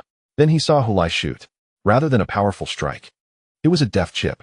The motion, reminiscent of drawing a bow, led anyone to believe it would be a fierce shot, yet unexpectedly, as Hulai's foot descended, it transformed into a surprising lob. Both Ramos and Martins had anticipated a powerful strike from Hulai, but now the ball sailed effortlessly over their heads, leaving them to gaze helplessly as it soared towards the far post. At that moment, the only recourse for them was to pray to the heavens, hoping that Hulai's shot would veer off course or sail high. Yet, one figure refused to abandon hope. A silhouette burst into their line of sight. Racing towards the ball headed for the goal, his captain's armband gleaming. Bernard, the captain of the Stan Park Rangers, persevered, sprinting to the goal line. Then leaping high to strike the descending ball, he aimed to hook it away. In that instant, it felt as though all sound vanished from Stan Park. With every eye fixated on the goal, awaiting the outcome of this pivotal moment, Hulai, having taken his shot, held his breath, daring not to exhale. The ball descended from the air as Bernard's foot made contact. Yet, they narrowly missed each other. Bernard's foot continued its ascent, reaching its zenith, while the ball continued its descent, crossing the goal line. Ultimately, Bernard struck nothing but air, colliding painfully with the nearby goalpost, while the ball nestled within the net. Chapter 219. The tough guy, Harry. The fourth goal, long awaited by the Stan Park Rangers fans, materialized, but not in favor of their team. They were the ones conceding. As the ball sailed into the net, the boos from the crowd crescendoed to a peak. Yet, almost immediately, those jeers receded like a receding tide. The once invincible Stan Park now lay as silent as a graveyard at midnight. After 83 minutes of raucous noise, Stan Park resembled a glowing iron ingot plunged into icy water, emitting a piercing shriek before swiftly descending into silence. Only the commentators could be heard exclaiming, "Hull! Hull! Hull!" A goal worthy of being nominated among the top 10 in this season's Premier League. Both Kamara, who provided the assist, and Hulai, who executed the strike, delivered an epic performance. Together, they conjured an unanswerable goal. Leeds City took the lead for the first time in this match, and it proved to be lethal. The goal in the 83rd minute nearly plunged the Stan Park Rangers into despair, leaving them with merely 10 minutes to salvage their home unbeaten record. Observe the Leeds City bench. Clark surged onto the field in a frenzy, then slid to his knees in celebration. His exuberance, however, paled in comparison to that of the ecstatic Leeds City players, who overwhelmed him after he performed his signature celebration, burying him beneath their jubilation. Hulai. Thus, his first hat-trick of the season was born. The opponent? None other than the league leaders, Stan Park Rangers. Completing this hat-trick against the reigning champions speaks volumes about his prowess against elite competition. In front of the television, Sharon excitedly embraced her husband. A hat-trick. Oh yeah. Seeing her delight, Hulissen smiled and gently patted her back. As the commentator noted, the players of Leeds City were celebrating with wild abandon. And they had ample reason to do so. This was their first lead of the match, occurring in the 83rd minute, leaving Stan Park Rangers with little time to respond. The players of Stan Park Rangers, initially filled with frustration and despair, covered their faces, not immediately noticing the alarming situation. It wasn't until goalkeeper Ramos attempted to retrieve the ball from the net to kick it toward the center circle that he discovered their captain, Harry Bernard, still lying on the goal line, curled up in a fetal position, clutching his knees, eyes closed, and an expression of excruciating pain etched on his face. Ramos stood momentarily stunned before realizing the captain was injured. He hurriedly raised his arm toward the referee, calling out to his teammates and the sidelines, "Someone, quick! We need help." When the assistant coach pushed the team doctor, John Lalies, onto the pitch and returned to the side of head coach Brooks, he could not contain his frustration. "Damn it! I sense something is amiss, Scott. We may need to make a substitution." Brooks turned to glance at him, shaking his head. Let us wait for the assessment." "Don't wait, Scott. That is Harry Bernard. Tough guy Harry Bernard. If he could bear it a moment longer, he wouldn't be down on the ground now." The assistant coach spoke gravely to Brooks. It was then that Brooks seemed to snap back to reality. "Damn it. You're right, Steve. Substitution, go call Dixon back." Brooks recognized the truth in his assistant coach's words. Bernard's prolonged inability to rise was a clear indicator of the situation's severity. Harry Bernard, affectionately dubbed Tough Guy Harry, exemplifies the essence of a versatile midfielder, fierce in spirit, tenacious in play, and tireless in effort. During a match, Bernard sustained a head injury, blood streaming down and staining half of his face. Yet, after merely receiving first aid on the sidelines, he re-wrapped his head and returned to the field, even scoring a header amidst the chaos. As blood soaked through the white bandage, he celebrated with fervor, a scene that became iconic in the Premier League. Indeed, this is Bernard, a resolute warrior who never concedes defeat. Injured? As long as he draws breath, he would never lie on the ground like a coward, wailing for the sympathy of onlookers. Instead, he would struggle to rise and continue the fight until the final whistle. Time and again, he led by example, uplifting the spirits of his teammates. In moments of adversity, his signature powerful strikes would resonate, not only sending the ball into the opponent's net, but also instilling courage and confidence in his fellow players. He would exhaust every ounce of strength, employing every tactic to pull his team from the mire. Always, he was the leader upon whom one could place their utmost hopes and unreserved faith. Over the past 8 years, he has symbolized not only the Stan Park Rangers, but also English football itself. How could such a person lie on the ground during a critical moment when the team was trailing? Brooks stared blankly towards his goal, a troubling thought swirling in his mind. This match might cost us more than just a record. The television broadcast shifted to the scene in front of the Stan Park Rangers goal, presenting the moment to viewers at home. It seems Bernard is injured. This must have occurred while attempting to make a save, Cox remarked, as the director replayed the slow-motion footage of Bernard's attempt. In the slowed-down visuals, one could clearly see Bernard leaping into the air, attempting to hook the ball. However, the ball was perilously close to the post, rendering his action unavoidable. He charged forth without hesitation. Regrettably, despite risking a collision with the post, he could not clear the ball. Ultimately, it soared into the net, his left knee colliding forcefully with the post. "Oh dear," Cox exclaimed, unable to suppress his shock. That was quite a hit. Bernard may struggle to continue in this match. The Stan Park Rangers had only one substitution left. They needed to make a change, hoping the injury would not be severe and would not impact the upcoming matches, especially the World Cup commencing in June. The fans in the stadium sensed the gravity of the situation, many wide-eyed and silent, fixated on their captain, Bernard. The arena grew increasingly hushed. Recovering from the immense pain, Bernard first noticed his teammate, the physician John Lalies, followed by the stretcher approaching. Enraged, he exclaimed, "Damn it, John!" Who authorized their presence? "You are injured, Harry. We must carry you down for further examination," explained Lillis, the head physician of the club. "No, I don't need a stretcher." Bernard's face was ashen, whether from anger or pain was uncertain. "But you cannot move now, Harry." "Nonsense. I can move. Help me up, John." "I can walk down," Bernard insisted, slightly propping himself up. He leaned closer to Lillis and whispered, "I have never been carried off on a stretcher in my career. If I end up on one today, do you know what will happen, John? Tomorrow, every newspaper and website will feature a photo of me lying on that stretcher. My adversaries will use this image to mock and deride me, while my fans and teammates will lose faith in me. Therefore, I cannot be carried off on a stretcher.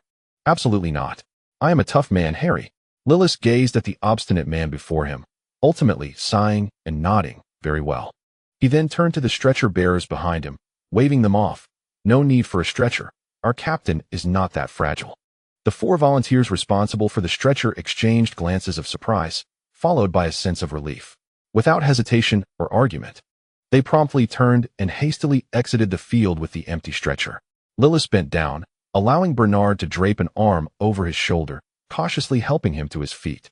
Just as he was about to turn and walk off the field, Bernard called out, first removing the captain's armband and handing it to the vice-captain, Johnson Law, who stood nearby. He then turned to Lillis. Let us exit from the baseline, and let us not waste any time. The match isn't over yet. At that moment, the captain was still preoccupied with the game. The Stan Park Rangers were currently trailing Leeds City by a score of 2-3, with little time remaining. Witnessing Bernard's pain yet determination to rise and exit the field with the assistance of the team doctor, commentator Cox was moved, declaring, "This is the tough man, Harry Bernard. This is the true leader of the Stan Park Rangers. Born in this city and raised within this team, he has become a symbol of football for this club, this city, and indeed, this nation." Simultaneously, a thunderous applause erupted from the stands of Stan Park Stadium. The home fans rose in unison to applaud their captain. At a moment when the team had just conceded a goal and found themselves trailing, they needed the courage Bernard exemplified more than ever. Bernard, in turn, raised his fists towards the fans in the stands, encouraging them to continue rallying behind the team. Rangers, never give up. On the sidelines, Tony Clark, having regained his composure from the joy of scoring, stood alone rather than consulting assistant coach Sam Randall, signaling to his players with an okay gesture. All Leeds City players well-versed in Clark's tactical manual understood that the manager intended for them to tighten their defense and secure the 3 points, fortify the defenses, and prepare to withstand the most fervent counterattacks and struggles from the Stan Park Rangers. Hold strong and create history. Unable to hold their ground, they became merely one of the 91 who fell short of the invincible legend of this stadium. Chapter 220, Shaking Hands with History. For the Leeds City players, who were not particularly adept at defense, the last 10 minutes of the match felt like an agonizing eternity. Fans in the away stand and those watching on television counted the seconds, realizing how interminable those final moments were. The Stan Park Rangers, lacking their captain Bernard, unleashed a tremendous surge of energy in the dying moments of the game, launching a relentless assault on Leeds City's goal. Just how dire was the situation? Even Hulai received a yellow card for deliberately wasting time. In their desperation to secure victory, the Leeds City players, including Hulai, resorted to any means necessary. Besides Hulai, goalkeeper Van der Wen also earned a yellow card for his intentional delay. Simultaneously, Tony Clark, as the game entered injury time, played his last card by substituting Hulai, who had scored a hat trick, in an attempt to buy some precious seconds. Understanding his coach's intentions, Hulai deliberately dawdled on his way off the field, and his actions ultimately led to him receiving a yellow card for time wasting. Though burdened with a yellow card, Hulai regarded it as inconsequential. As a forward, the likelihood of accruing further cards was minimal, and the value of delaying the game for an additional half a minute or a minute far outweighed the penalty. When the referee issued the yellow card, he feigned indignation, approaching the official as if to argue his case, all the while knowing it was merely a ruse to further delay the game. The referee, wise to his antics, warned Hulai that should he continue to engage in such antics, a second yellow card would be forthcoming. Upon hearing this, Hulai turned to leave the field, albeit at a leisurely pace instead of running. Amidst the cacophony of boos from Stan Park, he ambled off, both exhausted and nonchalant. On the sidelines, Tony Clark embraced him tightly, patting his back vigorously while gritting his teeth and whispering in his ear, "Well done, Hu. Well done." Hulai replied with a grin, "Boss, the match isn't over yet." "You're right," Clark exclaimed, pushing Hulai away to refocus on the field. Instead of returning to the bench, Hulai stood behind his coach, both of them gazing intently at the unfolding drama on the pitch. He was not alone in this. All the substitute players of Leeds City had risen from their seats, gathering at the sidelines, anxiously watching the game. Everyone was awaiting the final decree of fate. Would they create history or fall short at the last hurdle? Shiran trembled with nervousness, stealing a glance at the match clock, which read 94 minutes and 38 seconds. Wasn't the injury time supposed to be 4 minutes? This was beyond the limit. She grumbled, "What a farce." "Now I understand how this undefeated home record came to be." Hulisin quickly clarified, "It is not as exaggerated as it seems." Perhaps the main referee intended to compensate for the slight time wasted by Hulai. As soon as he finished speaking, they observed a cross from the Stan Park Rangers being deflected out of play by a Leeds City player. Just as Johnson Lau prepared to request a ball from the ball boy for a quick throw-in, a sharp whistle pierced the air. The ball was still tossed into Lau's hands. He turned and lifted it, ready to hurl it onto the pitch.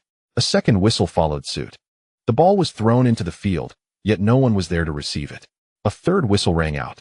Within the arena, the Leeds City players raised their arms in jubilant celebration, while some Stan Park Rangers players collapsed helplessly onto the ground. The match concluded. After an incredible goal fest, Leeds City triumphed 4-3 over the Stan Park Rangers on their home turf.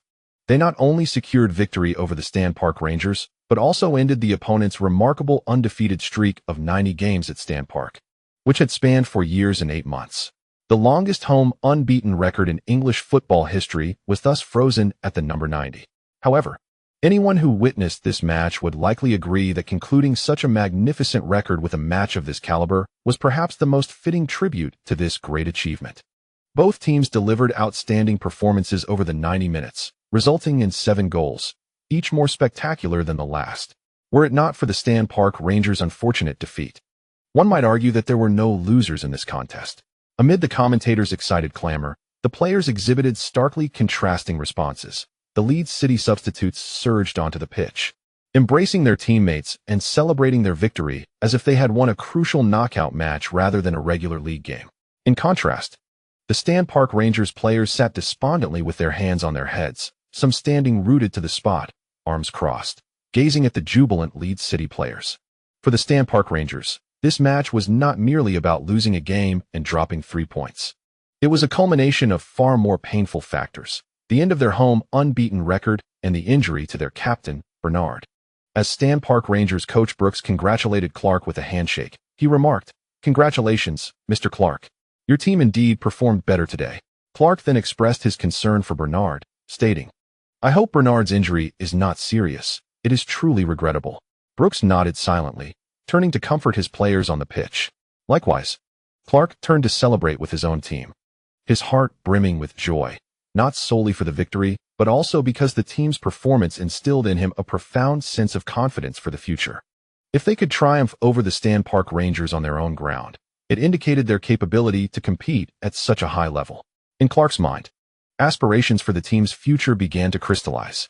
Previously, he harbored a modicum of self-doubt regarding this objective, yet now he yearns to give it a try. Jamie Fielding sat in a daze in the stands.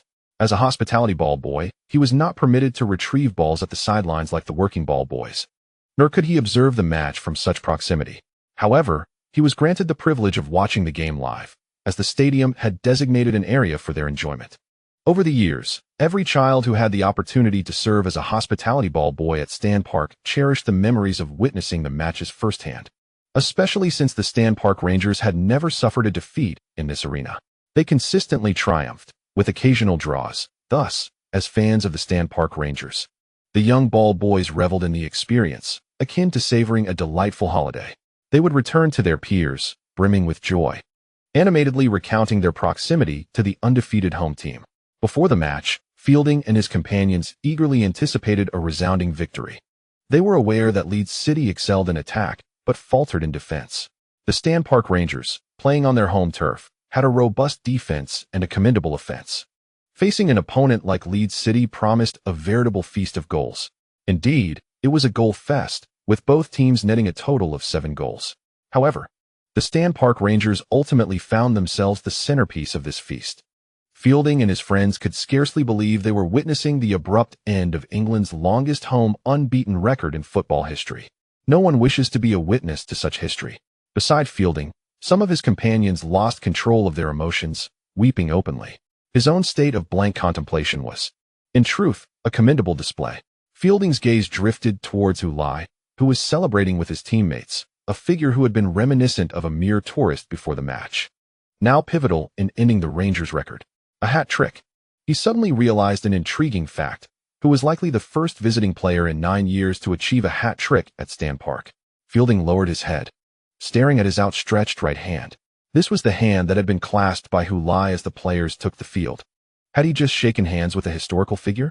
In 9 years, who was the first visiting player to accomplish a hat trick at Stan Park, and with it, he had ended the Rangers' unbeaten streak on their home ground. Each of these achievements was sufficiently grand to secure his place in history. The television cameras seemed to cling to Hulai, capturing his every move. In the footage, Hu rushed to the referee to claim the match ball. A customary practice for players who had scored a hat trick, preserving the ball as a memento. Naturally, Hu could not deviate from this tradition. This ball was indeed worthy of preservation, for it represented a hat trick at Stan Park. Matthew Cox observed this scene and remarked, "Stan Park will forever remember this young Chinese man with a smile on his face." The 3 goals struck the hearts of the Rangers like 3 sharp daggers. Even if the championship ultimately goes to the Stan Park Rangers this season, the champions will forever bear 3 harrowing scars upon their triumph. In the scene, Hulai cradles the ball in his arms, shielding it with his body as he rushes off the field, seemingly fearful of losing it to an adversary. Observing his furtive demeanor, Cox couldn't help but chuckle. Chapter 221. Reluctance. Congratulations, Jay. Your goal was truly exquisite. While the media lauds Hu, your contribution is equally significant. Without your strike, Leeds would have merely settled for a 3-3 draw against Stan Park Rangers. Jay Adams interrupted his agent's exuberant chatter on the phone. That's not the case, Oliver. You must understand, without my goal, Hu would have had the chance to become the first player in 76 years to score 4 goals at Stan Park. Do not underestimate his scoring prowess. Of course, I was merely jesting. The agent, Oliver Devitt, sounded quite cheerful on the other end. There's one more thing, Jay. Bernard is injured. Seize this opportunity and strive to participate in the World Cup. Despite achieving fame and success at a young age, there exists a little-known fact about Jay Adams. He has yet to partake in a World Cup this season, due to his outstanding performance with Leeds. Agent Oliver Devitt certainly hopes he can secure a spot on the England squad for the World Cup to be held in June in the United States and Canada. Jay Adams sighed. I certainly wish to participate in the World Cup, but how am I to respond to that? Should I express my joy that Bernard's injury affords me this opportunity? My bad, Oliver Devitt acknowledged. Realizing the gravity of the situation was not one to be treated lightly. In any case, I won't dwell on the World Cup for now. I merely hope to perform well in the league for the club. And please, do not mention such things online. Understood, Oliver? Okay. No worries. You can count on me, Jay. I won't cause you any trouble. After terminating the call, Jay Adams cast his gaze upon the news on his phone. Harry Bernard sustained a severe knee meniscus injury while colliding with the goalpost in the match against Leeds City. Currently, there is no further treatment plan for his injury. However, based on previous cases of meniscus injuries, a recovery period of at least 3 to 5 months is anticipated. Even if he manages to return, his physical condition may struggle to reach its optimal state. As England's midfield linchpin, even a mere absence from pre-World Cup training would significantly impact the team's performance. We currently have 3 treatment options. The first is conservative therapy, which offers the fastest recovery, needing only 2 to 6 weeks, but it carries the highest risk and potential complications. Personally, I do not recommend it. In the medical office of the Stan Park Rangers, Chief Physician John Leal was briefing the team's coach Brooks and player Harry Bernard, who was seated in a wheelchair, about the current situation. The second option entails the excision of the meniscus, allowing a return to the field within merely 2 months. However, this choice carries substantial risks for the future. Hence, I personally advocate for the third option, which involves a surgical stitching procedure. Should the operation prove successful, a recovery period of 3 to 5 months would be required. If the recovery progresses favorably, it may even be possible to return 3 weeks earlier. Harry Bernard interrupted Lillis, inquiring, 3 to 5 months? Let us compromise and agree on a 4-month recovery period. He added, by the time I recover, the World Cup will have commenced. Does this not imply that I will miss the World Cup? Lillis glanced at head coach Brooks and then nodded at Bernard, stating, opting for surgery means relinquishing the World Cup, Harry. That is unacceptable. I cannot forfeit the World Cup, Bernard resolutely replied, shaking his head. I choose the second option, the removal of the meniscus. But Harry, the meniscus serves as a vital cushion for the knee, significantly mitigating the impact on the joints. Its removal would mean a drastic decline in your physical capabilities, effectively shortening your career, the head physiotherapist Lillis hastily clarified. Bernard waved his hand dismissively. I am fully aware of the implications of meniscus removal on my body, John. I understand the potential hazards to my future career.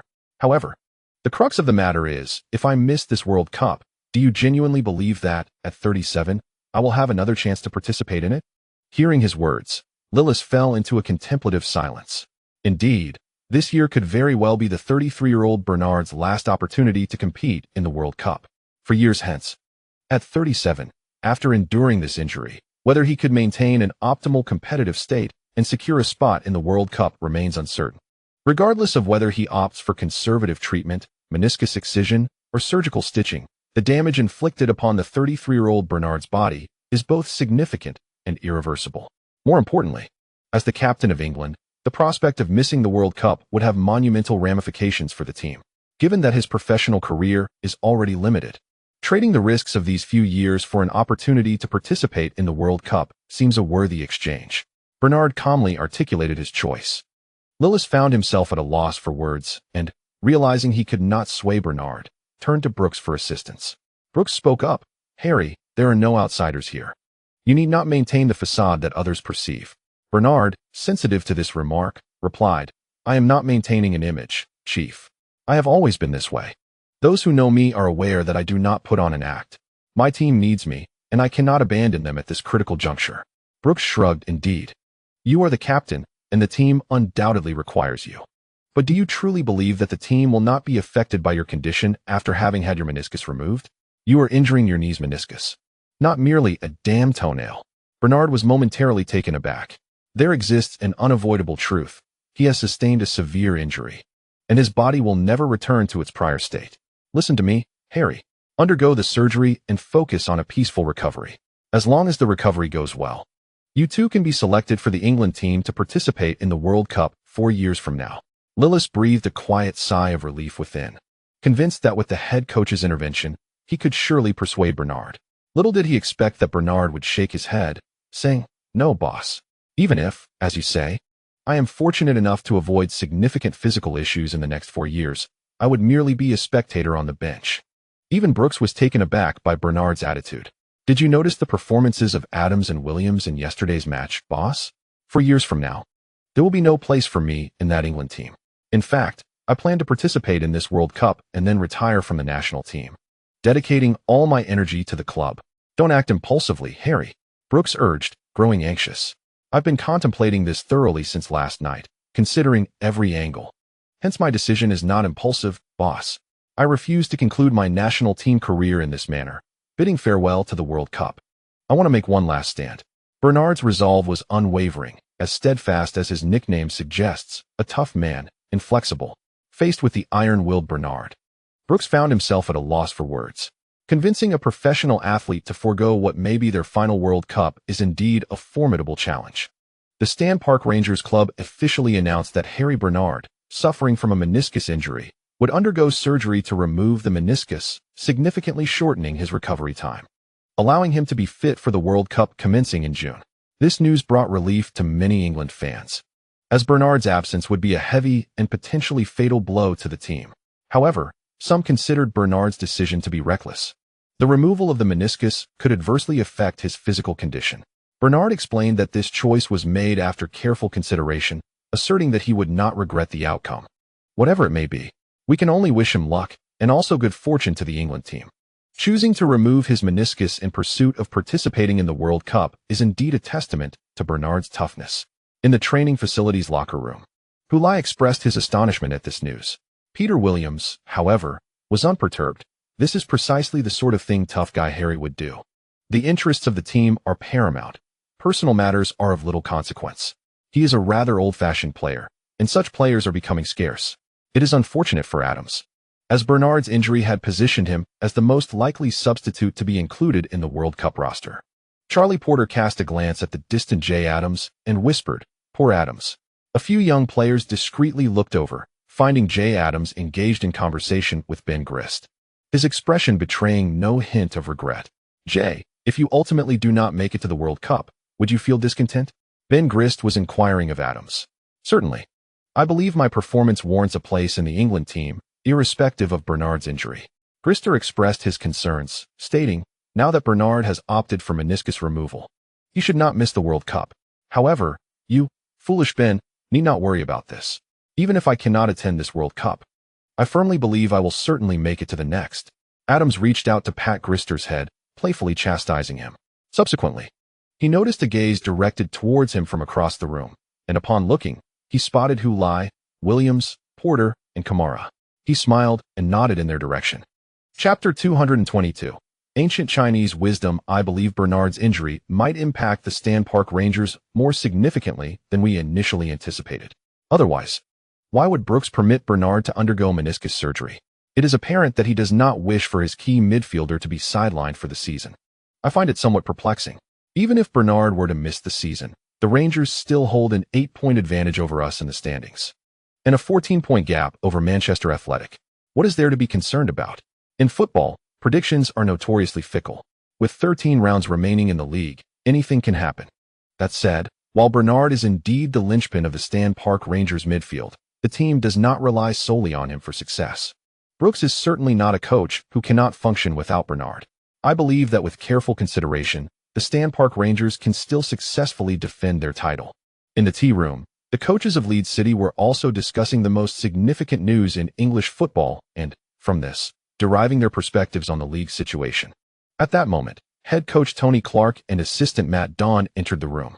All right, gentlemen, let us set aside the affairs of others for now. I would like to discuss a matter of great importance concerning our ultimate goal for this season, Clark announced as he took his seat. Tony, have you finally come to a decision? So, are we aiming for the FA Cup or to secure Champions League qualification? Assistant coach Sam Rander exclaimed. Clark smiled slightly. Neither. We are vying for the league championship. A profound silence enveloped the tea room.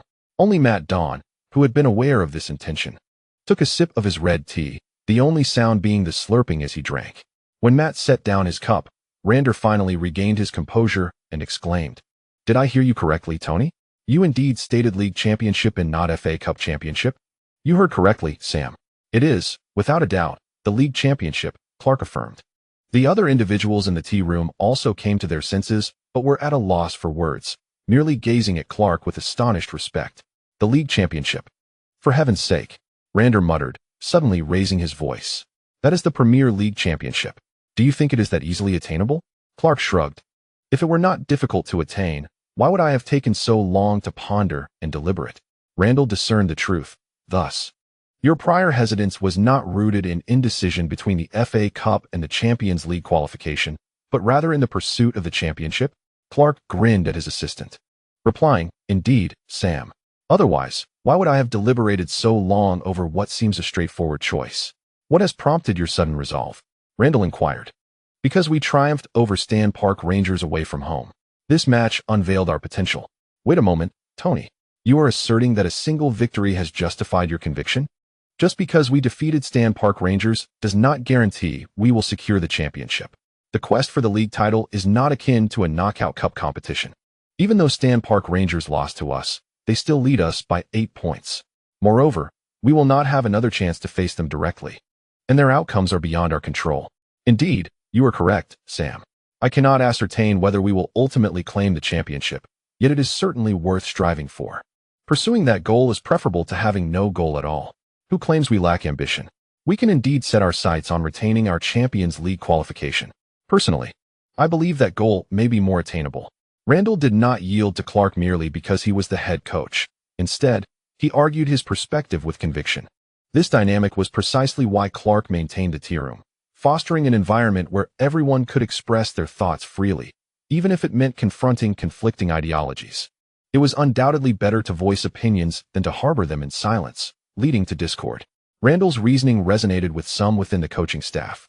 As the current Premier League standings revealed a dismal picture, the league leaders, still the defeated Stan Park Rangers, had accumulated 65 points. Leeds City trailed in second with 57 points. Third-place Manchester Athletic had stagnated at 51 points after their defeat to North London Wanderers. Fourth-place Tranmere drew at home against Walthamhampton, remaining at 44 points. Fifth-place North London Wanderers secured victory against Manchester Athletic, amassing 42 points.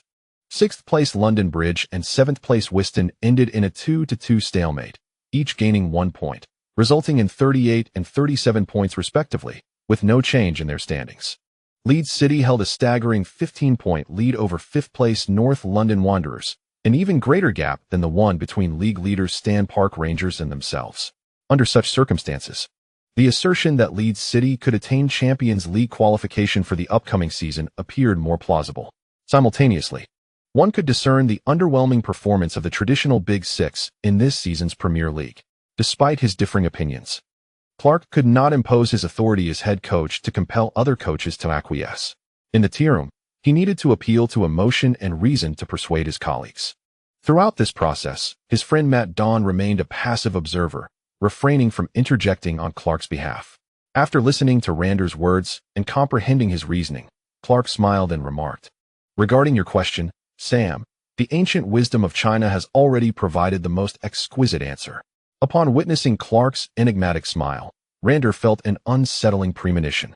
"It is well known that I have been studying the art of war by Sun Tzu, which states, 'Aim for the highest, and you will attain the middle.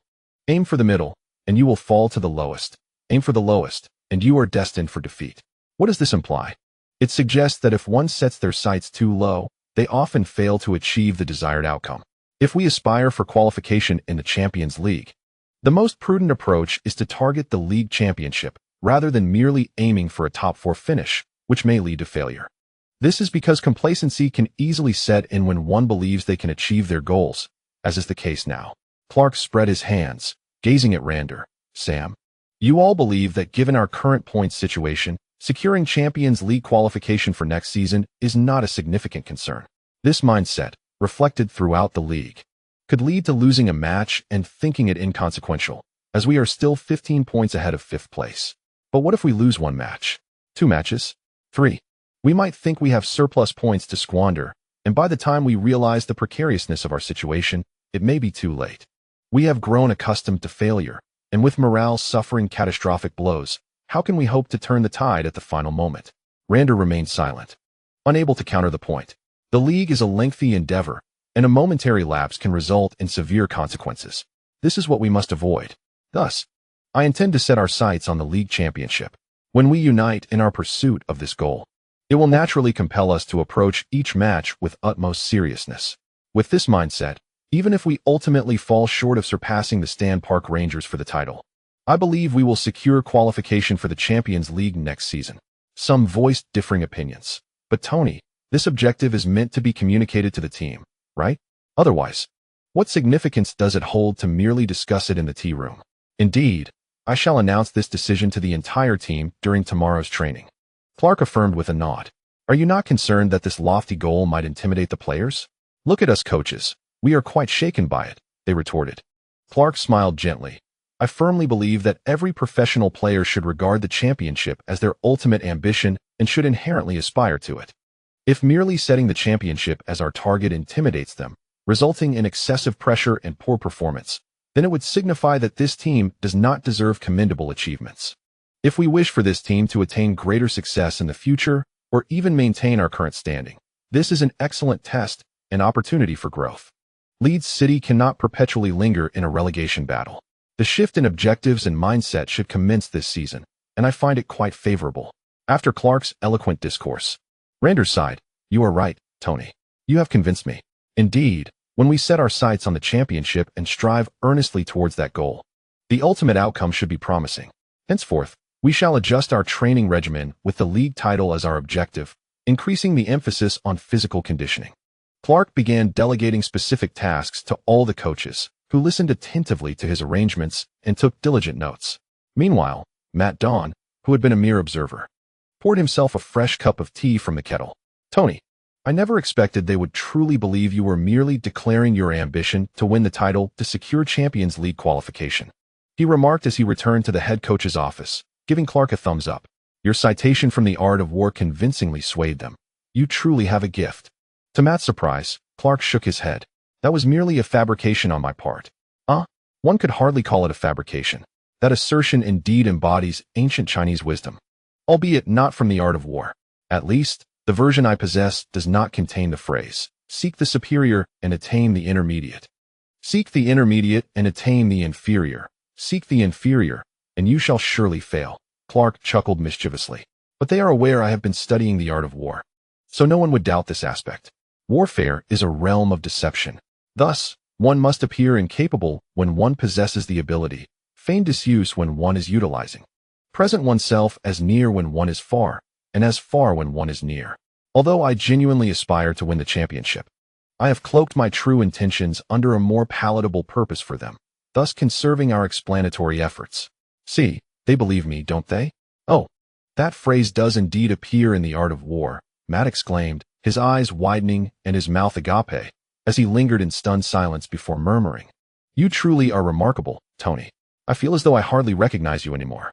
Tony Clark erupted into laughter. "I must also thank you for bringing that fiction to my side." Chapter 223. Confidence. Halei changed into his training attire in the locker room and, amidst laughter and banter with his teammates, made his way to the training ground, ready to commence a new day of practice. Following their away victory against Stan Park Rangers, the mood among the players was buoyant. The atmosphere within the team was exceptionally relaxed and content, with the primary objective of avoiding relegation already achieved. And given the current points and standings, there was a significant possibility of securing a Champions League berth for the next season. The remaining matches of the season felt akin to an early holiday for them. Moreover, the prospect of obtaining Champions League qualification would undoubtedly come with its rewards. Naturally, the players felt lighthearted and elated, and this buoyancy was reflected in their daily training, where laughter and camaraderie flourished. Unlike before, there was no sense of the arduousness of training, even though the intensity remained unchanged. As the players arrived at the training ground, the session had yet to commence. They busied themselves with pre-training preparations while engaging in lighthearted conversations. It was not until the assistant coach, Sam Rander, signaled for their attention with a whistle that they gathered together. Once assembled, head coach Clark announced some momentous news.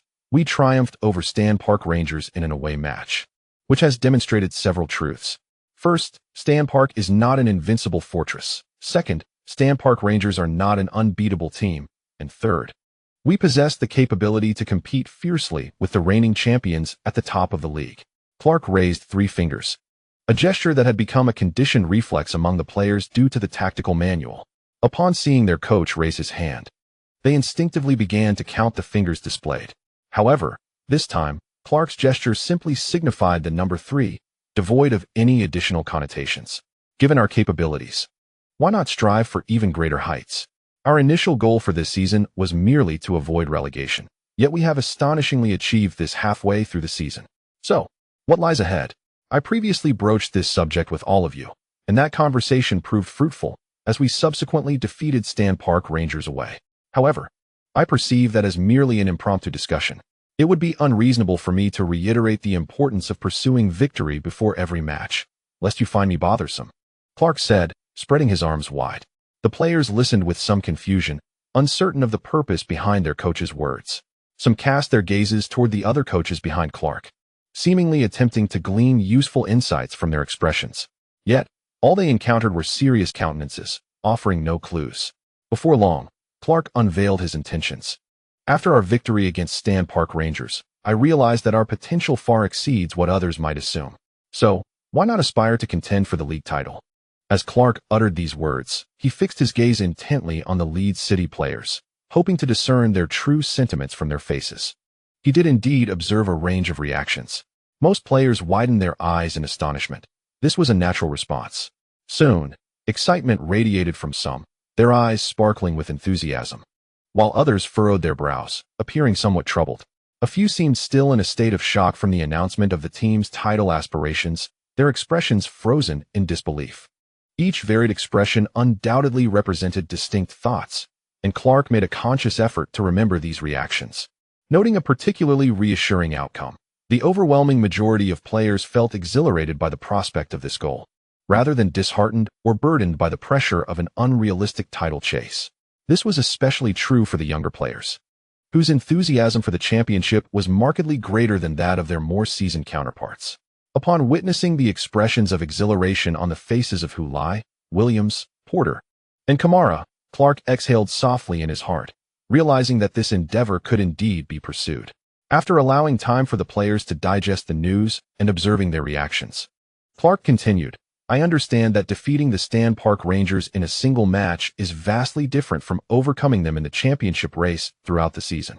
Nonetheless, I believe that the former qualifies us to challenge our opponents, and that is of paramount importance. We are not driven by blind confidence. Rather, we are bolstered by our tangible achievements. When any of you doubt your ability to succeed, reflect on how we shattered the unbeaten record of the Stan Park Rangers in our last home match.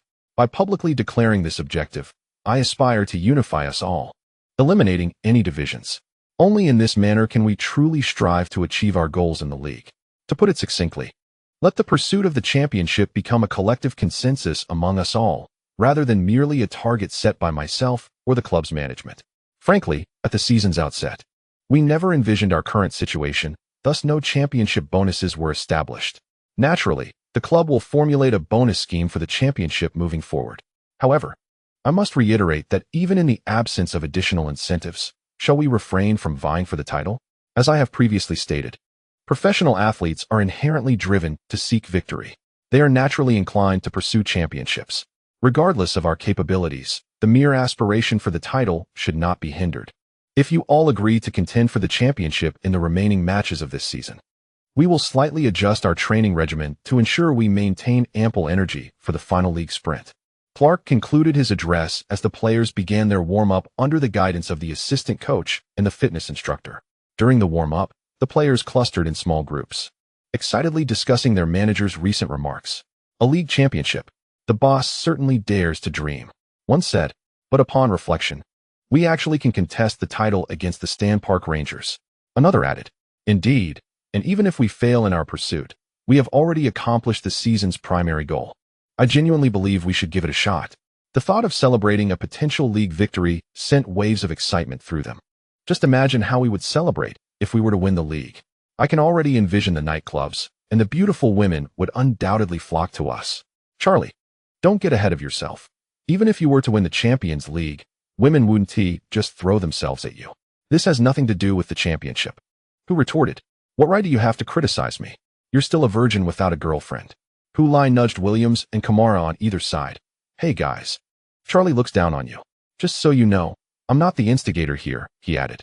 But if this were on my shoulders, I wouldn't stand for it. Damn it, who? Charlie Porter snapped, rebuking Hulai for sowing discord. Williams remained unfazed, casting a glance at him. Isn't this matter now resting squarely on your shoulders, who? Kamala wore a slightly proud smile. I am no longer a virgin, who? Not only Hulai, but even Charlie Porter and others in the vicinity widened their eyes, turning their gazes toward Kamala. I had learned English for the better part of a season with my first girlfriend when I was 15. I had made some progress, though I was still far from fluent. Nevertheless, everyone understood his statement. Charlie Porter's eyes bulged in astonishment, his mouth agape, resembling a clown as he looked at Kamala. Hulai was equally astonished, turning to gaze at Kamala. This lad was the youngest among their group, yet unexpectedly, he was the first to make such a proclamation. Goodness. Ismail, if you were 15, then your girlfriend must have been even younger? You are committing a crime, I tell you. Ismail, you are committing a crime. Porter said solemnly while pointing at Kamala. Kamala shook his head. My first girlfriend is 5 years my senior. Oh my God, Kamala. I truly did not know you had such a preference. Amidst the raucous jeering from his teammates, Williams raised his arm. Let us change the subject, guys. Otherwise, we might just have Ismail boast until the sun sets. The term boast had been borrowed from Hulai, along with a new English word, zwingbility. They had become quite adept at using this imported term to express their sentiments. Indeed, upon his remark, the others comprehended his meaning and erupted into laughter. The youthful laughter echoed across the training ground. Coaches, who were setting up training equipment elsewhere, were drawn by the sound, pausing their tasks to turn and look. Clark also directed his gaze towards the source of the laughter, a smile gracing his face. As the players concluded their warm-up and returned to the field to prepare for training, assistant coach Sam Randall rejoined head coach Tony Clark. The latter, observing the players readying themselves for practice, remarked, "These youngsters are truly delightful. I expected that upon hearing about the championship, they would be frightened, paralyzed by nerves, yet instead, they are bursting into laughter." Randall frowned at him. "What's the matter, Sam? I don't wish to dampen your spirits, Tony. But, they are not laughing because of the championship." Randall, who had just led the team in warm-ups, explained, they were discussing Kamala losing his virginity at 15. Clark was momentarily taken aback, then broke into laughter again. Isn't that even better, Sam? It clearly indicates that the goal of winning the championship has not imposed any pressure on them. As he spoke, he cast a reassuring glance toward the players. "Sam, I am increasingly confident about achieving our objectives," Randall remarked. "Your confidence is truly bewildering." Chapter 224, 6 points. Although Tony Clark announced the team's remaining objectives for the season in front of the entire squad, he later took the time to caution everyone not to disclose these goals to the outside world. The reasoning was simple. There was no need to expose ourselves to scrutiny and pressure so early on. If you wish to avoid being singled out by opponents during matches, then mind your words. Do not broadcast this on social media. When we declare our intent to win the championship, countless teams will alter their perceptions and tactics against us. Let us keep this under wraps until it becomes utterly unavoidable. Tony, do you genuinely believe that if you instruct the players to remain silent, they will actually manage to keep their mouths shut? Questioned assistant coach Sam Randall on their way back to the office after training. Not everyone can maintain discretion. That's inconsequential, Sam. Whether the players speak out or not, I need to make a statement. There will always be those who can keep quiet. But if someone slips up, it's fine. We simply want to acknowledge it, Clark replied with a chuckle, seemingly unfazed by Randall's concerns. Hey, Tony. I understand that it's common for people to present one facade in public and another in private. However, your audacity in justifying it leaves me speechless. Sam, this is not something to be ashamed of. Deception is an art of war, and football is no different. To achieve our goals, what is the harm in telling a few white lies? Clark smiled, his spirits evidently high. After proclaiming the team's objective of winning the championship, Leeds City subsequently triumphed over Burley with a score of 2-1 at home. This victory could be considered a standard performance for Leeds. However, to be frank, given Leeds' current 8-point deficit behind the leaders, Stan Park Rangers, the question of whether Leeds can indeed clinch the title often hinges not on their own performance, but rather on that of their competitors. In this round of league matches, Stan Park Rangers faced the bottom-placed Peterborough United, despite being the away team. The disparity in strength between the two squads suggested that a victory for Stan Park Rangers was a foregone conclusion. Yet, after 90 minutes of play, Stan Park Rangers failed to secure a win, resulting in a 0-0 stalemate. Following their home defeat to Leeds, the Rangers were further held to a draw by Peterborough United in an away match. Perhaps the impact of their previous home loss and Bernard's injury affected Stan Park Rangers far more than others had anticipated. Before the 25th round encounter between the two teams, Stan Park Rangers had maintained an 11-point lead over Leeds City. However, after 2 rounds of league play, that advantage had been drastically reduced to just 6 points. Stan Park Rangers with 66 points at the top, closely followed by Leeds City with 60. When Tony Clark announced the team's ambition to win the championship, many, coaches and players alike, were somewhat skeptical. Not everyone shared the same excitement and anticipation as the younger players like Williams, Kamara, and Porter.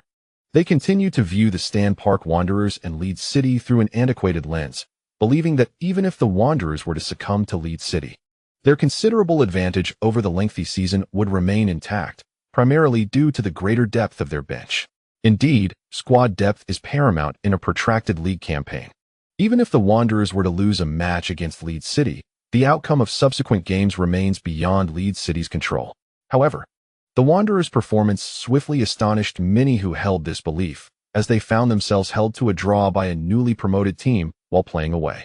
For anyone who witnessed the match, a pressing question arose.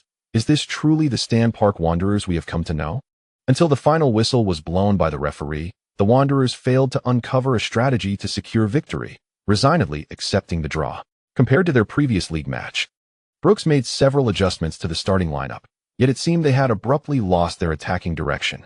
The Wanderers' offense appeared laborious, akin to trudging through a quagmire, prompting every fan familiar with Stan Park Wanderers to shake their heads in disbelief.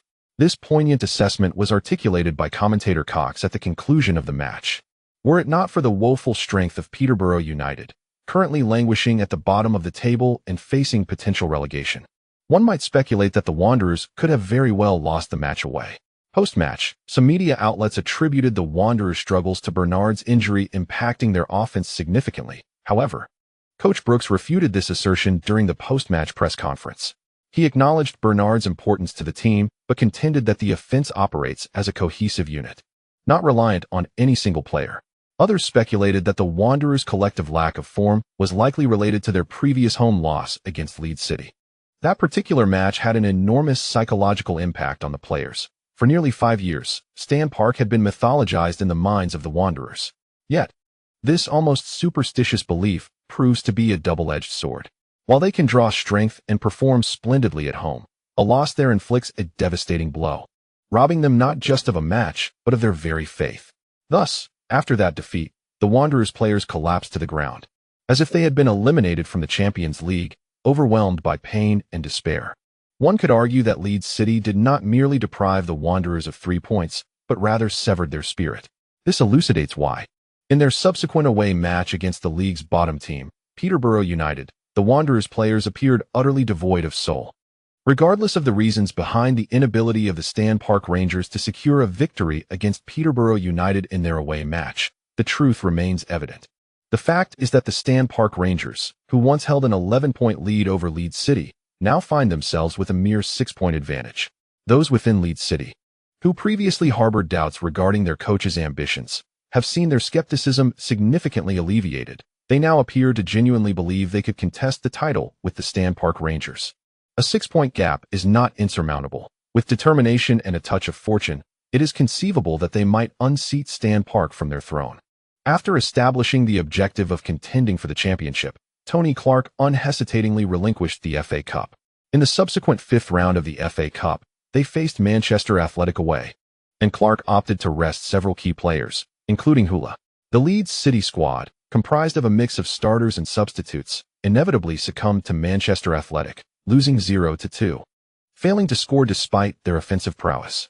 Manchester Athletic, trailing Stan Park Rangers by 12 points in the league, evidently channeled all their frustrations from poor league form into the FA Cup, displaying a determination to claim the trophy.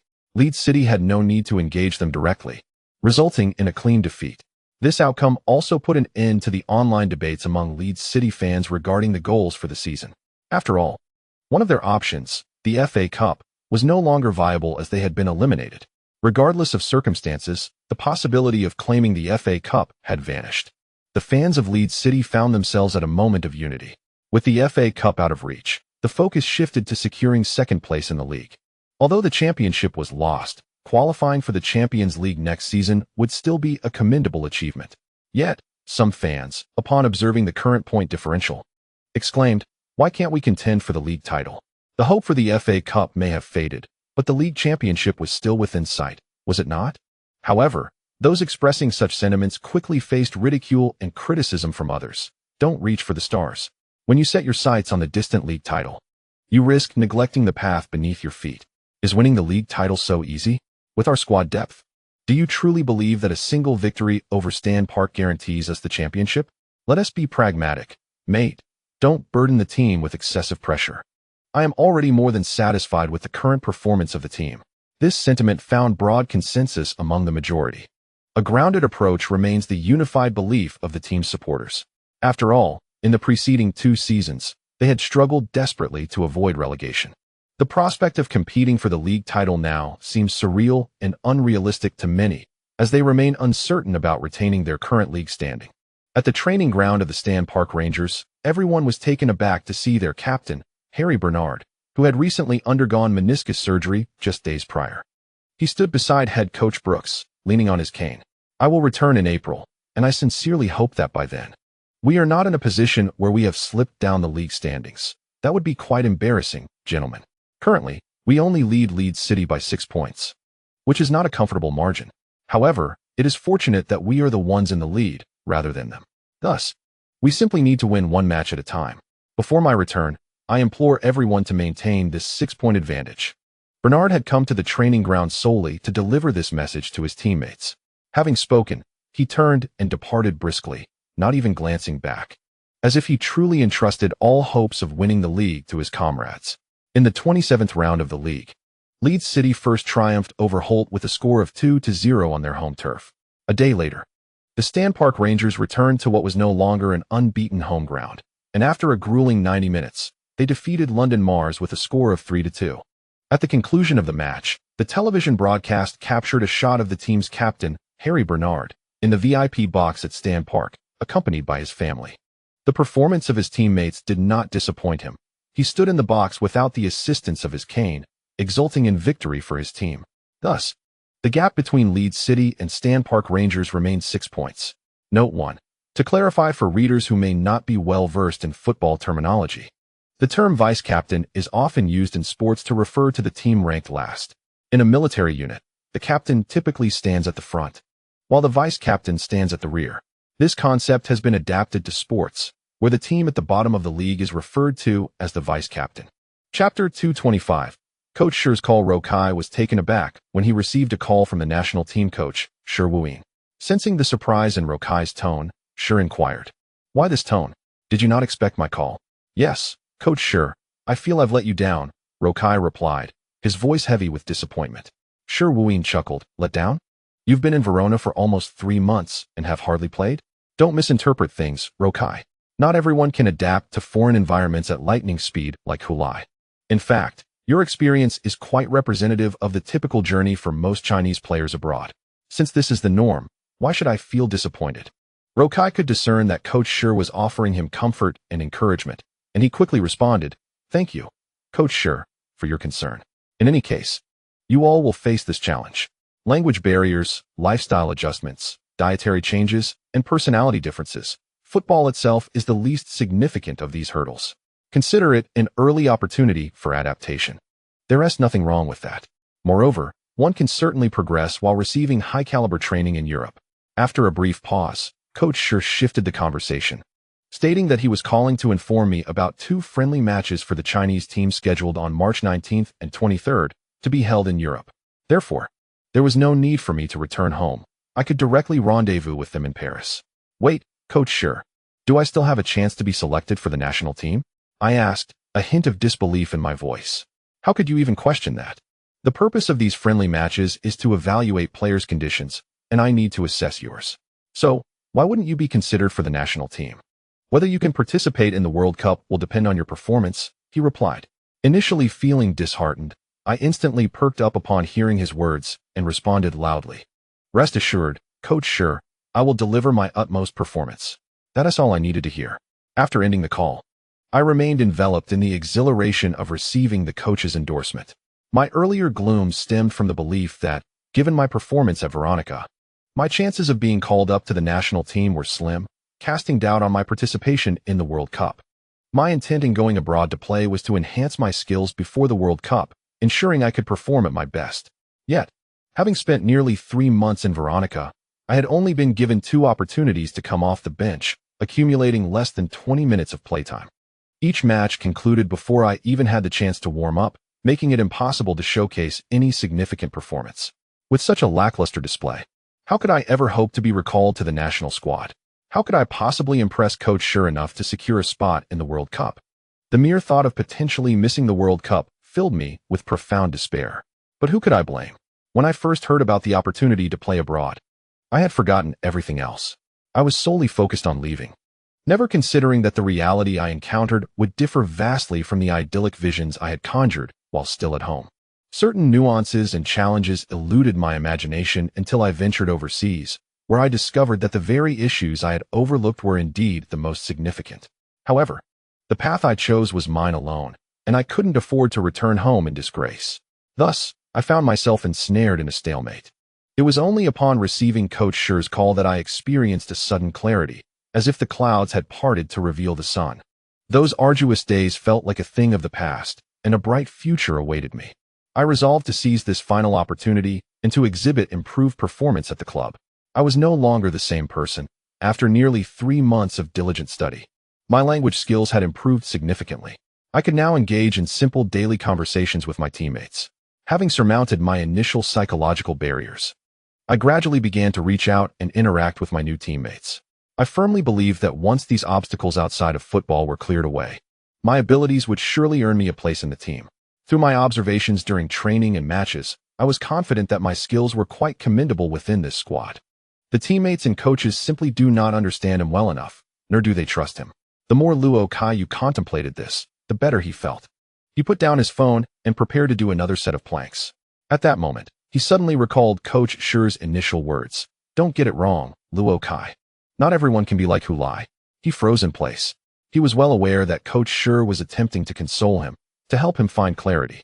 Yet, no matter how he interpreted those words, they made him feel inferior to Hu Lai. His fleeting good mood diminished significantly. Xiao Shi, do you truly believe that merely training in Europe without playing matches can lead to improvement? Li Zhifei inquired of Shi Wuyin, who had just hung up the phone. Of course, that's impossible. How can one improve without playing matches? But how should I convey this to Luo Kai? Shi Wuyin replied. Indeed. If you spend all your time training without stepping onto the field, isn't that just wasting your life and talent? Furthermore, even if Luo Kai doesn't get much playing time with Veronica until the season's end, we still need to recruit him. After all, our national team has a limited pool of talent. We cannot afford to be choosy. At this point, Shi Wuyin sighed. It turned out that Tatsuya Sugiyama, a key player for Japan's national under-23 team, later transferred to the prestigious Bundesliga club Bayern Munich. However, due to his limited appearances this season, rumors have begun to circulate regarding his potential exclusion from Japan's World Cup roster. Tatsuya Sugiyama is a standout among young Japanese players. Yet he might not even make it onto the national team's World Cup list. The Japanese team possesses such confidence because their football talent is abundant. With over 50 players plying their trade abroad, selection is not a concern for them. The Chinese team, however, is in a different predicament. Even if Luo Kai does not get to play for Veronica, he is still an overseas player who has broadened his horizons. If not him, then who else could be chosen? Moreover, Old Li, hope that the national team's matches will help Luo Kai find his competitive rhythm and regain his confidence. This would greatly benefit his club performance. He may feel out of place at Veronica, but in the national team, the familiar environment and tactics would aid him in excelling. In summary, all players who get the opportunity to play abroad face their own challenges. They are all pioneers. If we are in a position to assist, we should contribute in any way we can. You say it's not easy, but I fail to see what difficulties Hu Lai encounters, Li Zhifei remarked with a furrowed brow. Shi Wuyin waved his hand, saying, one cannot express it that way. How can an outsider like you perceive the struggles he endures? Should he disclose all the hardships of his daily life? Li Zhifei nodded in agreement. That's true. We often see only the superficial success, unaware of the struggles behind it. Hu Lai must have faced considerable challenges to achieve his current status. Thus, it is evident that no one finds the journey easy. However, Hu Lai cleverly conceals his hardships behind a facade of humor, while Luo Kai is not as adept at masking his feelings. Wang Guangwei is charging in. The crowd erupted in excitement at the Indong Sports Center. The enthusiastic shout of the commentator from Indong Television nearly drowned out by the cheers of the spectators. On the field, a player was skillfully dribbling the ball forward, proudly displaying the captain's armband on his arm. It was none other than the team's central defender, Wang Guangwei. He feigned a move to the right with the football, but as he faced the defender Gao Rumin, he suddenly veered to the left. In a swift motion, he passed the ball to Xia Xiaoyu, who had moved to the side to receive it. After delivering the pass, he did not slow down. Instead, he surged forward, penetrating the penalty area of the capital Tunglong. As Xia Xiaoyu received the ball, he was facing away from the attacking direction. He executed a feint to let the ball pass, turning left to deceive the defender behind him, and then with a powerful flick of his right foot, he pulled the rolling ball back and turned his body to the left. In this elegant maneuver, he brushed past the Tunglong defender, earning a thunderous cheer from the stands. Subsequently, after adjusting the ball, Xia Xiaoyu did not carry it forward but instead took a shot, lofting the ball towards the right flank of the penalty area. There, Wang Guangwei had made a timely run, charging forward without losing momentum. As Xia Xiaoyu played the delicate pass, he surged out from the Tunglong defense and leapt high into the air. With a powerful header, he directed the flying ball towards the goal. Zhang Qinghuan. Exquisite. Amid the commentator's enthusiastic shout, Zhang Qinghuan, positioned in front of the goal, sidestepped and unleashed a powerful strike, sending the airborne ball into the net of the capital Tunglong. The cheers above the provincial sports center reached a crescendo. In the 82nd minute, Zhang Qinghuan's goal secured victory for the Flash Stars. Against his former club, Zhang Qinghuan struck decisively, showing no mercy. The Flash Stars were poised to achieve 2 consecutive wins at the start of the new season. Wang Guangwei played a crucial role in this goal as well. His sudden forward run completely disrupted the Tunglong defense. They were at a loss as to who should mark him, since assisting Hu Lai to score a critical goal for the national team. Wang Guangwei seemed enamored with penetrating the opponent's penalty area from the defensive line. With his remarkable physical attributes, he indeed possessed the capability to execute such plays. As a central defender, his speed was impressive, and he moved with agility. After the goal, Zhang Qinghuan rushed to find Wang Guangwei, and the two embraced warmly, signaling for Xia Xiaoyu to join in the celebration. More teammates surged forward to share in the jubilation of their late lead. After the match concluded, Wang Guangwei went to comfort the dejected Olympic team. However, Gao Rumin, a dual national teammate, was less than receptive, glaring and rebuking. "Old Wang, you lack sportsmanship. What were you doing charging up there as a central defender?" Wang Guangwei smiled in silence, while Zhang Qinghuan chuckled beside him. "Well, you can only blame your inexperience. Wasn't it old Wang assisting on that last goal against Paraguay? How could you forget?" Gao Rumin had always regarded Zhang Qinghuan as his idol, and now facing criticism from him, he could only lower his head in frustration. Observing this, Zhang Qinghuan wrapped an arm around his shoulder. All right. We need to prepare for the national team now. Soon, you and old Wang will be teammates." Unable to contain himself, Gao Rumin replied, "That's even worse, Brother Huan. Every time old Wang goes up, I'll be left to clean up after him." Zhang Qinghuan chuckled heartily, giving Gao Rumin a hearty slap on the back. Observing the footage of two teams of players huddled together for a discussion, the commentator remarked, "Following the conclusion of this round of the Chinese Super League, the league will temporarily pause to make way for the national team. Those players, who have just been fiercely competing in the league, are now set to gather with the national squad. They will depart for Europe for training and warm-up matches in preparation for the World Cup in June. We wish them good fortune, and may Chinese football prosper." Chapter 226, Journey to Europe star. Jorge Dillon, with a heavy accent and somewhat halting Mandarin, called for Chun Xingyi's nickname. Upon hearing the coach's summons, Chun Xingyi hurried over. "Coach, did you call for me?" Dillon nodded. "You will be heading to the national team next. The two warm-up matches will be against European teams. This presents a splendid opportunity for you to closely engage with European football and gauge the level of these teams." After speaking, he glanced at Yu Jintao, awaiting the translation of his words. Once you completed the translation, Dillon continued, "I have a suggestion. If you wish to impress the discerning European scouts, you must not hesitate to showcase your skills during the matches." Surprised by Yu's translation, Chun Xingyi replied, "Coach, I'm quite content here at Golden Arrow." "Stop pretending in front of me, Xing," Dillon retorted with a smirk. "I know you've been yearning to go to Europe." Chun Xingyi quickly waved his hands. "Not at all, coach.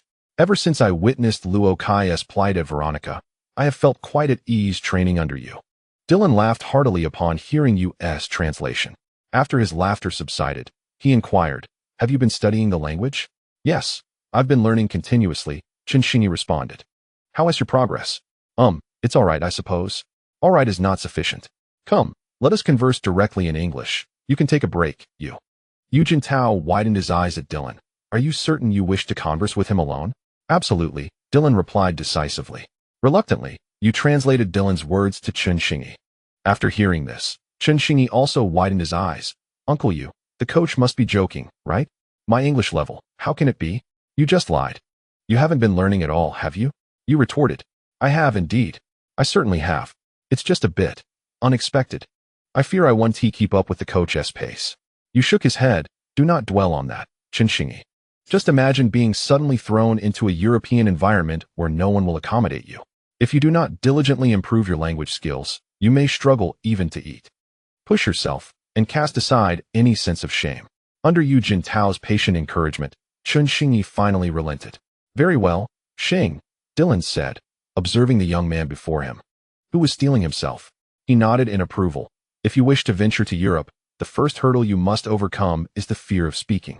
One must bravely engage in communication, unafraid of making mistakes, unafraid of misunderstanding, and certainly unafraid of being ridiculed.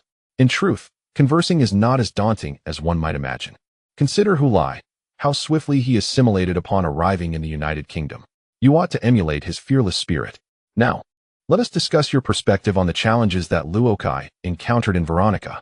Chun Xingyi furrowed his brow, wholly engrossed in the coach's words, to the extent that several seconds passed after the coach had finished speaking, and he still appeared as though he were a reporter in the field, connected to the studio behind him, without offering a response.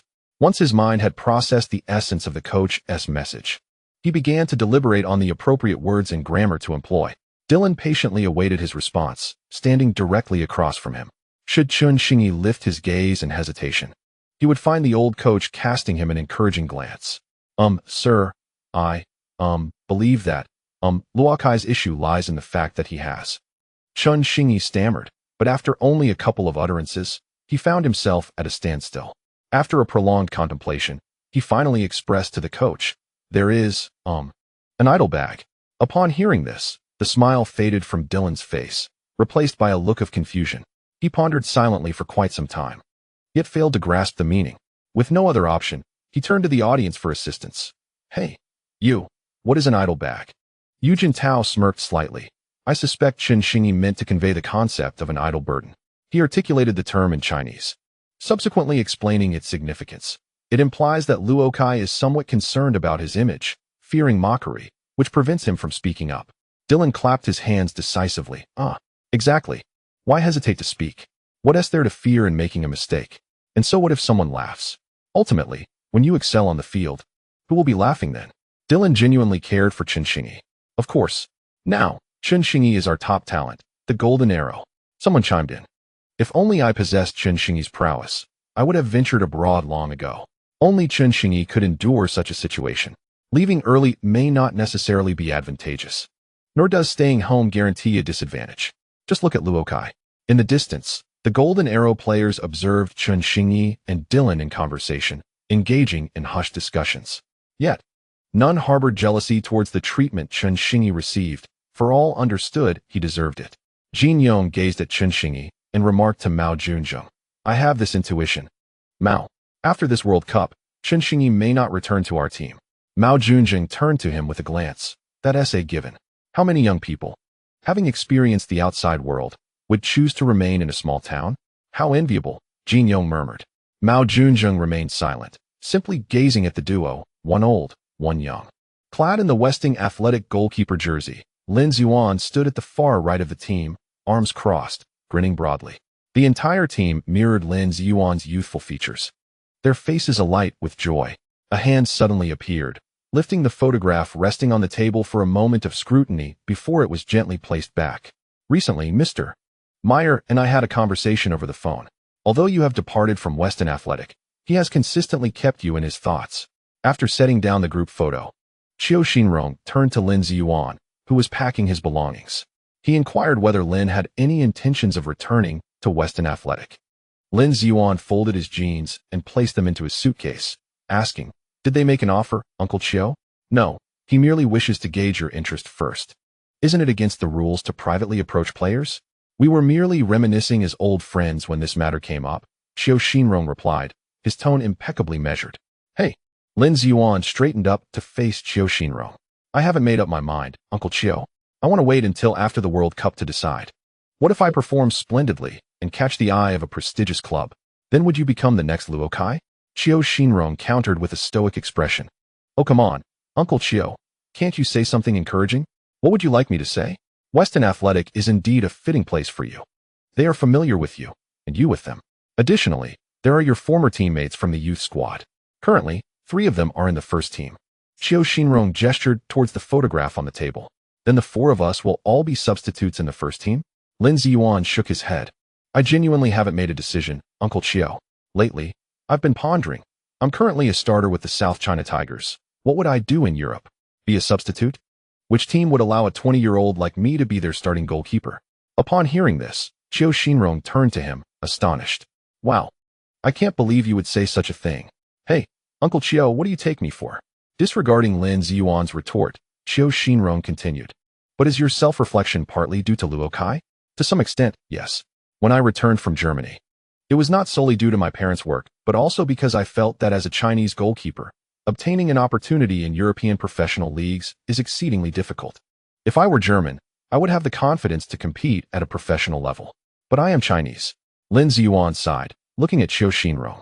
You might as well ask old Meyer if he would consider granting me a starting position. Qiu Xinrong chuckled. I believe Mr. Meyer would think you've lost your mind. No, Lin Ziyuan grinned. He would say, that is typical of Lin.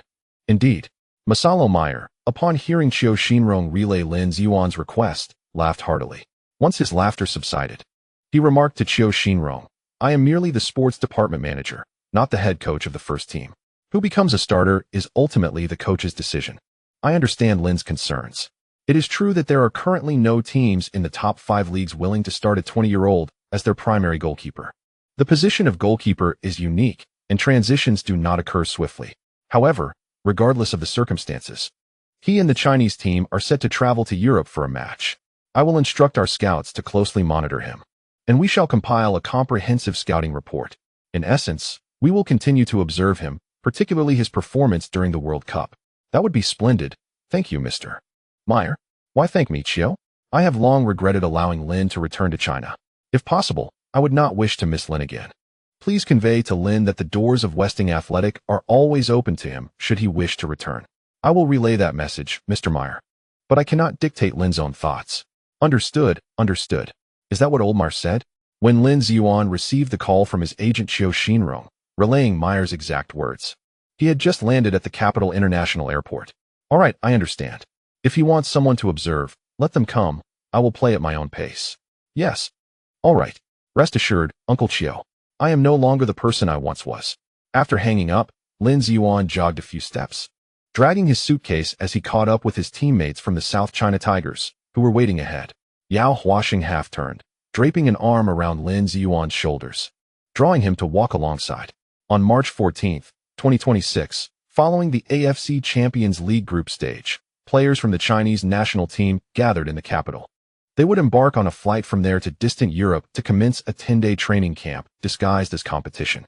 Chapter 227. The ponytail swings. Li Qingqing raised her hands to gather her shoulder-length hair at the back of her head, securing it with one hand while using the other to sweep the strands from her forehead back. Once she had gathered all her hair, she scrutinized her reflection in the mirror. Her gaze lingered on her smooth forehead for a moment before she shook her head, releasing her grip. Her dark hair cascaded down like a waterfall, and the hair on her forehead sprang back into place, forming bangs.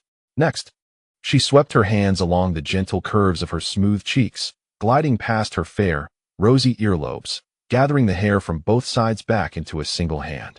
After a gentle toss of her head, she freed her bangs from their previous entanglement, allowing them to fall naturally.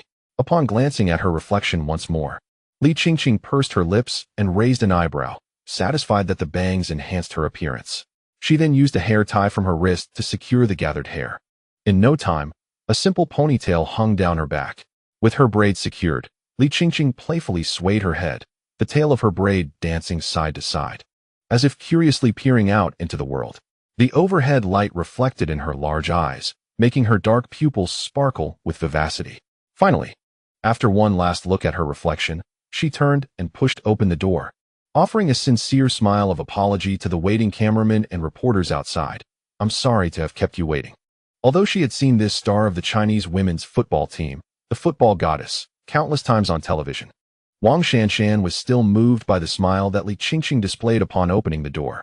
Renowned among Chinese football fans for her coverage of the national team, Wang Shanshan is celebrated for her sweet appearance and captivating smile, which has enchanted many admirers beyond just sports enthusiasts. Even those who do not follow football are familiar with her. Yet, when she encounters Li Qingqing's radiant smile, she finds herself momentarily entranced. If Wang Shanshan's smile is sweet, Li Qingqing's exudes a striking elegance. She is a woman who captivates even other women. As a journalist of exceptional professionalism, Wang Shanshan quickly regains her composure and smiles, waving her hand dismissively. No, we haven't been waiting long. In fact, among women, your movements are remarkably swift. Usually, makeup alone consumes a considerable amount of time. Li Qingqing chuckles in response. I haven't applied any makeup, just a bit of sunscreen. Wang Shanshan compliments her. You are beautiful even without makeup. Li Qingqing smiles shyly.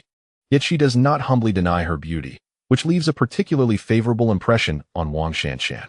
Genuine and polite. It is no wonder she stands alongside Hu Lai as one of the golden figures in Chinese football. Wang Shanshan muses to herself. Both are representatives of Chinese football, one embodying beauty and sincerity, the other being intriguing and pure. Their qualities truly complement each other. She is curious about their high school days together, imagining they must have been quite entertaining.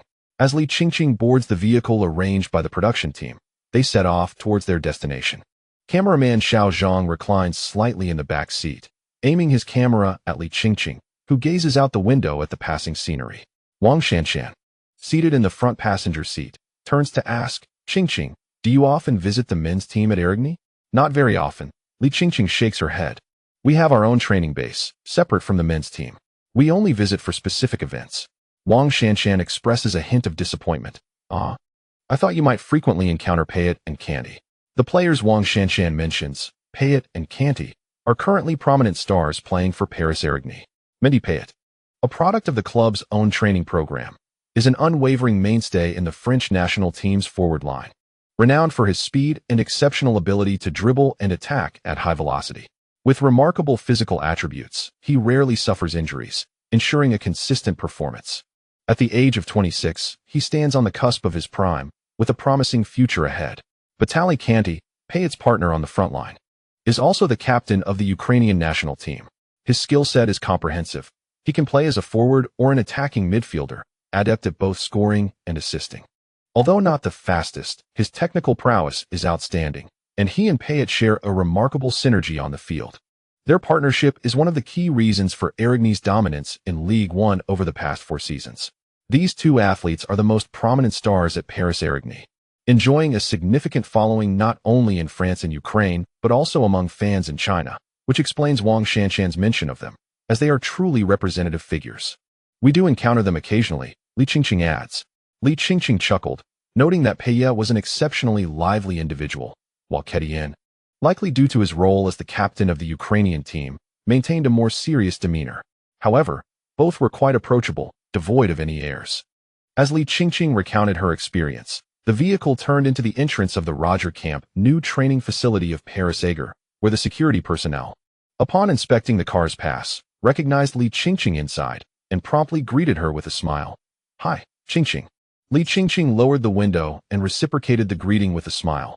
Hi, we are here to film a show. She gestured towards the photographer beside her.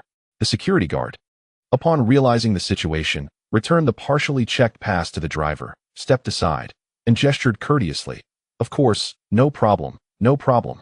Once the car entered, Wang Shanshan could still see the guard waving to them through the rearview mirror, prompting her to remark, Didn't you say you only come here occasionally?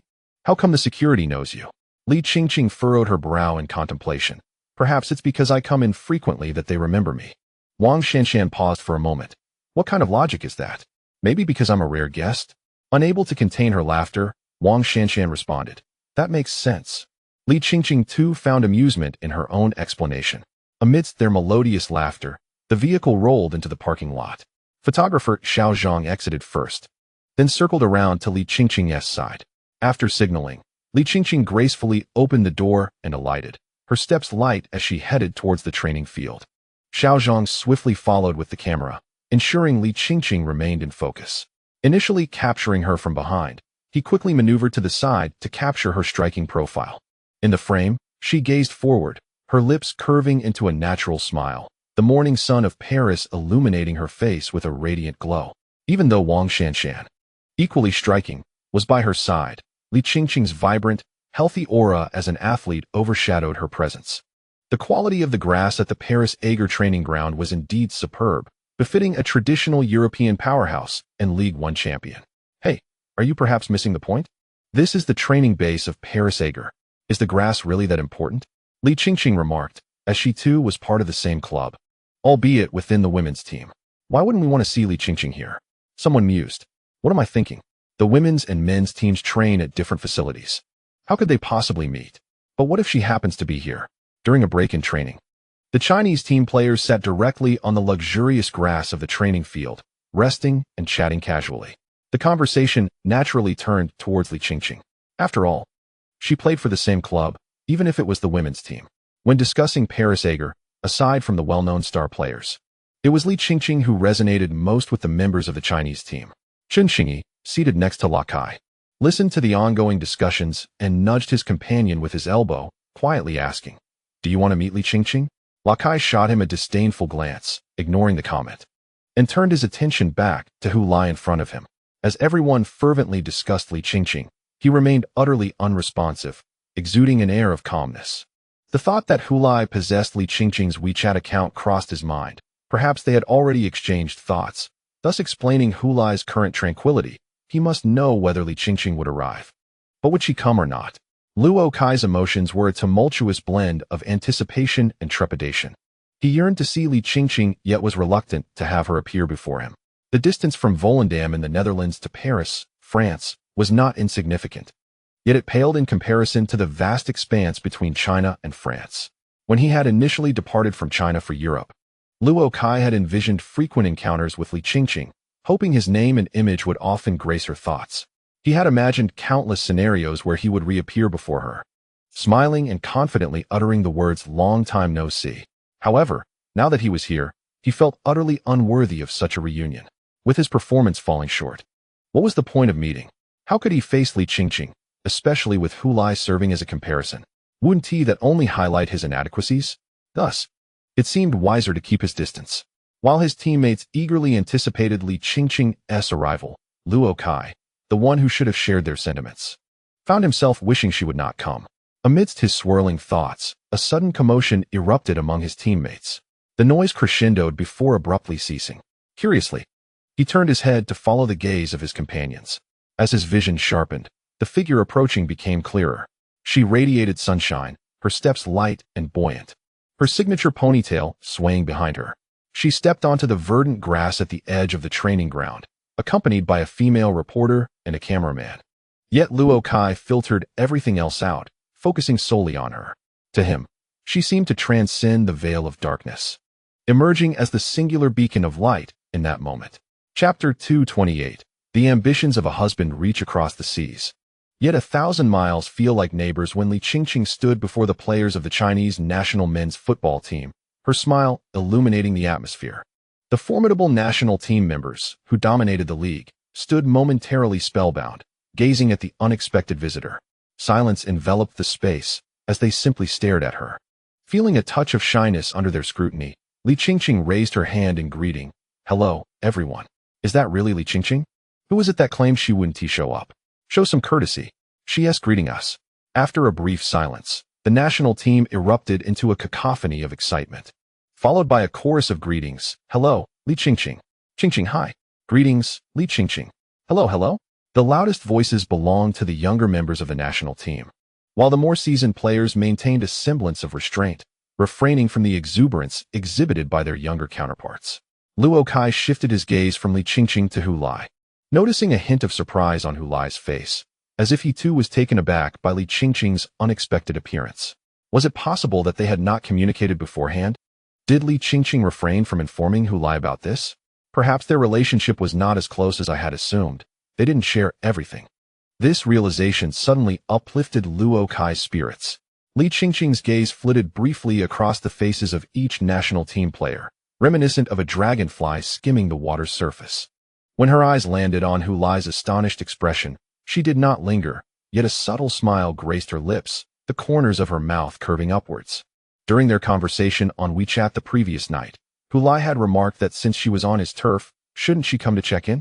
Li Qingqing had cleverly deceived him, claiming she was busy with training and had no time to spare. Although their exchange was text-based, devoid of visual cues or tonal inflections to gauge each other's sentiments, Li Qingqing could sense Hulai's disappointment. She had nearly revealed her secret prematurely, but ultimately restrained herself. Eager to witness the surprise on Hulai's face, relishing the satisfaction of having successfully teased him. Upon seeing the change in Hulai's expression as he caught her gaze, he quickly deduced the situation. It was quite simple. He had been outwitted by Li Qingqing. Unable to contain himself, he rolled his eyes at her, deeming her antics childish. Team leader Hong Renjie smiled warmly at the players, announcing, "Li Qingqing has been specially invited to inspire everyone. After all, this is our first preparation for the World Cup, while she has already experienced it once. Her insights are invaluable." Li Qingqing interjected, waving her hands. No, Team leader Hong, you flatter me. The Women's World Cup and the Men's World Cup are entirely different. Different as they may be, they are still both World Cups. Although you are younger, in terms of World Cup experience, you are indeed our senior. Hong Renjie replied sincerely. Seeing his insistence, Li Qingqing graciously accepted, addressing the male national team players with poise. Ultimately, regardless of gender, We are all striving for the advancement of Chinese football. I am a female footballer, yet I also wish for the men's team to achieve remarkable success in the World Cup. I am here to cheer for you. Moreover, upon learning of my visit, Coach Yin specifically requested that I bring a token of encouragement. With that, she unveiled a jersey she had received from Wang Shanshan, displaying it for all to see.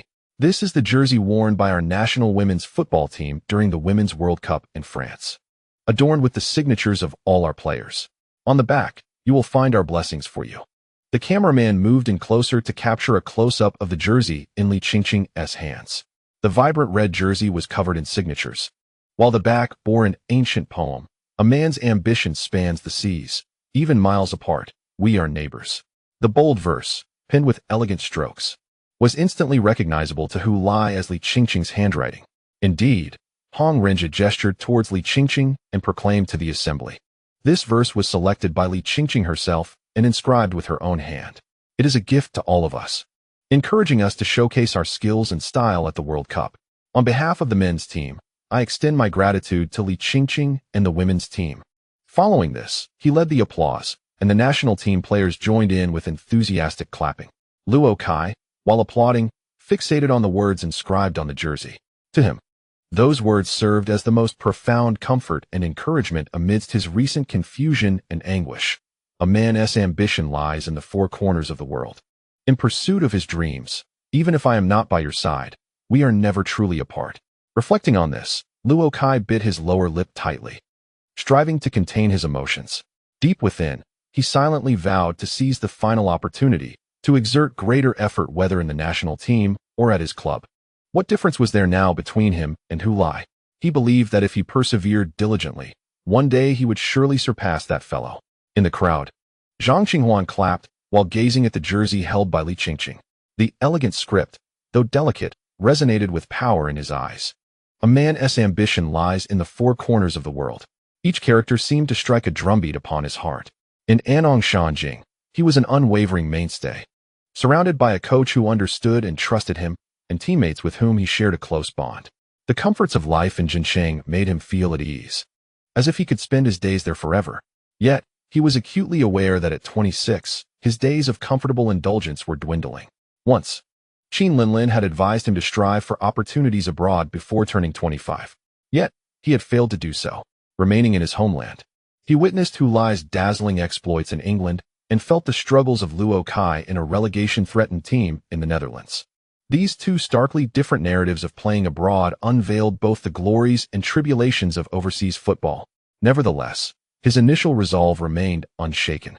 He had firmly decided that after the World Cup, he would venture abroad.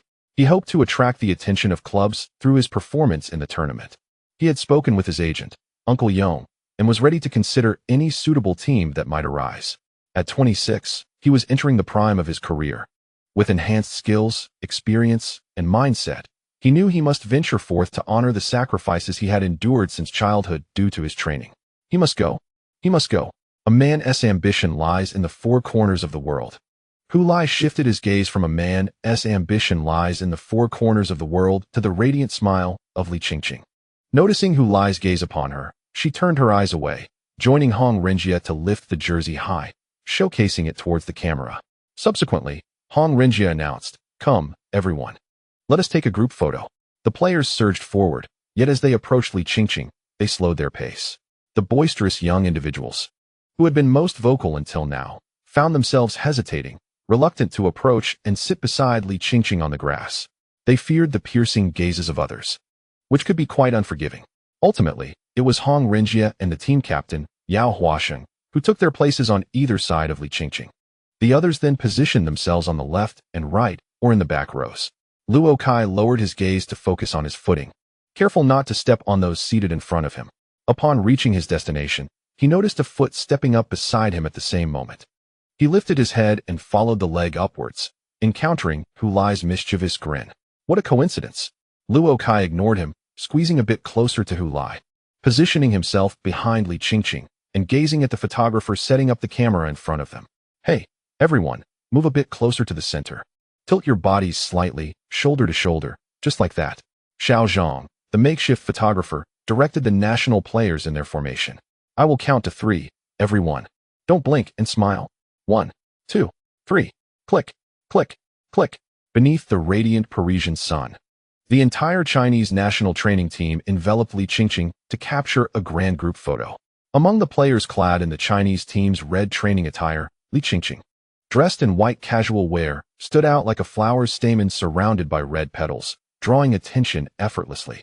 This morning in Paris, during the training session at the Agar training base, the national team welcomed a special guest, Li Qingqing from the women's football team, who came to interact with the players and present blessings and gifts on behalf of her team.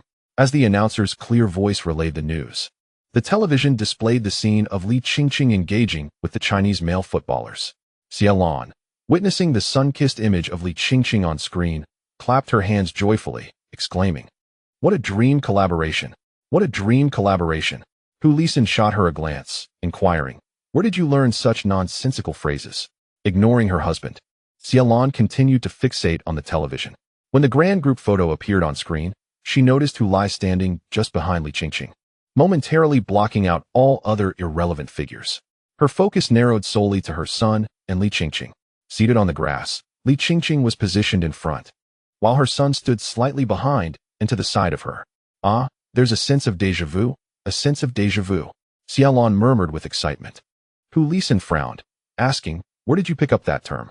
Li Ziqiang gazed at his daughter on the screen, inevitably noticing Luo Kai and Hu Lai standing to either side of her, both looking forward towards the camera. These were the three individuals he had nurtured, now captured together in the national team. As a grassroots football coach, a swell of pride rose within him. This moment was the culmination of his efforts, a testament to his work for the nation to witness. Note, the phrase "a husband's ambition knows no bounds.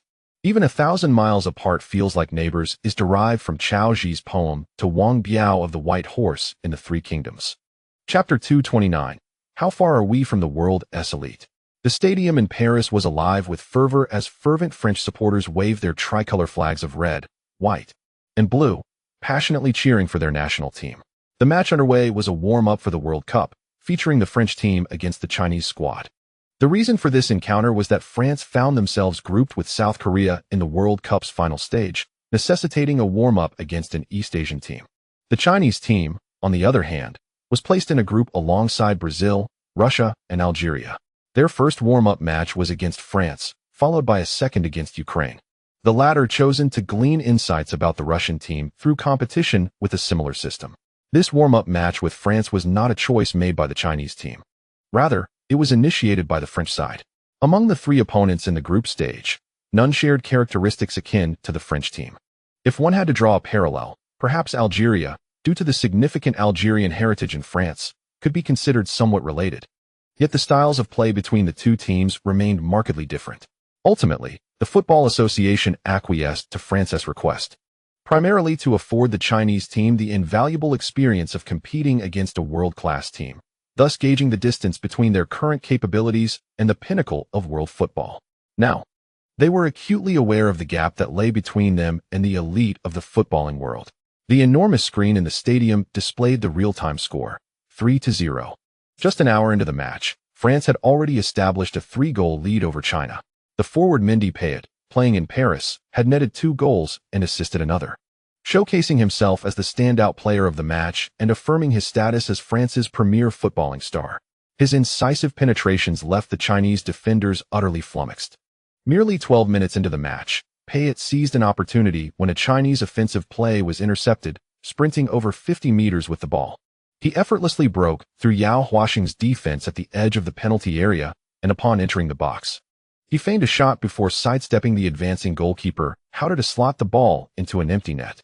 The entire sequence appeared remarkably effortless, giving the impression that he still had reserves of energy. As he extended his arms and sauntered towards the corner flag to celebrate, a disoriented cluster of Chinese players lingered behind, gazing in disbelief at Payet's form. This was their inaugural encounter with a player they had often seen on televised broadcasts. Although they had watched him play and were aware of his prowess in straight-line breakthroughs, speed, and explosive power, the reality of facing him was starkly different. In the lead-up to the match, Coach Shi Wuyin had repeatedly advised his players to avoid allowing the opposition to stretch the defense apart, urging them to maintain appropriate spacing and keep their defensive line intact. However, knowing was one thing, Executing it was another. When it comes to the actual match, the circumstances often differ significantly from those of daily training, where conditions are perfectly aligned. While the intention is to maintain a compact defensive line, the reality is that when the opponent advances aggressively, the players of the Chinese team either retreat collectively or face the challenge head-on. However, they cannot continuously retreat. They must confront their adversaries. Yet, upon engaging, they find themselves outmaneuvered. Alternatively, some players may attempt to block while others defend, inevitably leading to one-on-one confrontations where they are easily outplayed.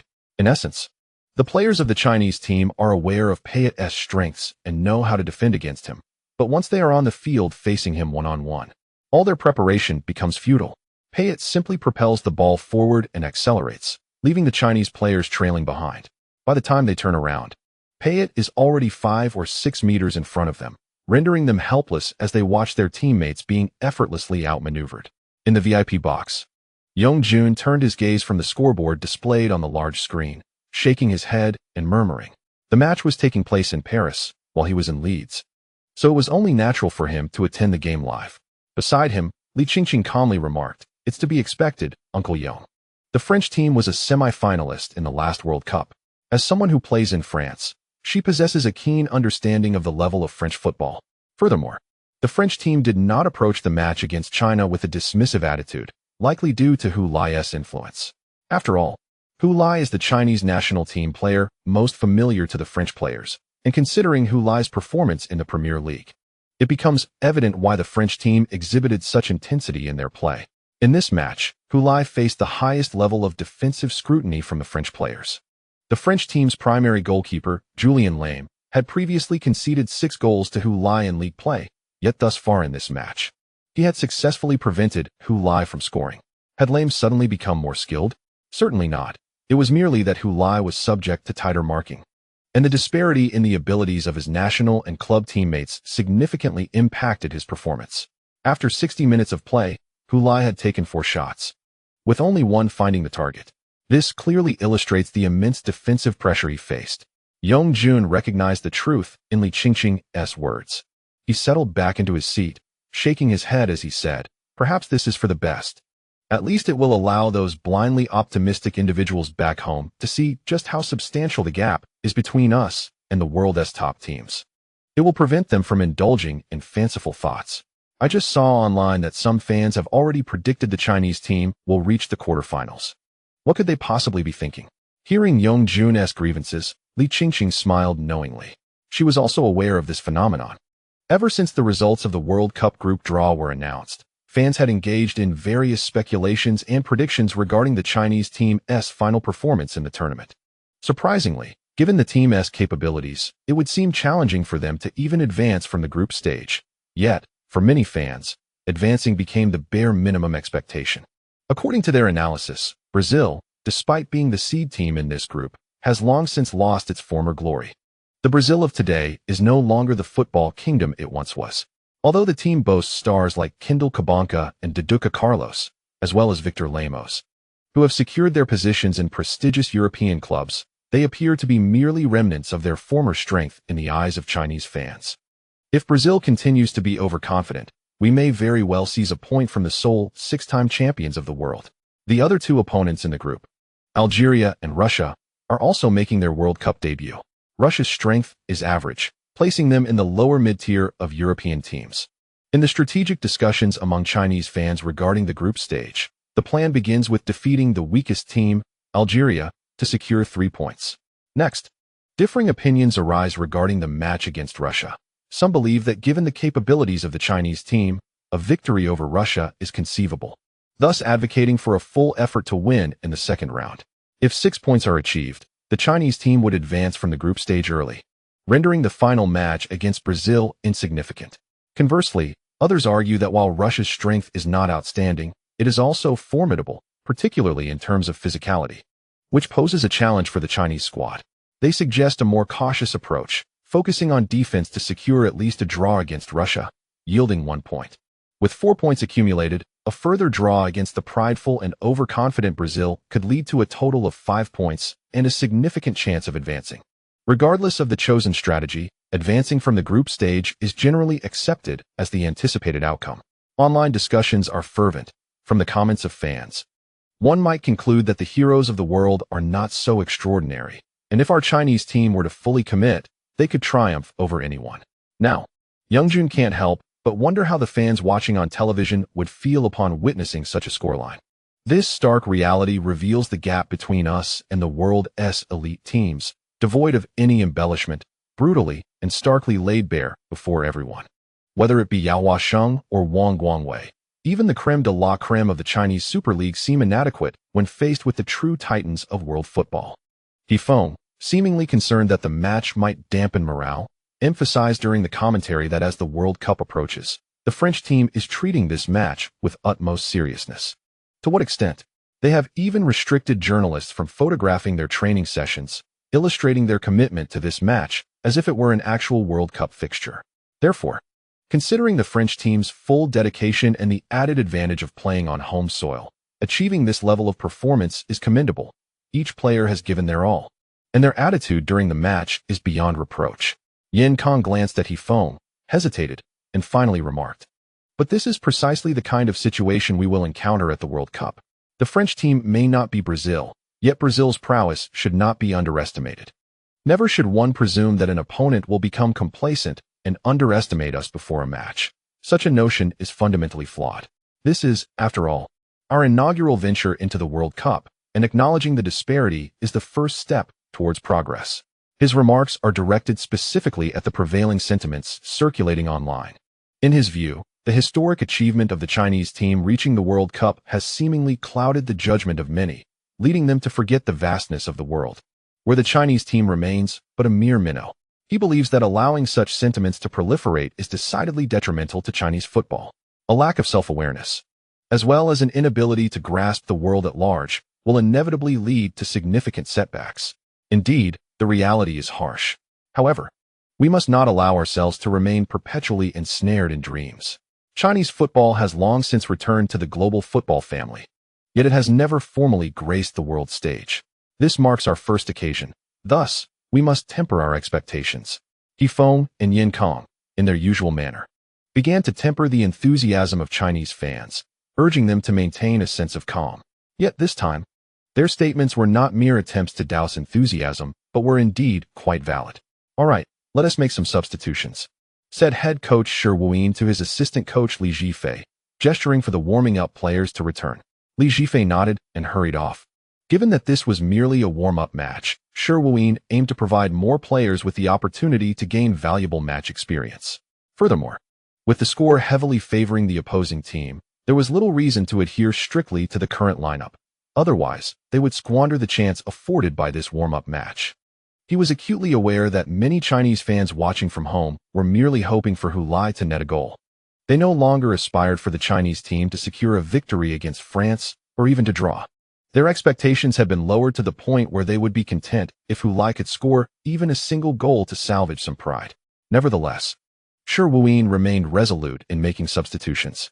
In these two warm-up matches, he was indifferent to both the outcome and the manner of play.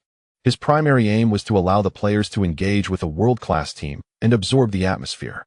A true assessment of the team's tactics would have to wait until the next warm-up match against Ukraine. He was unconcerned with the result or the quality of the performance.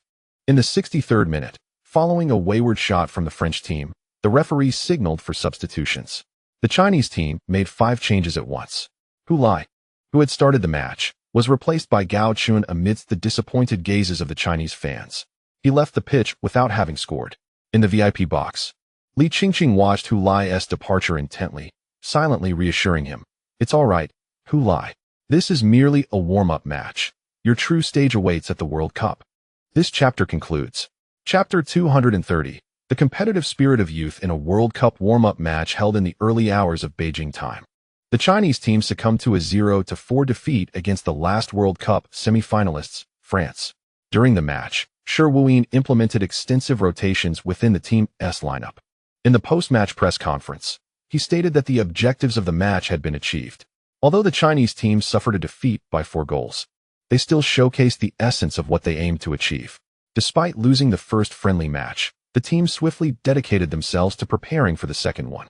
This morning, Under the guidance of assistant coach Li Jifei, the entire squad engaged in recovery training on the lawn outside their hotel. Subsequently, they will depart from Paris to Kiev, the capital of Ukraine, to face their next opponent, the Ukrainian national team. From the players' recovery training, it is evident that the impact of yesterday's loss still lingers. It is hoped that they can swiftly overcome this emotional setback. In televised news, the Chinese team, clad in matching training attire, was seen conducting recovery exercises under their coach's supervision. The expressions of the national team players captured in close-up shots appeared somewhat solemn, given their recent defeat. Such a demeanor is entirely understandable. Should the public witness the team laughing and joking immediately after their loss, it would likely provoke further outcry. While it is true that this is merely a friendly match, whose outcome does not hold significant weight, many Chinese fans had high hopes for them, wishing for them to excel abroad. With such expectations in mind, it would indeed be disrespectful to the fans if they were to display a carefree attitude following a loss. After completing their recovery training in the morning, the team enjoyed lunch before collectively boarding a bus to depart from the hotel. They are set to fly to Kiev, where they will confront the Ukrainian national team in their second friendly match. In this city, they leave behind both a group photo and the memory of a 0-4 defeat. This marks their first official friendly match following their qualification for the World Cup, and one could argue that the journey towards their inaugural World Cup experience commenced with this encounter. Unfortunately, contrary to many expectations, the preparation for the World Cup began with a disheartening defeat. On March 23rd, just 4 days later, the Chinese team will face Ukraine once again on their home turf. In contrast to the match 4 days prior, coach Shi Wuyin made several adjustments to the starting lineup. Lin Ziyuan, who did not start in the previous game, has now been included in the first team, replacing Hao De.